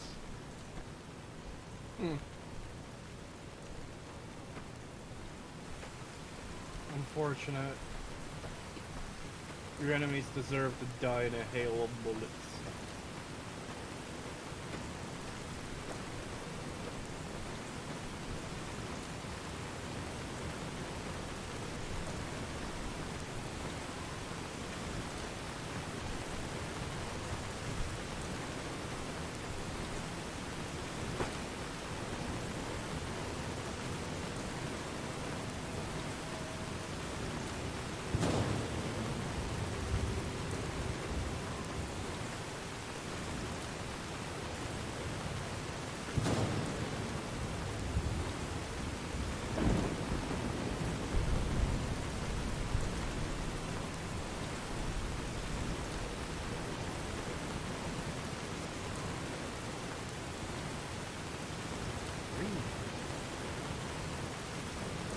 There you are.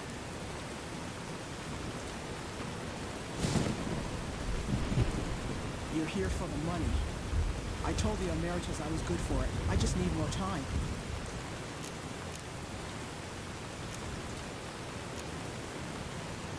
I talked to the cashier at Gamora into forwarding me some chips. I was convinced I was due for a hot streak. It didn't go so well. The Emeritus were nice and said they'd give me some time to pay them back. They also said if they had to talk to me about my debt again, it wouldn't be nice the next time.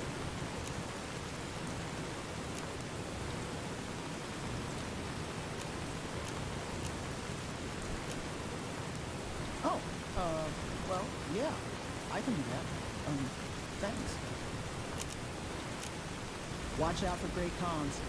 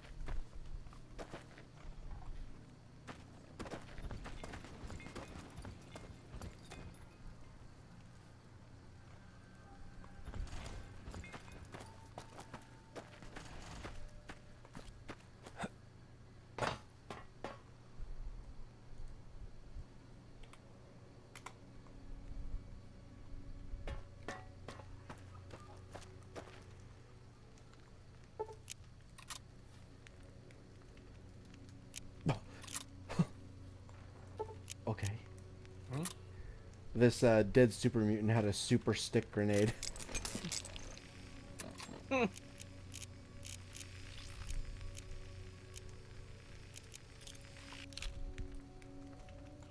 Yeah, this thing.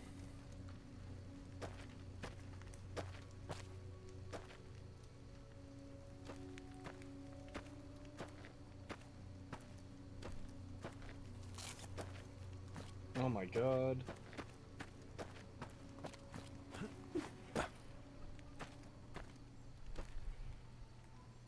Let's see.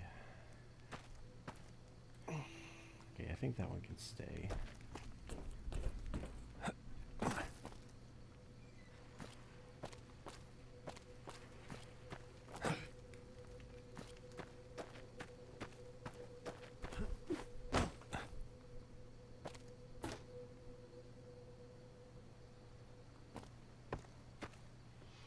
Alright, I think we're good. The stick grenade is my favorite melee weapon. I can't believe they stole it from TF2.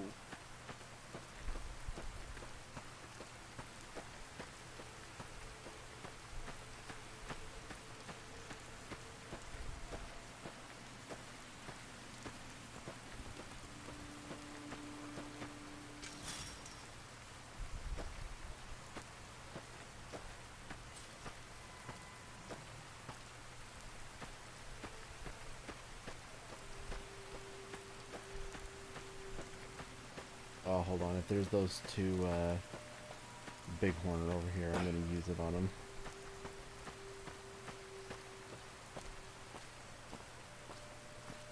That's just a German anti-tank grenade? Yes, exactly.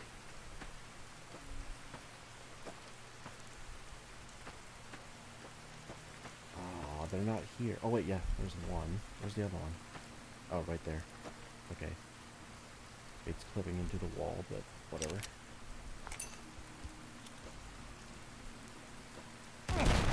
Oh my god. It's fucking huge. It reached me from all the way over there.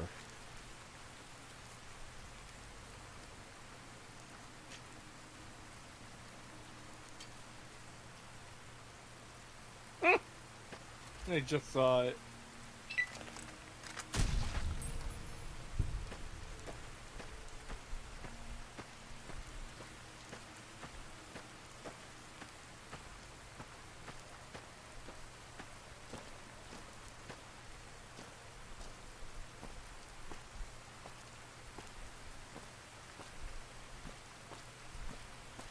Okay, so now we can go back to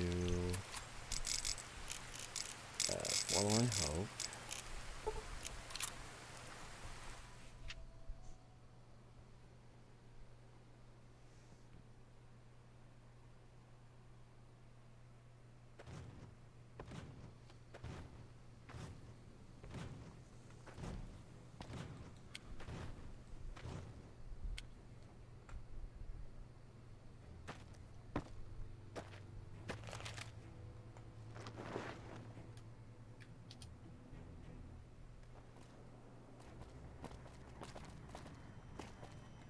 Welcome back.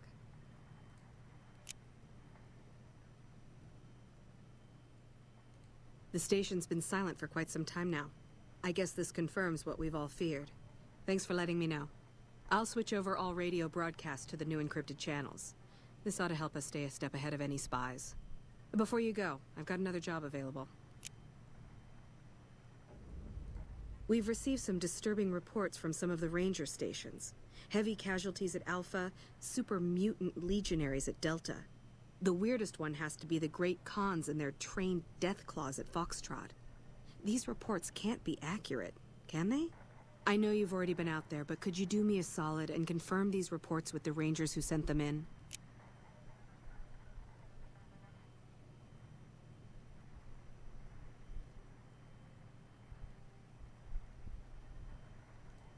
Thank you, and good luck. Bye. I forgot about this part.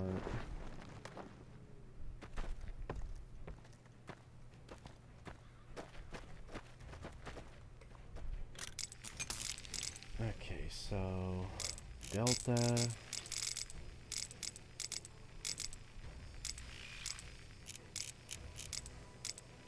Alpha. And Foxtrot. Damn. Alright.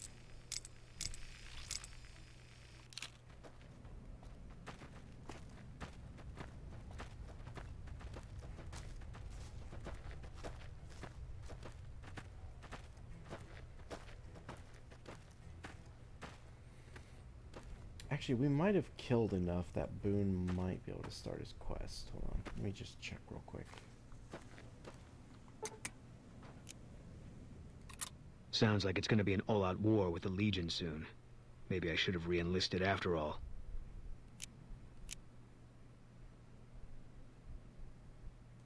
You got no right asking me that. Drop it.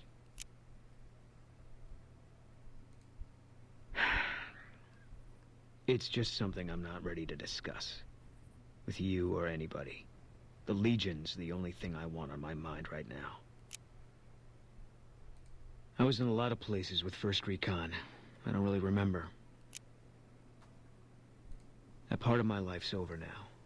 And so is this discussion. He was a good spotter. Yeah, we were. No. No. Give me a rifle and a clear line of sight, and I'll start picking them off before they've even seen me. Didn't have much hand-to-hand training, so our chances are better if you keep the enemy out of my face. I'm trained as a spotter, too. If you're looking through a scope, I can find your targets for you. 1st NCR Recon. It's a sniper battalion. Sees a lot of action. They moved us around a lot. I was stationed at Camp Golf for a while. Last I heard, they're at Camp McCarran. They pick you out if you do well at the firing range. Pays a little better, so I said okay. Yeah, you could tell by the patch. Bear skull with crossed rifles behind it. Slogan underneath. The last thing you never see. Pretty accurate. And so are we. It was on the front line for a while. Only resort in New Vegas no one wanted to get sent to. Doesn't have that kind of importance anymore, though. They pulled most of the troops out of there after we took the Hoover Dam. All right. If you want. Carla's dead. That's all you need to know.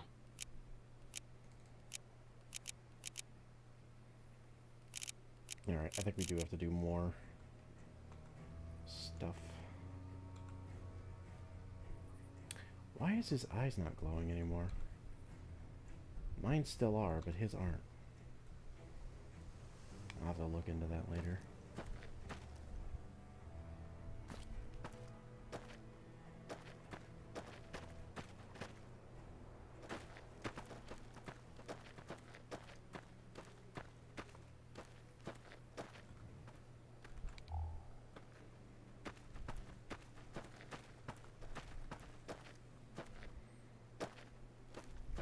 I want to see what happens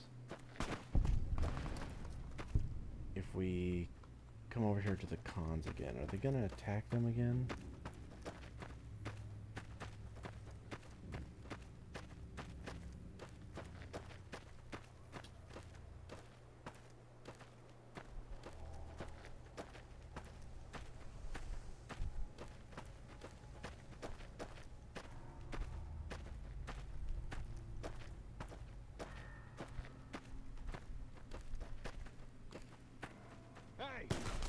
Ah, yeah, they're just straight up attacking me.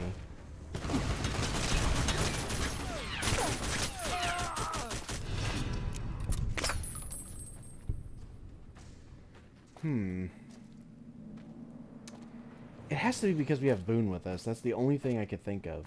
Nothing else makes sense.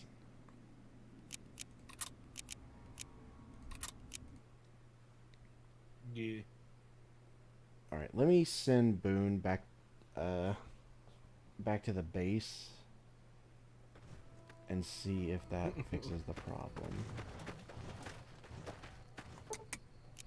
Hey, Boone. What is it?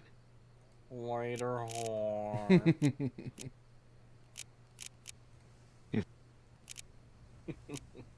I'll make my way there.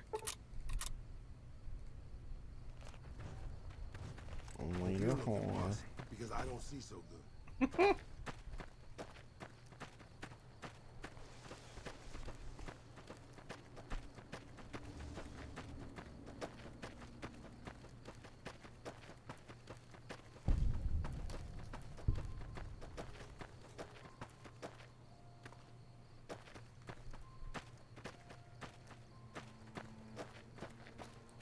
Are we good now? Hey, yo, we good? We good, bro? We good? Yep, they're fine now. So it was Boone. It has to be. Well, that's mildly irritating. Alright, we'll just have to keep Boone away from the Great Khans whenever we're doing stuff. At least until you get that quest sorted. Yeah. If I get it sorted.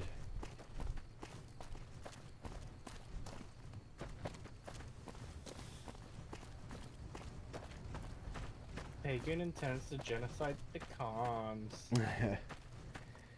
Well, I don't know if House even wants me to do anything with the Great Khans. He might not care.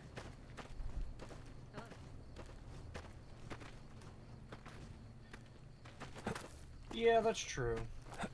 I can't believe Mr. Hoos doesn't care about the Khans. No sudden moves and you and I will do all right. What do you want?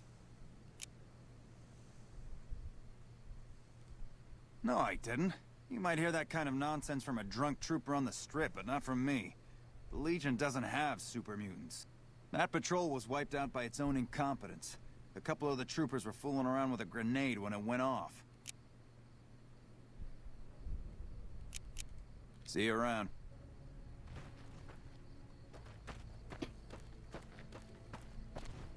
They were playing hot potato and it went wrong.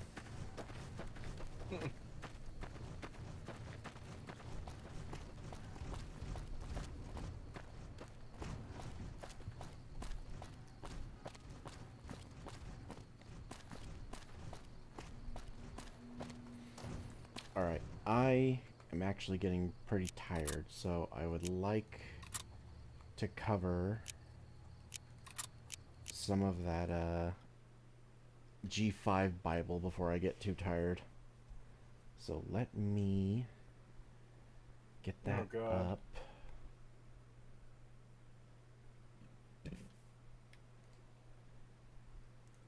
Let's see.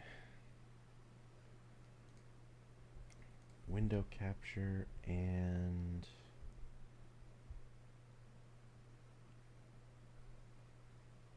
yeah, here we go.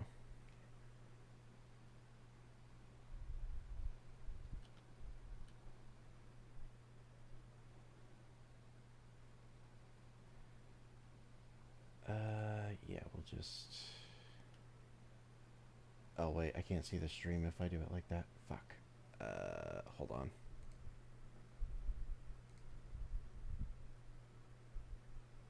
Oh god, there's 36 pages. Are you gonna go through all of that? No, absolutely not, no.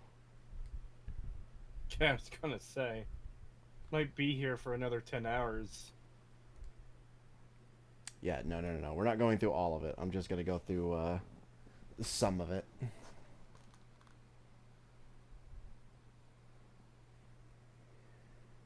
Let's see here. I don't care about this. This doesn't really have anything new.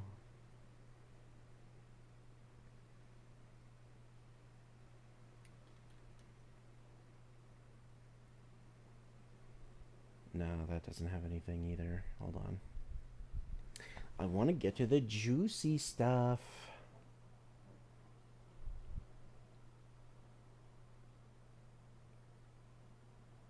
Let's see. Storytelling style, adventure and humor mixed with heart. Well, it definitely didn't have any of that. Humor or heart, to be honest. They didn't have either one of those. Fun, pwnable stories? What? What the fuck?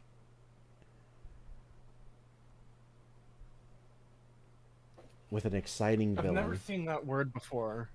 Definitely didn't have that either. Is that even a word? No, it's literally just ponies, ponified, pwnable. It's literally just that, and it's fucking stupid. Oh. Yeah.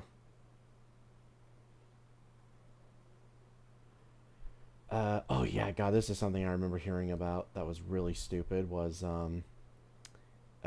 usually each episode will focus on one or two of the main 5 characters' journeys to self-discovery while still featuring all of the main characters as supporting cast. Yeah, so apparently, from what I've heard, if there was an episode that involved like 2 characters, they would always bring in the other characters as well at the end, or even like halfway through the episode, because they always had to include them even if they weren't necessary. So they would force them into the episode. That just sounds unnecessarily restrictive. It was.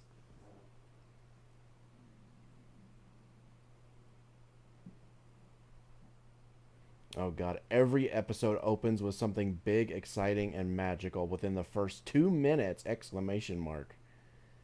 That's not always a good thing. It's fucking lame, actually. We'll always have an A story and a B story while continuing to support the ongoing villain mystery narrative. Ugh.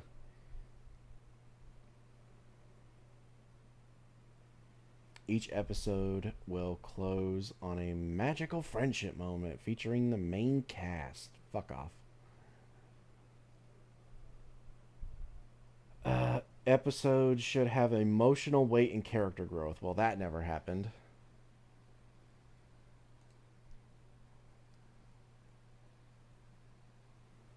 In fact, as we're going to find out later, apparently there were certain characters in the show that got like no development at all, and they were supposed to get their own like standalone episodes to like flesh them out, and they never got them. So that's kind of ironic that they have this written into the Bible, and yet they literally did the opposite of that.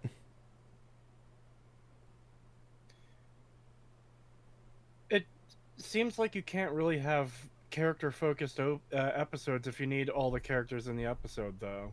Yeah, that too. Like, just by nature, like, it's contradictory by its nature. Yep. But always feel magical by staying true to My Little Pony's voice. Well, they definitely didn't fucking do that with how they shit all over G4 and everything it stood for. Funny and Didn't you say they had, like... Didn't Yeah. you say they had, like, cell phones in this? Yeah. No, it seems like the exact opposite of magic to me. Oh god, yeah, that's something else they did.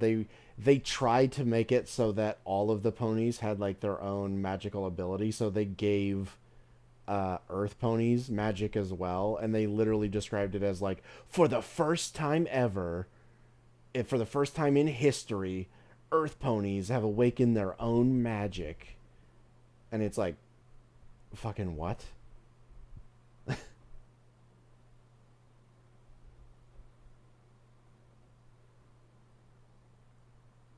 But yeah, apparently they made it so that they could grow plants super fast and stuff like that, which is something I kind of felt needed to be in G4, but it never was. So to see it just randomly introduced in G5 as like, oh, this is just something they can do now, is fucking weird.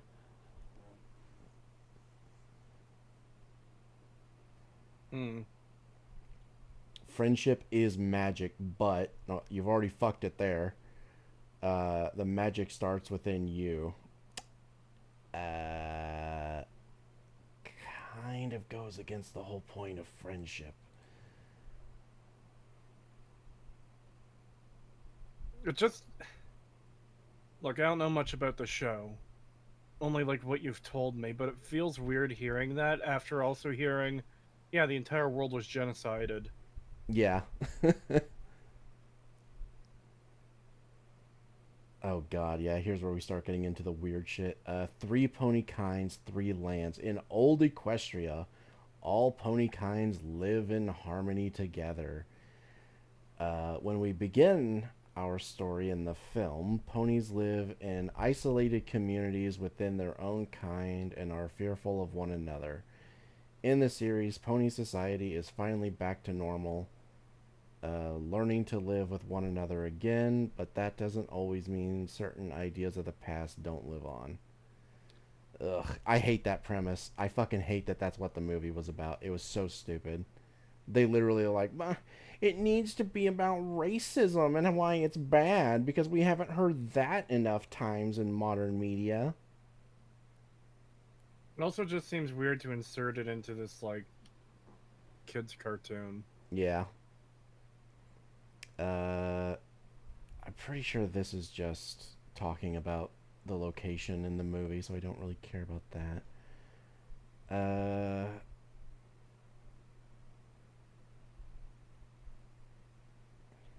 Series, blah blah blah blah. Yeah, I don't care about that. That's literally just,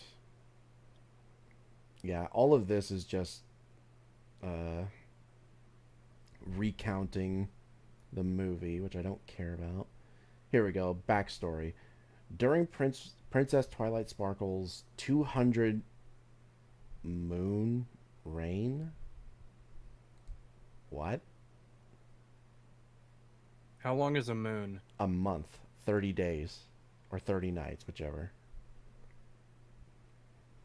That doesn't sound very long. Yeah, that's not very long at all. Hold on.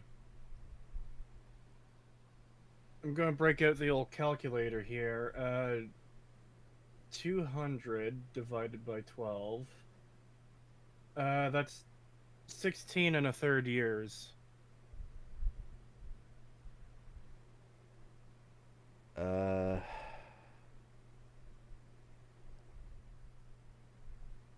Yeah, what the fuck? Okay. They fucked that up. I think... Oh god, that's right. I think they changed moon in this series to mean a year. Even though that's not how that works. What? Yeah. Why not just say a year? Because they're fucking stupid.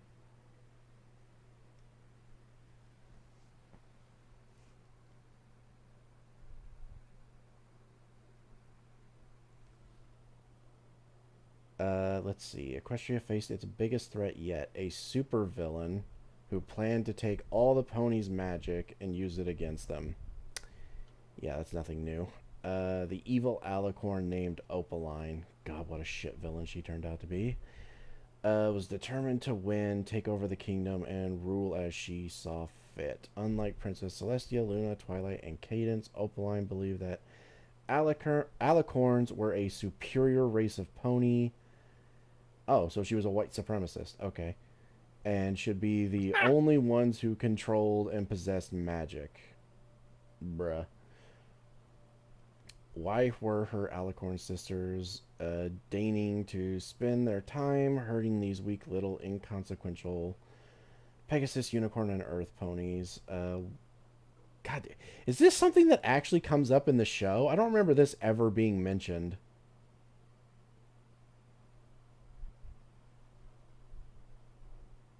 I mean, I guess to be fair, I haven't watched G5 that much, so... but I just don't remember this, like, being mentioned at all.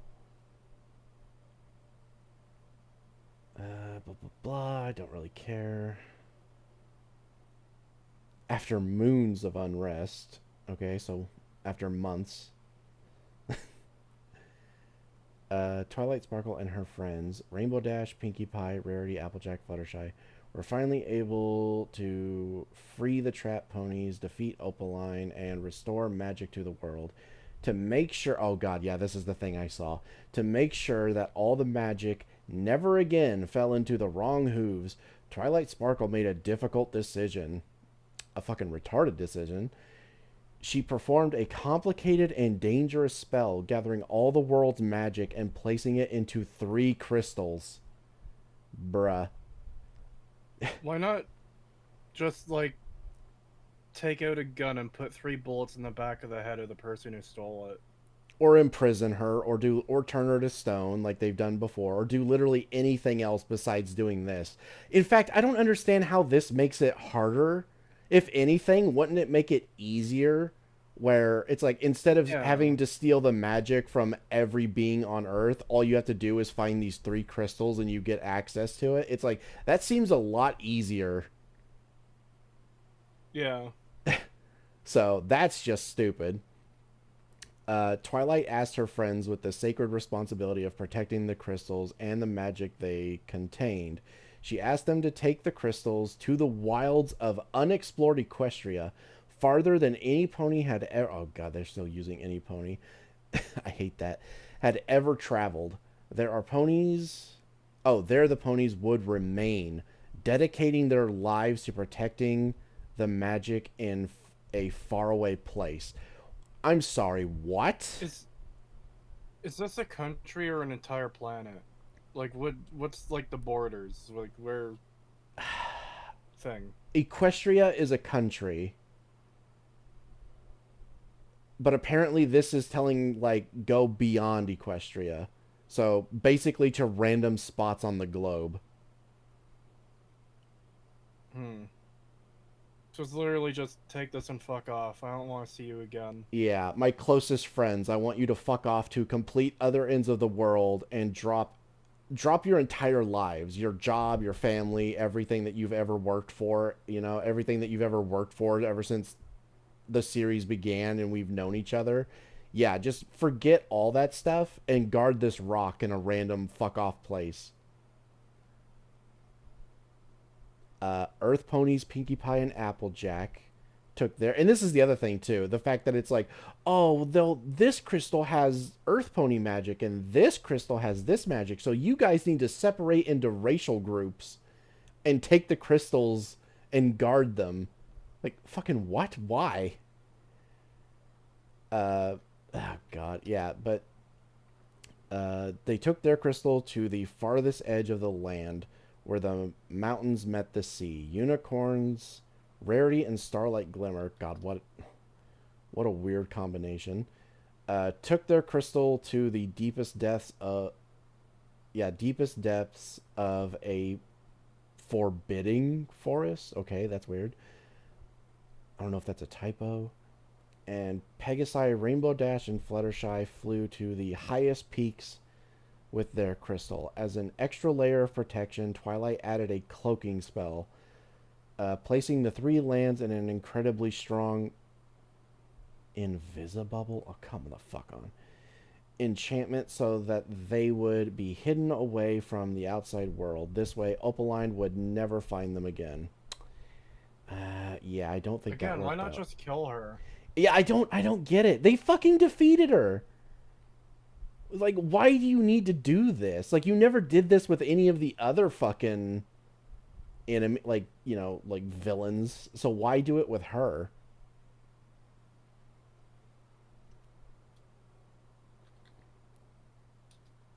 You know, and it's kind of funny because they actually do that in G5. They don't kill her, but they do trap her inside of a tree for all of eternity. And it's like, okay, why didn't they do that? It's like if they were literally just gonna... What? They trapped her inside of a tree? Yeah. So it's like if they were just going to imprison her for life later, you know, like later in the series anyway, why didn't Twilight and her friends just do that? Like, why didn't they just imprison her in stone? Like, what the fuck? That kind of random, but it just reminds me of the political memes of, like, yes, when Trump wins again, you're going to be trapped in the crystals. Another 10,000 years in the crystal, Joe. I can't do it. I can't go back.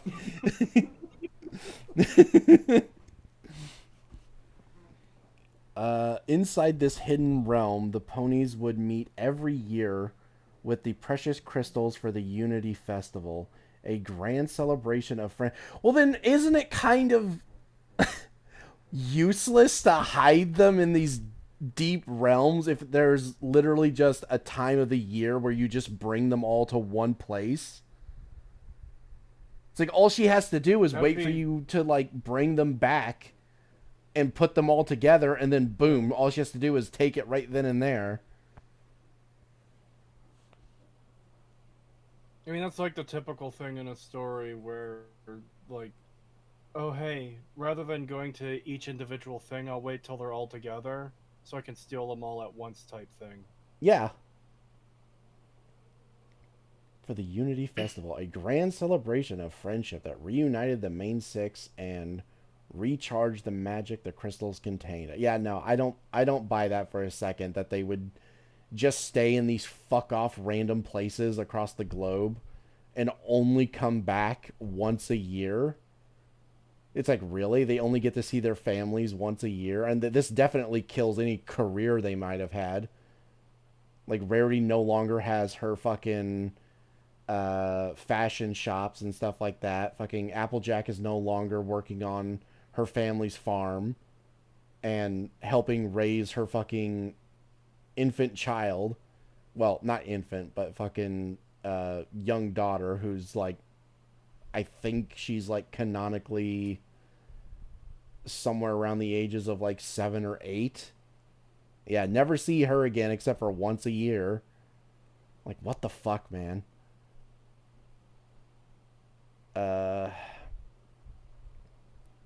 As long as friendship was kept alive, magic would be as well.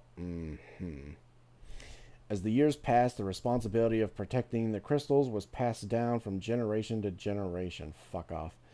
The once remote Pegasus Unicorn Earth Pony communities established to protect the crystals began to grow and flourish. Wait, so it was intentional that they were all separated by race to live in these different places? What? You don't see how that's going to end up being a problem? What the fuck, man? During these times of prosperity and happiness, sure, whatever, virtually no pony, oh god, I hate that they're still doing that, realized that each of the 3 species tended to gather around their own crystal. The frequency of the Unity Festival began to decline as ponies got busy and focused on their everyday lives. The less they got together, the more they forgot why they were getting together in the first place. Eventually, the celebration ceased altogether.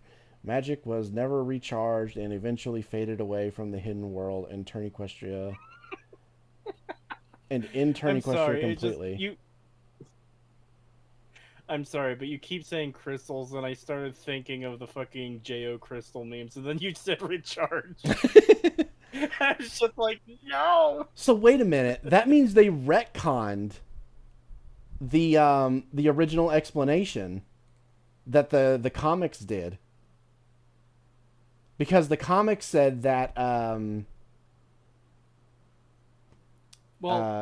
Discord stole the crystals, and that's why magic disappeared. And it was abrupt. It wasn't a slow thing over time. It was very abrupt, and nobody knew who did it, so they blamed each other, and it led to a race war.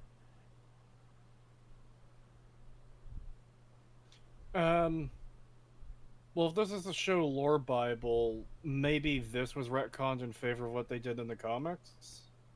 It seems like this would come first. Yeah, I think you're right. This seems like this would be the groundwork for, like, here's what we're going to do at this show. You know? Yeah, I think you're right. This is the kind of document... This is the kind of document I would write up if I was doing, like, a show or a movie or a game. Where it's like, yeah, I need to get all of my lore in order and basic ideas across to people on the team who are going to be working on it. Yeah. Yeah, so yeah, they retconned this then. At least this would have made slightly more sense than what we actually got, which is funny because this is dog shit. But holy shit. It's funny how they were like, let's make it worse. Let's actually make it worse.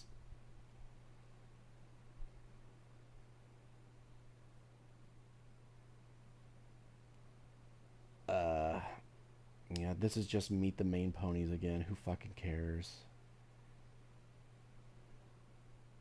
God, I forgot that they use the term sparkles. Ugh, for fucking in place of like unique. Fuck off. Yeah, I don't really care about their descriptions.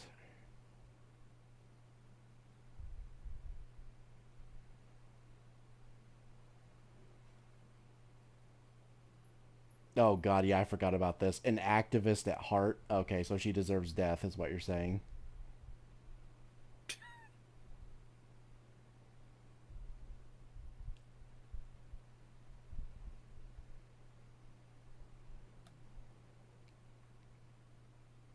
She's literally written to just be a fucking, like, what a fucking what a leftist thinks they are. Oh boy.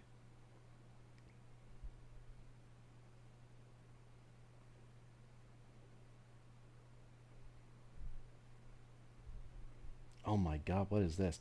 In the past, unless they were born that way, once a pony becomes an alicorn, she remains in that form forever. But Sunny is a new kind of alicorn entirely. You fucking what? Her horn and wings are not always present. She is usually in earth pony form and powers up to alicorn form, complete with glowing wings and horn when necessary. Oh, oh yeah, that's right. That's at the very end of the fucking movie. I forgot about that.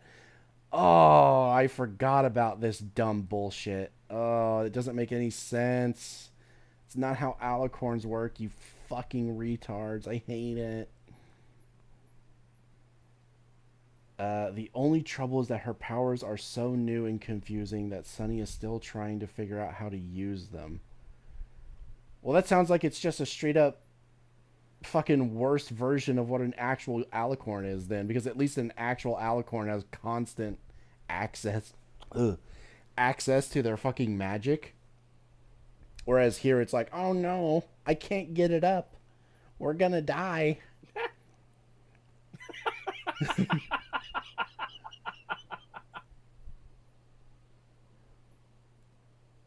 This means that her horn and wings sometimes appear at inopportune moments. Oh my god, she pops a boner in public. Often to hilarious or embarrassing results. Oh my god. Throughout the... Yeah, like, it sounds like a fucking dick joke. It does. Throughout season 1, Sunny will attempt to master her newfound powers and gain the ability to conjure them when they are needed most, when some pony needs her help. Or whenever she's horny, apparently. As we progress through season 1... What? It sounds literal, considering she gets a horn. Yeah, it does. Like, that's good.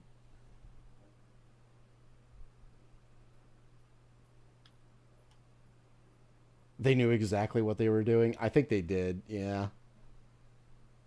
I saw the pony design and gagged. Yeah, the fucking designs look fucking awful. Like I said earlier, the CG was not good, but holy shit did the 2D look so fucking bad. They literally did the fucking, like, CalArts bean mouth shit for, Oh.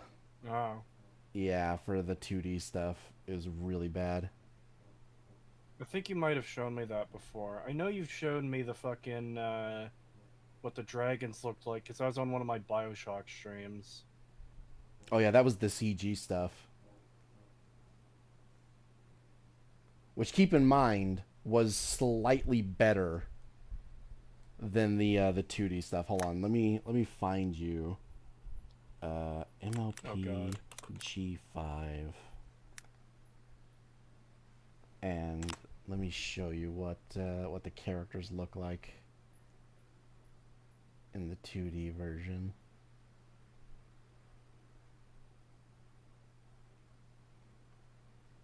Okay, apparently I have to type in. I think it's Tell Your Tale is what it's called. Yeah. So were they running 2 shows at the same time? The same characters? No, it was... There was one like a mini-series. It was like specials. Oh. Yeah, so you had the movie, then you had the 2D show, and then during like certain specials, they would have it in CG. It was very weird. I did not like that it jumped around so much. Is that going to load? I don't think so. Fuck. You could just copy the image. I thought that's what I did. Oh, no, I didn't. I hit the wrong thing. Fuck. Re.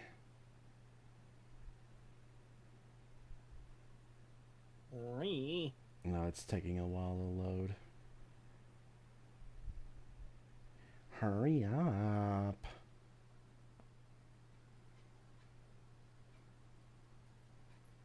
Oh god, I forgot about the furry OC that they added later. Oh my god, that thing looks so fucking ugly. Hold on. But there's what the characters look like in the 2D version. I fucking hate it. They look weird. Yeah, they do not look good. And then here's the, like, furry OC villain that they introduced immediately after getting rid of Opaline, whatever her fucking name is. They immediately replaced her with this. If it ever loads.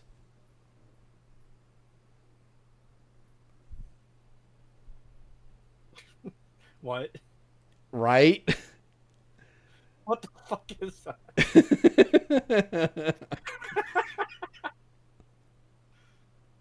It's so shit. It literally looks like something from a fucking, like, like Fur Affinity or something.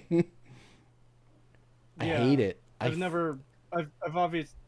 obviously never been to that site, but that's exactly the kind of thing I expect to see there if I were to go there. Yeah.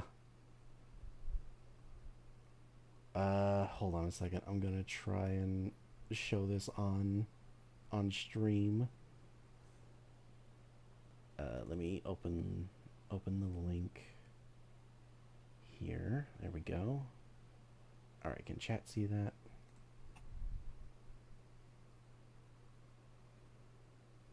They should be able to, I think, if my chat would, or if my stream. Yeah, I see it on your stream. There we go. Yeah, yeah. So this is what they fucking looked like in the 2D version, which, good God, they look awful. Yeah, and then that fucking cat thing in the background is the villain they replaced the evil alicorn they were talking about with. Yeah, it looks shit. Also, just looking at this image again, it kind of looks like a shitpost.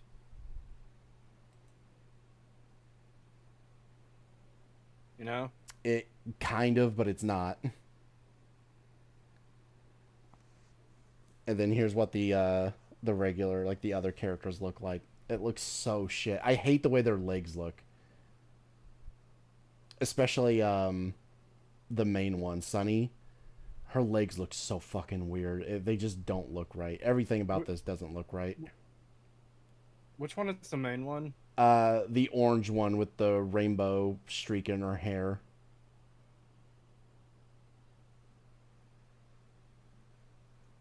Yeah. Yeah, they're pretty bad. Yeah, the designs were... It looks like some... It kind of looks like some of them don't have noses. Kind of, yeah.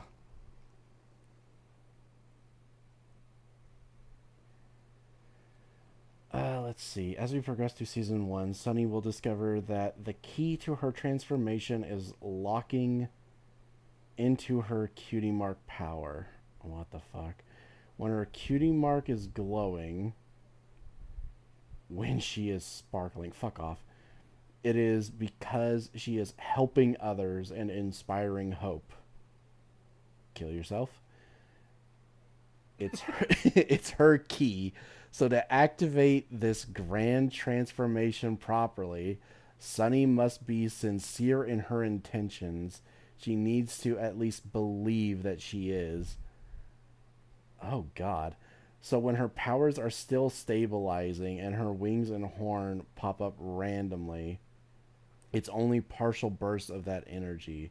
To achieve the full effect, Sunny will need to figure out that she has... Wait, what? She has to this power use it for good. Okay, what is that writing? And she definitely will. Oh, goody. Fuck off. Sunny's transformation shouldn't happen every episode. It should feel special and purposeful whenever employed. After all, this is the first pony to ever have alicorn powers that can be switched on. When she is in alicorn mode, her wings and horn appears as more glowing ethereal appendages than solid ones. Now, how much you want to bet they overdid the fuck out of this in the show? Just quickly, from Courier Seg, what the fuck did I come back to? Pagan is inflicting horse lore upon us. Yeah, we're talking about the Bible leak.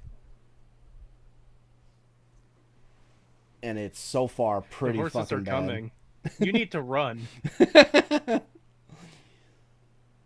Let's see. Okay, I don't really care about most of this stuff. It's pretty shit.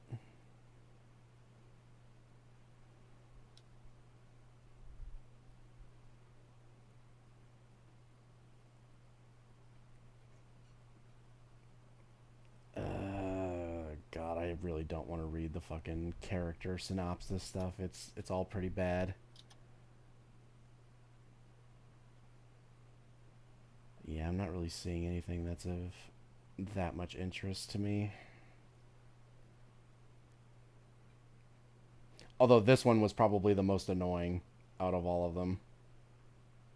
She was literally just a cunt, and she was an influencer.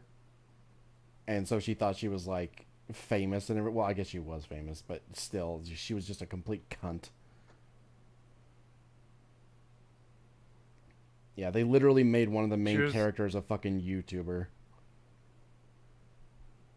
Again, isn't this like a fantasy series? Hold on. Dislikes. Being bored. Bruh. I'm pretty sure most people dislike being bored. Oh, God. When her phone dies. Ugh. Forgetting song lyrics. Pickles. What the fuck? What is this shit? Special items. Smartphone. Are you fucking kidding me?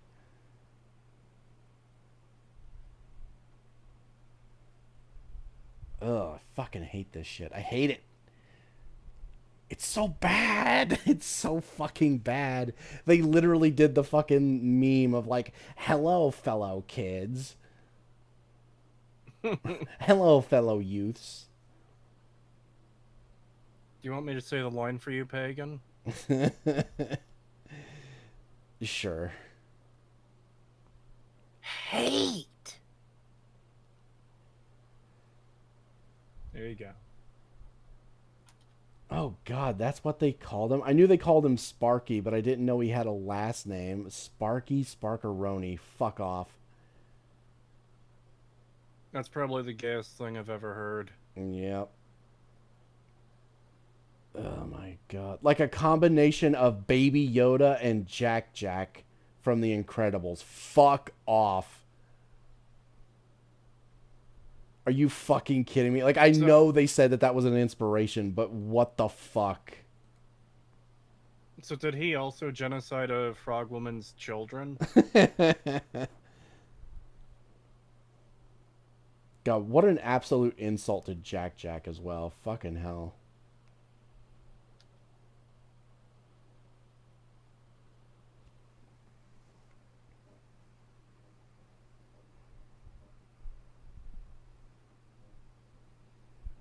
Oh my God, I hate this. Uh...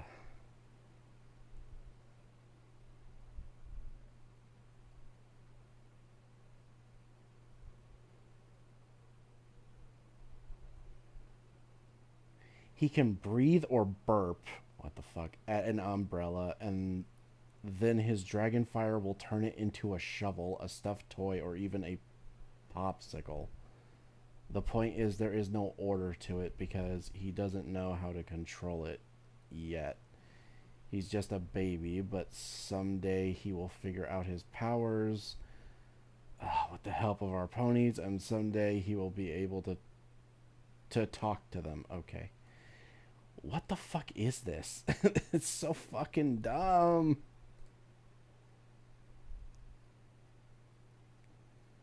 Also, yeah, they made him the fucking like poop joke basically. He constantly, from what I remember, one of the reasons why I stopped watching the show, I only saw like 2 episodes and I couldn't take it anymore because the stupid dragon was just constantly farting and burping throughout the entire fucking episode and I couldn't stand it. And I was just like, nope, I'm done. Fuck this.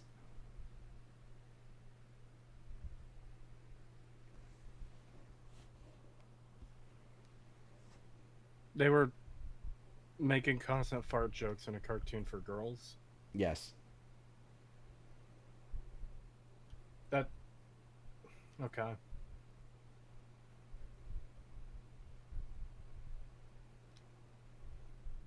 Let's see. Is there anything else in the character stuff that I give a shit about?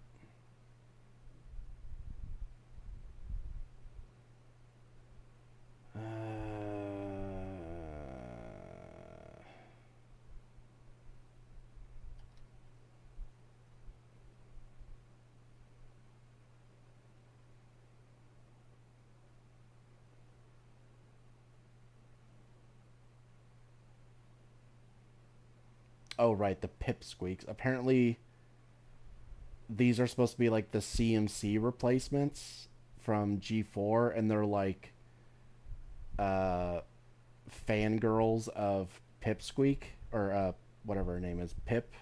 Whatever her name is. The YouTuber. And one of the things that it mentions is how apparently... Hold on, let me see if I can find it. As the show progresses, we will delve more into their personal stories and get to know them as individual characters. Yeah, that never happened. Apparently, from what I've heard, they were literally just fucking annoying side characters that would pop up and just, like, drool over Pip, and that's all they did, and that's all they ever fucking were known for. So... that whole thing about them getting personal stories, yeah, no, that never fucking happened.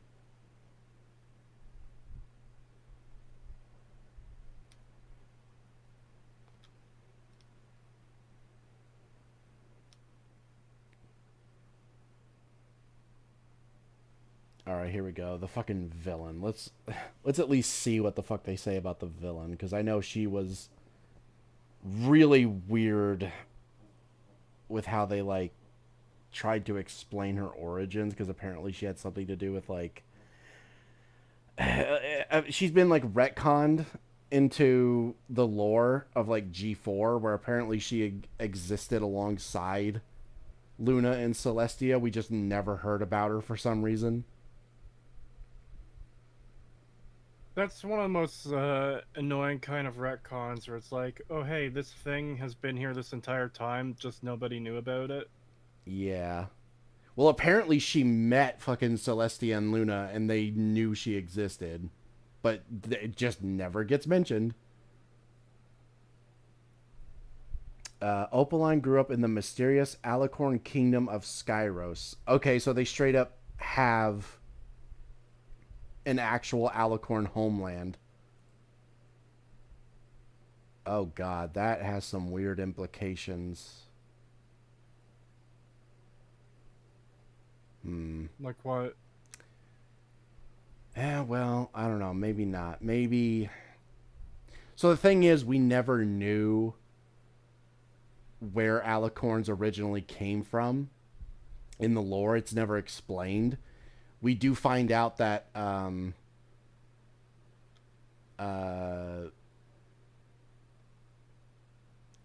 basically ponies that perform amazing deeds, like really excellent deeds that no one else can do. They can become an alicorn, because Twilight becomes one, and so does Princess Cadence. But we're never directly told if Luna and Celestia are natural born alicorns or if they also did something to become alicorns. So there was never really a confirmation on whether or not alicorns as a race actually exist, like natural born wise, or if it's something that only happens to normal ponies who do something exceptional.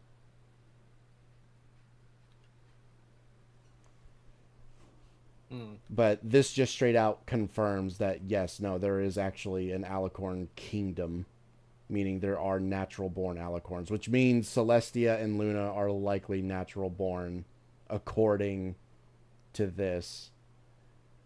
Developing her powers and own strong ideas about the way inferior ponies like Pegasi unicorns and Earth ponies should be ruled. She is older than Princess Celestia and Luna, okay, and was livid when they were called upon by their leader, the Rain Alicorn, okay, as young fillies to meet their destiny and prepare as the next rulers of Equestria. It should have been her all along. Celestia and Luna ruled as leaders who valued harmony, unity, and equality for all ponies. Oh god, more of that fucking DEI shit.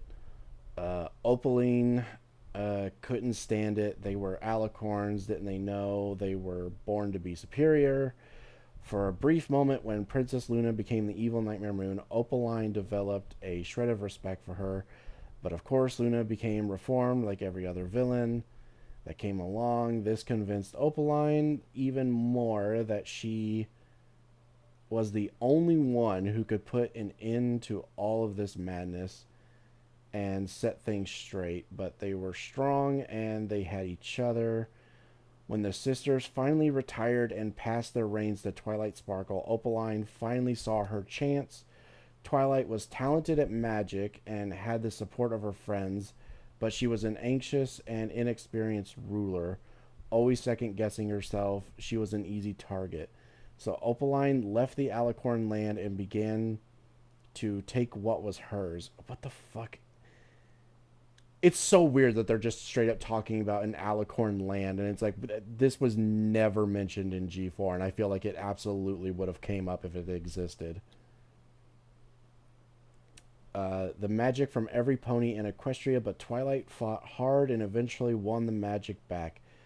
Then she hid it away until now, because the surge of magic that occurred when the crystals were finally stabilized did something else. It broke Twilight's protection spell.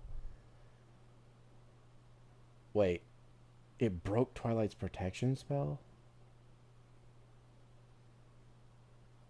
But then what's this one random bitch that powerful that like no one can really do much against her? I don't know. Hold on. Is it talking about the protection spell she put over Equestria? Because if that's the case, shouldn't they all be freezing to death and dying from the Wendigos?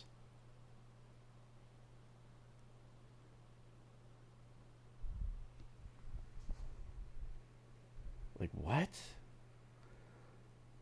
Personality. Opaline is elegant and darkly glamorous. I don't know about that. She's fiery with her words and quick to anger. She's also pretty vain, so the current weak and magic sapped version of herself is deeply embarrassing. She wants to shine with power and strength, but it's not all about appearances. The real reason that Opaline wants power is because she thinks that the only way to be loved is to be revered and feared. Wait. What? Well, that kind of makes it seem like she was supposed to be set up to be redeemed. Do not redeem. Well, they definitely didn't fucking do that. They Sorry, basically I had to. they fucking killed that bitch. Yeah, didn't you say they'd like put her inside of a tree or something? Yeah, she gets sealed inside of a magic tree, and there's like nothing in there to keep her alive. So, yeah, she definitely would have died my after God. like a few days. Yeah, and considering the fucking show is being canceled, that's how it ends. Like she never comes back. We never see her again. She's just sealed in a fucking tree and dies. Hope you enjoy starving to death. Later, whore. The closest she's gotten to experiencing love is caring for Misty, but she would never admit that to herself. Yeah, what the fuck? When Opaline receives dragon fire, she is able to harness its power to transform into a beautiful and terrifying fire alicorn. Okay, whatever. Her eyes turn red and her mane looks like flames. In this form, she is extremely powerful and dangerous. She can shoot fire streams from her horn and melt things into lava with her hooves. Okay, so they basically took the idea of Daybreaker and just gave it to her. What's Wow. Daybreaker? How original. So Daybreaker was the like corrupted form of Celestia. So, because Luna could turn into Nightmare Moon and gained like shadow abilities and stuff like that. And a bunch of other weird powers, and she looked a lot different. She looks like more of like a bat creature with sharp teeth and stuff. And Daybreaker is Celestia's version, where she turns into a basically that. Like she gets like fire for a hair and tail, and she radiates heat so much that she melts everything she goes near.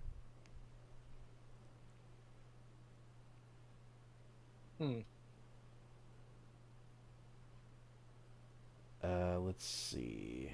Yeah, I don't really care about any of this shit.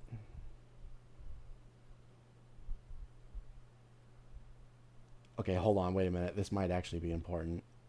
When Misty was a little filly, she wandered into the Bridlewood Forest wilds, searching for glowpaz crystals, and got completely lost. In reality, she had wandered outside of the bubble enchantment that was protecting Equestria from Opaline. Through a small tear/opening in its spell, but Misty... Oh, what? How the fuck did that happen? But Misty didn't know that and didn't understand where Bridlewood had disappeared to. Sadly, she never found her way home. Luckily, she was found by Opaline. The Alicorn took the scared little Misty in and raised her, training her to be Opaline's very own evil little hinge pony in the process. Over time, Misty lost all memory of her former life in Bridlewood. How convenient. As a result of her isolation, Misty is an introvert. She is extremely shy, but when she opens up, it's clear that she's actually quite curious, sarcastic, and smart as a whip, even though Opaline doesn't always like when she voices her ideas.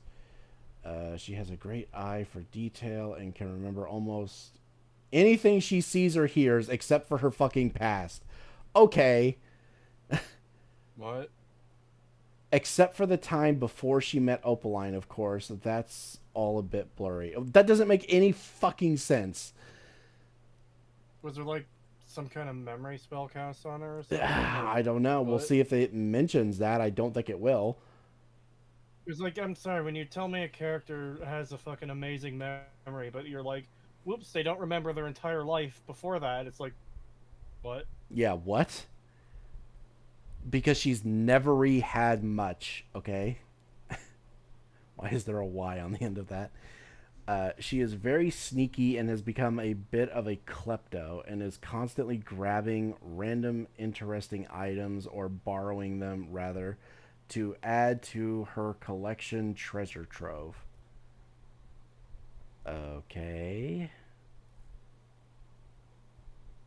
Since she left Bridlewood as a young filly, she hadn't received her cutie mark yet. When she met evil Opaline, Misty was never taught to foster I'm not even going to say that line. To play and grow and learn who she truly is. She was used as a pawn and taught to scheme, but the one thing she's always truly wanted was a cutie mark of her own. Opaline knows this and uses it as a way to control and manipulate her.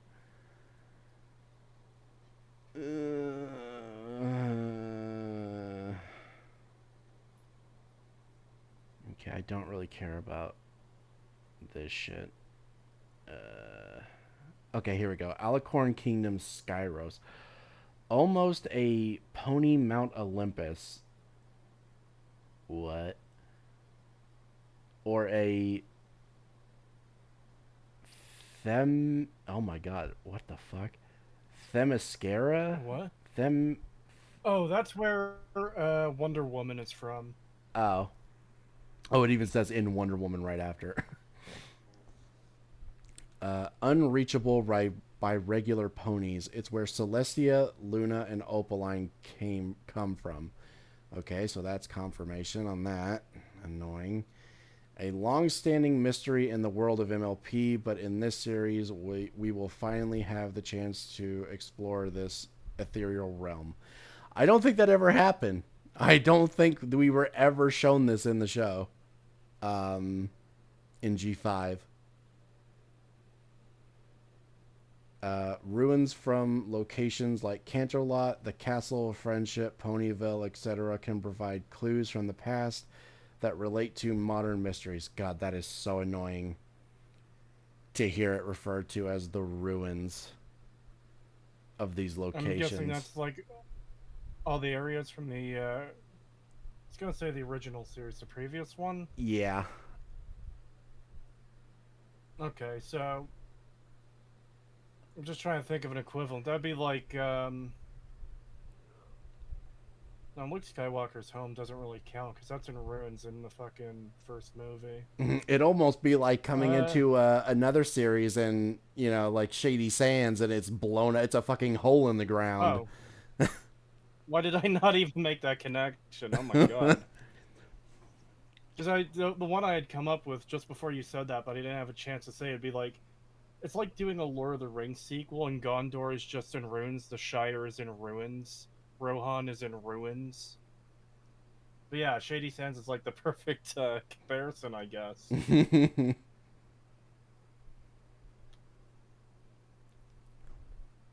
Oh my god, this is so fucking bad. Every time we read something, it just gets worse and worse. Old Equestria from Friendship is Magic, the map. Ruins from locations. Oh wait, we already read that. Never mind. Seasons 2 and 3, Other Pony Realms. What? And the next season we will zoom out. First with more stories taking place in Bridalwood and Zephyr Heights, then broadening our look at the world of MLP G5 by expanding the main five's universe. In doing so, we'll provide countless exciting new characters and environments for our ponies to play in. Our main five will start to visit other new pony lands and worlds. Wait, what? Pony lands and worlds? If there's only 3.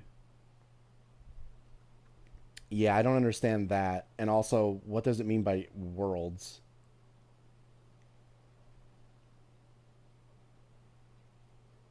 Hoping to help protect them from Opaline or other new villains of their own. Right! Be like different. I remember the furry fucking villain that I showed you guys. That one is from like an alternate dimension that also has ponies. I forgot about that. Yeah, they have dimension hopping later. So it's a multiverse. Yeah, they bring in like a multiverse shit. Oh my god, I forgot about that.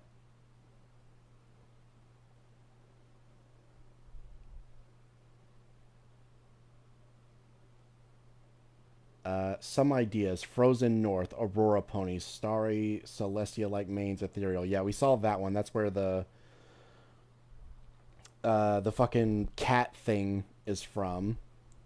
Islands, Sea Ponies, Tropical Ponies, Neon Ponies, brightly colored, Bioluminescent. Okay. Darklands. Bat ponies.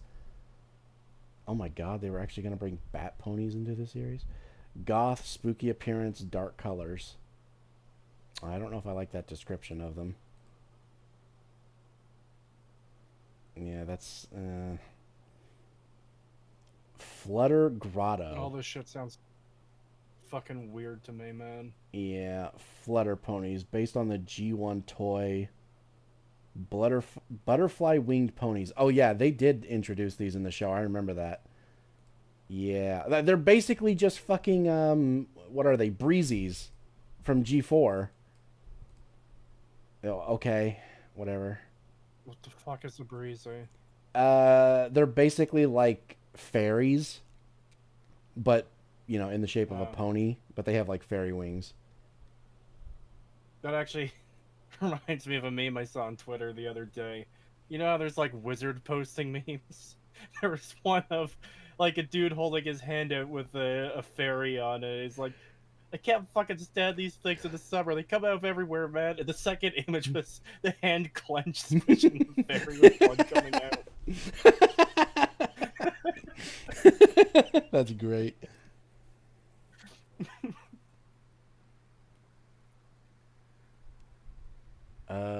9 hours. Okay, we've been going for 9 hours. I'm gonna keep going a little bit though. Let's see. Magic is changing and growing. The old Equestria was a society that ran completely on magic. Not really. But since its disappearance from the world, magic has morphed and changed. The same rules don't govern magic anymore.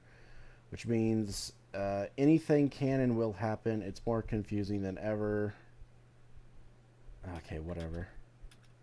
I mean, in a sense, yes, because they could control, like, the weather and shit like that. And, you know, animals were a little bit more domesticated. But, still, it's kind of dumb.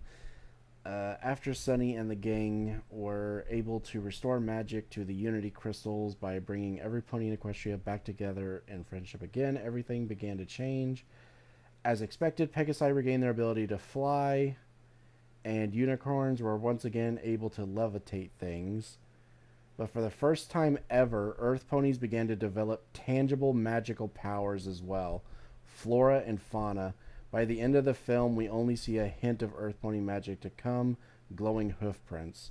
But as the ponies adjust to their newly united society, there are some definite bumps in the road and clouds in the sky, whatever.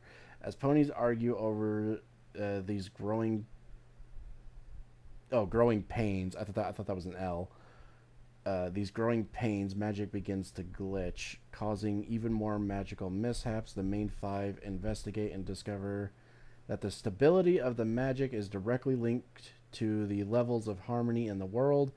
If ponies are at great odds with one another and refuse to work together, the magic will not be consistent, but once it is stabilized, new magic can happen, and for the first time, Earth ponies have special powers. The magic can glitch? The fuck does that mean? That's fucking weird. I don't know. I don't even know how that, like... I guess, like, Pegasi can fall out of the sky, and unicorns can randomly, like, drop things because their fucking levitation magic just stops working, I guess. I don't know. I feel like one of those is much worse than the other. Yeah. One will get you fucking killed. Well, I don't know. I guess the levitation thing could get you killed, too. I mean, God forbid you're holding the demon core and then your magic glitches out. I mean, true, but I feel like one of those is going to be fatal a lot more often than the other. While magic is a broad word used to describe all the pony powers in Equestria, each species of pony has specific abilities. These magical abilities have evolved somewhat over the history of Equestria and are continuing to develop and change as the series progresses, but for this version, their baseline powers can be defined as flight, float, and flora and fauna.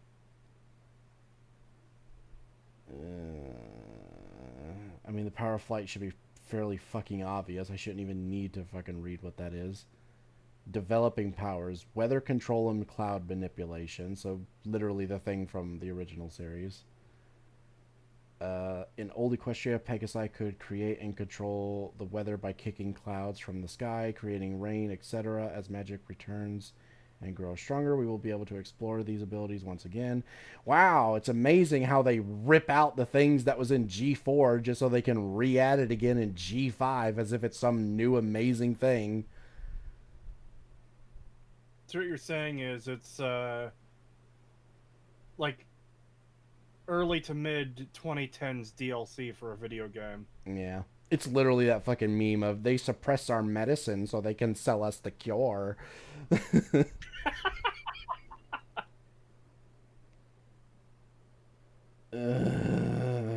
hate this. Yeah, I don't really care about that. That doesn't mean anything. Okay, here we go. The power of flora and fauna. What the fuck does this do?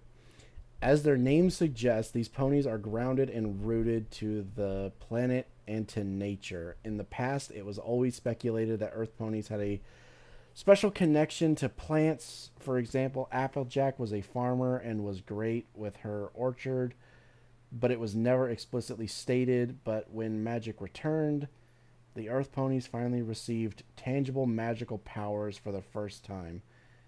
They can control and grow plants. I don't know. I feel like that's a lot worse than the other two get.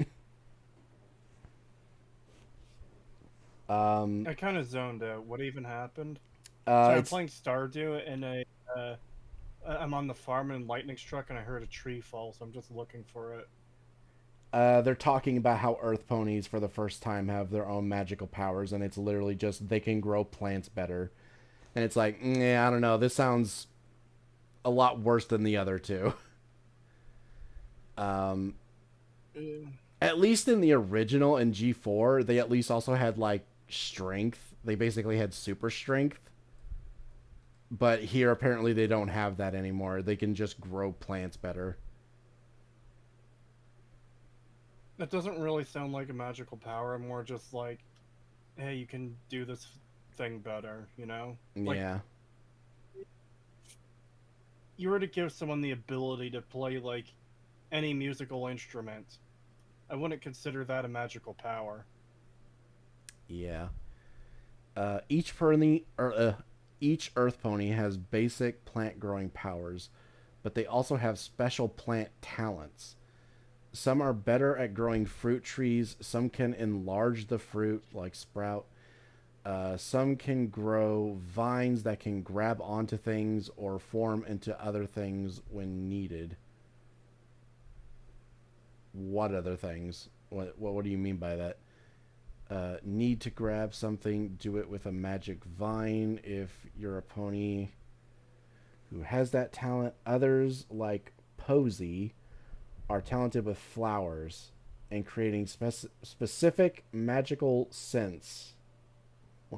What? That can do things.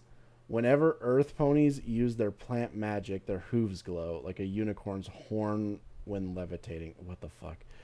And of course, Hitch has the power of fauna and can now talk to animals, okay? I mean, that was something Fluttershy could do. They're literally just selling us back shit we already had. But all Earth ponies will find that animals are drawn to them. Developing powers, quaking / rock shifting. More animal powers. Okay, so they turn into earthbenders. Earth ponies may develop the power to shift mineral matter as they become stronger. In addition, Hitch may have more EP friends? What the fuck is EP friends? What the fuck is that? Who begin to communicate with animals. EP? Am I missing something? Is that like a abbreviation for something we read earlier? Because I don't remember this. Earth pony? Maybe? But then why wouldn't you just say Earth Pony Friends? I don't know. That's weird. The Unity Crystals. The 3 magic crystals that were created by Twilight Sparkle to protect magic from evil Alicorn Opaline. Stupid fucking idea. Each ponykind crystal was protected by that group of ponies and brought together to charge with Unity magic. Each moon. Wait. Each moon. Okay, so yeah, that has to mean year then, because they said they do it once a year. So yeah, moon must mean year. Oh, I hate that. That doesn't make sense, because if a moon is a month, I would assume that's based on, like, the lunar cycle, where it's, like, full moon, half moon, I don't know what it's called when it's, like, almost completely, but you know what I mean, right? Yeah. So, that being a moon meaning a month makes sense. Whereas, to mean a year just seems kind of random. Yeah, I don't understand it either. It should be one lunar cycle, not a year.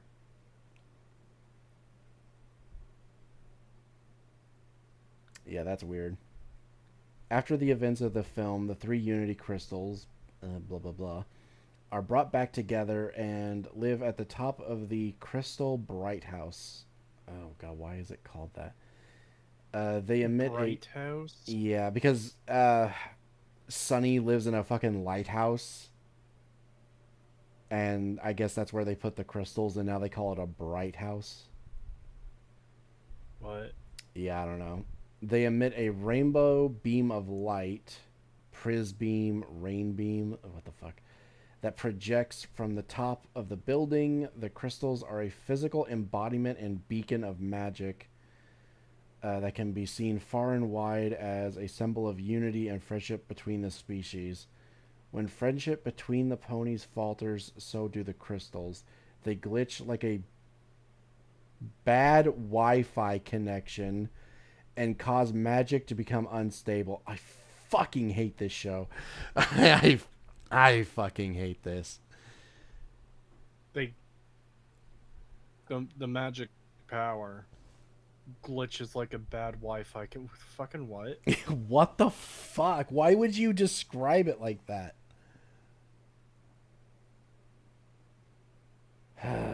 Bridalwood crystals. Everywhere you step a hoof in Bridalwood, wild crystals grow from the soft moss-covered earth. These crystals are beautiful, but will also serve a greater purpose. The unicorns don't know this yet, but when activated by magic, crystals have memory. This will be a fun tool for delivering information of the past or even Opaline, using them to manipulate our characters. Information of the past. Okay, so they're literally just like... What, they like clip stuff from the past? Oh, God, I hate it. Oh, I bet they were literally just used as like a member berries thing. Like, remember when, like the gang did this in G4? Remember when they did this in G4? Ugh.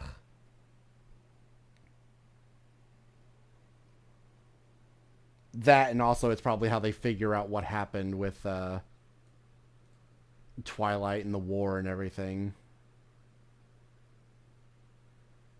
God, I hate it.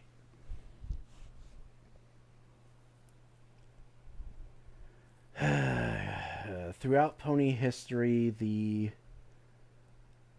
little images on each pony's flank called cutie marks have been an iconic identifier for the characters of My Little Pony. The symbol can be depicted almost anything, or can depict almost anything: a shell, some stars, a rose, an apple pie, a basketball, diamonds, etc. Whatever it is, it has always been related to that pony's character in some way, what they love to do as a hobby, something related to their job, or sometimes just a visual representation of their name. For example, Pinkie Pie had a bunch of balloons because she was a party pony. Receiving a cutie mark was a special moment for each pony, happening at some point in their childhood, usually occurring around an event that signified them finding their purpose or path in life. Until they receive their cutie mark, ponies are casually referred to as blank flanks. Yeah, this is literally just G4 stuff again. In fact, I don't even know why this needed to be explained. A new type of cutie mark magic. In this generation, we aim to build on that tradition with even more specific cutie mark designs.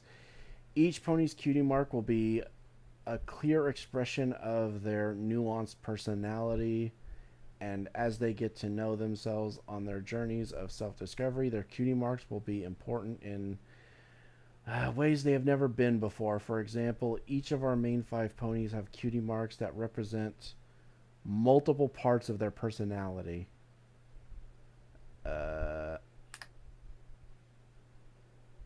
Sunny Shooting Star to symbolize hope and adventure.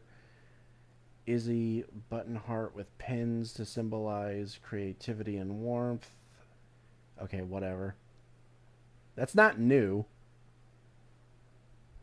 They're acting like this is some new thing. That's literally what fucking all of the fucking characters had something like that. Especially Twilight. She literally had stars. The fucking stars represented her friends. That's the thing. She had 6 smaller stars, or 5 smaller stars around the main star. She was the main star, and the smaller stars were her friends. Like, it was... it was more in-depth than this shit. It also sounds kind of meta, because, like, she's the main character, right? Yeah. So, like, the star of the show? Yeah. When the ponies are completely in their element, they will glow with a special color as an exciting on-screen visual. Jesus Christ. Key jangling, guys! Key jangling! This is what tips off Opaline to the fact that cutie mark magic has evolved along with everything else. Okay. Luminescence, aka Sparkle, is a reflection of a pony's state of being. One way to think of Sparkle is as the energy a pony omits. Did you mean emits? Like an aura? Okay, they fucked that up. If they are being their best, highest self, their sparkle shines brighter. If not, then it can appear faded or dim. What the fuck is this? In the new United Equestria, every pony is finally becoming their best... I'm not even going to read that. What the fuck is even the point of that? What? It's literally just more shit. It's literally just more visual shit to be like, oh, look at the screen, kiddies. It doesn't even do anything.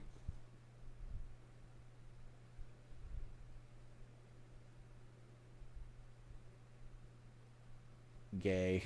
Gay and lame. Harmony trees. Oh no. I don't even want to know what they did to the Tree of Harmony in this show. In Old Equestria, there was a powerful magical tree called the Tree of Harmony, located in the wild and dangerous Everfree Forest. The tree served as a protective measure to keep the forest under control. It also grew the elements of harmony, magical crystals that were in the shape of the main 6's cutie marks. In MLP FIM, well, they weren't originally in the shape of the cutie marks. That came later. In MLP FIM, the elements were used as conduits of the friendship magic utilized by the main 6 that helped them save Equestria from villains on many occasions. Well, I guess it did help with, like, on 3 different occasions, so that's fair. The elements of harmony were ultimately destroyed by the tree itself in order to protect their power from falling into the wrong hooves. What?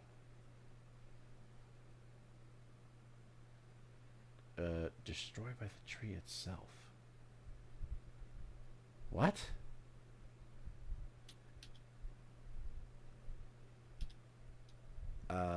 No. The fuck you talking about? Is this something that happens in one of the later seasons?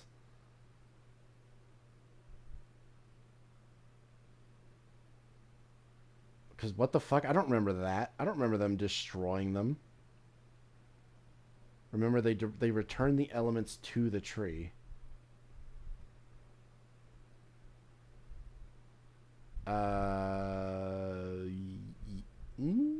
Yeah? I don't know. I'll be honest, I don't fully remember that. But, okay. Yeah, I don't know if I like that.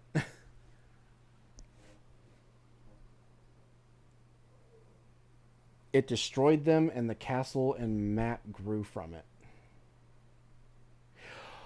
Right! I forgot about that. Oh my god, that's right. Oh god, yeah, that was one of the fucking beginning of the end shit. Oh, I forgot about that.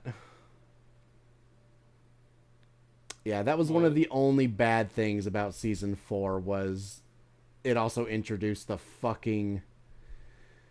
stupid fucking Crystal Castle shit. Oh my god. I fucking hate that thing.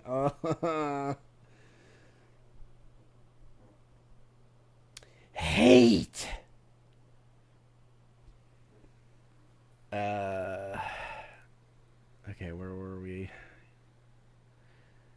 Yeah, in order to pay falling in the wrong hooves. Later in the series, the tree was also destroyed. Wait, what?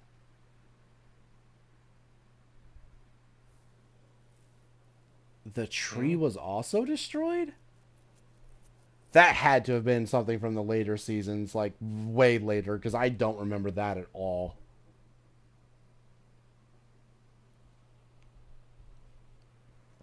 Note, in the film, when the main five are traveling from Zephyr Heights to Bridlewood, they walk past a landmark tree.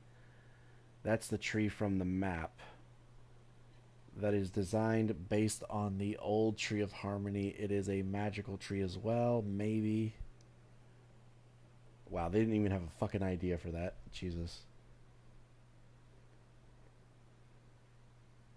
The tree grows into the castle. But it says here the tree itself was destroyed. It's not destroyed if it became a castle. It's not how that works. Because the fucking map exists. Like, that's part of the magic of the element of the fucking Harmony tree. Even though it's dumb. I fucking hated it. I hated the map. But it still shows that the tree is alive in some way. So it's not destroyed. They're just straight up fucking wrong.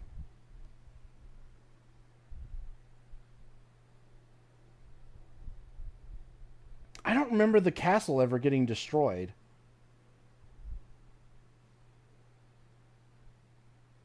Yeah, no, I feel like I would have remembered that.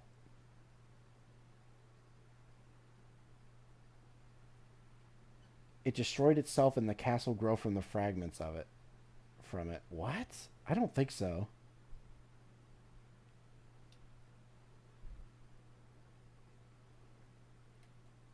Didn't the King Sombrero destroy the Harmony Tree in one season? Sombra? I don't think so.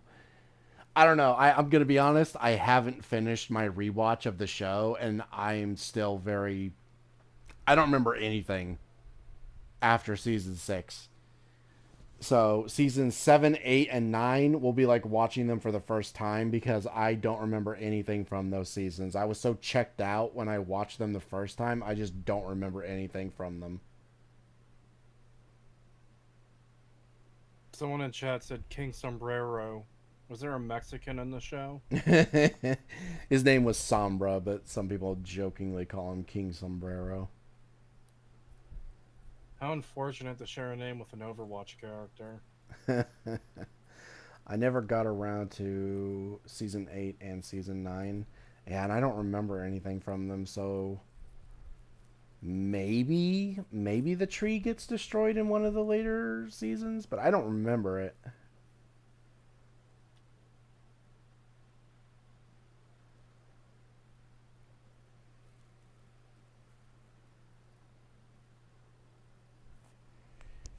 Oh, God. Either way, it's still fucking dumb and I hate it. New harmony trees. What? In our modern and changing world of magic, fuck off, harmony trees will take on a whole new meaning. These trees literally have very deep magical roots and are actually connected to one another via an underground magical network. Okay. Early on in the series, episode 102. Yes, very early on. I have to assume that's just showrunner code for season 1, episode 2, because otherwise that doesn't make sense. Because a lot of shows, they'll number episodes like that, where it's like, all right, this is the 5th episode of season 4, so it's episode 405, rather than writing it out as S4E5, right? All right, yeah, it makes sense, so I'll just assume that's what they meant. A magical tree gets planted when the Earth Pony magic is going wild in the center of Maritime Bay. The main 5, led by a hesitant Hitch, why is he leading them, must work together using their new flora powers to tame it, which imbues the tree with the same friendship, unity, magic as the Crystal Bright House. It grows with flowers that are the same color as each of our main 5. At first it seems like it may just be a beautiful tree, but later it may actually become the key to much more. Yeah, I think that's the tree that ends up like sealing Opaline to her death. I'm just gonna say quickly, I hate the word Bright House. It sounds really gay. Yeah, it does. I hate it too. It's really bad. The Wishing Tree in Bridalwood, introduced in special number 2, Winter Wish Day, is actually a harmony tree as well. The unicorns of today have always known it's a holdover from the past. They just don't know why yet. The respective harmony trees in Bridalwood and Zephyr Heights will have their own unique looks, attributes such as cloud leaves or wild crystals, glowing swirls growing from them. But all 3 trees are important and connected. I'm sorry, what the fuck does cloud leaves mean? I don't know. Like leaves made of that? What? Yeah, I don't know. I have no idea what that even means. Technology. After the disappearance of magic, the Ponylands adapted and evolved in very different ways. After every pony was reunited, they began to share their technology with each other more, but each place still has a distinct relationship with devices. I hate that. I fucking hate that they made it fucking like modern day technology shit. I fucking hate that. Zephyr Heights, the most tech savvy of the Ponylands, basically as technologically advanced as modern day New York City. Why would you do that? The ponies of ZH use smartphones, tablets called flypads. I hate that. And other digital devices. They have wireless internet and hoof touch-based locks. Giant screens play feeds of shows and commercials advertising their many brands on the side of the tall buildings. Hate! Hate! Let me tell you how much I've come to hate! Oh, I hate that. I fucking hate it.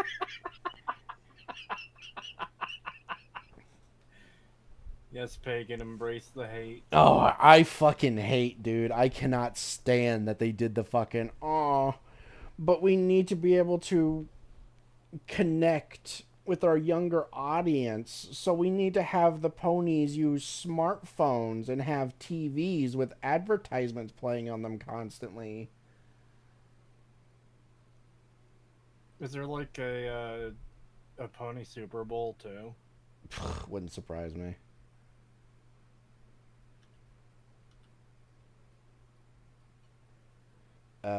Tree of Harmony was destroyed by King Sombra in the beginning of the End Part 1, but then reformed into the Tree House of Harmony in Uprooted, according to the wiki. What? Oh my god, I fucking hate the later seasons of G4. It's so fucking shit.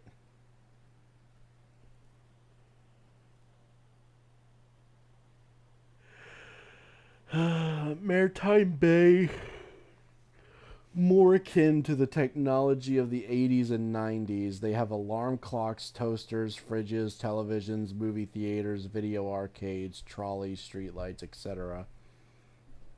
Before the events of the movie. Yeah.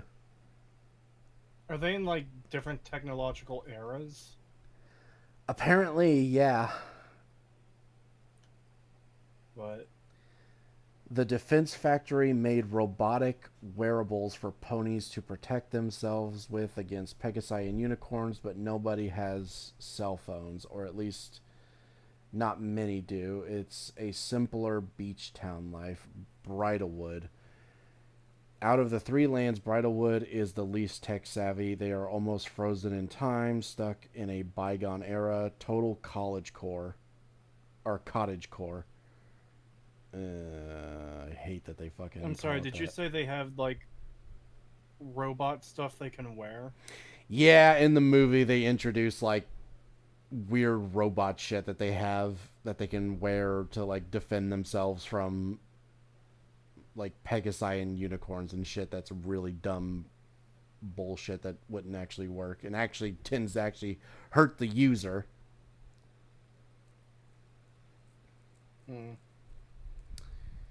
They have games like Just Prance, a wooden, manually operated dancing game similar to Dance Dance Revolution. How the fuck would that work if it's made of wood? Why would they reference Dance Dance Revolution when there's literally a game called Just Dance? I don't fucking know. Sometimes they host magical movie nights in the forest using a film projector and a sheet, but they are more interested in creating fantastical artwork, crafting, and drinking tea than in anything digital. Tech should be kept. They're British. Tech should be kept to a minimum in Bridlewood to preserve its whimsical fantasy feeling. Wow, it's almost like we shouldn't have fucking introduced modern technology at all. You fucking idiots. There's something funny about hearing that after also hearing there's robots in this setting. Yeah. Vehicles. Other than the trolley system and the various carts in Maritime Bay and the underground subway system, Jesus, inbuilt into the mountains of Zephyr Heights, named TBD, there aren't many vehicles in Equestria. In the past, they traveled by hot air balloon, see hangar, but that mode of transportation has been abandoned. Fuck you. The Cutie Cruiser. What? I hate that name.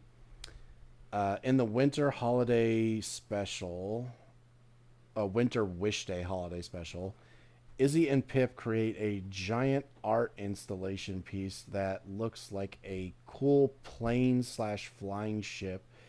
It becomes magically activated by Sunny's Hope Lantern. What? And powered by its energy so that the main five can travel far and wide together whenever necessary. What the fuck? Why? What? Music will play a key role in the show, with a song taking place roughly every 2 episodes. Many songs can take place on stage at main melody or somewhere that a musical performance would naturally occur. Rather than having all the songs be storytelling numbers as we have in the past, many of these will be on-trend pop songs that will be in-world tracks sung and written by Pip. Either way, it should help move the storytelling along and also build a catalog of repeatable slash recognizable tunes that we can use in other ways. For example, Pip films the music video of a song we heard in another episode.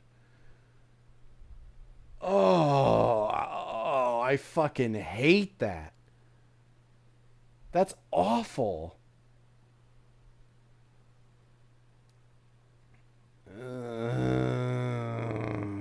I hate it. I hate everything about this.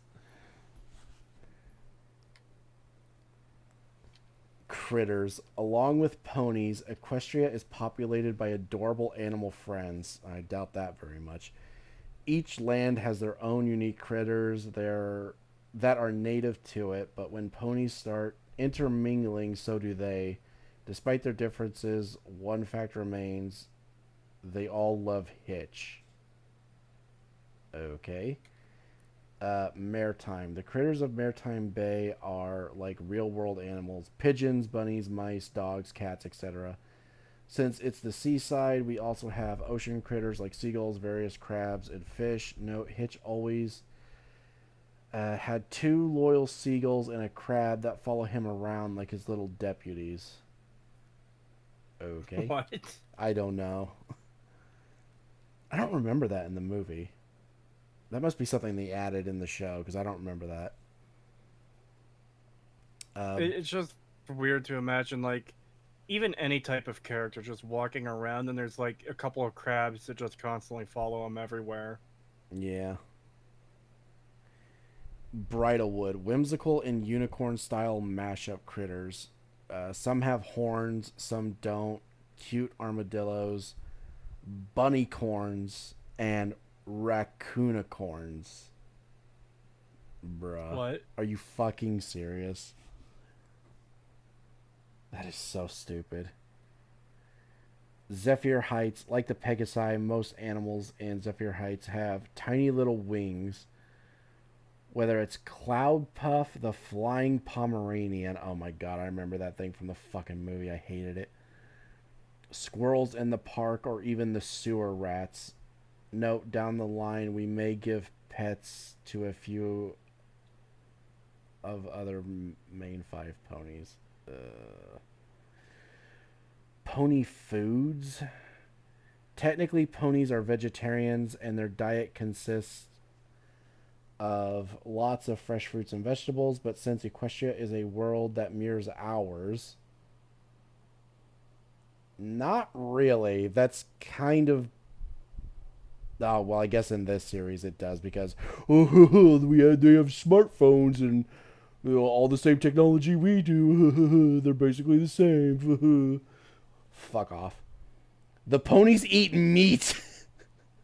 Many versions of food that we do as well. For example, in the film, we see Sprout eating pizza and Sunny asking Izzy if unicorns eat pizza. Sunny has her smoothie and snack cart and loves to create recipe and cook all sorts of yummy foods. It's just funny that they just straight up say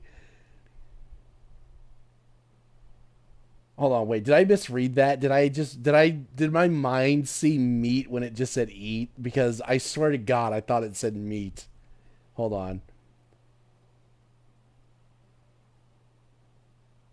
Okay, never mind. It doesn't actually say eat meat. I missaw that. I thought it said eat meat. No, it just says eats many different versions of the foods we eat. Okay. For a second, I was going to be like, oh, shit. Technically, some horses do eat meat. Have you seen that video of the horse eating, like, the baby chicken? Oh, yeah. Horses in real life are omnivores, but it's just funny to imagine. Shocking discoveries ever, by the way. But there should always be a good balance of healthy foods and treats presented in the stories. Also, if there is a chance for a pony version of a food, especially one that is traditionally meat-based, it should be, i.e., hamburger to hayburger.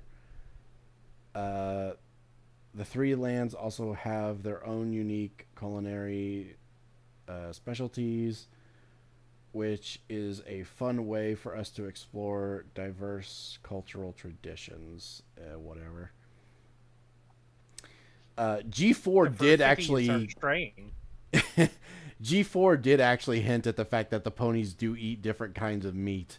Because we do see sandwiches with, like, deli meat in them. And we also see, like, seafood platters and stuff at parties.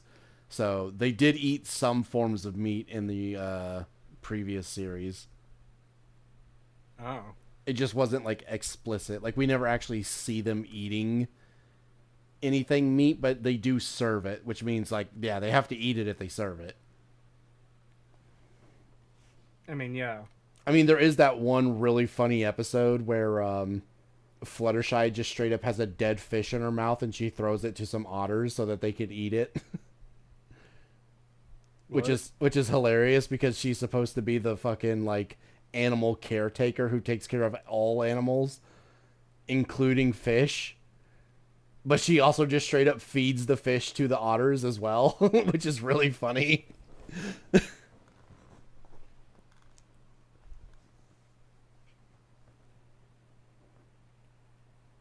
In Equestria, everything right down to the language is ponified. Oh, God.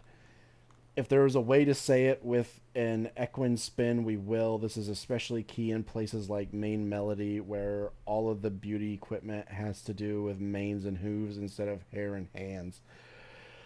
Oh, God. I know G4 did this as well, but I can already tell this is going to be annoying. For example, anyone, any pony, everyone, every pony. Yeah, the G4 did that as well. Hand equals hoof. Yeah, that's... let's see. Hair equals mane. Butts equal flank. Girl equals filly. Boy equals colt. Yeah, that's all of the stuff from G4. Also, year equals moon. Okay, so that's confirmed. Okay, well, they fucked that up. That's not how that's supposed to work. I don't like that. Money equals bits. Wow, they still call it bits? Okay. Walk equals trot. They use Bitcoin in this world? And run equals gallop. Okay. Slang / repeatable phrases. Hoof to heart. Okay. In a wing beat. Ugh. Oh my... Oh, you gotta be kidding me. Oh my hoofness, thank hoofness. What? That doesn't even make sense. Why would you change goodness to hoofness? That doesn't even make sense.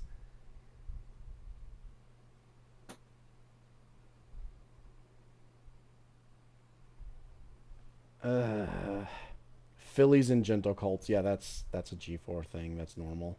And that's everything. That's the entire fucking Bible. You said we wouldn't be going through the entire thing. I didn't think we were, but it was actually a lot faster to get through than I thought it would be. You said as it reaches 3 a.m. Witching hour. Let's see. I've been going for 10 hours. Okay, yeah, I think it might be time to call it here. But, yeah, that was that was the series Bible leak for G5, and who boy, yeah, there was definitely some shit in there that, no wonder this shit failed. It never had a chance. There was never any chance that this was going to be good. With an outline like this, yeah, no, there's no way this was going to be good. God. It is funny to think about that this series was so shit, they're not even going to attempt to fucking keep it on life support. They're just straight up canceling it.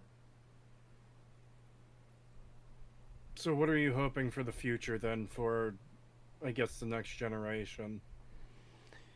Hopefully, I hope they do something that doesn't reference G4 at all. I hope it does something original and on its own that doesn't need to rely on the past, and also doesn't have a fucking modern setting, preferably. Or if it does have a modern setting, it should be in like the future where everything is like really, really advanced, like well beyond our technology.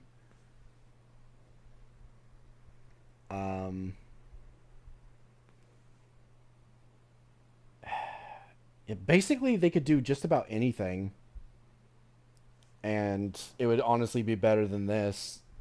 But yeah, no, I don't think they're going to actually do anything good, especially when you look at the thing they released not too long ago about how they want to restructure the next series. And what was that actually? Hold on. Let me see if I can find that specific thing that they were talking about.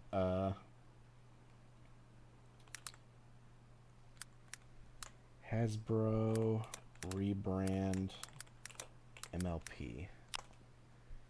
Because I remember this. Yeah, here we go. On Equestria Daily, they talked about...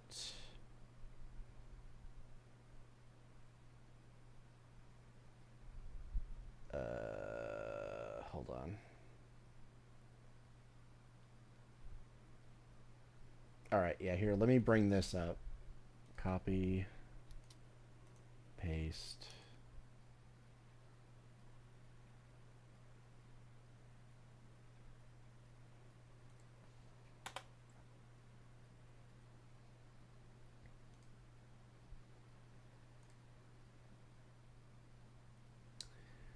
Hasbro confirms retro vibes for MLP through 2025 and total brand evolution in 2026. In a new magazine article, Hasbro appears to have confirmed that there will be an all-encompassing revamp of the My Little Pony brand in 2026. Hasbro has divulged few details about what will come after G5 for now, though their licensing team is focused on nostalgia. The MLP brand has recently been buoyed by the success of G4 licensing in China. The magazine article Retro Vibes Boost Pony appeared on September 15th in the trade publication licensing sourcebook. Much of the article is basically a list of MLP brand partnership from the last 2 years, but Hasbro has also taken the opportunity to spell out their current and future strategy for MLP. Hasbro's Marianne James is quoted saying that MLP's focus on nostalgia will continue into 2025 and will include more basic fun pony figurines. Our focus for licensing into 2025 is celebrating My Little Pony across the generations with some fantastic partners, collabs, and products, including retro figures from Basic Fun, along with an array of licensed items across categories. So basically, it seems like they're going back to like toy sales, and it's going to be these type of ponies back to like G1 and G2 style ponies rather than the G4 stuff that everyone likes. Yeah. In 2023, G1 and G4 were already being featured more as part of the 40th anniversary theming, and they have continued to become more prominent within the brand. My Little Pony Make Your Mark has now fully released in mainland China, but of the Chinese licensing partners mentioned in the second last paragraph of the article, Reese, Cosfa, and Caillou, I guess, focus solely on G4, and only Miniso and Zlep have... It sounds like you're saying alien names now. It does. I have no idea what any of this shit is. Have done anything with G5. And Hasbro CEO Chris Cox's remarks to investors in July 2024, Caillou's G4 trading cards were specifically mentioned as a driver of good financial results for Hasbro consumer product licensing, and were framed as part of MLP's resurgence in China.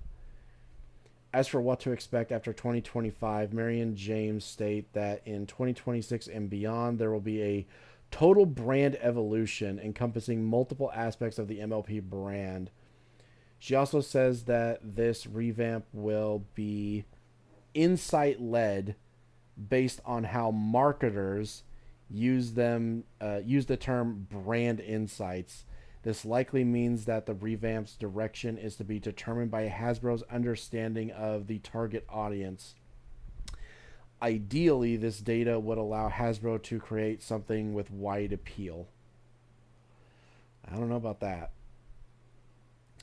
We will continue to drive retro demand and the pop culture trend by leaning into fashion, home and health, and beauty brand partnerships, like what we've done with... Wait, what? Yeah, no, that does straight up say Bums and Roses and Catrice Cosmetics? What the fuck? These loud and proud celebrations of My Little Pony's glorious 40-plus year heritage will springboard us into 2026 and beyond with the launch of our insight-led total brand evolution across content, branding, products, and marketing. Watch this space. Yeah, I don't know. This, to me, just sounds like they're resentful of G4, even though it got them like the majority of their success, and they want to move away from it, and they want to go back to how the series was originally, which means basically my interest in MLP is probably going to die with this new iteration, because I definitely won't be interested in MLP if this is what it's going to entail. G4 is what... Company looking to make money, though, why wouldn't you capitalize on... Like, I assume the generation you like is probably the most successful. Yes. Because it's the one that broke, like, the target demographic and got popular with a lot of people outside the target demographic. Yes, it is by far... Like a money printer to me. It is. It is by far their most successful... not only their most successful version of MLP, but probably their most successful franchise as a brand. So, why would you want to move away from that, then?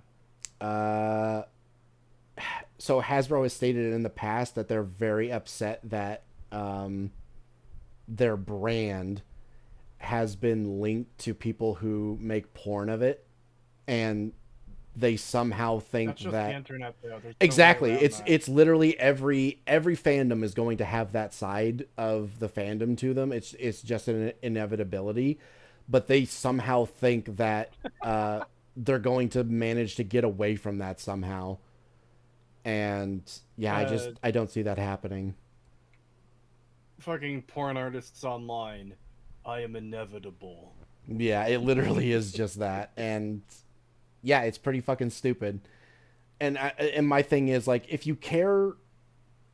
all you care about is money, then why do you even give a shit if people are getting off to these characters? Like, as long as they're buying your products and they're not like intermingling what they're doing with with kids, who fucking cares? But yeah, apparently they are very upset about that, and they don't like it. Essentially, they don't like bronies. They don't like that the show went beyond the target demographic, even though it made them a fuck ton of money. And they want to try to go back to their... Seems weird and counterproductive to me. Yeah, I think... I don't know. The really dumb thing is they keep saying shit like most of our sales come from toy sales and G4 just isn't selling enough toys. And it's like, well, maybe if you would just make some of the toy ideas that people have actually told you that they want over the years involving G4, you know, people would actually fucking buy them. But they just refuse to do it. The only thing they ever agreed to do that people requested that took them forever to even agree upon doing it was the pony figurines where they look like they've been cut in half and you can see like the skeleton of the ponies on one side and they look normal on the other. That was the only thing they agreed to, and those sold really well. And it's like, yeah, if you would just make more shit like that, people would actually be interested. Hold on, I'll show you what I'm talking about. MLP. It sounds weird. Figurine skeleton.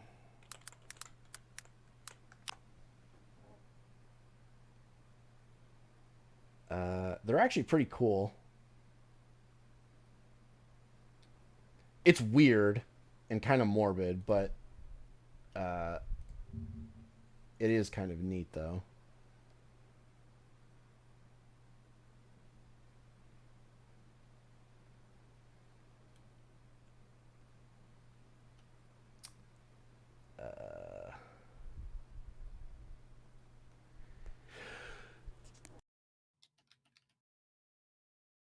Ugh, that sneeze.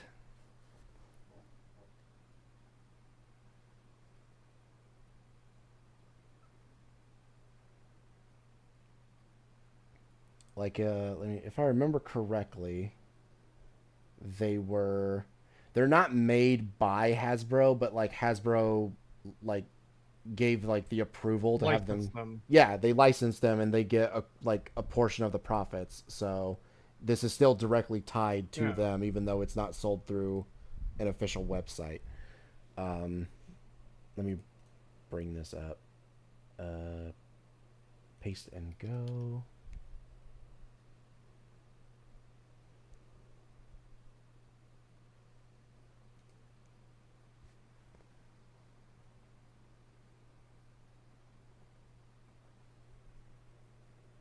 Yeah, these things.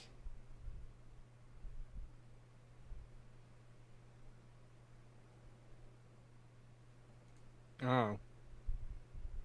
Yeah, that's weird.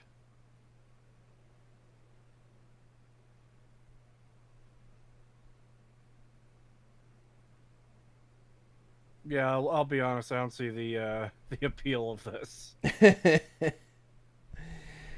I think it has something to do with the fact that sometimes we see like what the pony skeleton looks like in the show because of like random X-ray bits and stuff like that for jokes, and they always had like cartoony skeletons, and so they literally just made a toy that like, or like a figurine that shows the skeleton on one side and They look normal on the other side.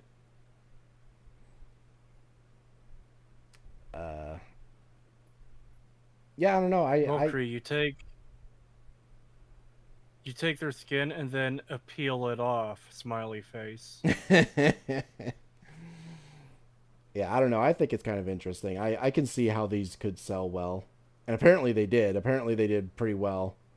But yeah, it's like, yeah, no, if you want people to buy your toys and your figurines and shit, just make stuff that's actually interesting. Like, nobody wants to buy those fucking... what are they? How is the eye socket in, like, an angry eye shape as well? Because it's a cartoon skeleton. Bruh.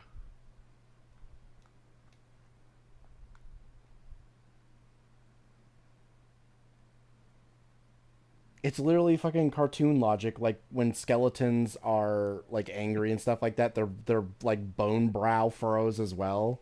It's literally just that.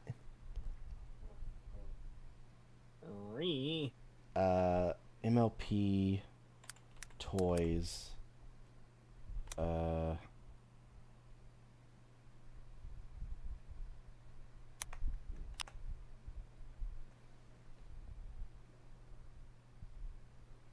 Okay, yeah, it is showing a lot of older or newer stuff, I should say. My bad.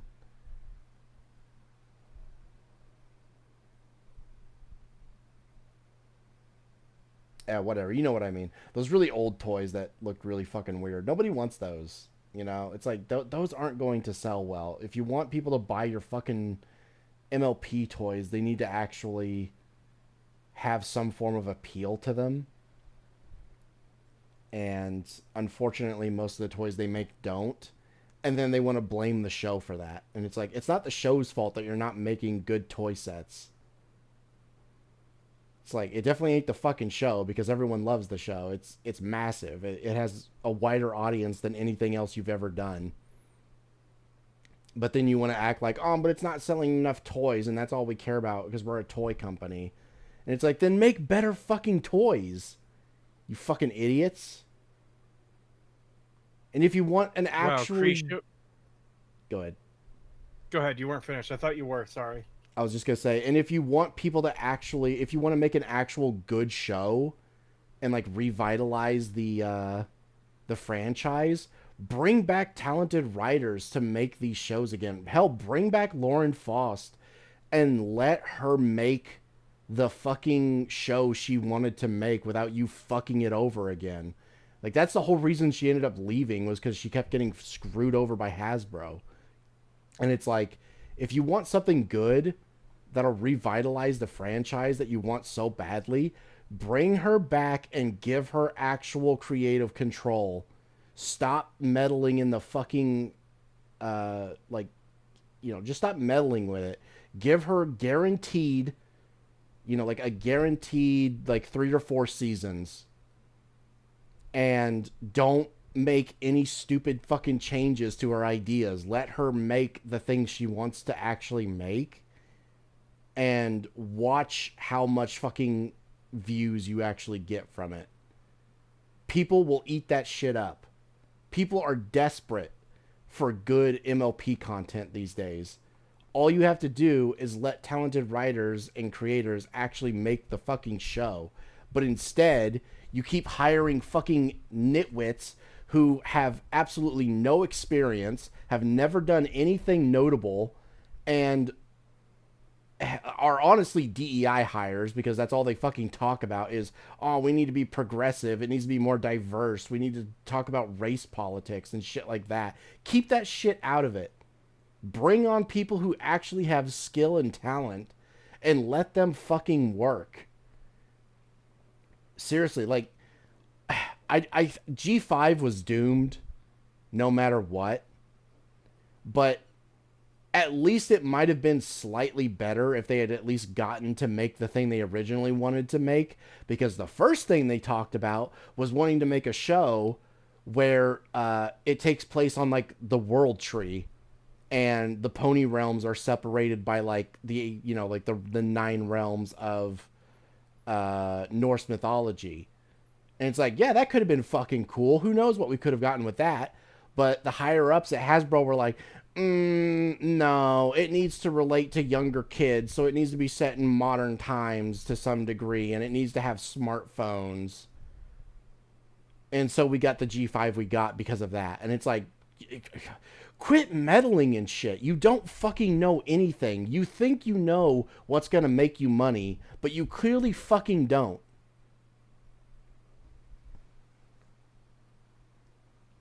Yeah.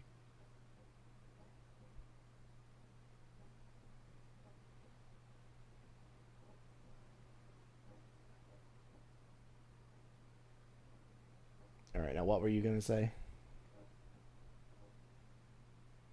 Oh, I remember. I think I was starting to read a comment. Kree showing his 5 head, Kree being stupid as per usual. Kree did fall off. You need to watch the show, Goat Man. No. And then you can participate in the in the rage. Then you can participate in the autism. But Pagan, my autism is already too much. It is not enough. We must go deeper. No. No!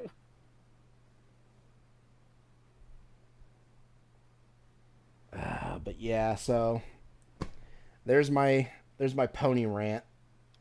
Yep. I've commented on a few things on this document you went through as you went through it with, obviously, my limited knowledge. How much... I guess I want to be how much more. How angry do you think I would be if I actually had any familiarity with the show? Oh, you'd be fucking livid.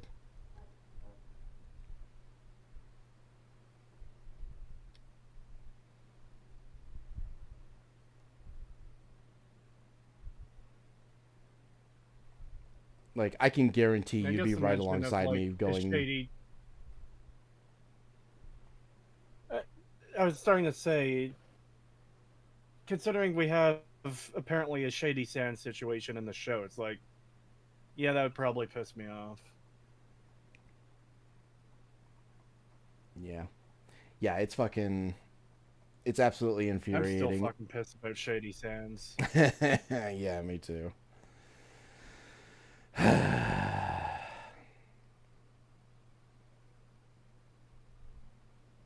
This seems a Fallout level lore evisceration. Yeah, it pretty well is.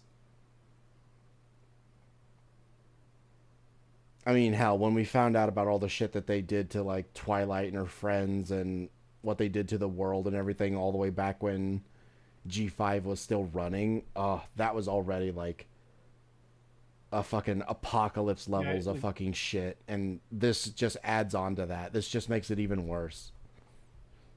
I remember, like, several months ago or a year ago when you told me about the whole genocide thing, I was like, that's kind of like what they did to Luke Skywalker by turning him into, like, a complete bitch who lost all of his value somehow between the originals and the Disney trilogy. Yeah, pretty much.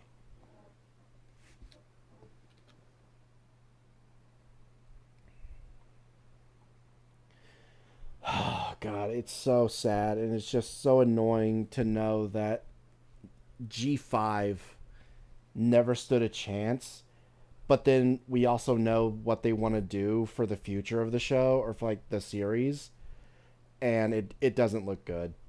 It does not look good. 2025 and 2026 look like they're going to be absolute fucking shit shows. Like, if they go back... Megan will make... If they go back to the G1 and G2 style of fucking MLP, that's gonna be it for me. I'm not gonna have any interest in it. Pagan will make Creetosis watch MLP in the Clockwork Orange style. No.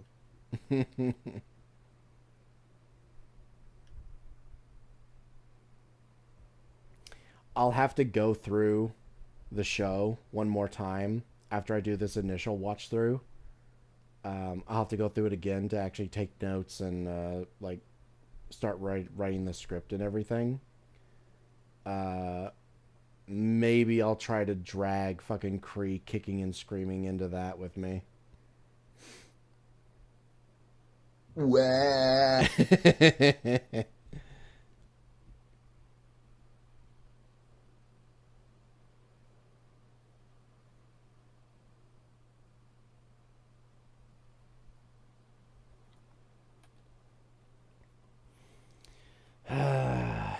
God. All right. Yeah, it's getting late. It's 2 in the morning, so I should probably call it here. And honestly, I probably better get ready for bed. But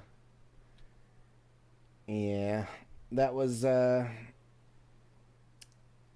G5 leak, and yeah, it was definitely shit. So glad I got to talk about that, and thank you guys for coming out and sitting through that. I know it was painful.